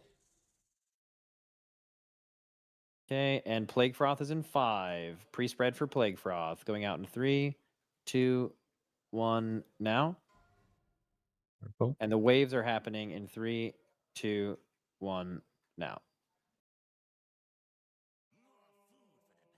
I think we're going to have a lot of totems left, pretty sure. Res smacked. Oh, 2 wow. on perp. You can 2 on hit all the orange. orange ones. One with person one. can solo purple. One person can get the 2 next to boss, and then we just need 3 people on orange. So 3 people orange, 1 get the 2 like closest to boss now. Another person's gonna get the 2 like right next to that, and then the other person gets far orange. Everyone here needs to get 2. There's one here as well. Go perp. Watch, dodge. I fucked it. On maybe someone else hits. Are we? Oh fuck. Yeah, it is. There's just the 1 on perp, right? Or was there multiple? That was 2. 2. Oh, okay. It was kind of a hard angle Yeah. to hit, I think. Nah, I should hold have up. put on marker down. I got a bit of a brain lag, to be honest. I could have hit both. Also, yeah. Boss just kill this, so everyone die. Whatever. All good. Again. That was, I mean, this is how I knew we would have a lot, personally.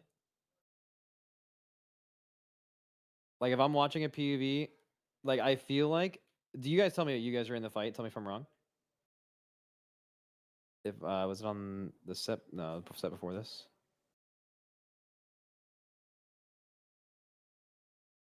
Okay, when I see this, right, like, I don't, how many is Splat hitting here? 1? Is he hitting?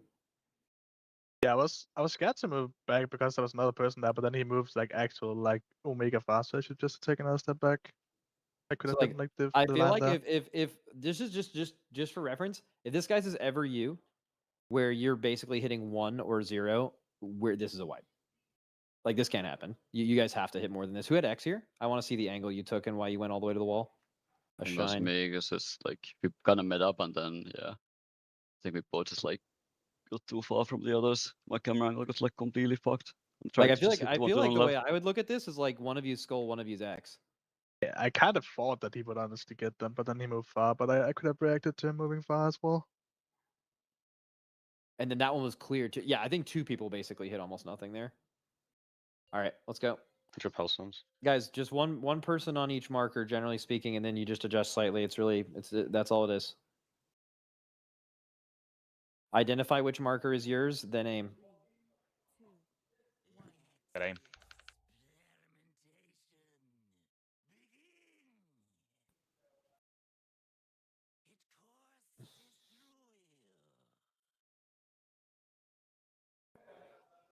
Use Plague Frost don't matter. Going off 3, 2, 1 now. Imbibe.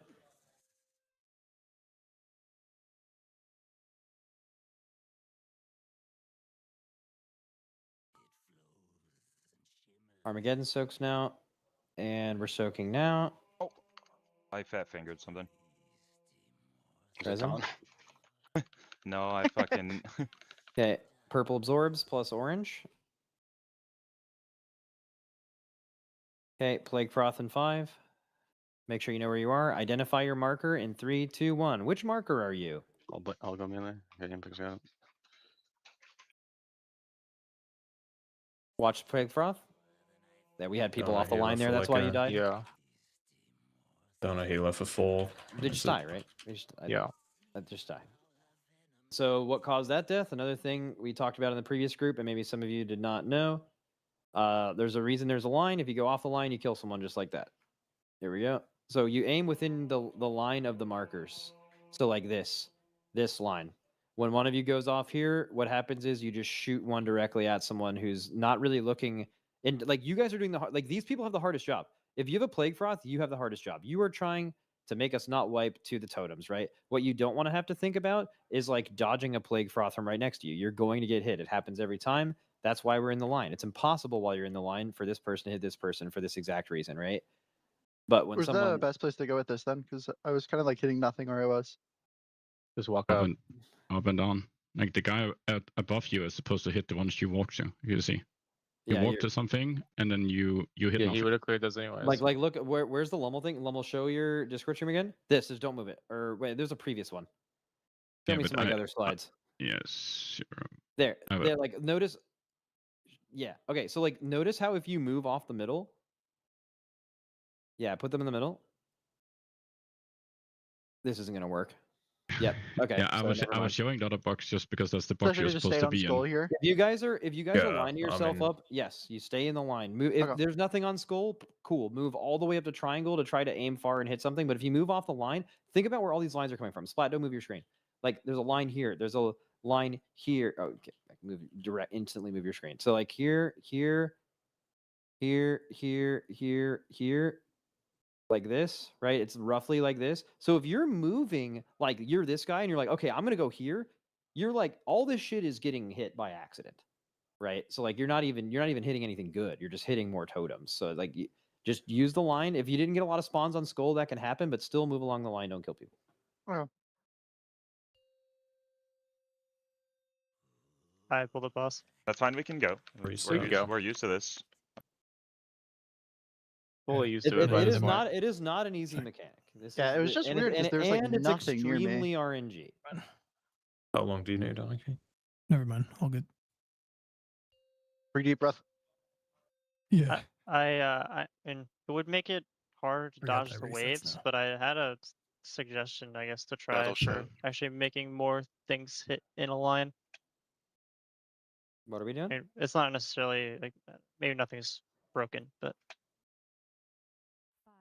Every wipe I've just seen so suggest some far marker has changes, been that's all. someone doing something wrong from the way we have. But it's complicated. It's not like you're stupid. It's just it's not like we're wiping to RNG, honestly. Like I feel like almost every single time RNG makes it harder, but there's like basic concepts that are still like not quite hitting. Watch the things right near melee.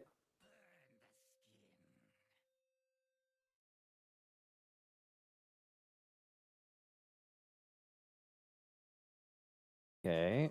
There's one melee one on diamond. Honestly, or no, there's two. There's two. Melee needs to get both at diamond here. Who's getting that soak? Nice. Just try to talk to. Plague Froth in 10. He has karma, he's fine. Okay, spreading in 4, 3, 2, You should go here 1, if you get this Plague one. Froth. I'll go.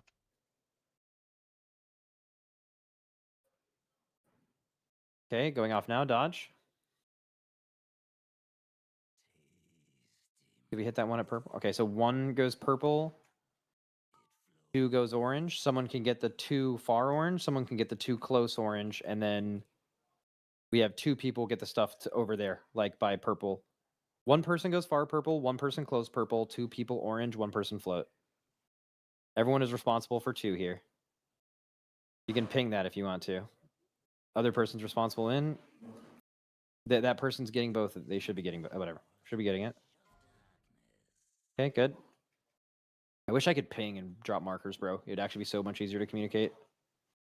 AMZ. But everyone AMZ, should get be in. looking at every single one. Yeah, get in now. You can already. We're sitting in AMZ. There's no better time to dispel. Oh yeah, please. Who's the 4th dispel?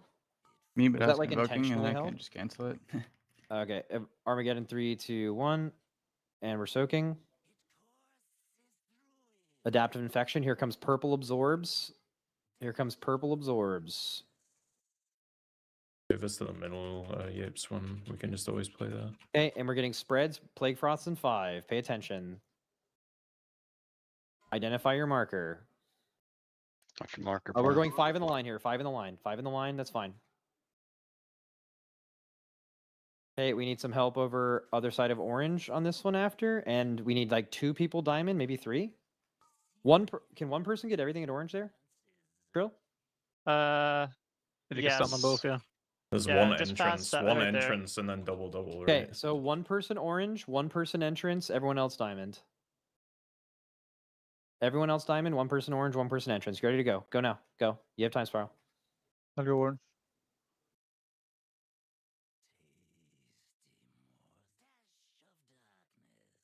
Good job, Dranaka. That was hard. All right, get ready for the imbibe now. Let's just make sure you topped in the Zephs. This is just 3, so it's just the Zephyrs here.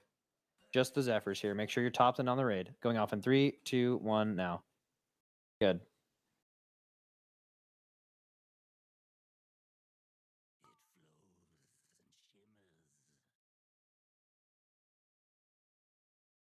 Melee at diamond will definitely have a lot to get. Okay, adaptive infection going off. Dispels in purples. Watch absorbs. They're pretty topped though. Okay, we're getting plague froth in 6. Plague froth. Identify your spot. Middle. Just grip Skull it to the can get a middle. lot here. Someone Spreading in should go 3, there. I'll with get the diamonds. one that's. 5 in a line. We're doing 5 in a line. We'll fix diamond after. I think being here is not good. You think? Watch It's out, a watch out. Turbo safe. It's safe for us, but it makes it so like So 1 the green person. people can't be on top of us. 1 person can solo diamond on square. Okay, 1 person solos diamond on square. 1 person goes far near orange. 2 other people go close orange, and then is there any closer than that?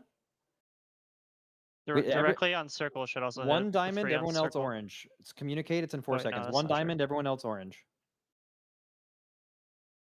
I'll go diamond. Oh, you got it? Okay. Going orange. Okay, watch here. Watch, dodge, dodge, dodge. Oh, dude, it barely missed. It was lit up too. It might still hit. This one might still hit. Yeah, it might take. Keep That's going, keep mine. going. Get ready, Oh, get that ready was for mine. live. Get ready. This is Hop the on XP. healer evokers. Healer evokers. This is yeah. Did the AMZ. Res both healers. Res both healers, maybe. Grip one when you can, Scott.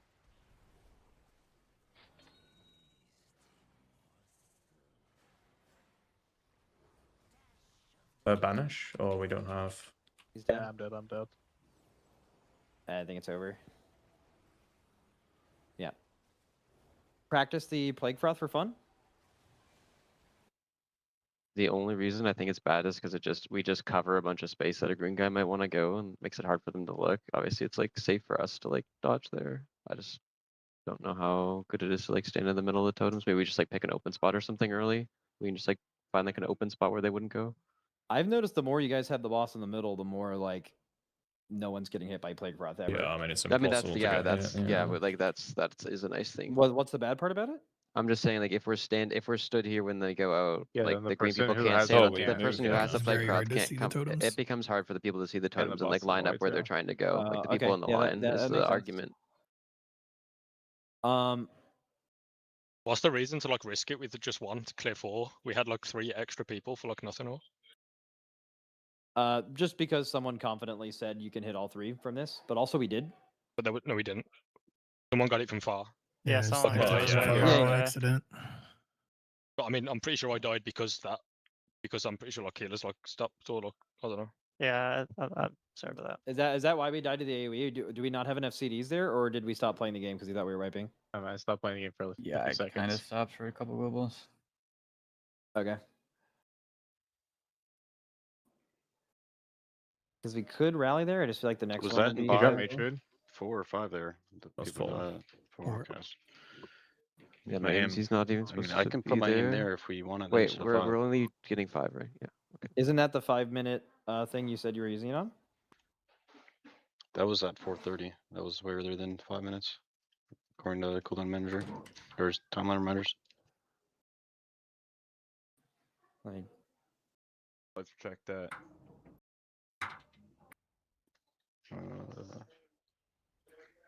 Maybe, I mean, I can make it. I mean, I think that is one I can just make it work. I thought it was at 5 minutes though. let me see if that's. I mean, we could AM5 and just be extra safe. It's just hard to tell if we died because like we stopped playing the game. Wait, did we even rally this? No, we didn't. I thought I saw rally on the first. Only Smacked died. He was at. Let's see. It is chain reaction because I didn't as well. So. I mean, we were like. I'll put aim there. How did Smack die? Smack's at 100p. I don't think that's right. Right? Pretty sure I was lower.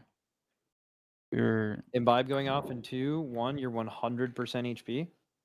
And you die. Well, I die with debuff and get chain reaction. Well, Smack's not in the raid You're not cooldowns, even right? dead yet. You're not even dead yet. And he's Smack's died. not in the AMZ and stuff, so he didn't get Zephyr, and he's not in the AMZ, so he just gets fucking. Oh, he nuked. just died. Okay. Yeah, I mean, people were 1 HP. I couldn't move. Yeah, I'm not saying that. Just that's why Yeah. I think. We'll have aim there too, so we even more chill. So on the last one, all we're gonna have is rally and AMZ. Is that even enough to live? I'm still darking the last one, so Yeah, some but dark people is live. just totally RNG, right? I know, but I some don't will think live. we lived the last one with aim. With just Isn't Will it like everyone 4 have full Zephyrs as personals well? as well? Or 3 Zephyrs? It's triple Like, Zephyr that's as the only well. thing to personal in the fight is Yeah, but those imbibes. Zephyr, it's super RNG. It doesn't. It's not smart. If you use Zephyr twice in the raid, the third person using Zephyr, Oh. it can just go on the same people. It doesn't do anything. Like they can It's hit the making fucking. insane They can hit the noise. triangle. They can hit the triangle formation, but So do you want me to put it on 4 or 5? that scared me right there of 4. But it's possible that we were stopping playing the game, and I don't want to overreact to it, and we want to live 5. But if we die to 4 again, you will move it there. Put it on 5. Roger. All right, let's go again. Dude, I can't wait for the fucking Resto Shaman epic link moment on this boss. I do agree with KSP though. I think we should have like anytime there's 3 in one spot, we should just always send 2 people there. One person can always confidently get 2. You should never ever miss a double. That's like it's too easy. But a triple is like kind of RNG too. Some are not possible.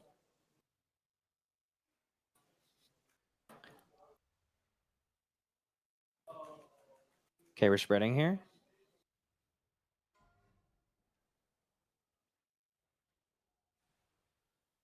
And imbibe in 5. I feel like these first Plague Frosts could be like a little bit more safe. It's Maybe. easy to do it in the line again. Why I just pinged. Just make the boss safe though. Purple has 1 million and there's 0 on orange. Am I looking at that right? Yes. Sick boss. All right, get ready to do purple absorbs plus other shit. Nice. Plague Froths in 5. Identify where you need to go here. X is juicy. Skull might want to move somewhere else, basically, or move up on line. The purple. Triangle's big. Move your a little past we it. have no one on star here. This is going to be pretty tough. Be care. We need to just send Jesus. 4 on purple still. Did we not do One purple? in entrance? Turbo chill out. I was solo on purple. I'm gonna say Because one it's entrance, easier. one You're entrance, supposed to be solo one on star, purple. and It's then the ones free that mattered perp, didn't right? get hit. Yeah. One entrance, 1 star, free perp. Yeah. Yep. Yes, 1 entrance, 1 star, 3 perp. Star can also cleave some of perp if you move correctly. Okay, spreading in 3, 2, 1. Plague Froth, 3 perp. Okay, and going off, dodge. Okay, get ready for this. This is The day is Monday. The location, the Alienware training facility in sunny Santa Monica, California. The content on screen, Liquid Guild doing lots of splits, including Vashnik over and over again. Me, the host, Tettles joined by Atlas and Jet Jaguar, former GM of Limit. Way back in the day. Monday. Monday. Monster Truck Jam. The mental at an all-time low. It does not feel like Monday, and I'm taking a look at the leaderboard, and we are at 4 out of 8 Mythic. How have you guys been feeling so far about the content that we've been seeing today? I think that this is my first cast today. I woke up, and I saw that Method had somehow killed Vashnik, and then whenever I further analyzed it, this guy is going to go down in the history books as a cheesed boss. Yeah. It put a smile on my face, seeing them come up with something that you don't interact with the fight basically at all. That's we have been due. Oh, that's so nice. Oh my gosh, I was that is like the first time that they have killed a boss world first since Queen Ashara. Oh, okay. I thought you were going to take it to like it's been a while since we've seen a cheese boss just be left the way it is. Look, all I'm saying is this is not the worst I've ever seen. No, I think for a boss that struggled to find identity throughout the PTR testing cycle and then had some sort of weird strats going on in Heroic, and it felt like a little bit difficult at times with you understanding the flow of the fight, him getting an unceremonious end in this way is the most fitting thing possible. Okay. I'm thinking we maybe rank some cheese bosses of all time. Okay. Yeah. I got some for us. Yep. Fat Truck Yes strategy on Il'gynoth. Yep. Ziskarn, Fate Scribe Rohallo, and Vashnik. Okay. Oh, okay. How are we ranking it though? Is it like the most cheese boss? Like the most satisfactory cheese? Like, you know? Or is it like the best tasting cheese? Like we're talking about like some like Little Caesar's deep dish. Like a lot of cheese. You know, you remember when that Russian guild transcended the ad on Star Augur out of the room and broke the boss? Yeah, that's fantastic cheese. So that wasn't cheese because they got banned. Yeah. But yeah, they didn't get away with it. The cheese is the most impactful thing that you could get away with that also nullifies mechanics of the boss. I think for some background, we should explain how this is being cheesed, because I'm sure like it looks like something's happening, but not much is going on here. So what's going on is basically, as it was discovered by Method, the most effective strategy for this fight is to do it a way that is unintended. And the unintended way is to just tank it on the orange and the purple side the entire time, and you face tank the amp on this side. It allows you to just stand here and you out-heal it. I'm sure it's been talked about before, but every time he casts Imbibe, he picks the 2 closest fountains to him, and then he activates the slimes from them, but he gets a stacking buff on himself for the ones that he activates, which is a huge, giant upfront raid hit along with like raid rot damage, and he gets various effects from the different ones. But turns out if you just keep him right here, you can just deal with it incredibly easily. The ads get more HP every single time he does cast this as well. But as long as you have them under control, it's totally fine. So chat's also requesting that Kel'Thuzad from Sanctum of Domination gets added to the I mean, list. yeah, that's on some real shit right there. That's a very high take death trinket. That cheese was dank. That thing was 500 years fermented and finally aged. Yeah. That was a very impactful cheese on that boss. Yeah. Let me think. I think for me, we should establish like what you feel like is cheese. For me, cheesing is like completely nullifying an intended like approach to a mechanic. Yeah. Which is why I think Tettles asked me this earlier this morning after the Method kill, and I kind of said that I feel like Fate Scribe is like one of the biggest cheeses. Mainly because the Raiders kind of outsmarted the encounter dev. I don't even know if that's cheese or if the guy just who made the fight was eating some like hallucinogenic cheese. You know what I mean? His numbers were a little off. Right, but like the intended like way, you know, they're like you're supposed to like do the different directions, right? Yeah, but if you just stood on like it, it's so obvious. There was enough time for it to fully rotate into the slot. Yeah, of course. I don't know if that's really cheese. Here's what I'm thinking, right? Okay. I'm thinking of Cenarius. That's like my prime cheese boss. Like he like spawned all tank? Yeah, he spawned all the ads everywhere, right? Sure. And then you just get a tank to pick up all the ads and go sit in the corner with 3 healers spamming him the entire time. Mr. Sazine also probably falls in a similar category. Oh, I wish we cheesed that's more cheese to me. You know what I mean? The old Il'gynoth also got cheese with Horde of Valor. Yeah. Yeah, yeah. There's a lot of cheese all over. Yeah. The cheese potential's high, you know, all over the place. I guess I gotta approach it from my own personal experience with those older bosses. I think Zaskarn is probably my #1, like, most cheese fight. Now, Yeah. it wasn't that bad during the race. It was Yeah. a little bit troll during the race. And then as it went down the line for non-race world first guilds, the strategy then evolved into, oh, what if we just put our entire raid here and 6-tanked this fight? Is that what people You did? didn't bring up Siskarn in the morning, but now that you brought it up here, I think that one takes the cake. It was, Really? Yeah, you To literally me, you that like one- 6-tanked and your tanks ran out into the fire and you just hit the boss the whole time. Yeah. I think that one was crazy because like it was total. You were cheesing everything. You're cheesing Okay. literally. That everything. is some dank cheese. Uh-oh. Boom. Oh dear. Almost won, but then we lost. Hold on. Almost won. Hold. No, man. That's Hold. Hold. Yeah, he's dead. Oh, that's so sad. Oh. Well, dang. Couple early deaths. Yeah, it is. So the fight is being cheesed. It's still deadly. Yeah, of course. Just because you're cheesing it doesn't mean it's free. You're just choosing to make the difficulty something entirely else. Yeah, I mean, you know, like the actual pull counts for this boss, considering the cheese, you know, like what, 11 pulls per method? Yeah. Pretty high for a cheese boss. I think this is a sick strat, though. I mean, I woke up and I was looking at it, I was like, wow. Like, I think that people often almost write off method as like, oh, this would be really hard for them to win world first. They haven't really trailblazed paths in a while in terms of like actual progression. Whenever you talk about them, like that is a strategy innovation. Yeah, they actually innovated the strategy entirely themselves. They haven't had an experience in the race world first, at least recently, where they have to show up to a boss first and come up with the strategy for it. Yeah. Like, that's a unique skill Yeah. in terms of what you need to win the race world first. They've been kind of just like a little bit behind the entire time. But it's a big moment for them to actually pull up to a boss first and come up with the thing that everybody decides to use. Yeah, So, where everybody's doing the method strat yeah, now. big props and method on Oh, that. yeah. It's definitely. I don't know if this boss would have been killed this week, especially non. No way. If you couldn't do this cheese strat, I think it's killable. I don't know. It's just man. annoying. Like, Dude, the blood side is really punishing, and then the other difficulty is really the fact that you kind of have all the tumors or totems, as the players will call them, like in a enclosed space. It is very random where they spawn, but it is within like a range, I think, of the boss. Yeah. So not if like you're just entire going around all over the place, right? I think it makes it like way harder. You have to keep in mind, like, this is within the context of them already doing the splits in the first place. Yeah. Like, they'd probably pull this boss a few times and see, like, if you couldn't do this strat and see, like, hey, well, this is going to take a while. They're just probably going to go do their 3 out of 8s, then they'll try the world boss again, and probably spend their night doing that. I think this boss dies in splits in a world where you don't cheese it. It's just maybe not as,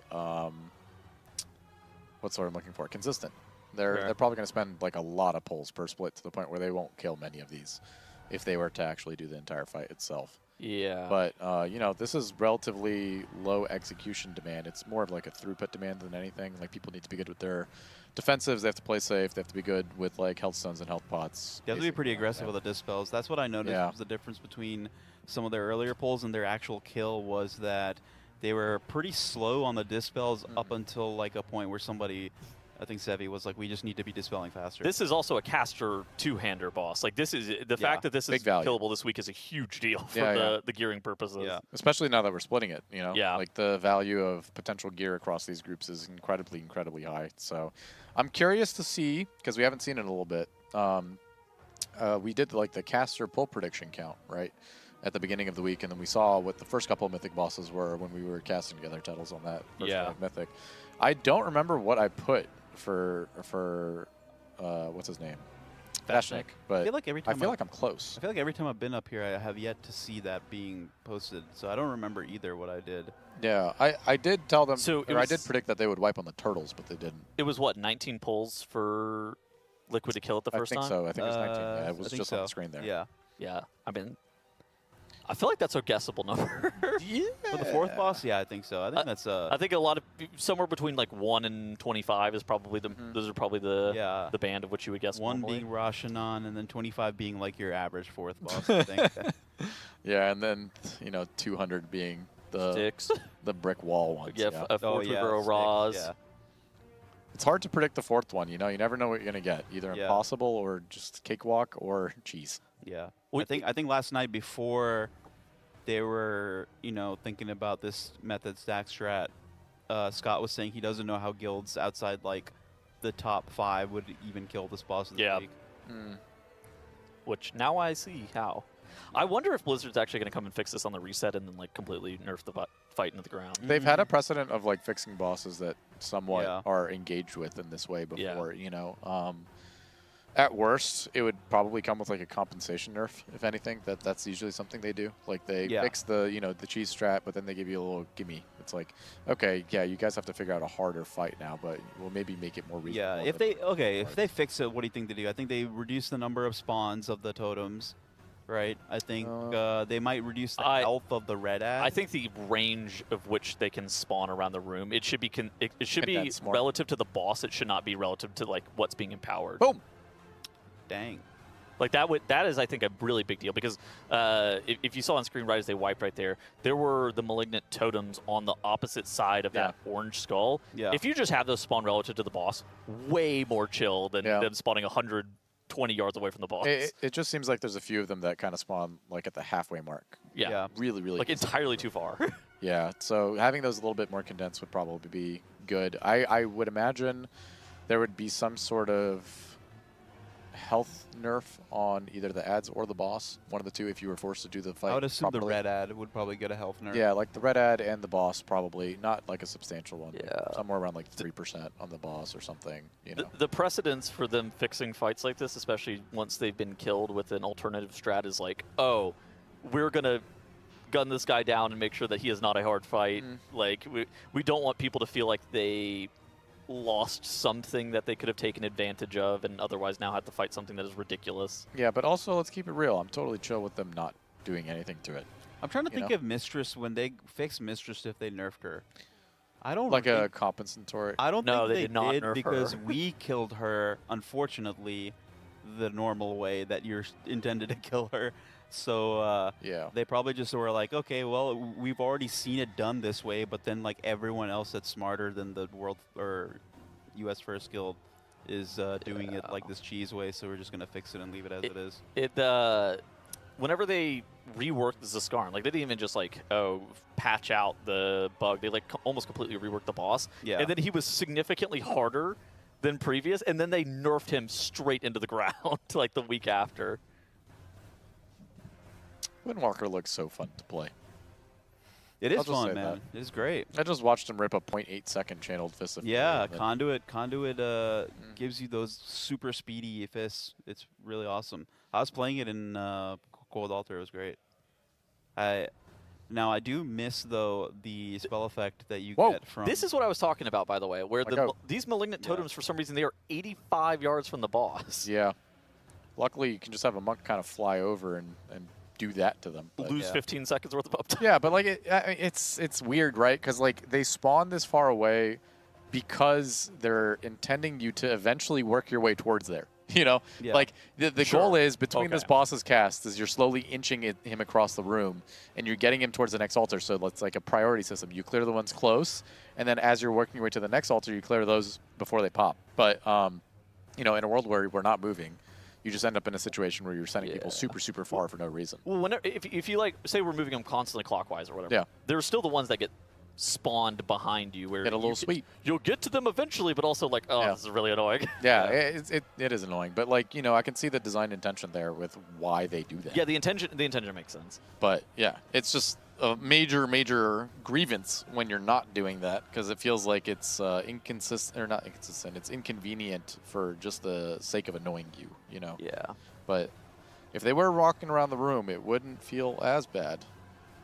But it's just something you got to deal with. You know, you pick your battles. You decided to choose the fight, so you got to deal with that sort of annoying thing as opposed to dealing with the annoying ads and the annoying red circles that you have to soak that just chunk you for your entire health bar.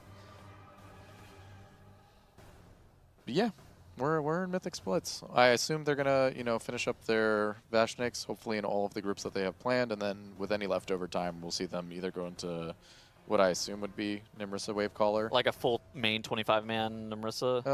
I think they'll try to split it, honestly. If they can kind of get good enough at the fight to split it even like 2 or 3 times, that would be kind of beneficial for them. It's just free loot, but like, yeah, maybe. I feel like that fight is insane still. It's scary, but right, this is kind of like the hyperbolic time chamber almost for dealing with the damage intake of that fight, right? So you'd rather kill it. It's one of those things you definitely would rather kill it than not. So like, if you have to bust out all the mains to even attempt it, completely fine. Yeah. Is this their last mythic split? No. They no. got quite a bit. So this is their last one through Vashnik, and then they have to go back and kill Vashnik in the groups that they started with in the day. That actually do the boss. Yeah, whatever that was, like three or four This runs. is their second Vashnik, so they got 4 more. Okay. Yeah. They've got a few. They've got a little Vashnik gauntlet ahead of them. They got. I mean, this fight doesn't seem like it's a pushover either. No. There's again, it's being cheese, but there is some level of difficulty in the fight, and you will see them wipe in just about every group, a little bit to make sure that it goes down. It's not a free little gimme by doing the cheese. So hopefully, the consistency of doing them all back to back will make the later runs a little bit better, but they're still gonna. What a lineup! Oh, wow! Oh my God! Oh, that's so nice. Oh my God, he's gonna get a 5th. Oh, dude! And it's going across the room. Hold on. Wait. Pause. Hold. Oh no, that one's missing. Oh my gosh! That was filthy though. That was the most satisfying thing ever. He got all of them. That was just fantastic. That's a smile on your face. The only problem is they have 75% left on the boss. So. I think the damage check on the boss is like not real at all. I think their Berserk is like a minute left when they killed it. Yeah, the imbibe casts are so far apart. It's mainly just actually living. Once you get to the later cast, which becomes a problem. Like he is so buffed at that point that you're really terrified. What are the premium specs on this? Like what are the this makes this fight much easier. Is it like a tank? It's nothing really in the. No, I think the tank does nothing on this. No, literally nothing stands out. Like as long as you got a blood DK in the group to like grip things and DPS DK is unserviceable, like you're kind of like chill. Nothing is threatening. Damage wise, nothing is like a concern to them. Yips was complaining during lunch that this is the most boring fight he's ever done. Oh yeah, I don't know what's wrong with this boss. It does 0 damage to tanks, like literally 0. The debuff that he puts on you does nothing. The application does nothing. His melees don't do anything. Like a bug? It almost feels like it. Like it feels like it should. You can take multiple stacks of his debuff and be totally fine. Like you're not supposed to get meleeed while you have the debuff. It's a big fizz amp on you. Sure. And if you have like 2 stacks on you and you taunt, right, you're gonna get completely clobbered. But oh wait, hold on, pause. Pause. Can he get this? Oh. Oh no! Man. Oh man! It's crazy that he stood there to watch. Yeah, it. yeah. Oh, you gotta know if it hits, dude. That's the whole purpose of the whole thing, Yeah. They were saying that Trill has a good eye for the angles on this earlier. Yeah, that's probably why they're sending him afar every single time he gets it. He's hitting the hard ones. But so what is the premium spec? Is like Pres Evoker or something? Yeah. Pres is the premium spec on every boss. Actually, yeah. I mean, Preservation Evoker just has a crazy healing profile for this fight, for sure. It has constant coverage. It has some sort of healing event for all these gigantic sources of damage. Pres Evoker is just unbelievably broken. Yeah, it's very oppressive. It's also getting buffed, by the way. Yeah, they're buffing it for keys, but like you use those spells in the raid too. So I don't know what the deal is. I'm gonna be honest as well. In the keys, they're kind of good. They're actually by far the highest DPS healer. Yeah, their damage is actually insane. So, but in terms of like what we actually want on this fight in particular, I mean, the Windwalker, it does excel, right? It's really good at these low target count stack cleaves, so it handles these ads really well. They get a lot of health as time goes on. Rogue, no surprise there. Rogue is crazy. It does a crazy amount of damage. The Mage is doing well. A lot of it's just like, pad slop. Yeah, there's a lot of pad slop on this boss. Like, you need to make sure that those shadow ads die, and then these burning venoms are a complete non-issue. Like, you can just have a single blood DK, hold them hostage, and never let them reach the middle, ever. Yeah. So you don't have to ever worry yourself about that. It's mainly just making sure that the shadow ads die in time, because they do actually walk a little bit. But again, you have like so many stuns, knockbacks, things like that. As long as people are aware and have a pulse, like, they won't reach the middle. Damage on them isn't a concern. Oh. Look at this. Wait, this is the Lynx Disco split. That's the Wolf Disco main. Okay, so we're hoping for some good items for him off this one. Yeah. But I don't think there's anything that good. I mean, there's a ring, but like, I don't know if the Warriors necessarily want that ring. Wait, what ring is it? I think it's the crit mastery one, the super heavy mastery one. Oh, yeah. Yeah, it's like super heavy mastery with a little bit of crit. I was gonna say if it's high crit, it's pretty good, but. Yeah, I don't think it's anything. They're like a haste crit class. I mean, there's tier, right? It's a tier boss. Yeah, it is a tier boss. It's high. It's high myth track compared to the other bosses. Yeah, you're looking for plate tier, I guess. Yeah, so you're just looking for plate tier, a couple little off pieces here and there, that kind of a thing. Yeah. But yeah, significantly more emphasis on caster gear off this guy for sure. Yeah. You know, the big ticket plate guy is Entomb Sentinels. That's the one that they're looking for. That one is the one with the two-hand strength weapon. That one's the one with the strength trinket. So that's way more value for that. Look at like the premium specs for this raid are going to be the mages and the warriors. So figuring out a way to get those guys as juiced as possible. I wouldn't be shocked if you run like 3 and 3. On this fight, Dev Evoker's good too. Yeah, I mean, Dev Evoker's really, really good. It's in the target count of what they actually need Master Disintegrate to hit. Dev is also quite strong. But yeah, I think that like Arcane and Norm's Warrior, I would not be shocked if that's the stack. We have a real sleeper coming in, though, in this raid in terms of Evoker specs. Randomly, Og went from bottom fragging to suddenly finding some sort of value again. Og is pretty good too. No, there's people don't no know, way people that don't Og know it Evoker somehow. could possibly be good. But Og is pretty good. Who would have thought? Any fight with a damage amp, Augmentation Evoker is strong. I think that the other thing that people just don't know is that Og Evoker is like completely changing the gear, like their gearing situation. Because they last season they were like a haste crit class. Yeah. You know, they loved the crits for the duplicates to, you know, double the all the buffs that they They're give also out. critting Ebon Might as well, which is completely broken. But now they're like a prescience-based spec. A few other things changed that I'm not too familiar about, but I know they are switching to like complete mastery gear, which is why like this first week, you're not going to see them do too well on like the Warcraft log statistics, but that's just because most people are, you know, running old gear, running old tier. What is it? It's Chrono Ward? Yeah, they're playing Chrono Ward, and they're going to now like the prescience targets matter a little bit more. I think like before you could just kind of YOLO them and you would do like 95% amount of like the potential that you got out of that, but now the tiers focus a lot more on that. So it's pretty good. It's pretty good. You just got to change your style up. Yeah. Similar situation with Windwalker actually, because like if you looked at Windwalker logs earlier in the week, they were really bad. So I'm guessing the tier situation is like a lot better for them this week because you can.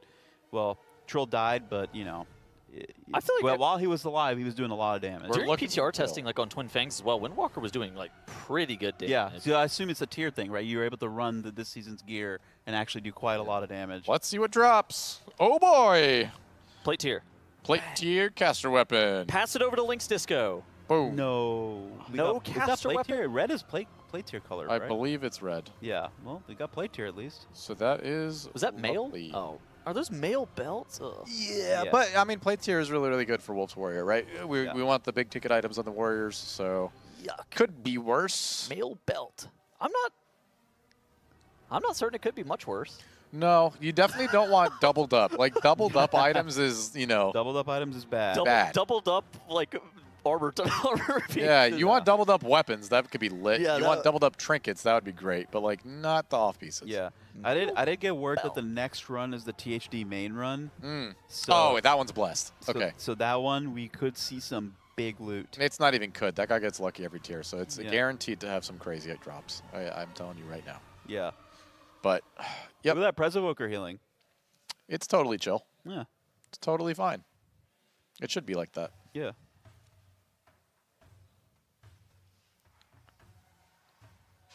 Little sleeper specs, Shadow Priest. Oh yeah, true. They do a lot of damage on some fights, especially the last boss. Yeah, Shadow Priest actually does a considerable amount of damage to Ula'tek in the heart. You wouldn't think it to do that. It's because they Void Form is like perfectly lines up the full duration of that heart. When they have good bursts and they give PI, and you know you do want bursts within the heart burns as well, so could be really good. Who's to say? Yeah. I feel like a spec that's been like sleeper really good marksmanship on her. Oh yeah, dude. That yeah. off, double Hunter's Mark, really, really good. Like pretty much every fight. So if you think that one Hunter is playable, you probably think that two Hunters are playable. Yeah. Fired Up is literally just on some electric scooter, just riding through the venue. He actually just kind of passed by like Jigsaw on a bike. Yeah. Every single person I've seen ride that thing looks like they don't have any control over it. So I have ridden that thing. It is incredibly hard to control. It just takes you away.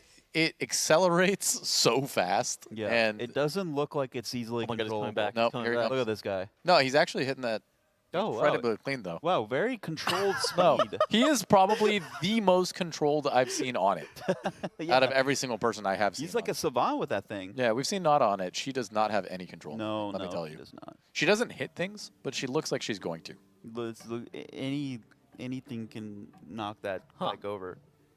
Oh, but yeah. Anyways, as I say, I feel like Marksmanship Hunter's been the most low key spec that I didn't anticipate being really strong. But then it's just like all the 2-target fights it looks really good on. Yeah. Double Hunter's Mark seems like it's going to be super valuable and pretty much every boss as well in a way that you were either going to run 0 or you're going to run 2. So it has good cleave. It has good burst. You know, even just doing heroic Ula'tek ourselves within our guild, our Marksmanship Hunters were considerably higher than every other spec. On boss damage plus heart combined. So it's kind of crazy. Yeah, they snuck their little 2-target back in there after it got nerfed. It's crazy because they caught a 14% nerf on the PTR, like one of the last couple patches of the PTR. Then everybody left that spec for dead. Everybody's like, oh, that spec's going to be terrible. You can't tank a 14% nerf. That's like too big of a nerf. Yeah. That spec's so good. I guess it needed the 14%. Yeah, nerf. you can't count out. It was insane. Yeah. You can never count out the Hunter players. And also Hunter players as so like I said about not having control, I'm pretty sure she just slammed into a wall there. Just how good riding that thing. Yep. Oh my gosh, the THD main. Yep, this is a big one. THD somehow allowed to play the OG once more. I don't really understand how the OG is his main every other season, it feels like. Well, most of the time whenever he enters these tiers, what he does is he ends up playing his main or OG as like the first character. And he just has this intrinsic luck about him that his first character hits everything. I feel like it's either OG or A, right? Yeah, it's one of the two. He it's either sticks OG to the beginnings, or A. you know. I think one tier ever, he was playing J at one point. I think that might have been last year when we were doing the leapfrog thing. I think that was last year. Well, he had two main quality guys. I don't well, remember which one the other one was. His main OG one hit everything the first week and had every single item.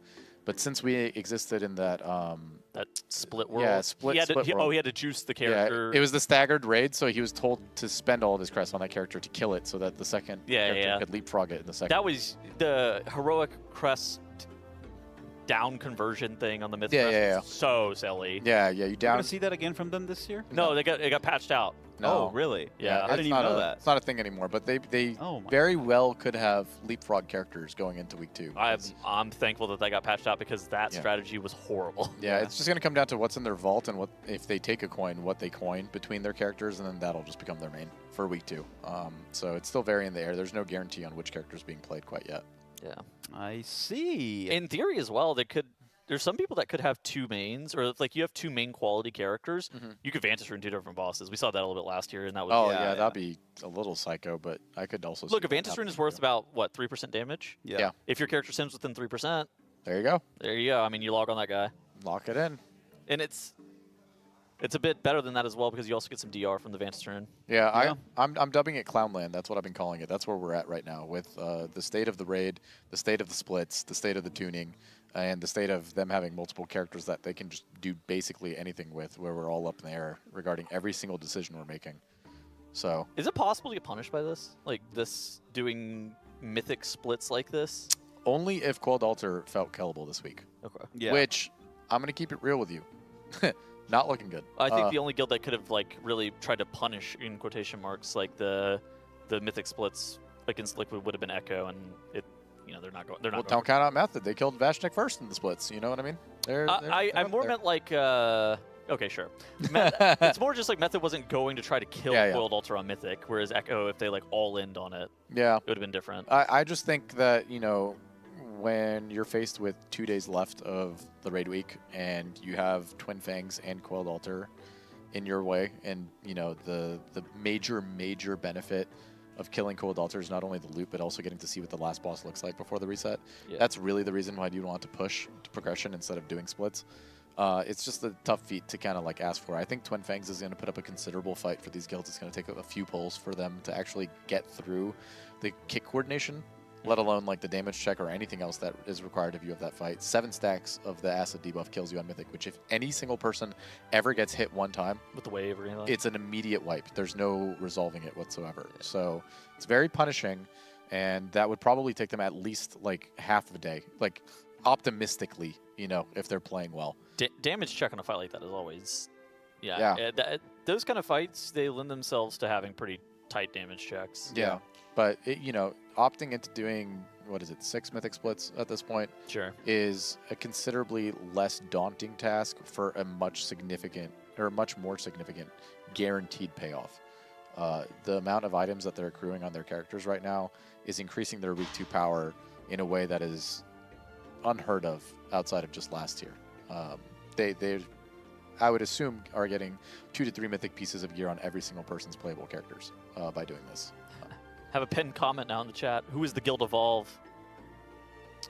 I don't know. Evolve. I've seen them around. This is not the first time, but I think they're German. I haven't seen them that often, but also I'm very out of touch. Check.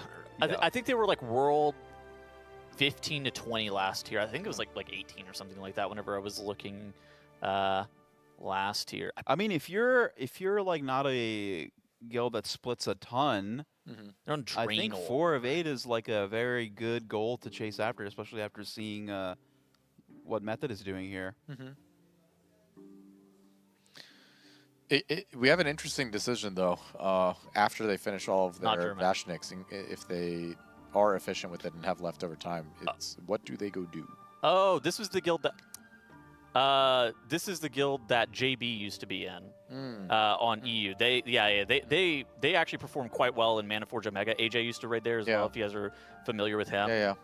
He might still actually be in the guild. JB doesn't raid there anymore? JB is back on NA. I don't know. Oh, so JB was the problem. JB was the problem, yeah. And now this guild is world second. Okay, well, not interesting. Not German though. Interesting set of coincidences there. Yeah, very, very good. But yeah, it's going to be interesting what they do after the Vashniks. You know, what they opt into. Yeah. They're either faced with Nimrus Wavecaller or they can go practice Scissorak. I don't necessarily know if they're going to kill Scissorak in their splits. That seems kind of like a bit of a reach. But Yeah, there I is merit to at least practicing him a little bit. I think based on time, they probably won't have that much time. Yeah.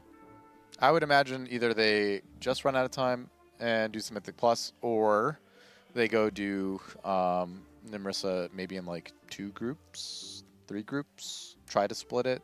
I mean, yeah. Try to all main it. I don't know. Killing it has some sort of value, right? So, somebody asked THD about Nimrus and he just laughed at them. Well, yeah, they nerfed the raid damage of that fight by around 40% is the number, and lo and behold, her raid damage is still crazy. Yeah, they're saying too the damage check is really high. Yeah, it's yeah. like really high. Like having to kill the mythic specific ads that are guarding the packs just have a ridiculous amount of HP, and then you need to kill the Murlocs while you're getting bombarded with unbelievable amounts of raid damage. So yeah, I think like they are 3-minute wipe. The boss is like 68% or something like that. Yeah, it seems pretty high. Yeah, a little nice minute lair boss. Yeah, could be super fun. That's cool. Yeah, 1 out of 6 myth track. Yeah, I think that's probably the most criminal thing about it. The gear that it drops is just so bad for how difficult it is that it feels bad to even go and do it. Yeah. It's funny. Very funny boss. Funny tier. Funny tier. We're in Clownland. Yeah. Wait, oh, so this is a fresh run. Yeah. Yeah, I think so this is their last remaining Yeah. run that has to go all the way through Vashnik. So we have the potential for a lot of big items here across a lot of different bosses. Oh my god, steak is premium tonight. It's steak, mashed potatoes, carrots, and Brussels sprouts. Ooh. Oh my gosh. Premium steak. Oh my gosh, it's gonna be so good. And mashed taters? What's taters, Precious? Don't mind if I do. Is that Charles? Or is that No, you? that's Smeagol. Wait, Smeagol became Southern? No, what's tater? Well, I wasn't trying to do his voice. Okay. Well, you're kind of hitting the Charles there a little bit. What's taters, Precious? Potatoes? How about them Brussels Boil them, sprouts? mash them, stick them in a stew? Anyone? Anyone? on No, this? I get it. Yeah, Okay. I get the reference. You know, I just don't really have much to add to it. Yeah. I don't do a good enough impression to like replicate it or even try. Yeah. You know, chat would just roast me, so I don't want to engage. My impressions are few and far between. I can only do a few of them, and that's not one I've specialized in. My talent points haven't been spread that wide. Yeah, actually, my Charles voice is like, it's a little bit taken from my Xeris impression. Yeah. My Xeris impression is funny because it doesn't sound anything like him, so I just do a Mickey Mouse voice. I miss it. A Mickey Mouse voice that just curses a lot. Yeah. Yeah. We've established I can do a decent Kermit, but it takes a considerable amount of effort for me to do it. Little Kermit. And sometimes I start off real bad, and then I like warm up into it. You know. I'm not sure if I can do the Tough voice. one. It's hard to hold the voice in that one. Hey, Miss Piggy. No, I don't know. I don't think that hit. Well, we're back into some mythic spots. Huh. I don't think that hit. That Oh, hold on. It's also really, really hard when the Look, I'm gonna close my eyes. Hold on. I have to like kind of move the headphones off my head to hear my own Hey, Miss voice. Piggy, would you like to come back to my Well, we seem to be finding ourselves staring down the sky the soil coiler once again as we go into Liquid's 6th split of the day. No, see, I can't do it right That now. does not sound like I'm her. off. No, I'm off I right don't now. know. My eyes are I'm not closed hot and I right don't now. see 'em. I'm not hot right I now. don't think we. I'm not hot right now. Yeah, I don't think I can. Listen, if you watch the last Liquid doc, I did a decent serviceable one there, but Yeah. right now I'm a little off.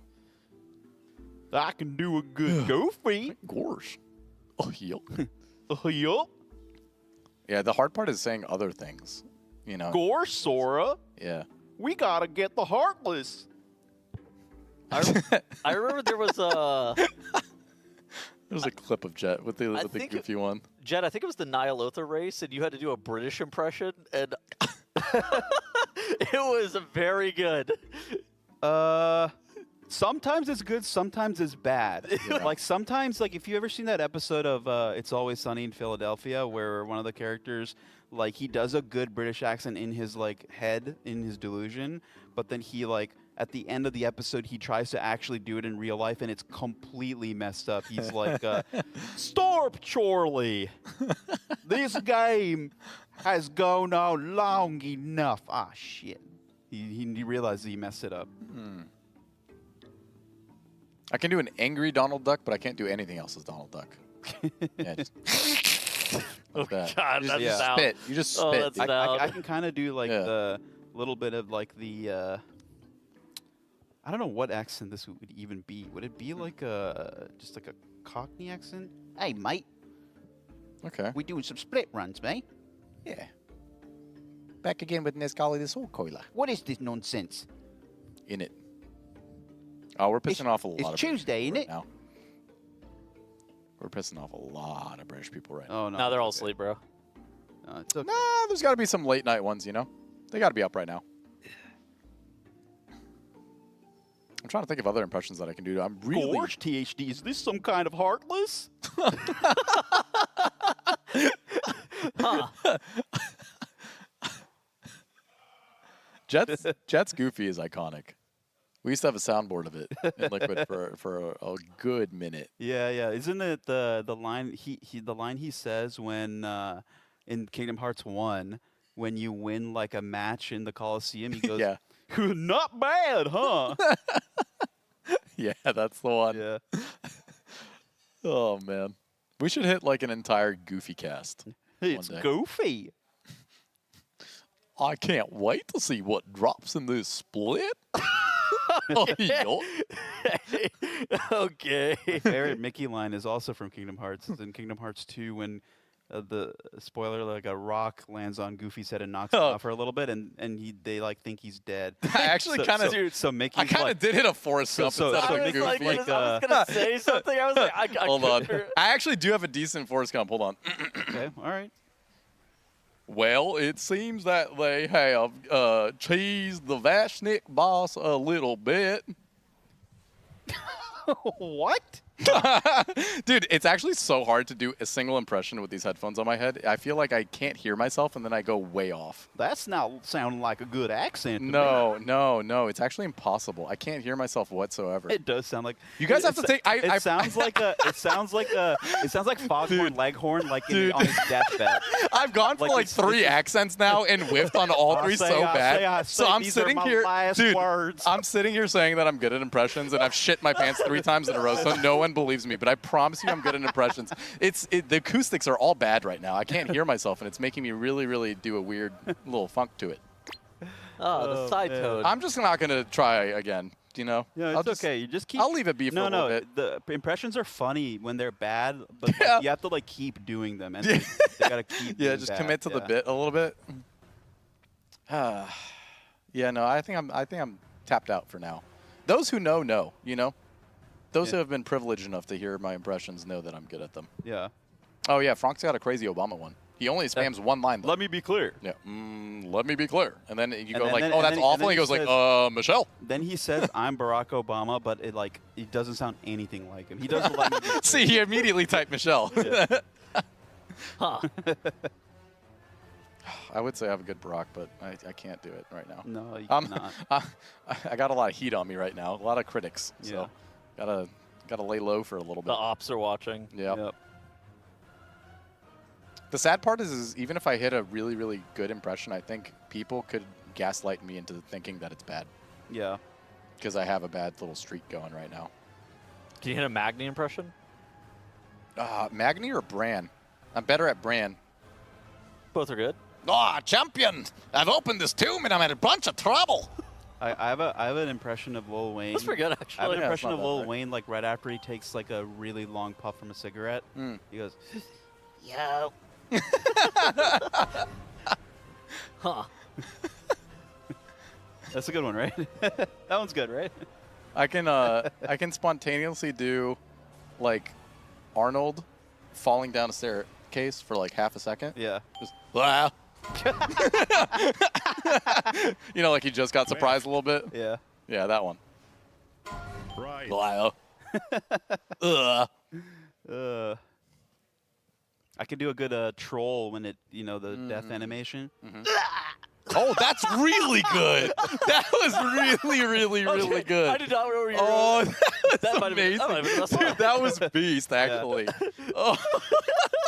I can also do a good troll, Amani troll from ZA. Like their death animation is different. They go,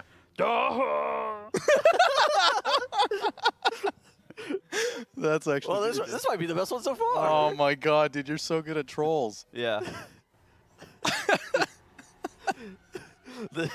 Just the duh. It's insane. Yeah. I think I can do Stormwind Guard. King's Honor, friend. King's Honor, friend. Can I help Can you? you guess the orc peon? Work. Job's done. Work is the poop, no more. Job's done. Job's done is a human. Oh, peon. dude, yeah, Job's done hits. Yeah. So that's a classic, tried and true. Job's done. Yeah, like I can do a good Malfurion in Hearthstone. I must protect the wild. That's like Malfurion if he was a geek. Well, that's literally the line that he says in Hearthstone. I know. He is a geek too. Let's not get that twisted. He is a loser, but like, you know, he sounded like a little pathetic. Okay. He got bullied in school a little bit off that. Well, Malfurion, he was kind of a dork. Yeah.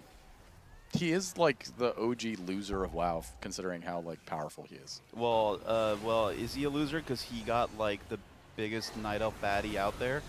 Yeah. If anyone's a loser, it's his brother. What?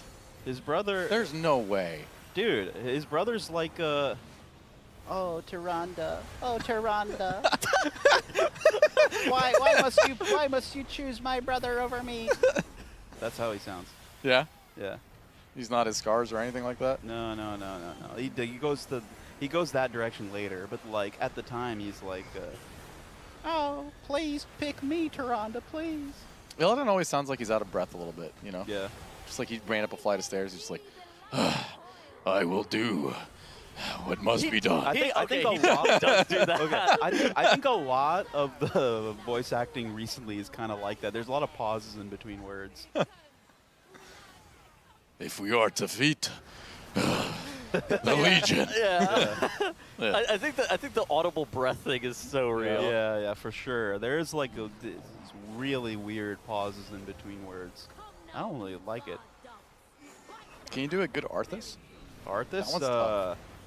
The city must be purged. No, I can't really. This is for Warcraft 3? Yeah. Trying to think what other. I used to do so many Hearthstone ones, like from Season 1, Season 2 Hearthstone. Yeah. But I can't like remember a lot of the card lines. Obviously, like the most iconic one. Everyone, get in here! Yeah, that's that great. was Yeah. a voice line of all time. Yeah. That was great. Yeah, that one's like the most iconic one, right? Or like there's that card that's like a Goblin Rocketeer. It has charge, you know, and she goes, I'm flying. Bro, I think if this casting thing doesn't work out, I got a great career pivot Dude, for you you. need to be a voice actor. Yeah, that would hit. You can really hit some high notes too. Yeah. It's kind of impressive. Yeah. I'm trying to think of some more. I'm trying to get. Listen, we got to make this interesting. All right. Look, this is the third, or no, not third. This Oh, is no, like no. the 8th next Zolly that we've seen, and Yeah. we're trying to make content out of nothing. We're hitting Oh, yeah. impressions until it dies, and then we're locking in real quick, getting excited about loot for about 10 seconds, and then going back to impressions. Dopamine. Yeah. Oh, speaking of, we're getting about there. We're about to lock in. All right, what do we want? Healer trinket? Healer trinket for sure. That's There's a- Dingo. Yeah. Why is the Weakora talking? Oh! What do we got? Healer! No, wait, no, that's We not got it. the Int Dagger. No. Plate, double plate though. Double plate. That's big. Look, plate helm, plate boots. You like that? You like that? Look, the Int Dagger could be worse. Who's the plate soak? I need to know. What about Blackwing Technician? I think she goes. My work is paramount. Leave me alone. That's actually so close to the actual Yeah. voice itself. Oh That my was- god. That went insane. Oh my god, that was so good. Oh, dude, what did they? Maybe goblins are your specialty. Floodgate. What was the second boss? The duo. What did she used to Demolition say? Duo. I can't remember. She what always she used to say something crazy. I can't remember. Something like that. It was like 3 little successive screams. Something like that. Yeah. Oh man, what was it? What about Squire? Attend me. Ready, sir. What is that from? That's Hearthstone. The Argent 90 summons a Squire. Argent Squire. I think that's what the card was. Yeah. You guys ever do the first boss with voice lines on? Yeah. She hits Tettles. No. Oh, you need to turn it on. She hits a crazy chant when she's casting Invoke. I have voice lines on. I don't have them like that Yeah, loud. no, she's So like it's- throwing her hands up in the air like this. She's going, Ula'tek, Ula'tek, Yeah. Ula'tek, like Oh my over and over and over again the entire time. It's sick. Yeah. What else we got in the tank? Trying to think. The cards, I'm trying to go back and think about the cards. 'Cause those are the ones I used to like. I would just sit at my desk anytime a card would get summoned. I would just say it. No one is there to hear me. I have a lot of quotables from League of Legends, but like, you know, again, I'm cold right now in impressions, and I'm usually Dude, on a good day, I'm still like off a little. I can't remember what the Toldagor boss, but the one with the barrels. He hit the yes, ma'am. Oh, dude! Yes, ma'am. Siege of Bralis, the That little was guy in a also a tentacle. banger. Help! Don't let this beast eat me! Yeah, Get dude. this thing off me! Help! This little pathetic scream, dude. Just off on the side. Just help! This guy's toast. Oh man, what a great game. This game rules. Not a lot of little Get fun gabbing little or voice- get going. I can't believe people don't play with like voice lines on. No, voice lines are good, man. You just go talk to They're a good dwarf. for like performance reasons too. Sometimes bosses say stuff for like specific mechanics. You ever just talk to a dwarf NPC? Aye. Aye. Fancy a pint?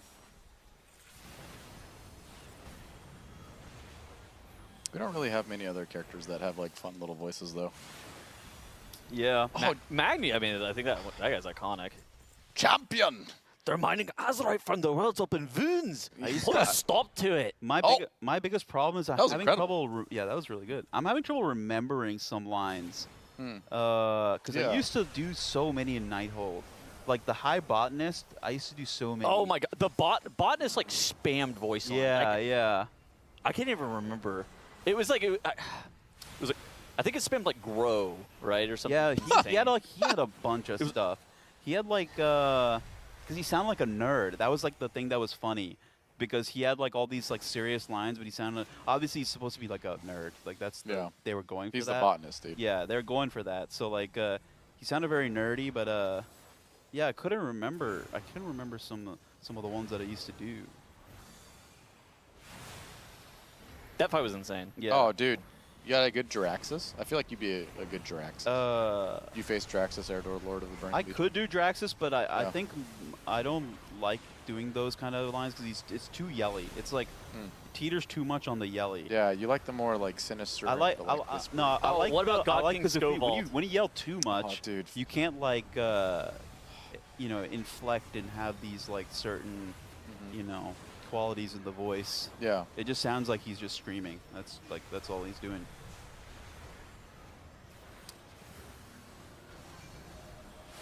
Yeah, we're not yelling all that much. Yeah. It would be fun to do a. I am God King Skovald. No, I have proven my worth, Odin. It is I, God King Skovald. Oh, I hate that guy. That guy's so stupid. Yeah. Can you do a good Sylvanas? No, Did I you can't just do scream? Sylvanas. That one's no. She does the little raspy thing too, where she's out of breath all the time. I can't do it, so I pitched that up, but I will not be attempting it. You know what I mean? That's out of my forte. Like a good Khadgar. Good Khadgar. Yeah. I don't think of a Khadgar line. I think he seems riding dirty, doesn't he? Yeah. Yeah. Oh no, I'm in a wheelchair. That could be like one of Khadgar's lines. No. Well, okay. First of all, it's misinformation that he's in a wheelchair. What was the actually Khadgar line on the Kill Jaden fight? He's like, they're not Kill Jaden, Arkham fight, where he's like screaming out the Burning Legion, right? Oh yeah, he has the line in that fight, and he has the line in the Gul'dan fight. Oh, I When think he I'm summons maybe confusing the two. Yeah. I'm trying to remember what even is the line of the Gul'dan fight. Khadgar got gifted a magical wheelchair, and he's just sitting in it out of kindness. He doesn't really need to use it. Oh really? Yeah. So he's just polite. He's just being nice. Yeah, Yeah. it's like getting a sweatshirt that you don't really like he for got Christmas. you but know you like want a potential sweetheart gifted him a magical wheelchair. Oh my god, what about I, Gammon will save us? Yeah. Potential sweetheart, you know. Gammon? Gammon? I, Gammon, will save us. Not bad. Not bad. Can you hit a good Thrall? Thrall? Yeah. That one's tough. That one's tough because his lines are so boring. Yeah, it's So also deep. Yeah. Yeah. It's really throaty, the Thrall Mhm. voice. Yeah. Oh, you'll know this one. Yeah. Coriana, give them hell.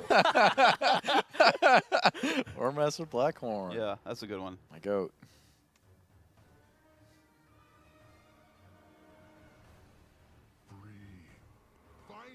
Oh, Jet. Mm-hmm. Can you do a good Bwansamdi? Bwansamdi. Yeah, that one's tough. That one's a tough one. I don't know. There's not like a line of his that speaks to me. He's like a really good. Okay. He's a really good voice. Like he's a sick character, but yeah, there's not like a line from him that sticks out to me. Try this one right here. I remember the Yasma one. It's like, no. Okay, there's a line actually of his that I did used to imitate. I forget. Or this one. It was.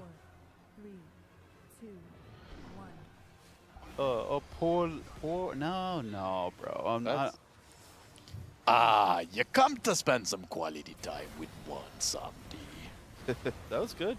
That was really good. I was almost going dwarf with it. Yeah, you It's- were. it's you sta- were it started. a little It bit, yeah. started off dwarf. Yeah. Wait. Oh, someone in chat said that was good. Okay, was dude, good. I've got my confidence Yeah, it back. was Maybe, good, yeah. maybe I can do impressions.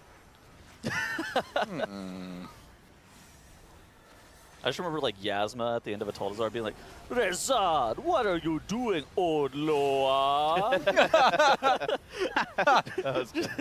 Like it was like as you like pulled the boss, or you're like, what is going on? What are good Bwansamdi quotes? Like he's an iconic Dude, character. what I but, gotta you know? do is I gotta revisit like my Hearthstone cards and just find the ones that I used to do and then come back on the next shift and just start rattling them out. I have no context to the other. What about a turtle has made it to the water? A turtle has made it to the water. Who the hell is that? I don't know. Who the hell is I don't know. that? I cannot imagine that was right. That one's not really right, yeah. The turtle has made it to the water. That's how the cycle No. of life can be cruel. Oh, Yeah. dude. It really can. What are some Bwansamdi quotes, man? This guy's this notable but doesn't say anything notable. I can't remember what he. what he said. He kind of when just he, says the completed same the kind of key. stuff all the time. Yeah.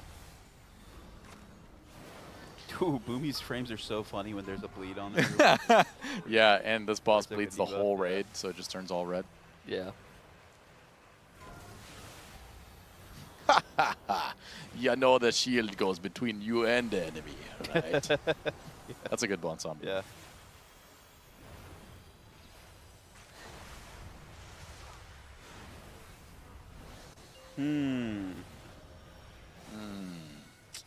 I'm trying to think of some ones that I'm like. You got any Zalatath ones in your bag? No, I actually don't. I actually have a lot of beef with No. that because she just stops. She never stops yapping in my keys, man. Dude, yeah, she's literally just always on you. Always wanting me to like feed and Yeah. all that. Feed. Feed. What is the actual thing that she says, though? It's like way more erotically charged than just feed, you know? She says like a bunch more. Well, name this boss. You will show the proper respect. Is Goofy or the Lost Explorers? No, it's Goofy cosplaying as Terran Gorfiend. It's way more fun to just do boss quotes as Goofy. Oh, yours! I am my scores! You are not prepared. Oh, yuck.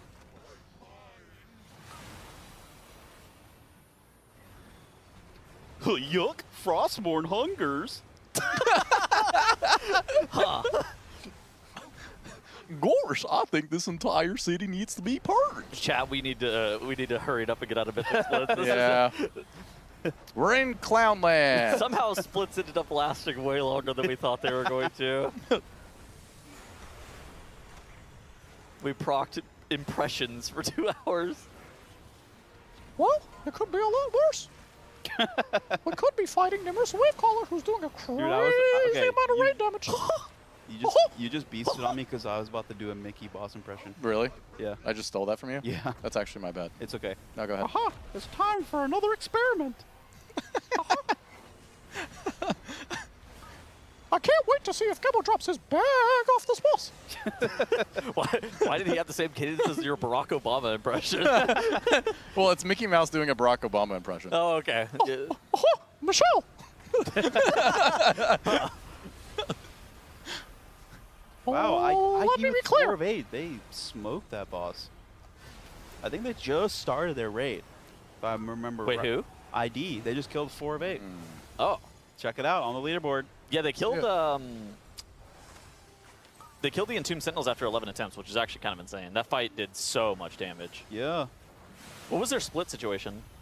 I think they did 5 splits. 5, I think. That's a lot. That's a lot of splits. That's a lot of splits. That is their go-to. Their go-to is 5. I wonder That's a if big number. oh, I'm not signed in on my phone. That's a big, big number. Do you think that artifact power, if they brought it back, would solve splits? Nope. No, sir. Nope. Okay. Absolutely not. They might. What they will do is like calculate a certain breakpoint of leveling their, you know, like whatever artifact item, like if it existed during the, you know, the neck, and then they'd be like, get to here on all your guys. It would probably would it not lessen- reduce the It would number? reduce for sure. For sure, it would reduce. Yeah. Because it would be there would be a riot if you had to do this many. You know what artifact power would do, though? Mhm. Make me quit. Fair enough. Be right out of there. I need 10 pulls on Vashnik. That's there we go. 10, Are they- 10 good pulls. They're not doing any mythic splits, right? They're just all mains. No, it's all mains. Yeah. So they're actually just gonna start pulling scissor racks Oh, for real. oh, in oh, a sec. Whoa! Whoa! Turtle disaster. They were just, they were so, they had so much hubris during lunch. They were like, this boss is unwipeable, and they're actually probably not going to wipe still. Scott died to the ring, and then. It's okay. It's actually this boss is unwipeable. Unwipeable. No, it's definitely very wipeable. Well, they think it's unwipeable. Well, they got close. Well, they said. But that it is unwipeable. It looks like it's unwipeable. Yeah, it is a little unwipeable. They're still very far away from the end rage as well. The bosses are shielded. Hold on. Don't worry. The boss is. Let's see your bag. Let's see your bag. Let's Gebo. see your bag. Give me the bag. Gebo, Gebo. Pass it over. Boom, man. It's nothing. a No tank Gebo. trinket and a shield. It's absolute garbage. Tank trinket and a shield and a split with no shield tank. Wait, what tier is that? Uh, Blue one. Is blue one cloth? I'm confidently going to make it up that it is cloth. Okay. I have no idea. Mouse over it. Come on. You know you want to. Ooh. That was quick. That was cloth. Oh. It's absolute garbage. Well, actually, hold on. Yeah, the shield could go to a Holy Paladin? Holy Paladin. That's actually not bad. Or an Elemental Shaman. It is. Oh, didn't even consider that one. A Restoration Shaman. Or a Restoration Shaman. Okay, so we got multiple different options for the shield. I forgot people use those. But yes, I can't imagine that as like particularly valuable. I think that like no mythic offhands in particular are not a super high value. Yeah. All things considered, too, the tank trinket itself, you would look at it in a vacuum and be like, okay, well, like the tanks aren't going to necessarily want it, right? But you can very well just give that to a DPS player and let them save crests. So it is good because they have had a lot of plate drop off the first boss. They had Helm drop, which is a good item. They had Boots drop, which is a good item. Now they can give them the tank trinket and it'll save them crests in the long run. This could be potentially a good plate seed. They're still going to kill Entomb Sentinels, and Entomb Sentinels drops the strength two-hander. Yeah. So this could be a make or break plate split. Well, interestingly enough as well, I think all the tanks actually want like the DPS trinkets. I think they want like the guillotine and stuff like that, right? Yeah, they don't actually want to use tank trinkets. Although is this leap or hammer? Hard to tell. I think it's leap. I think it's leap. The one with all the funky characters, right? Yeah, yeah. You have Leap or to. hammer. If it is leap, you have to hit it with the right cadence, though. It's leap. Yeah. Yeah, like that. I think we get a BOE mob here next, right? Fright Maw. Yeah, Fright Maw. The big Fright old Maw. dog. Yeah. Fears your entire group. I don't know if it's Fright Maw or Fright something, but I know Fright Maw sounds right. I feel like the first word is definitely Fright. Let's find out. Oh, oh, Judge is on cooldown. Oh. He's that big dog. It is Fright Maw. The dog. Okay, Yep, yeah. Fright Maw. That makes sense. I got feared off this platform last night. Yeah. Like, all the way off to the left. I mean, this guy's a shisty little doggy. He knocks you back and he fears you. Yeah. Boing. There it goes. Yep, this is where I got knocked. We've got a victim. and apparently there's this island over here where Lip is going to. Yes, and there's this slime that you can activate, and it walks around with you as your friend for the remainder of time. Oh. Really? He's going to click it. I'm not really sure what it... Yeah, look at this. Of course Wow, he'll the click it. tech. Boom. Oh, my Now, God. I don't know what it does, but it was a 60-minute buff, and he just follows you around. I wonder if it's for an achievement. It's probably an achievement. But he needs a hero. He needs a rescue. Yeah, I just got to... You know you can macro pings, by the way? This ping reminded me of that. You can macro pings to abilities. You can do like a self-ping and then type the spell name to like ping your Looks spell. like Boomy's trying to rescue him. So like if you're he's if you're just out of pro- range. So if you're like a prot warrior, you can do like /self-ping spell reflection, and then macro it to spell reflect. So you tell your group that you're reflecting a cast. Oh, oh! He almost fouled himself. Damn, you guys Tense did not moment. you guys didn't listen to any of that. But No, chat, I'm locked chat in, bro. listened. I'm locked in. I'm locked in. That's a little tidbit. Little tidbit for chat. Oh, he might fall down there too. He's going for it though. Look at him. Pinging and spell Ready? reflect is what he said. Wait, what? It's like whenever Subway Surfers is on, my ears don't work. Oh, yeah. Ah, makes Nick's sense. coming over now. Smacked is coming over now. Boomy's range is too small. Getting summoned anyways. Yo, anybody get a BOE? Oh my God! Boomy got a BOE! Go back! Go back! Ah! It's BOE! some plate BOE. Play BOE. It's a great plate seed. I'm telling you, this is the plate run. Wait, what are the Oh my stats though? Goodness. Who cares, dude? It's mythic gear. Plate gear. What are the? It could still be bad. The plate run that was promised. It could still be bad. We've got 3 pieces of plate gear Actually, and a trinket. That's actually really good as well because so these BOEs are actually bind on pickup. They will bind straight to your character and not be tradable if they are your armor type. So the fact that Boomy got a different armor type's BOE means that it is in fact tradable, which is much more valuable. Yeah. I mean, you know, you think of what you want to leave a mythic split with, and you're looking at like 1, 2 mythic items. Like if you're unlucky, I mean 2's good. 1's kind of unlucky. I mean 0 is just like, you know, you got completely screwed. Like 3 or 4 is like, wow, you had a good run. We're already at 4. Okay, what track does it drop at? The BOE? Yeah. 1 out of 6, I believe. Oh, No, that's fine. It drops higher the later it is in the raid. Yeah, but that's totally fine. A 1 out of 6 means that you're guaranteed to save all of your heroic crest upgrades to max. oh, come on. Come on, mate. It's not bad. Come on, mate. It's not bad. That's a bunch of baloney. It's not bad, isn't it? Isn't this the THD lock main run as well? Yeah. Ooh. Allegedly. The cloth gear has not been. No. I guess there was the cloth tier token, which is actually not bad. Yeah, he's And it had an int dagger. I mean, maybe it's not the worst. it's serviceable. He's still got Vashnik to kill. He's still got Entomb Sentinels to kill, so there is still a redeemable quality to it. That's the beauty of splits. There's always the potential of more. Yeah, yeah. Not only more runs, but also more gear. Gosh, we're coming up to a tough boss here. Oh, yuck. The first DPS check of the split. I can't do the goofy anymore. I'm just gonna go away from that and just reserve my impressions for Mickey doing an Obama impression. Let me be clear, Michelle. Oh, my fellow Americans, let me be clear. We have walked up to the Entomb Sentinels and we're hoping for a strength two-hander. Nah, I don't like the face you're making. Yeah, you don't like that one. I think AI has gone too far. Yeah. Yeah, Okay, it has that's gone totally too fair. far. You know what else has gone too far? The state of the race world first when it comes to split. I'm in. Like, I agree with that. Let's lock in on that one. Yep. Is this even, I don't even think this is fixable, right? I think this is just some race world first stuff. No, unfortunately, we are not going to get away from that. And something else we're not going to get away from is chat's copy pasta. Echo unironically thinks they can win the race against THD, a man who has a daily intake of 450 grams of pure lean protein, feeding his bulging muscles and 200 billion brain neurons. The electricity this man generates from perfectly executing his rotation with 100% uptime is enough to power the whole liquid facility. Huh. Who does Echo have? Gingy. Don't make me laugh. I think we all know who wins this. Not bad. We've had better copy pastas in our day, though. I Yeah. feel like that's really low-hanging fruit. I'm not gonna lie. Yeah. Chat, what do you guys think about proccing a pop-up raid? Oh, here we go, dude. Oh, here we go. Whoa, whoa, whoa. I knew it was Okay, coming, hear man. Hear me out. Ah, I'm Jesus. Just your guys' thoughts. You look at a Guild's Raider.io page, Yeah. and they say things like, no overtiming. Yeah. We're always going to have fun. Yeah. These are our listed raid days. Okay, the second one there was Tuesday, crazy. Wednesday, Thursday.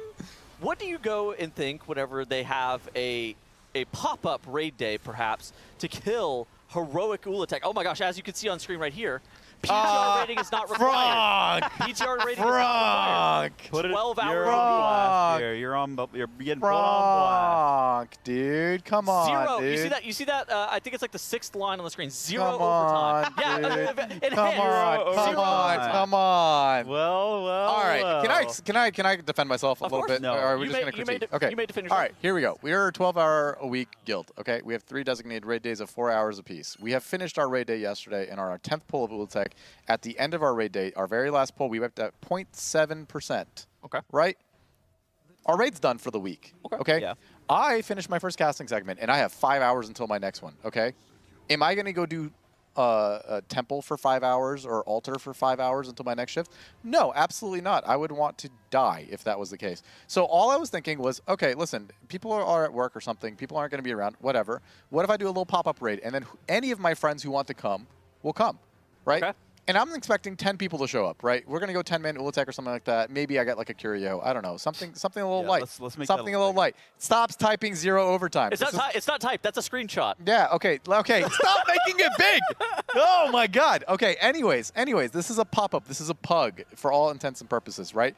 We're not handling loot the same way. It's all just free rolled. We're just playing the game to have fun, to pass the time. And if Heroic Ula'tek dies, why not? I send a little feeler ping out to see who's going to show up to it. Turns out 24 people within guild are just sitting around waiting to play the game. And we can't be helped, dude. We're like all recovering addicts who have otherwise come from a setting in which we play the game in a degenerate way where we're constantly online all the time. May I ask a question to the floor? Is Judge Liquid Cams available to arbitrate this?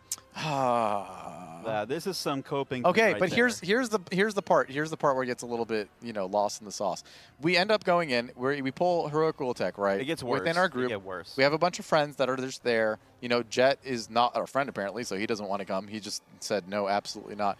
We kill it. We roll off all the loot. I don't hit anything except a trinket, the font of Venomous Rage. Fantastic things are happening. And then Evade, oh my god, this guy just goes, what's the first boss's mythic mechanics? And already I'm like, I'm out, dude. He was in the raid? Yeah, he just zoned Did you, it. did you guys pull Nexali? Yeah, they did. Hold They killed on, it. dude. Oh, let they killed me it. let me They get killed there. Let me get there. They did he Prague. he just entered the raid by himself and was like, "What was the first mythic mechanic?" And then everybody impressive just started evade. everybody just He's started so following impressive. him in, and then we ended up All right. pulling the first boss and killing the first boss too.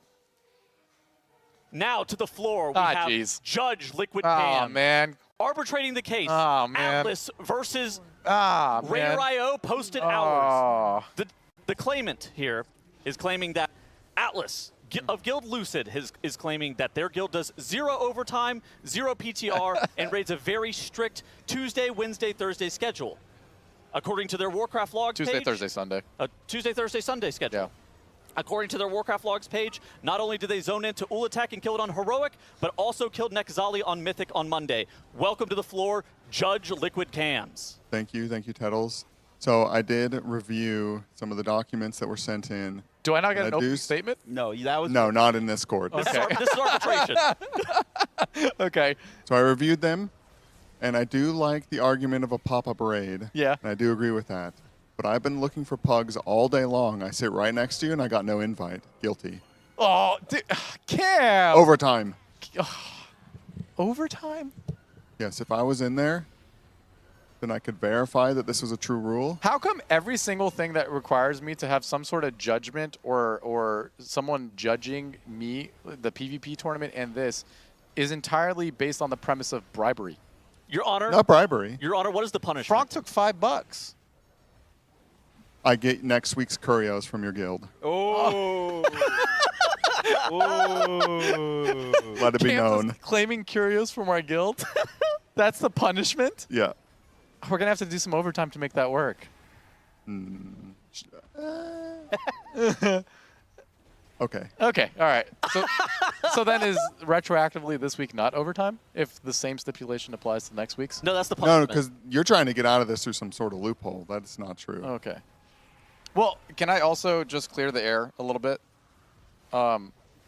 We have updated our information based off of the crimes that we've committed. And we have a bullet point that says overtime sometimes, and then in parentheses, recovering degenerate shit. Okay, that will be good moving forward. Yeah. But as of But the today, crimes have been committed. But the it's crimes been committed, They- yes. they- Yeah, that's totally fair. They don't get retroactively absolved. Okay. I'll see what we can do about the All right, curios. I'll see you tomorrow. Okay, see you tomorrow. The zoning into Mythic is actually so funny. Dude, yeah, he just led the charge and everyone followed him. Shut up, man. You're like, oh, evade, he just zoned in, and we had no choice but to join him. Our fearless tank leader, he zoned into Nexali, and one thing led forced to us in another. there. The trash, it was just cleared. The boss, it was in combat, and Dude. we were fighting it. He Dude. forced us to zone in, and he forced us to kill the boss and prog it, and then take the loot. And We took what was rightfully ours. he forced me to loot that plate helm that I was very happy about. I'm not going to lie, I did hitting the plate helm. That's my best. That felt great. Oh, man. Okay, well, Evade official message in our Discord says, the best raid schedule for me is whenever I feel like it. That was his response. What did Dazer say about this? Oh, well, you know, we've all been making jokes about how it's a slippery slope, right? Because our expectations are just, you know, we're playing in a casual guild. We're not requiring people to spam it plus 24/7. You don't have to, like, be max geared or have any rush to do so. Like, you just show up, play with your friends, and have some fun. But, you know, it is a slippery slope. You just start adding a little bit here and there. And now the slide just has full-on grease. Like, you're launching off of that thing catapult style almost. And honestly, it feels like you went to, like, AA. Yeah. And after the meeting, somebody just has a keg in their trunk. And then you're just all meeting up and having a little drink after. Yeah. I remember before this guild was made, Kevin was talking about, like, oh, man, it sucks that there isn't, like, a guild like Encore used to be, you know, rated, like, a very small amount, had a lot of good players. And then now you see why those guilds don't exist anymore, because playing the game just freaking owns, dude. Dude, we just can't help it. It's just fun. We just have a lot of available time right now, and we want to play the game. I mean, that evade quote is so real. Yeah. The best raid time is whenever I want to. Yeah, whenever I feel like it. But we try to adhere to our little 12-hour, you know. But a pop-up, what's wrong with a little pop-up? Pop-up never hurt anybody. Well, the term pop-up raid is also dominant. Yeah. Well, it came from SOD. You know what I mean? You'd like log on, you got nothing to do. You know, why not just throw up a little pop-up Blackwing lair? It's a Brad term from ID. Yeah. Little quick little pop-up raid. Yeah, it's tough. You know what I mean? We no longer have a slippery slope going right now. We just basically are free fall. Might as well just say a little pop-up progression. Yeah, but okay. Look, everybody was on anyways. If you went into that raid, right, and you didn't have the purpose of it being like a scheduled, normal, official, mandatory raid, we did the raid without a druid buff or a monk buff. Okay, wow. Does that count for anything? Well, I guess no. Does that count for anything? Oh, okay. Well, I guess it's a pop-up raid if you didn't have a druid buff. Yeah, that's what I'm saying. Yeah. That's what I'm saying, dude. I feel like it makes it a little better, you know? Yeah. We don't got the raid buffs, dude. Like, come on, it's not that serious. It's not that deep. Yeah. Judge Cams has ruled to me. That's fine. Yeah, you've been ruled. Yeah, I've been having so much fun casting. People have been asking me all the time. It's like, oh, you having fun casting? You feeling like, you know, it's an enjoyable thing? I'm like, yeah, it feels pretty natural to me. I feel like I'm having a good time. Time is passing by. Not this shift, dude. I'm under fire the entire time. Oh, your impressions are ass. You're doing overtime. Oh, my God. Nobody said that about your Nobody impressions. said that, yeah. No. I believe only you said that about yourself. Yeah, you did say that about yourself. No, I've been reading chat. Every single time I've done an impression, they just go ... That was the first mistake, is reading chat. Yeah, no. Chat is full of intellectual scholars, 500 IQ. Everybody in there is a doctor, you know? Alice really did just retire all so that he could do overtime rating. That's true. See? There it is. Wow. Yep. You can take the player out of the race world first, but you can't take the race world first out of the player. You really can. And that's why. You really can. Look, how many former race world first competitors do you have in your guild? Former? Yeah. A lot. Like rating in liquid, or like rating instant dollars, or rating in midwinter, because we got a lot of all of those. Race world first is up for interpretation, as you might see it. Well, you were the person who probably has the most say as to what it classifies here. I would say people who rated seriously, almost like seriously in oh boy, that sounds bad. Seriously in the context of like being a guild that's pushing ranks very seriously on a world ranking scale. Almost the entire roster has come from a background of that sort of caliber or experience. You know what I mean? I for one am not shocked that this was this pop-up raid has occurred. Okay. Yeah, I'm not shocked at all. Also, Jet got invited, and Jet goes, "All right, I'll show up to your pop-up raid if I can roll on your loot." No. Well, they wanted to allocate the loot evenly as if we would have done during a raid, and I said that is ludicrous. This is a pop-up. We're just free rolling all of it. That was my stipulation. And I said I will not show up unless that's the case. Jet did funnily say, I'm going to show up and take all the loot. But little did he know, that was the established norm of what the spirit of the pop-up was. No, listen, I remember you reading out a comment from Kevin that's like, well, Jet just said in ID Discord that he's going to come in and take all the loot. Yeah, and you know what his response to that was? Yeah. I don't care. Okay, well, that was the second part of that sentence that you conveniently left out. All right. Twisting the facts a little bit, you know, spinning the narrative a little bit. Are you having fun raiding, Atlas? Yeah, it's super, super, super fun. It's weird, though.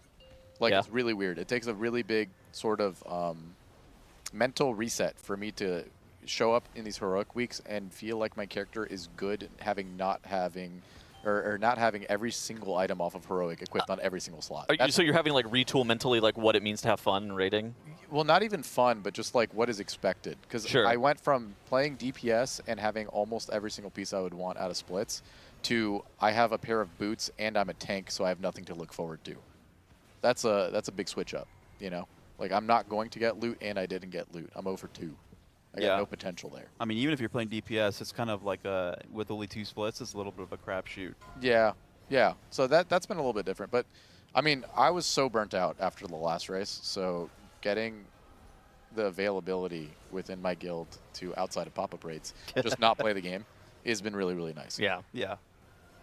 I get to have a social life outside of the game, you know? That is. Whoa, we play World of Warcraft. We don't have to lie to one another. That's a self-report. Look, hey. I live a well-balanced life. I'm out there. Yeah, I live a well-balanced life as well. I log into World of Warcraft for 8 hours a day every single day and have a good time. Me too. I just lie about the time that I do it. Well, it's part of your job. Yeah. It's part of your job. Look, I'm balancing how much fun I'm having. You know, a guy like me, I update documents for a living, and this guy fills bottles.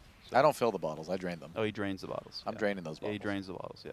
I'm draining those bottles and doing things with the bottles you couldn't even fathom.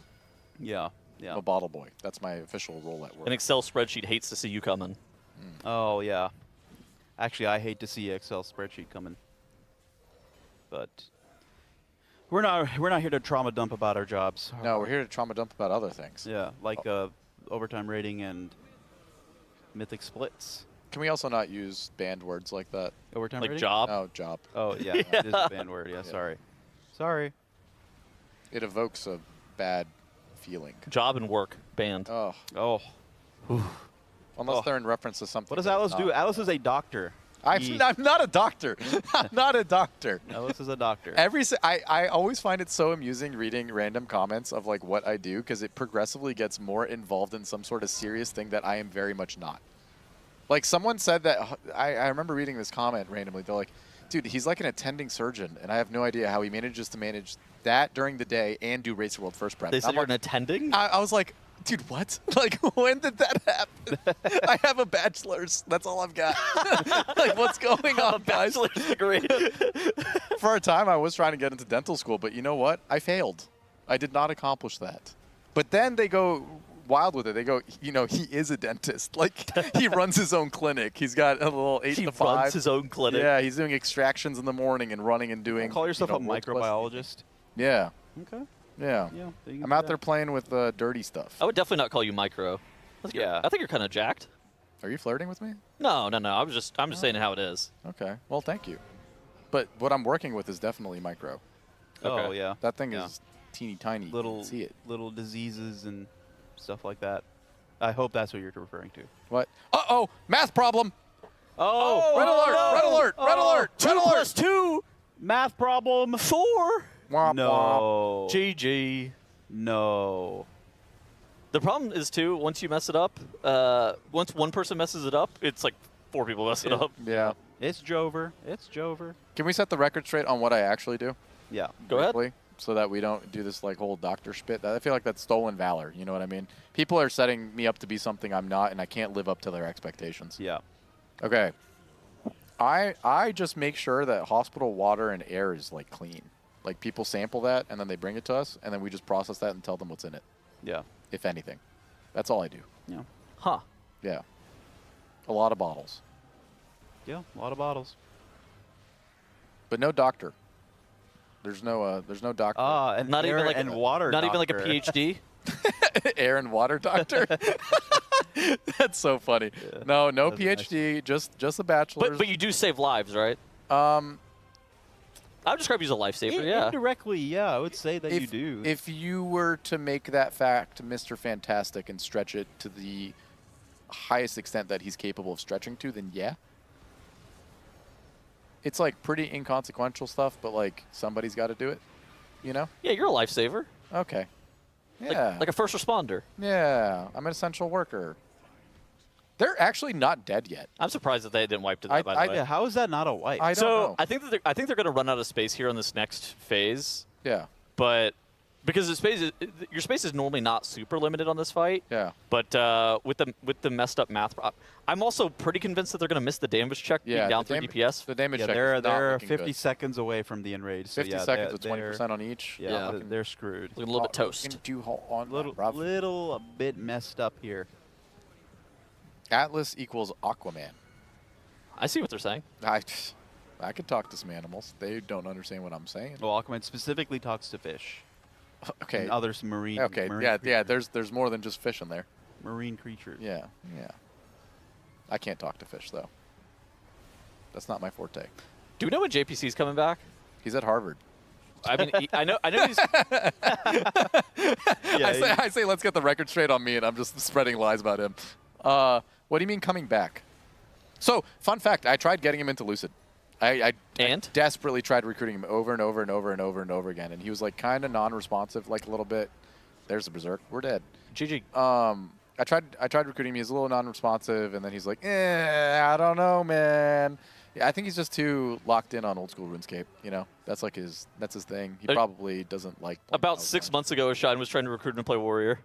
Really? Yeah, he said, "Bring out the JP Charge. We need Oh, JP Charge would JP be Charge. so sick. I don't even think JP Charge ever hit max level. I think he's level 10 forever. Bring out JP Charge. We need you." You would love JP Charge. Yeah, I tried getting James to play. I miss James so much. You have no idea. His attitude towards just gaming in general, but like infectious. Yeah, exactly. I 100% agree. I feel like he is the guy that you always want on your roster because he just makes everybody else around him also have like infectious desire to continue to want to be the best that they can be.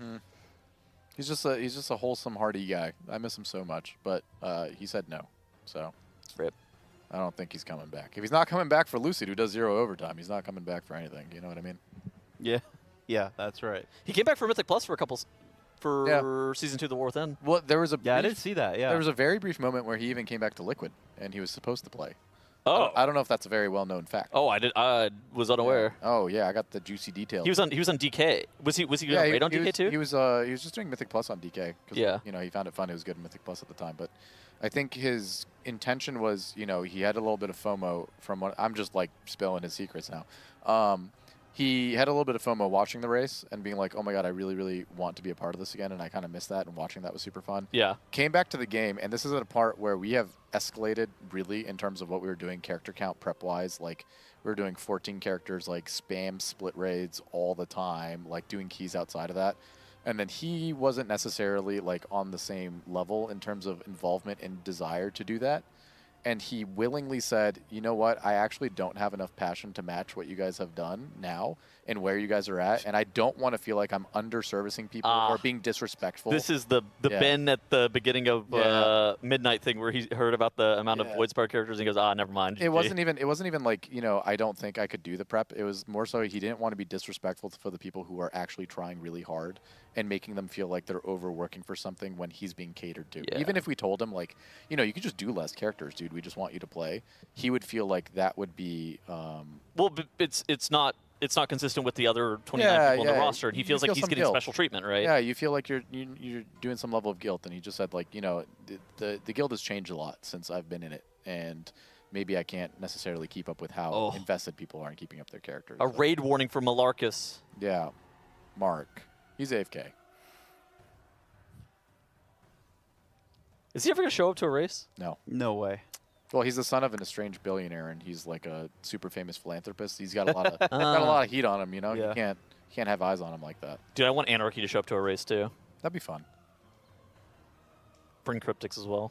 That would also be fun. We should get as many people as possible. All of them. That's my all the people. Getting to see Smacked was really cool in Nerebar Palace. Oh, I was about to ask if he was here. I remember, was that the tier that he got like insanely sick? Yeah. And he got all the healers also insanely sick? I think it was Dryny that got everybody sick. Okay.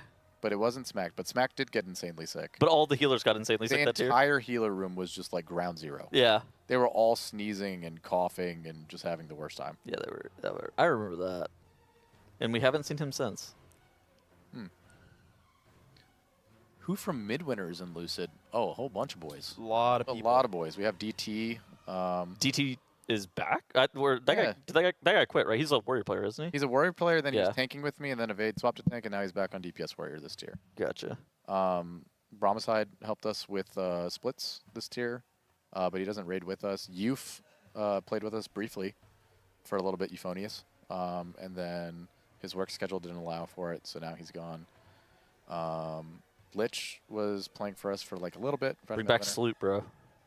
Sloot is not in our guild right now. It'll be Bruv night every night. That's for sure. I don't know if he's going to handle the overtime, you know? Oh, true. You got a lot of Midwinter boys. I'm trying to think. Morkel is in the guild, if you guys know him. I'm just going to pull up the roster, because off the top of my head, it's hard to really remember names or quotes. We got a lot of boys, though. When did Midwinter die? It was a minute ago. That was after, like, Sepulchre or something? I think it was... Was it later than either that raid or just before? Oh, okay. It was, Sanctum, maybe? it was one of those two. Yeah, okay. I believe. I remember because I remember it's been a while, but I can't... It's been a little minute. Yeah. How do you see offline members in Discord? I don't know. Well, like, it doesn't really show it. I don't know. That's a really good question. All right, well, there's a couple more mid-ranger boys that I'm definitely forgetting. But Just check out the pop-up raid roster. Yeah, check out the pop-up raid roster. You'll get your entire see some roster. guys. Yeah. There'll be some pop-ups in there. We're back on Entombed Sentinels, the first hard boss of splits. Wop, wop, wop, wop. Pretty real gear check. Yeah. I did not think this would be a gear check, but then again, the Blizzard devs probably did not think adding to 4 would be that hard of a mechanic. You know what? The mythic mechanic of this should have been like more combinations. Is Kenny Loggins in your guild? But I guess there's only so many characters, right? Kenny is not in the guild. Okay. We have a different Kenny, though, but not Kenny Loggins, no. Yeah, we do. Yeah, one of the greatest Kennys out there. We got Kenold. Yeah, one of the greatest Kennys out there. One of the greatest Kennys out there that you never asked for. July 21st of 2022, so that was after Sepulcher. Yeah, looks like when they packed it up. It looks like there's a Raider article with that with that date on it. One of the goats, dude. Yeah. One of the longest Yeah, standing. Turkey Uno took over the GM of that guild for a while, right? Mm-hmm. Keeping it moving. It's really funny because I played with a guy back in the day in like this super, super unknown guild when I first started playing the game, and his name was also Turkey, and he also played a mage. And people get those two confused all the time. Yeah. Although nobody knew the Turkey that I played with. I think I knew the Turkey that you played with as well. That's I right. think I raided with him too. Yeah, that's right. That's right. I forget we have an overlap in our. That is, yeah. In our comeuppance, in our guild cycle, the good old "What does dog think" days. Yeah, then that guild died in Night Old. Yeah. GG. I played a part in that, unfortunately. Yeah. Yeah. Yeah. Whenever your most important officer leaves, as it turns out, it's not very. I don't know about most important. Most dedicated, maybe? I don't know about most dedicated. I spoke a lot. Look. It all went downhill after that. I had opinions. And then I went to join Encore. And had equally important opinions. I had equally important opinions, and I also played a part in killing that guild too, now that I think about it. No, Goop killed that guild, bro. Yeah, no, it was actually passed on to Goop. It's entirely his fault. Yeah, Goop caught GM and then kept it alive through Uldir, so thus everything that happened after it's true. You were gone is on him. Yeah, it was like the guild lost both of its legs and an arm was bleeding out for the next year and a half. But guess who ripped off the legs? Yeah. I was a leg and Kevin was a leg. Who was the GM of that? Marrow? Marrow. Yeah, okay. Marrow was the GM, yeah. Oh, man. Holy Pally is such a funny healer. Every spell is just a lay on hands. It's kind of sick, though, you know? It's a fun little playstyle. You just see the person that's the most in danger and decide to single-handedly save them. They decided to make that spec real good, too. This patch. Oh, yeah. It's good, dude. I want to see Drynster on the class that he thrives on, doing the things that only Drynster can do. You'll get what you're asking for. You're going to get what you're asking for. Dryny on a Holy Paladin is actually one of the most incredible spot healers that you've ever seen in the game. This guy is hyper aware and so fast at saving people. It's crazy. Yeah. Sometimes he's like bopped me as a DPS and I didn't even realize I was going to take the damage. It like happened in the exact frame that I started getting hit. He's great. So Holy Paladin being good and him finally getting to play and thrive is fantastic. An easy recruit. Yeah. Yeah. At a time, too, where we were kind of like, you know, off of them? not off of them necessarily, but being like, you know, what can Dryny play? I think he joined as like a Resto Shaman initially for like a little bit. Dude, the Dryny lore about the joining easy from TM Sean Mail is so funny. Yeah, the mail is some crazy. He goes, yeah, I just wanted to play more hours, so I got mail. And I was like, yeah, this is my time. This is my shining moment. We got a couple easy recruits even in Liquid now. Lip, famously. Yeah. Lip is also from Easy? Okay, yeah. Kingfly, I think. Kingfly as well, huh? Yeah. Kingfly. Dosu was too. Dosu. Yeah. Yep. A lot of boys. Team Heat. Yeah, the Team Heat people. Yeah. That's right. Wow, they got shooters everywhere, huh? Even in the chat? Look, they stay grinding RuneScape now. That's where Team Heat lives and does. True, yeah. Dosu also famously rage quitting when his UI broke one day. Well, he would have such a bad time at midnight. Wait, he whenever he retired from the game, he quit because his UI broke? No, he didn't. He came back to the game, but there was a period in like Antor's farm, right? Yeah, there was a period of time where like he logged in and his UI snapped and like reset, and he just quit the game. Yeah, during Antor's farm. Instead of remaking it. It was Which good. you have to respect, but also like imagine midnight launch hits this guy. Oh yeah, no, that's he's been instantly over it. Yeah. Tried convincing him a couple times to play Classic with us. Almost got him. It was so close. I think he like showed up one time and was like, "Oh, dude, this sucks," and then left. Whenever you guys are playing SOD or like actual vanilla. A mixture of both, but like also Wrath/Kata. I tried getting Kata really bad. Okay, that. Our Kata guild went down sad, dude. It went out rough. Exploded. Killed before its time, really.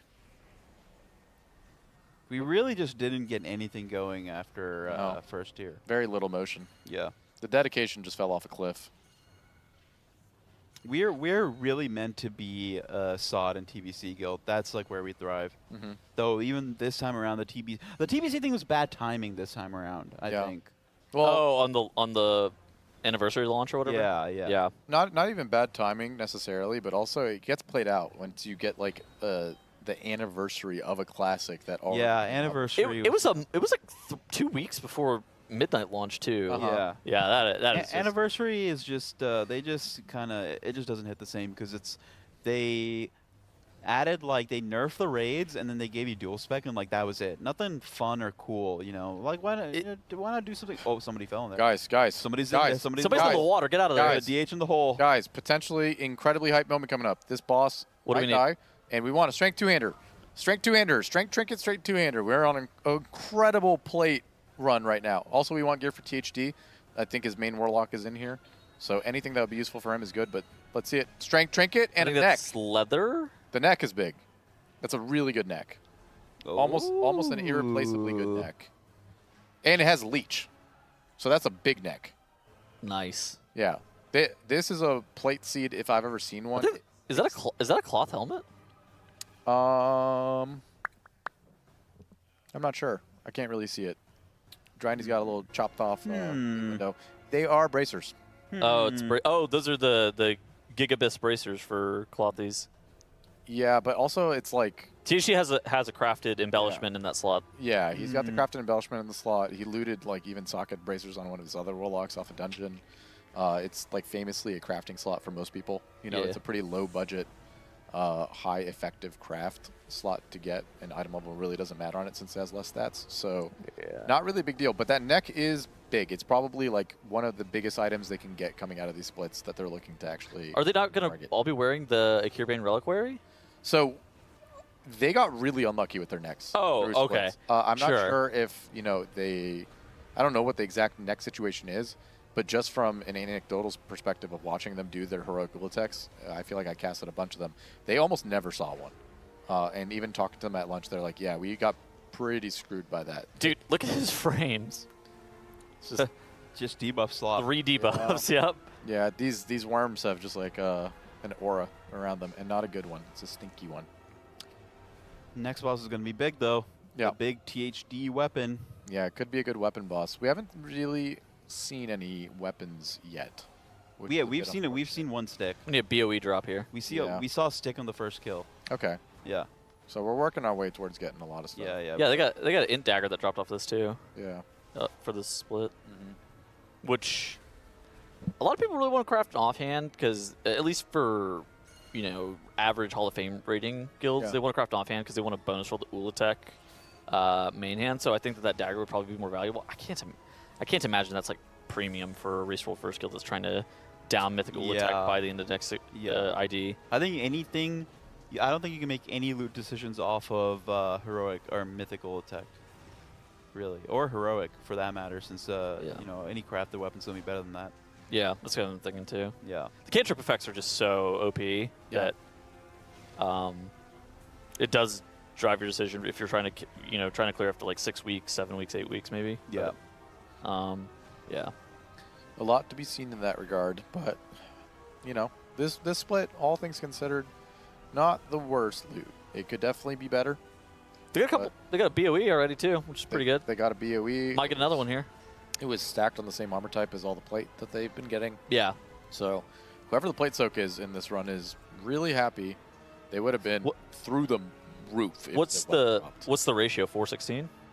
For main 16. Somewhere around there. Yeah. Usually just put one of each armor type in there. You don't really double up on many things. If anything, you maybe have somebody's potential as like something to soak, but yeah, you're looking for like one cloth, one leather. This is the BOE mob, right? Shriek Coil? Yes. Okay. So Shriek Coil? we're locked in right now for a potential incredible moment as we could see a BOE drop from this guy. Another BOE. Again, the BOEs are a little bit weird. If you loot a BOE that is your same armor type, it is locked to you, which is unfortunate. If you loot a BOE that is a different armor type, you can trade it. And nothing. Nope. No. It's all It's all gold. Oh, 35-minute break. Yep. Dinner time. It's dinner Big time. din. And after that, they're going to come back for this Vashnik, and I don't believe they have more full splits to go through anymore. Okay. It's Yeah. just like a Vashnik gauntlet. It's just that. think so. Okay. I believe so. Yeah, I think not THD bad. said his main is in run number 6. Yeah. So this would be the last full run. Mhm. Then after that, we're just going to be Blitzen Vashniks, and then if we have time, maybe Nimrissa. some Nimrissa or Scissorak Prague, either one. Yeah. We don't know. Well, we might know. We don't Who's to know. say? We may know. We The- may not know. The dinner tonight is a feast as well. Steak and mashed potatoes, carrots and Brussels sprouts. Oh, yeah, it's a great meal. Oh, yeah. Oh, yeah. Brussels sprouts, criminally underrated vegetable. Yeah. Yeah. I don't even, dude, I feel like that's well, my favorite see, vegetable. okay, you know why they're underrated is Yeah. because they used to be bitter, and then they managed to selectively breed the bitterness out of them. Well, yeah, also people just kind of boil them instead of seasoning them and baking them a good bit. Yeah. You know, a nice little crunchy Brussels sprout with like a little balsamic glaze on it. Fantastic. Yeah. But yeah, they're pretty great now. It actually happened very recently. Oh, boy. Why are you looking at me before I walk in? Oh, boy. Well, I wasn't looking. I wasn't looking. You have a commanding presence. It's hard to ignore you. How's the split going for THD Lock? You know what? I don't think it's going well. Yeah, you dropped an Int Dagger, but not much I mean, else. Int Dagger, not very good. That's 1 out of 6 myth. That's not very good. Okay, what are we looking for off Vashnik for you? 2 sticks. Let's get some sticks. Okay, 2. THD, who's the plate soak in the run? I don't know. Dude.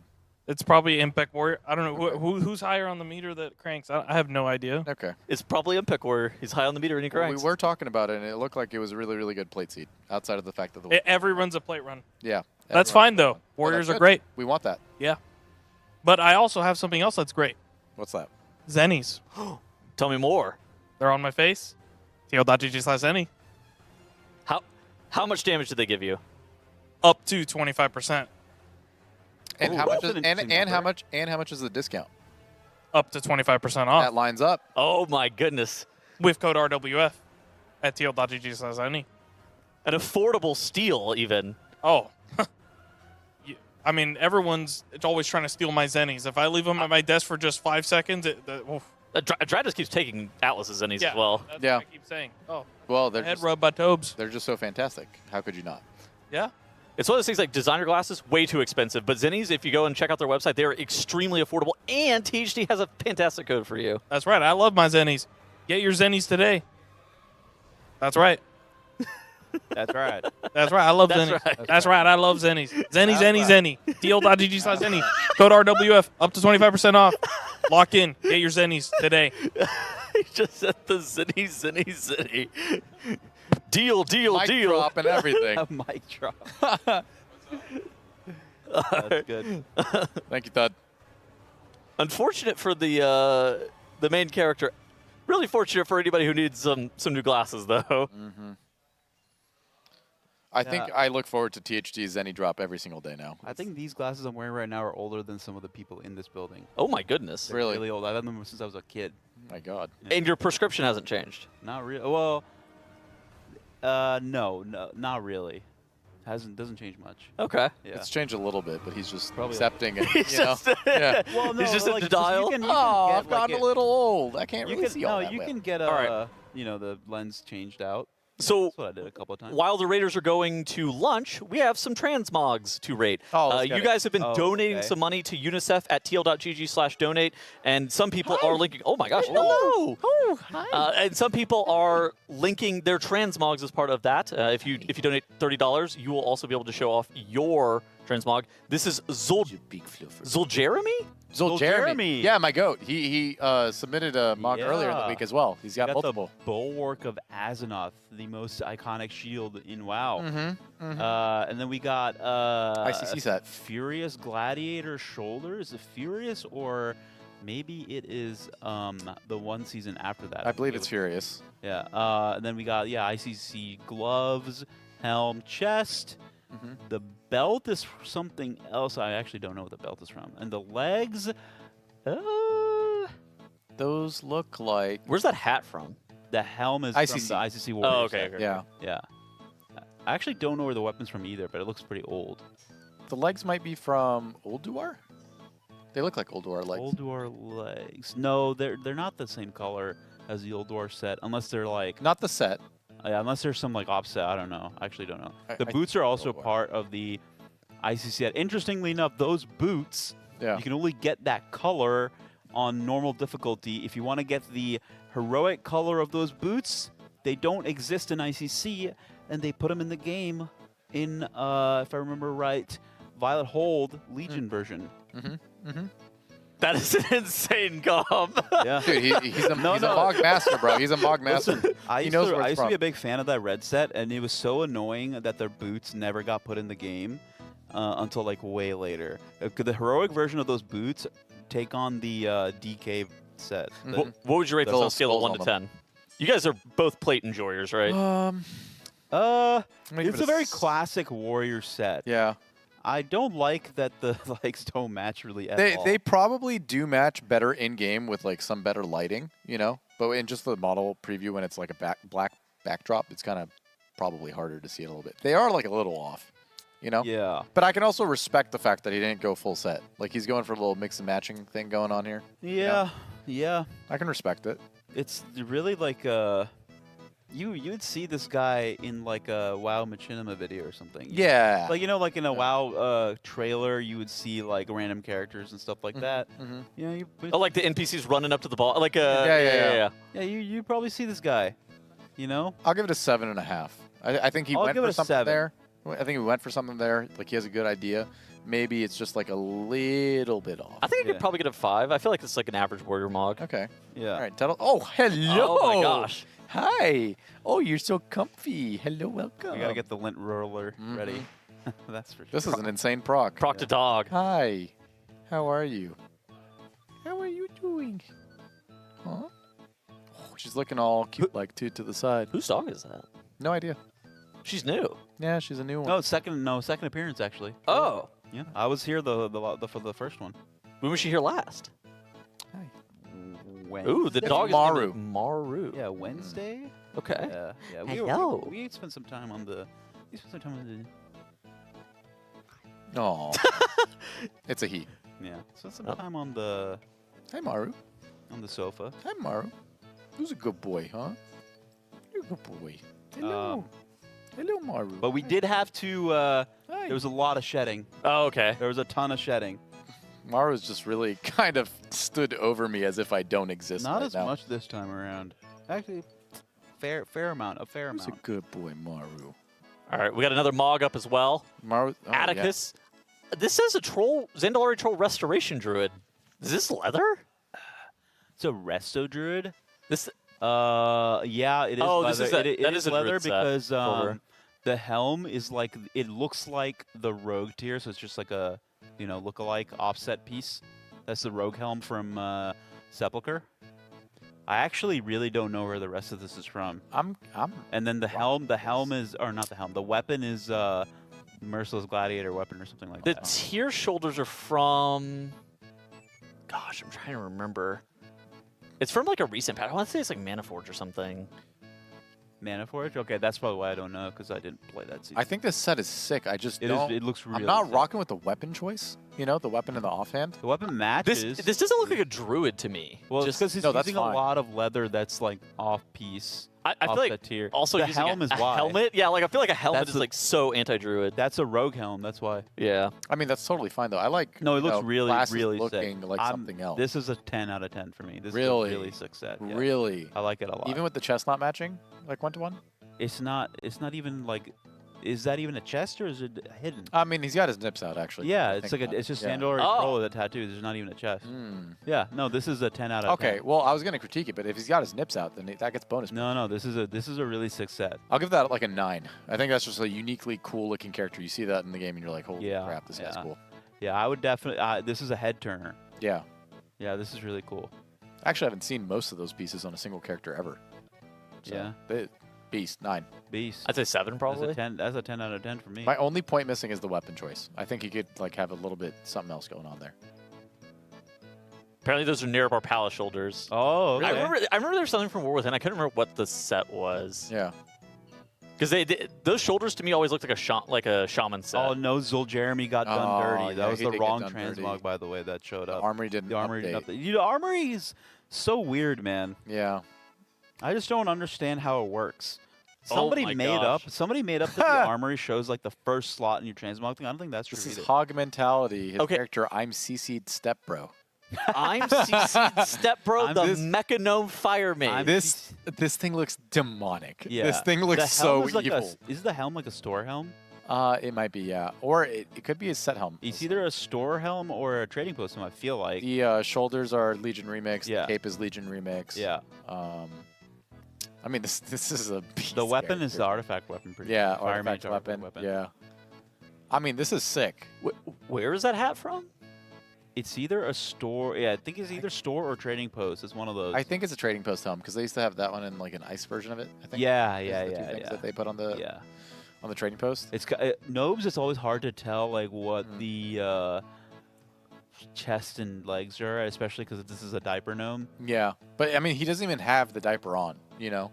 Well, it's underneath. Look at the toes. Yeah, it's underneath. I don't know if he's and got the toes. belt is part of the remix, cogs, too. Yeah, maybe? he's got a little cog on his feet. It's I a mean, cool theme though. You look evil. Yeah, you look this is- really evil. This looks like the kind of thing that you'd see in your nightmares, and it's gonna bite your ankles, and you'd be pissed. A really good name, I think, just in general. Yeah, I'll give you a 9 out of 10 for I'm giving this another 9. Yeah, Yeah. this is fantastic. I think this is good. I think I'm also at 9. I think if it was like a normal gnome instead of like a mecha gnome, I'd get a 10. Love the shoulders too. I think the shoulders are fantastic. Yeah. This is like a all-timer PvP character. Yeah. Nightmare fuel character even. Yeah. You see this in the game and you're Nightmare terrified. fuel. Yeah, you looked in. I always get better mogs on the thing whenever you're on with me. Really? Yeah. I think they're like showing off for you specifically. Chet's the best at the mog that's, rating because he loves to appreciate a good transmog. Yeah, man. I really like when people just try to stunt. You know. Kissable Kyle, notably. Kissable Kyle. Yeah. What a guy. Is plate the best armor type for transmog? mods? Yeah. I feel like leather's up there. though. Yeah. No. I think leather's up there. I think cloth and plate are the two best. Then leather, and then Mail is so bad. Then the Titanic power gap mail. This one's Blade Tycon's Totem Hysteria. Totem Hysteria. Oh, I just Sick okay. name. Yep, shoulders. Challenge mode.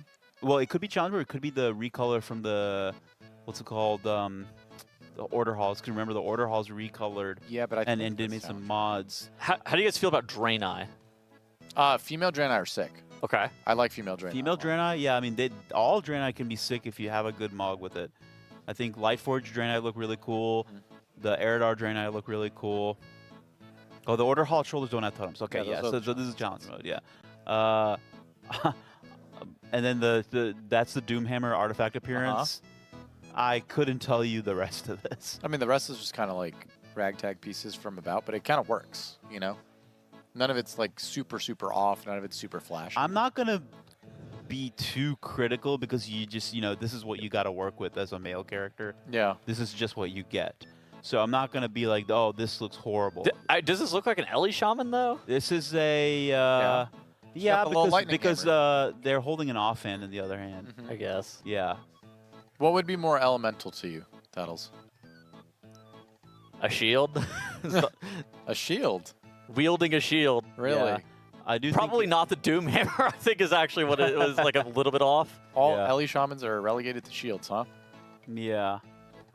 I don't know. I'll give it like a 7. Again, if you're comparing this to plate or cloth mogs or even leather mogs, this would be way down there. But male users, you're playing this game on hard mode. Dude, the set from Mist of Pandaria, I believe it's Throne of Thunder with the mask. That one, that's my favorite. I think that's a really good shaman set, and like the wolf head. I think that those are my favorite. Oh, yeah. Don't piss me off about the wolf set, dude. Mirdrasil set looks really cool. Yeah. I played an enhancement shaman through all of Siege of Orgrimmar, and I never got the wolf set. You're talking about the dark shaman. Yeah, the mop one. The one that they okay. brought back with mop remix. I'm not Yeah. super high on that one, but it's cool because it's rare.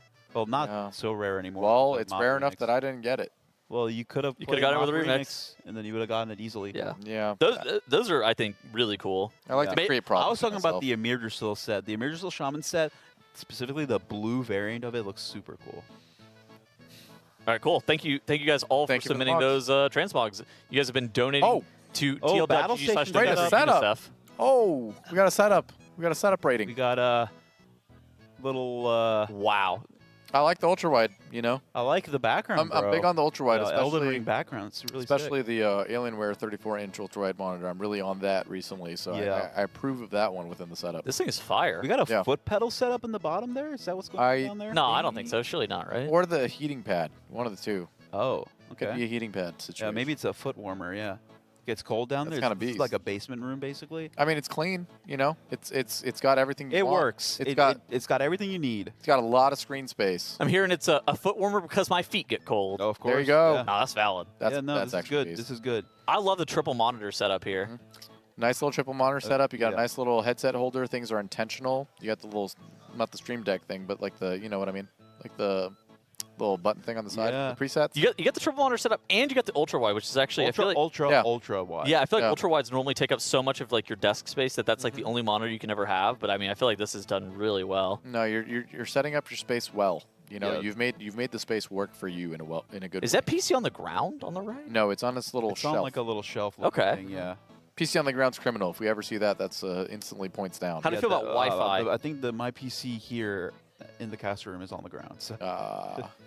This guy's on Wi-Fi. Yeah. Well, not anymore. Not anymore. No, not this guy. Not you. This guy. This guy. Oh. Well, is that a guaranteed fact? I mean, he's got the Wi-Fi antennas, right? He's got the antennas, but what if it's also wired?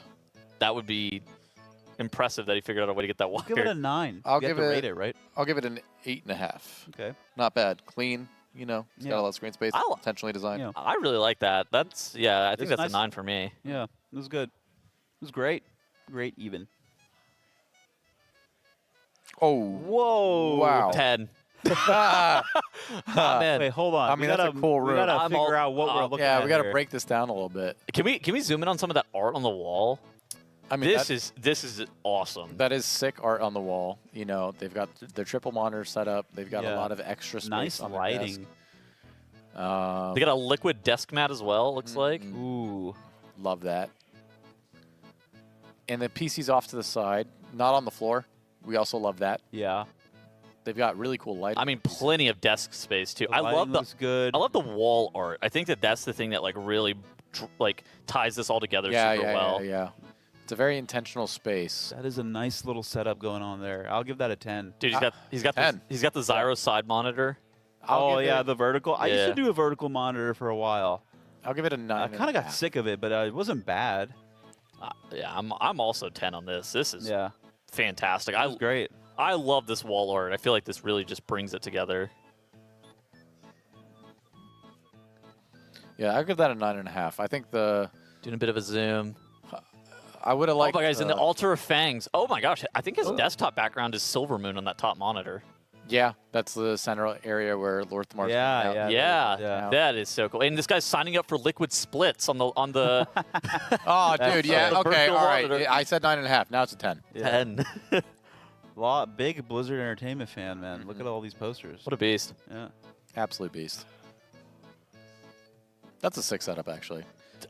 That's what I'm saying. Like, Pretty cool. It's pretty cool.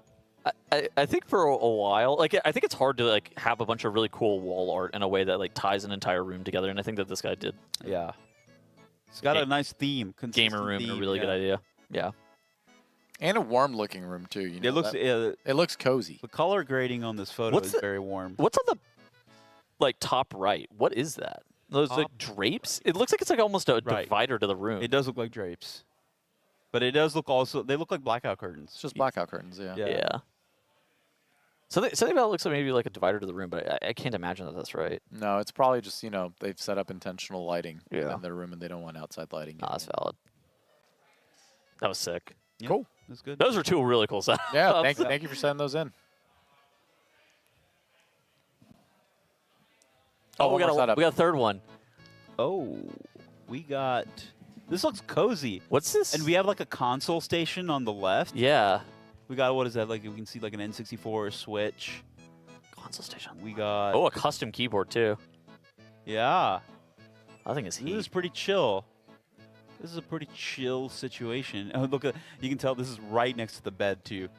So, you know, you want to get cozy, you can drop right in and, you know, get all... This is a really good use of space, just all things considered. Yeah.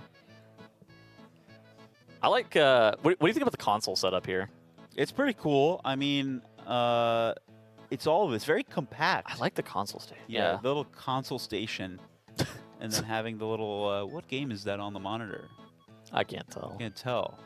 Somebody just slammed, I know that IKEA bed frame. Yeah. Insanely called out. Yeah, I feel like if I took a picture of my bedroom, there'd be like a lot of IKEA furniture all over there. I think I'm going to go with 9. 8.5? I'll give it a 9. It would be an 8.5 without the console station. I think that bumps me up a little bit.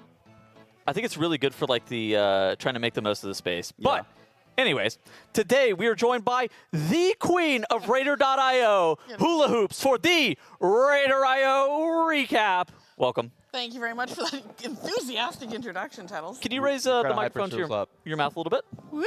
Bang. We good? Yep. Okay. They can all hear you. Awesome. Thank you for the enthusiastic introduction. I actually have a very data-heavy Radar recap inspired by you last night, actually. We looked into what you were talking about. Okay. Pull counts. So we're going to get to that in a second.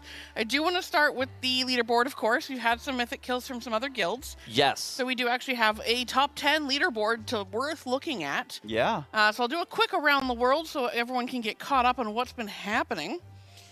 So, you know, that's the top 10 up there. Of course, you can see Liquid is on top. Evolve is second. And then Method, because those are the and Instant Dollars did get Vashnik. So we got 4 guilds. Yeah. At 4 of 8. But I'll give a quick around the world what happened last 24 hours. So Echo, we don't see them on the leaderboard. We've seen a lot of questions. What's Echo doing? Did they implode? They've been just doing lots of 2 boss splits. So they did do 6 splits on the first 2 bosses. Sure. They haven't killed the 3rd boss yet, but when they come back in an hour, probably around there, 2 hours, they'll go right into their 6x3 3rd boss. Okay. Big day for them. Yeah, they've got a lot of 3, 4, potentially 5 bosses coming up. How have they been doing on their like heroics, and what's their gear trajectory looking like? They're I don't know their exact item level on these ones, but they're looking pretty similar to Liquid. Okay. Like the 3 guilds are pretty on par in terms of gearing. Method, they did 4 splits of the first 3 bosses. Then they went back to their first split group, and that's the group that went in and got the world first Vashnik. That was hype. With only 308.31 item level in 9 pulls. So very impressive from Method, bringing that out like kind of out of the woodwork. Advanced, they've just been doing splits in the first 2 bosses. They've got 3 split groups. Ooh, okay. Evolve, as we talked about, they got world's second Vashnik in 10 pulls. They did 3 heroic splits, no mythic splits. 309.17 item level on their kill on Vashnik.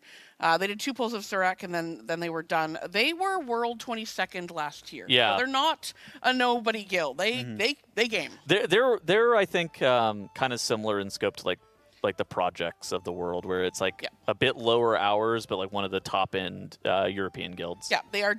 We were watching some of their streams. Like, okay, they know what they're doing. Yeah, like AJ, MDI champion, Yes. rated in that guild. I think he rated in as recently as last year. I don't know if he's still rating in there this tier. I don't believe he is, but he definitely was. JB used to rate there as well. Oh, well, okay, yes. That's why that name is even more familiar. Phoenix, another EU guild, they got world 5th Sentinels. Did 11 pulls on Vashnik, got it down under 20%. They were at 312 item level, so they did not do any splits. They have 1 group, 1 heroic kill of everything straight into Mythic. Full gear. 312 is really high for that. That's really high. Yeah. And then we have over in China, Zhangzhou, so the old Hot Pot Guild, they're fully focused on their splits. Not a single warrior has gotten the trinket. Ooh. Which one? The heroic Ula'tek. Oh. Not a single one, and no warrior has a trinket weapon combo. Not a single. They've gone through Wow. all of them. Not a single warrior. That is very unlucky. That is not brutal. good. They did get world 6 Entomb Sentinels. Okay. So they have gone into Mythic now. They're making it work. That's them on the leaderboard. Yeah, okay. Yeah. And then Identity, they finished their heroic splits. Today is Mythic plus Farm when they, probably about an hour ago when they started up, to prep for their Mythic splits. They did kill 5 times 1, 2, 3 bosses in splits. Gotcha. In Mythic. JSUG, they finished their heroic splits, and they're going to start Mythic splits. They're not sure how many they're going to do. Over in NA, Instant Dollars, they got Vashnik about, what time is it now? So about an hour and a half ago. Okay. So they did get their World 4th Vashnik. 10 pulls, 307 item level. Yeah. With their doing, they did a Group 1 split that they killed Boss 1, then a Group 2 Boss 1, then they went back to Group 1, did Boss 2, 3, 4. Okay. So they might go back with Group 2 and do 2, 3, 4, but that's kind of how they've been progressing. So they've been gearing. Like, it feels like it's a gear up tier for basically everybody. Pretty much, yes. Yeah. I do want to give a quick shout out to my friend in Instant Dollars Turbo. The Oh, goat. yeah. I've been Yeah. told that if I don't give him a shout out, I am a terrible friend. So you're welcome, Turbo. And Work. then XD, unfortunately, XD's been struggling. They spent all day yesterday wiping on Heroic Ula'tek. Ooh. So they got it when they first started the raid today, but we're hoping that they'll be able to come back and get more of their splits done and start at reset in full stride. I saw Drados was hate watching them earlier. Oh, no! come on. Why? No. Oh, that's He was doing like a seance, a prayer circle for them to wipe. Prayer circle. Oh, no. No, that reminds me of like sometimes Lorgok would show up in Liquid streams and like the end bosses and be like typing in all caps, wipe. Oh, no. That's Yeah. sportsmanship at its core. Yeah. Okay, now, so I want to get into some interesting data because we've talked about in past recaps how this race is breaking records. It's the longest this, the All longest sorts of that, the records. longest this. Yes. I've got some interesting data about pull counts across races. So I've got a couple slides here. So this is actually, we looked at a lot of past races, but I averaged it to the last 5. And this is how many pulls per day the top 3 guilds have been averaging out or doing during full Mythic Prog. So no Okay. more splits. They're in Mythic. They're progressing. Okay. And this is in the last 5 raids. How many pulls do they do a day? Tons of caveats here. Different bosses require, like, a 15-minute boss, you're gonna have fewer pulls versus a 3-minute boss. If you run out of power and do a ping pong tournament middle of the day, you're gonna have fewer pulls. Sure. Yeah. So caveat on that. There's a grain of salt, but I figured if we go back 5 tiers, we get a good average, right? Mhm. And actually, they're all pretty close. Echo's a little lower, but there's some raids where they're higher. So, like, I mean, Midnight, they were the highest last year in terms of pulls per day during Mythic progression. So this is an interesting kind of idea. So I took this data and I said, okay, if they're averaging, the 3 guilds together are averaging around 78 pulls per day in Mythic Prog. Sure. And in the next slide, we will see how many pulls remaining at the 78 pulls per day average. How much longer is this race going to last once we get into Mythic? So if again, we have no idea how many Mythic pulls are remaining once we get into Prague. This is a very weird race. But say once we get back to, where progression is, so boss 5, 6, whatever it's going to be, however many pulls are remaining, that's roughly how long this is going to take. Yeah. So I'm really hoping it's not 1,000 because then your tweet will be correct. We will be here till BlizzCon. Look, there's always a chance, but I'd be shocked if it's I'm 1,000. going to guess it's a little lower than that. So yeah, so here's just an idea of like how many pulls we have left. So from this, then we look at the next slide, which is how many total pulls did it take the 3 guilds over the last 5 raids? So we've never hit 1,000. We got And that- close a couple of times. But that is total Mythic Pro. Nerebar was close. Without that random, hey, we've done half the raid already, right? I did. So keeping that in mind, I was looking at Undermine because that was we've done half the raid. Yeah. When we go back and reset, we one-shot those first 4 bosses. Yeah. We've done them already. We got more gear, and then progression actually starts. However, Galliwix was such a nothing burger. Yeah. That I felt it wasn't an accurate comparison because I don't think Ula'tek is going to be a nothing. Right. I think Ula'tek is going to put up a very large fight. Yeah. So, I mean, that's kind of where we've been at. We've had a couple that, yes, did get close to 1,000 pulls, and this is once Mythic Prog starts legit in the second reset. Yeah, the Nerebar one is crazy. So if we think it's, Mana Forge difficulty on the back half as well, then it's probably going to the 3rd reset even. Potentially. That's if the back half of this raid is going to be as difficult as all of Mana Forge Omega. Because Demensis was like 350 from memory, and then I think Right. Salhadar was like 120 or something. Yeah. Yeah. So it's So definitely... it's going to be close. I think that the importance of that data is it's actually going to be quite close in terms of whether or not the 3rd reset is going to be looming. If the raid does make it to the 3rd reset, Liquid's going to be a pretty steep advantage, yeah? Yeah, for sure. Oh, man, I'm shuddering at the thought of a 3rd reset raid. Yeah, I can't. I think it's unlikely. I would say it's probably. I would guess it's about 10%, but that's complete guess. Well, I mean, where are you guys kind of thinking is in terms of like how likely it is to make the third reset? I feel like once we get back to, I mean, depending on what happens tonight, but once we get back to say Scissorak or Twin Fangs, I think we've got 400 pulls left. Yeah, I think the moment that we see Twin Fangs, I think we'll actually have a better idea. Yeah, tell us a lot about how likely it is to make it to that third reset, because you need two. You probably need 3 really big bosses to be able to even get to that 600-ish pulls to unlock the third reset. Yeah. I have some questions about like how Ula'tek is going to be, because if you have done heroic, you know that all the difficulties backloaded, like super backloaded. So a boss like that typically doesn't get like it's not a pole farmer like how Lura was. Lura was just a straight up pole farmer, where you were just spam wiping over and over again in P1. That's gonna, that was an accumulator, but it didn't really, the 550 pulls or whatever it was. It wasn't like, oh yeah, this took all. Yeah, so I think it depends on how Ula'tek is gonna be. Sure. Yeah, so I think that will really where it's gonna dictate all of that. Yeah, my best guess based on what we've seen in Heroic, what we know from past raids, is we're looking at another 400 pulls once we get back into Prague. Okay. Which puts us at, I totally already forgot the data in that second slide, but I think 4 or 5 days. Sure. All right. That was the Raider.io recap. Can you get some W's in chat for Hula for bringing us all of that data, telling us that the third reset, possible, but unlikely. We're going to be throwing it over to a quick break. You can see the Raiders only have 4 minutes left on their break before dinner is over. Jet and I are going to go scrounge up some food, though. I heard there's steaks on the menu. So we'll be right back right after this break.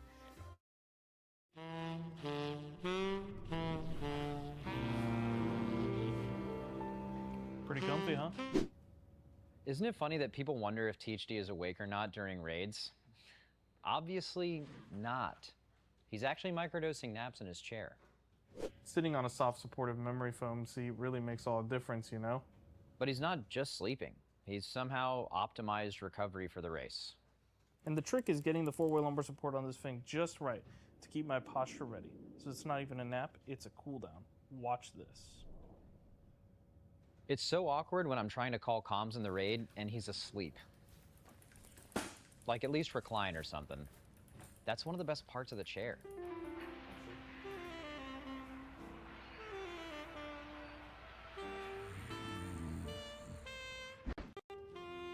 I need me one of them chairs.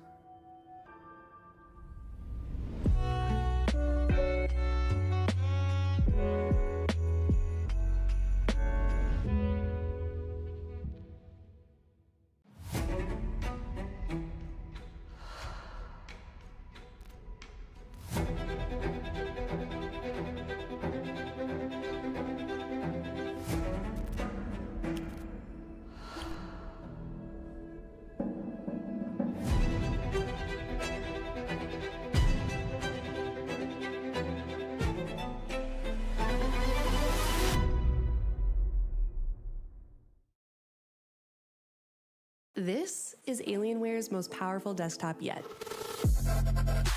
Because inside, it's powered by AMD's most advanced gaming processors. AMD Ryzen 9000X 3D series. Through raw will, a bit of luck, and a little something special called AMD 3D V-Cache, bringing order to the chaos, keeping things smooth when everything else is falling apart, so you can play at your absolute best. Best in slot gear, trusted by Team Liquid. The Alienware Area 51 featuring the AMD Ryzen 9000 X3D series, now 10% off at teal.gg/Alienware.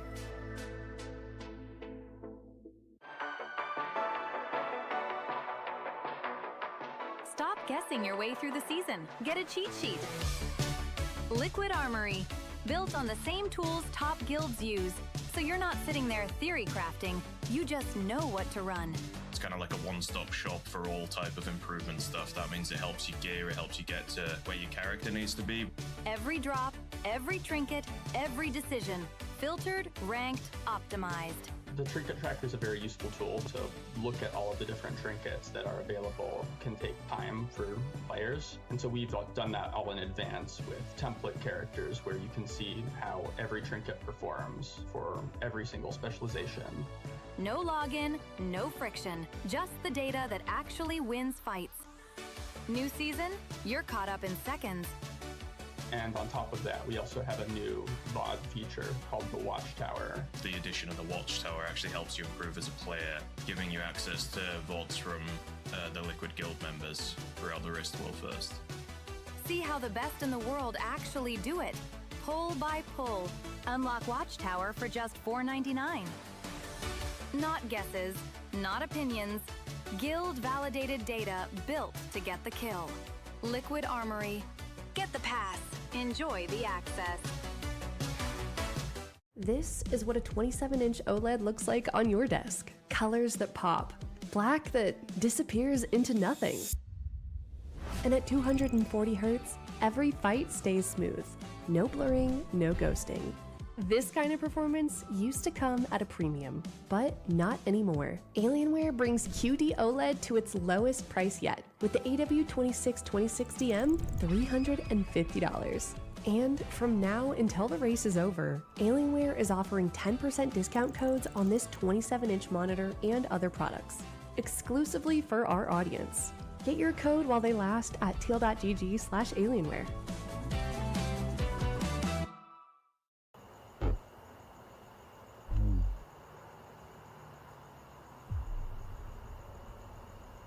I wish race started already.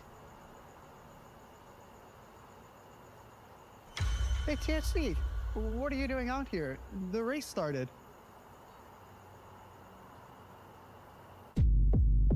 I love race so much.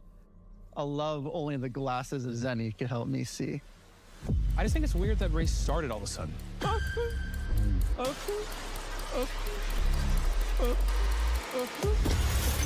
I was thinking, what if we killed the boss and ended the race tonight? No.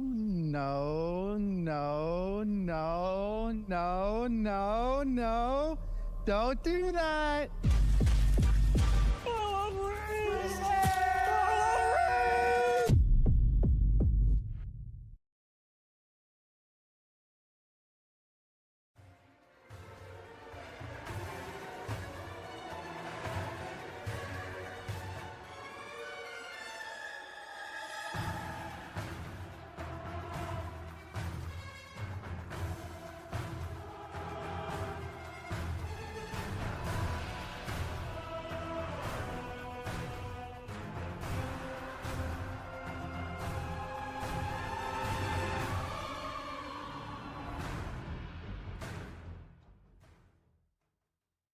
The fifth healer in here would even be Ventus. Anarchy?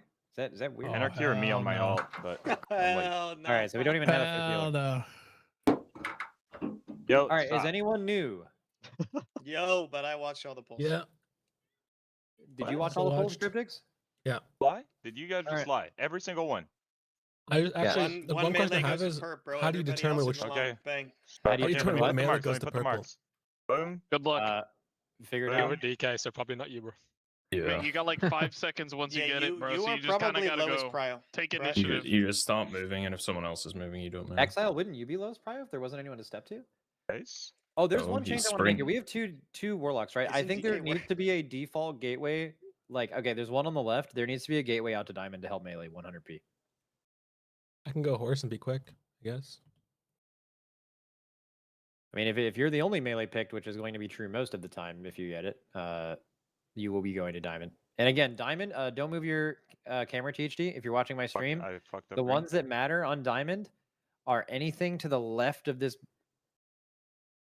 Anything to the left of this blue line. Sorry. Yeah, like anything. I was tabbing it. Anything around here has literally no chance of getting hit from the middle. Everything over here can be hit on accident from like star and triangle and shit. And ranged again, if you just to reiterate, there's like basically one person on each marker. If one marker in particular is like super ass, like for example, let's say there's nothing on Skull. Like there's literally nothing here, nothing here. Skull's a terrible marker.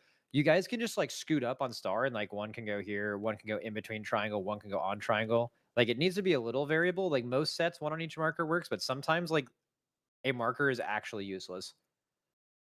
Like if you ever are doing, I forget the POV we were looking at. If anyone ever like gets off the line to try to like cleave one down next to you, you are for sure on a marker that is relevant.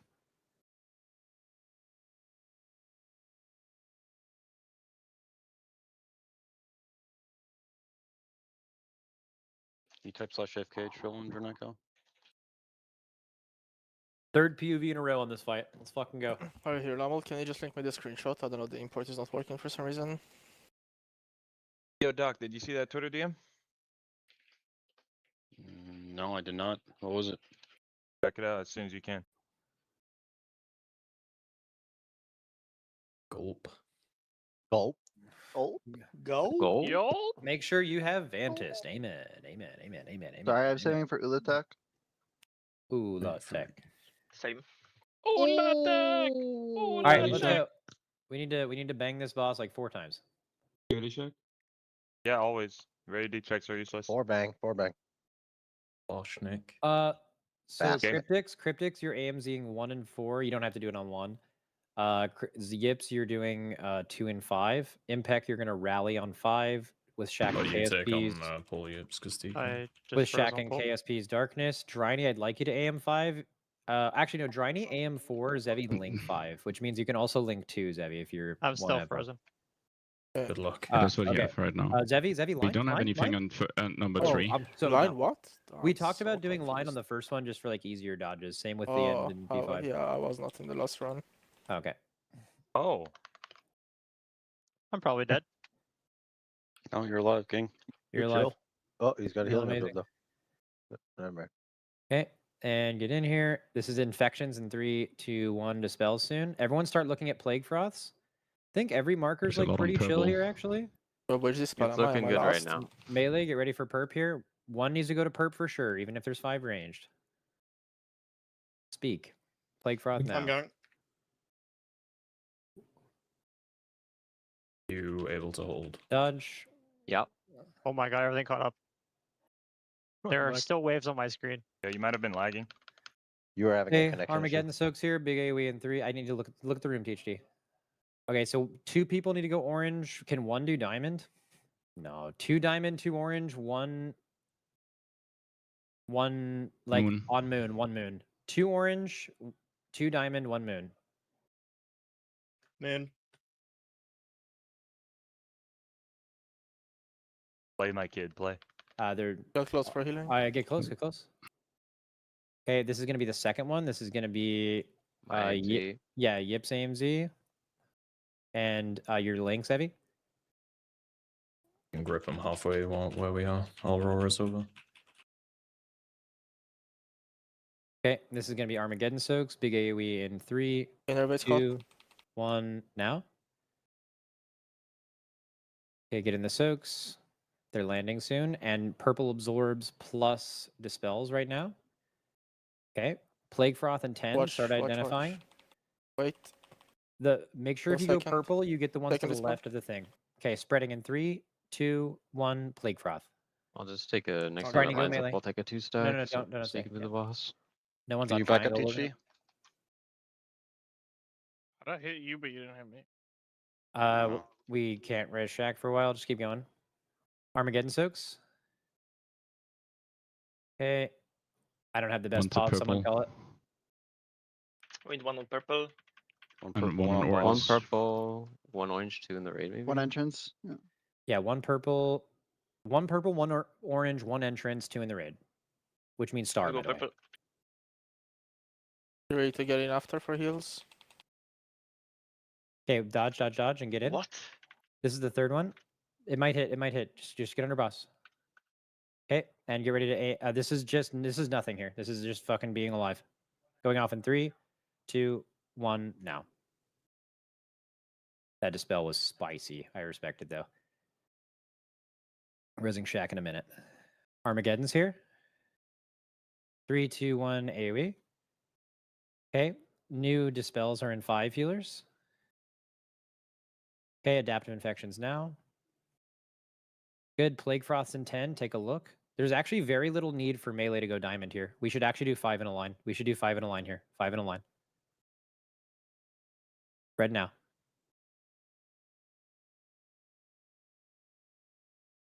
Okay, and Get lost dodge. spell. Dodge.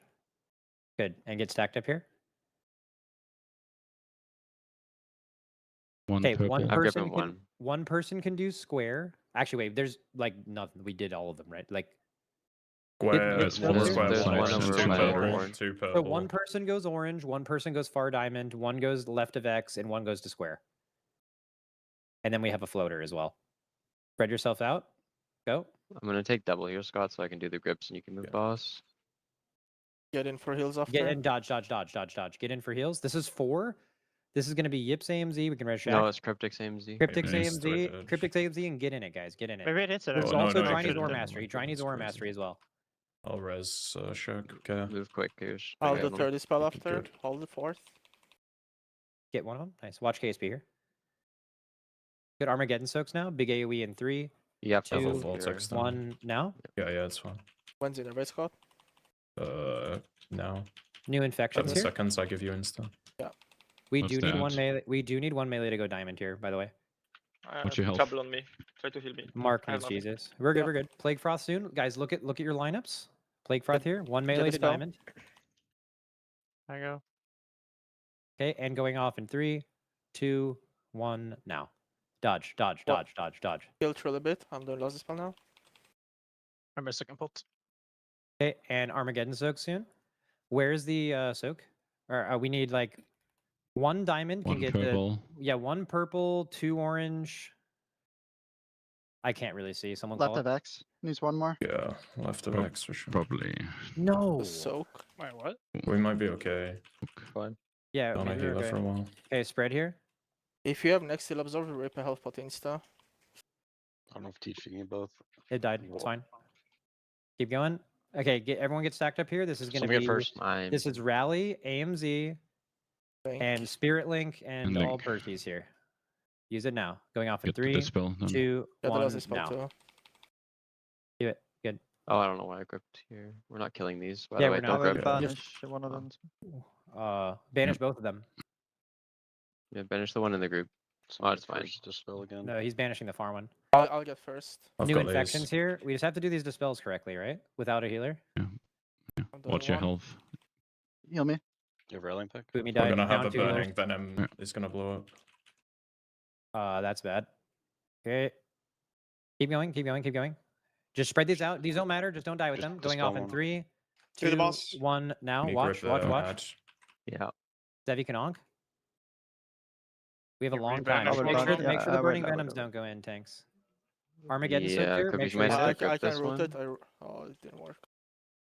we need them like away from the middle if possible. Make sure you soak. Yeah, soak here. Units its own names. Okay, and then it's spread for Plague Froth. Spread for Plague Froth. We have 20 seconds. Going off in 3, 2, 1 now. Okay, just like hold the dispels, right? Just don't dispel. Yeah. Kill it. Just hit boss. External them if you have any. We're We need to behind, use- I think. Yeah. We know Fuck this this, imbibe Mac. just yet. Just ready? Ready to use every single CD in 3, 2, 1 now. Give every external to tanks. Every external to tanks. Please. Freedom. Nice. Stick! One shot. Oh, we fucking take that. That was a fucking nightmare of a pull. Staff. Stick. I think my sound driver crashed.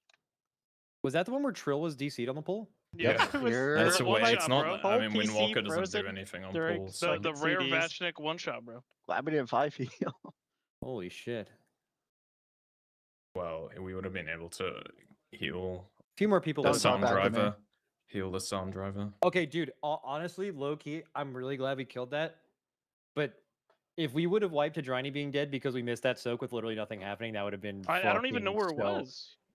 Was it? I looked around. It's I like looked around. I didn't see Was it. it in the feel like wall? Someone must have like stepped out of this. Was it in the wall or did someone or, step or, out? or we're completely blind. There was something on Heroic where it showed It it was being spawns in the soaked when it wall. wasn't. Like, Yeah, it showed I've it was seen soaked already, but I mean, you can see the explosion where. It's right here. What It's now? right here. I'm watching right now.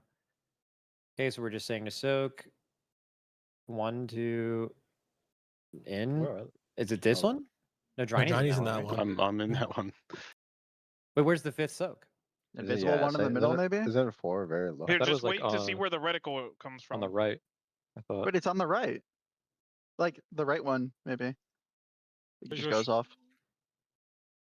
Huh? there's nothing by blue or like. So it's blue bugs. screen, No, right? it's this one, right? Yeah, I thought. Yeah, is that that's a what I'm showing? talking Is about. this Nobody's showing in. that- Nobody's in. Yeah, nobody's in. Nobody's Yeah, in but there. Nobody's in there. I don't know why Can you you're not just going get to in there arcade if you're is gonna trolling. be We Yes. should or- not. We should not send that to them, right? Look at my look at where I Doesn't am matter. because isn't that circle not being soaked either? Janaka, Yeah. you not soaked That's that? that's definitely- go I next think I group. might The have groups are jumped. posted. We're We're just doing going loot run from, one last first. run. Yeah. Joining. On Sorry, Joe. United Getting Kingdom loot, you can roll first. here. Wow, that's actually insane that we killed that. That was so sick. There's also this runs loot. Also, Trill the Yeah, I bad was trying vibe to do bro. both. Boss is at 1%. He goes, "We're behind." Fucking what the fuck? We were behind the timer. It's I don't Yeah, I think mean, I'm you gas were box. we behind killed the them in cast. The range. cast went off, bro. We you have know? Purgatory, so and Bernardio can't die. And Bernardio. Okay, can't. my Yeah, mic wasn't immortal. working. That's legendary. What'd you say, Bubba? I posted this run's loot minus Vashnik, and then I posted last run's loot. Yeah, Should we I do trade loot if you're still before the online raid? on the first character. Yeah, so look at the latest trade string. So like Anarchy, Yips, Log back in, yips. No DK. I'm logging back in. Thud, Trill, and Zevi. Oh, so do that loot and then do the other loot, and then we should be able to Bubba, just put it in. 2 boots dropped in this, so one should not go to me. 2 boots. Vashnik drop boots, Oh, which one would you rather have? the bigger ones. Vashnik Right. boots. Just hand, I guess, lip login on for yours boots. Which wants to do I'm one? here. The Vashnik ones. And So then the one Lip in gets the trade string is the one that goes to lip. Yeah, I see. Let me just find other ones. Oh, Oh, of That's course. good. Backspace.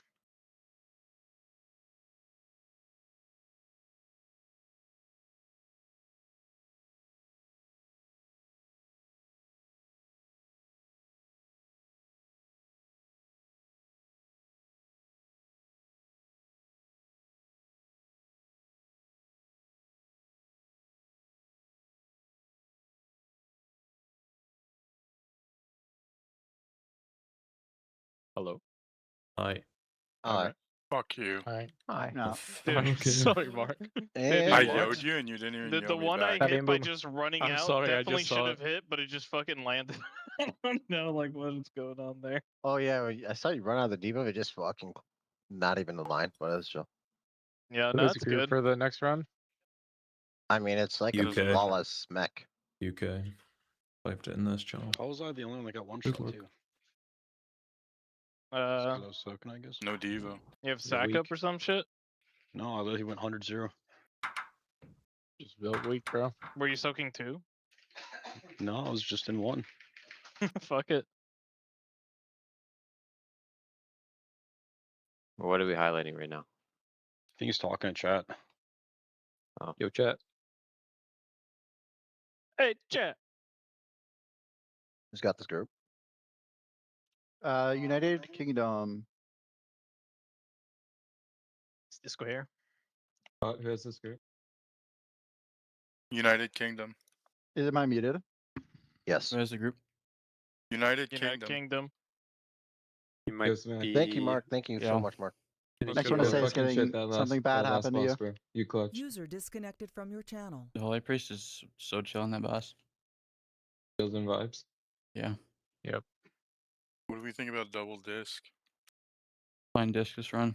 We can go down channel and talk about it. Another run. Let's Excited to be here with you guys. Yay, Mr. I feel like Up. I have good healer input. So it's definitely, by the way, it definitely wasn't the like that one going off. That one hadn't even hit the ground yet. It was a just completely invisible soak. There was no animation for it anywhere. We're supposed to get 5 every single time. On that one, we only got 4. And the 5th one, nowhere to be seen. And none of the 4 that we could see actually even hit the ground before we took the raid damage. It was just completely invisible soak. Blew our brains out. I mean, we tried our best though.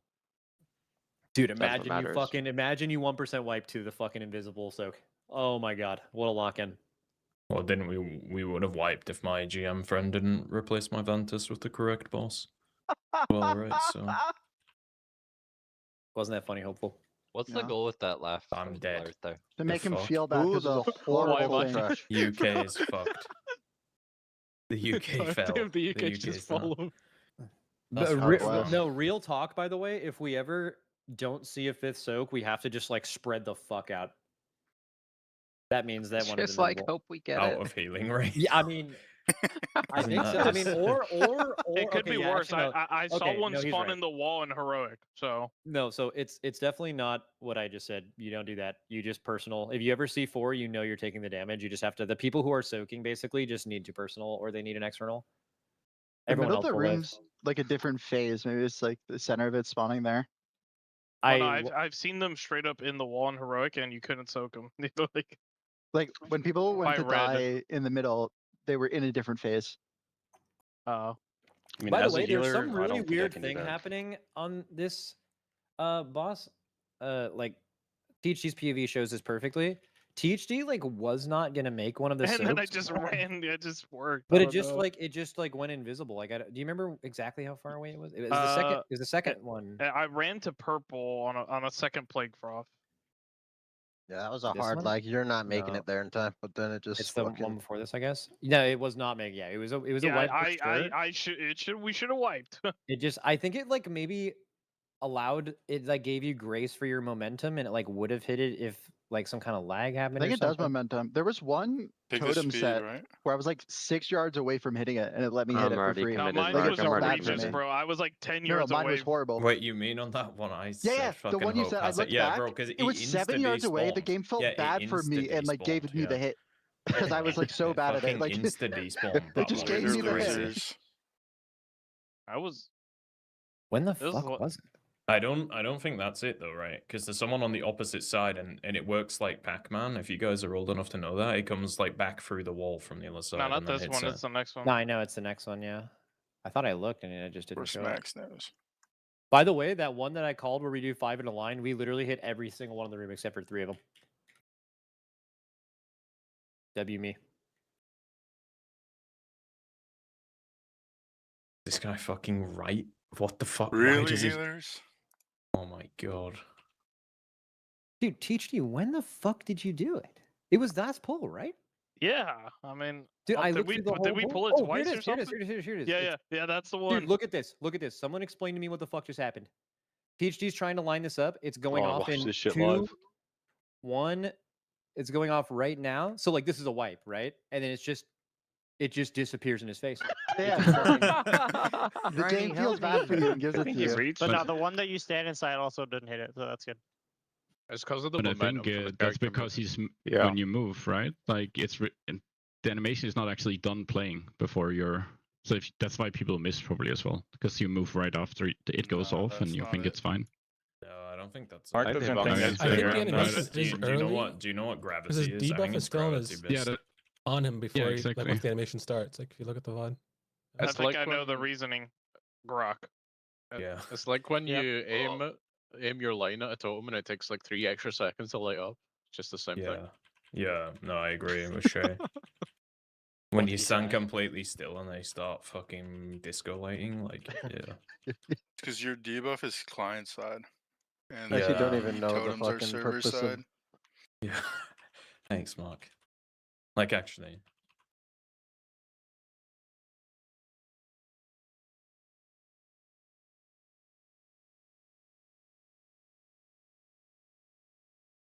But that is literally what happened, right? Like it's just shooting before it actually shoots. Yeah. The graphic has nothing to do with the actual projectile. I mean, this is Second Amendment, right? True. Actually, have we thought about maybe it's just my GM friend? Yeah. No, it should be He's illegal wanting to that code totem like for you. this. Max, Yeah, can you check no, I my agree. pop He from just this death touched the from this totem kill real quick. for a second? Yeah, what part? 252 a minute. In the fight? Okay. Do you show timer on your UI? Yeah, it's above details. It's just I don't know if I did something or like I can do something better, but it was weird. I should maybe move on top and it would be clear. What were you supposed to do? Let me just play it. I'm watching. Just right here. clear 3 behind me. And I guess didn't clear 1. Look. Oh, what's happening? Maybe this line would have been better. Maybe I don't. I mean, they're all lit up, bro. What? The middle one didn't get hit? Yes. What the fuck is this? That's why. What is wrong with this game? We got There's like lucky crazy because ones look at it sometimes. we cleared it from the far. Yeah, Probably actually, should have I- played. Probably I should saw have it played that happening. better. I mean, Yeah, they spent a Mart saw synergy, that it right? wasn't They're all lit up. three lit up. It's like You're legless. telling me the Yeah, fucking Mark's middle lighting one. it up. Yeah, it's me on the other side lighting it It's up. Mark on the other side lighting it up. knew that was Fucking going to happen. Vastnik. Is that lighting the it one? up. Because it's literally closest to the hitting it. wall, so it It's despawns going- before it hits it? It's going Vastnik. directly in. Vastnik. Wait, It's I think literally, what Cryptic guys, said it might literally- be it, I actually. could not point at this even any. It's right there. I don't see it. I think what Cryptic I said can actually see might like be the it, by left the way. one, the left one missing here. You could argue like it's just a small hitbox, but then All right, and welcome back from that Monster Energy listen in, and it's time for the unction. I am joined by two olds, Jet Jaguar and Cams, and today we've been doing a lot of splits, but we've conjured up some content. We're going to be talking about the history of Limit, and I think that with Jet returning, it's no better time than to talk about the old. The beginning. The beginning. Okay. Anything specific or? I think we take it from the very top. How did the guild form? All right. For those who are maybe only familiar with the guild as they currently are, Liquid, right? Yeah. Well, once upon a time there was a guild. It's called Blood Legion. Okay. The Rignaros guild, right? Yes, the former number one NA guild. Yeah. And within that guild, there's a man named Truefire. I know him. Yeah, he's Melee Mechanics lead now, right? Yeah, he's an analyst for Echo. Yeah, okay. And him and a bunch of people in the guild, they were not very happy with how things were going in Blackrock Foundry. They were getting very burnt out from World First Rating. And so he was like, I'm going to make a guild. I'm going to make this guild from people that I know. And fortunately, I was able to play with a lot of people in a lot of guilds because prior to Warlords of Draenor release, the game WildStar, the game WildStar brought together quite a lot of people who were interested in trying raiding in that guild. WildStar, that was the Invective guild, right? Or that was the Invective game, right? Well, yeah, that's Invective came from that game. Yeah. So from there, they met a lot of people from a lot of different guilds. Okay. Whatever were awesome. Duality, which is where Max is from. Nightmare Asylum, I think. Where were you from? Whatever were awesome. Okay, you were from WWE. Okay. Yeah. And so he, that was a good networking opportunity. And then around the Blackrock Foundry time during Prague, they were sick of it. So, and then during that time, Blood Legion basically gave up. They basically died. When that happened, there was a sort of like a little throwing feelers around, hey, would you be interested in making a guild? This is normal. Like, I feel like this will always happen and nobody ever actually formed the guild. Yeah, they're interested in making a guild. Like, I'm going to maybe make something a little more casual from their vantage, right? Because they were World First Rating Guild, Blood Legion. So casual for them was like, 5 days a week, 5 hours, 24-hour raid schedule with a day raid on Tuesday. I miss those days. Standard, very, very standard for like a cutting-edge guild. And so we kind of came together and made it. And the goal at the time was like, if we made top 20 world, like that would be great. Because we had there's a guild called Ascendance, EU guild, that had a similar raid hour and they did really well. They were kind of like, I want to say like, they were like the Fat Shark of that era. And where they, they weren't like a strict day rating guild and they were pretty high ranked. So we were like, we can get there. That'd be great.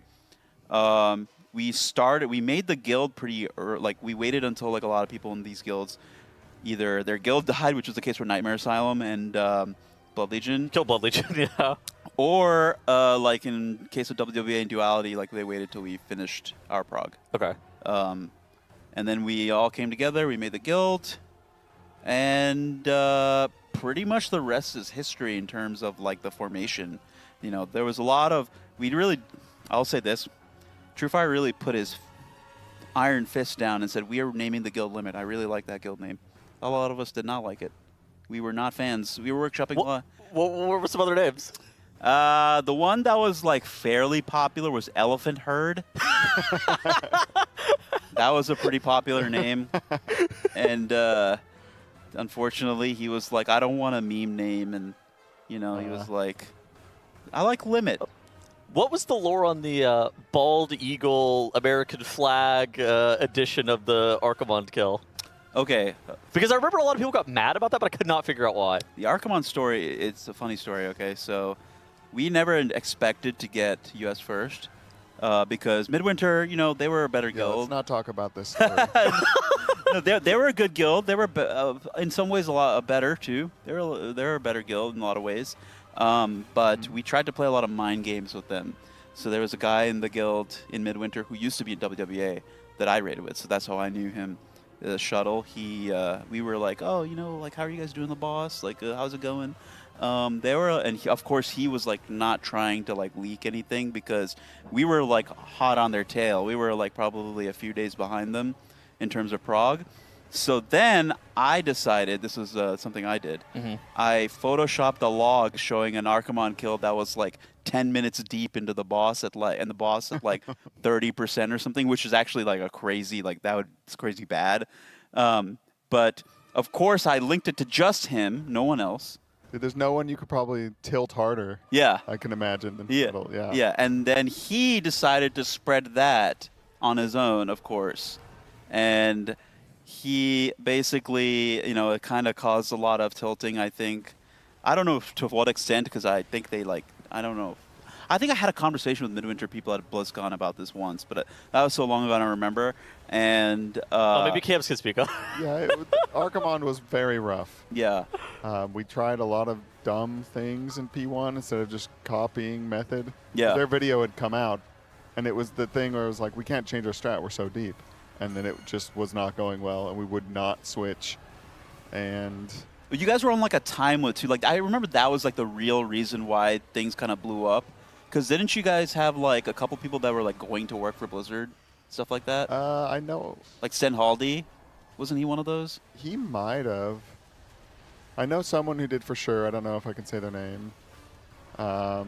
Maybe a couple people, yeah. And then at some point, I think it was just like, we're going to take a break and come back with more rings. Yeah.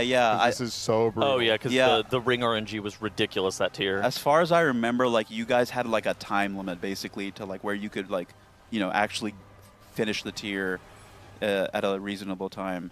And then, like, you didn't make it.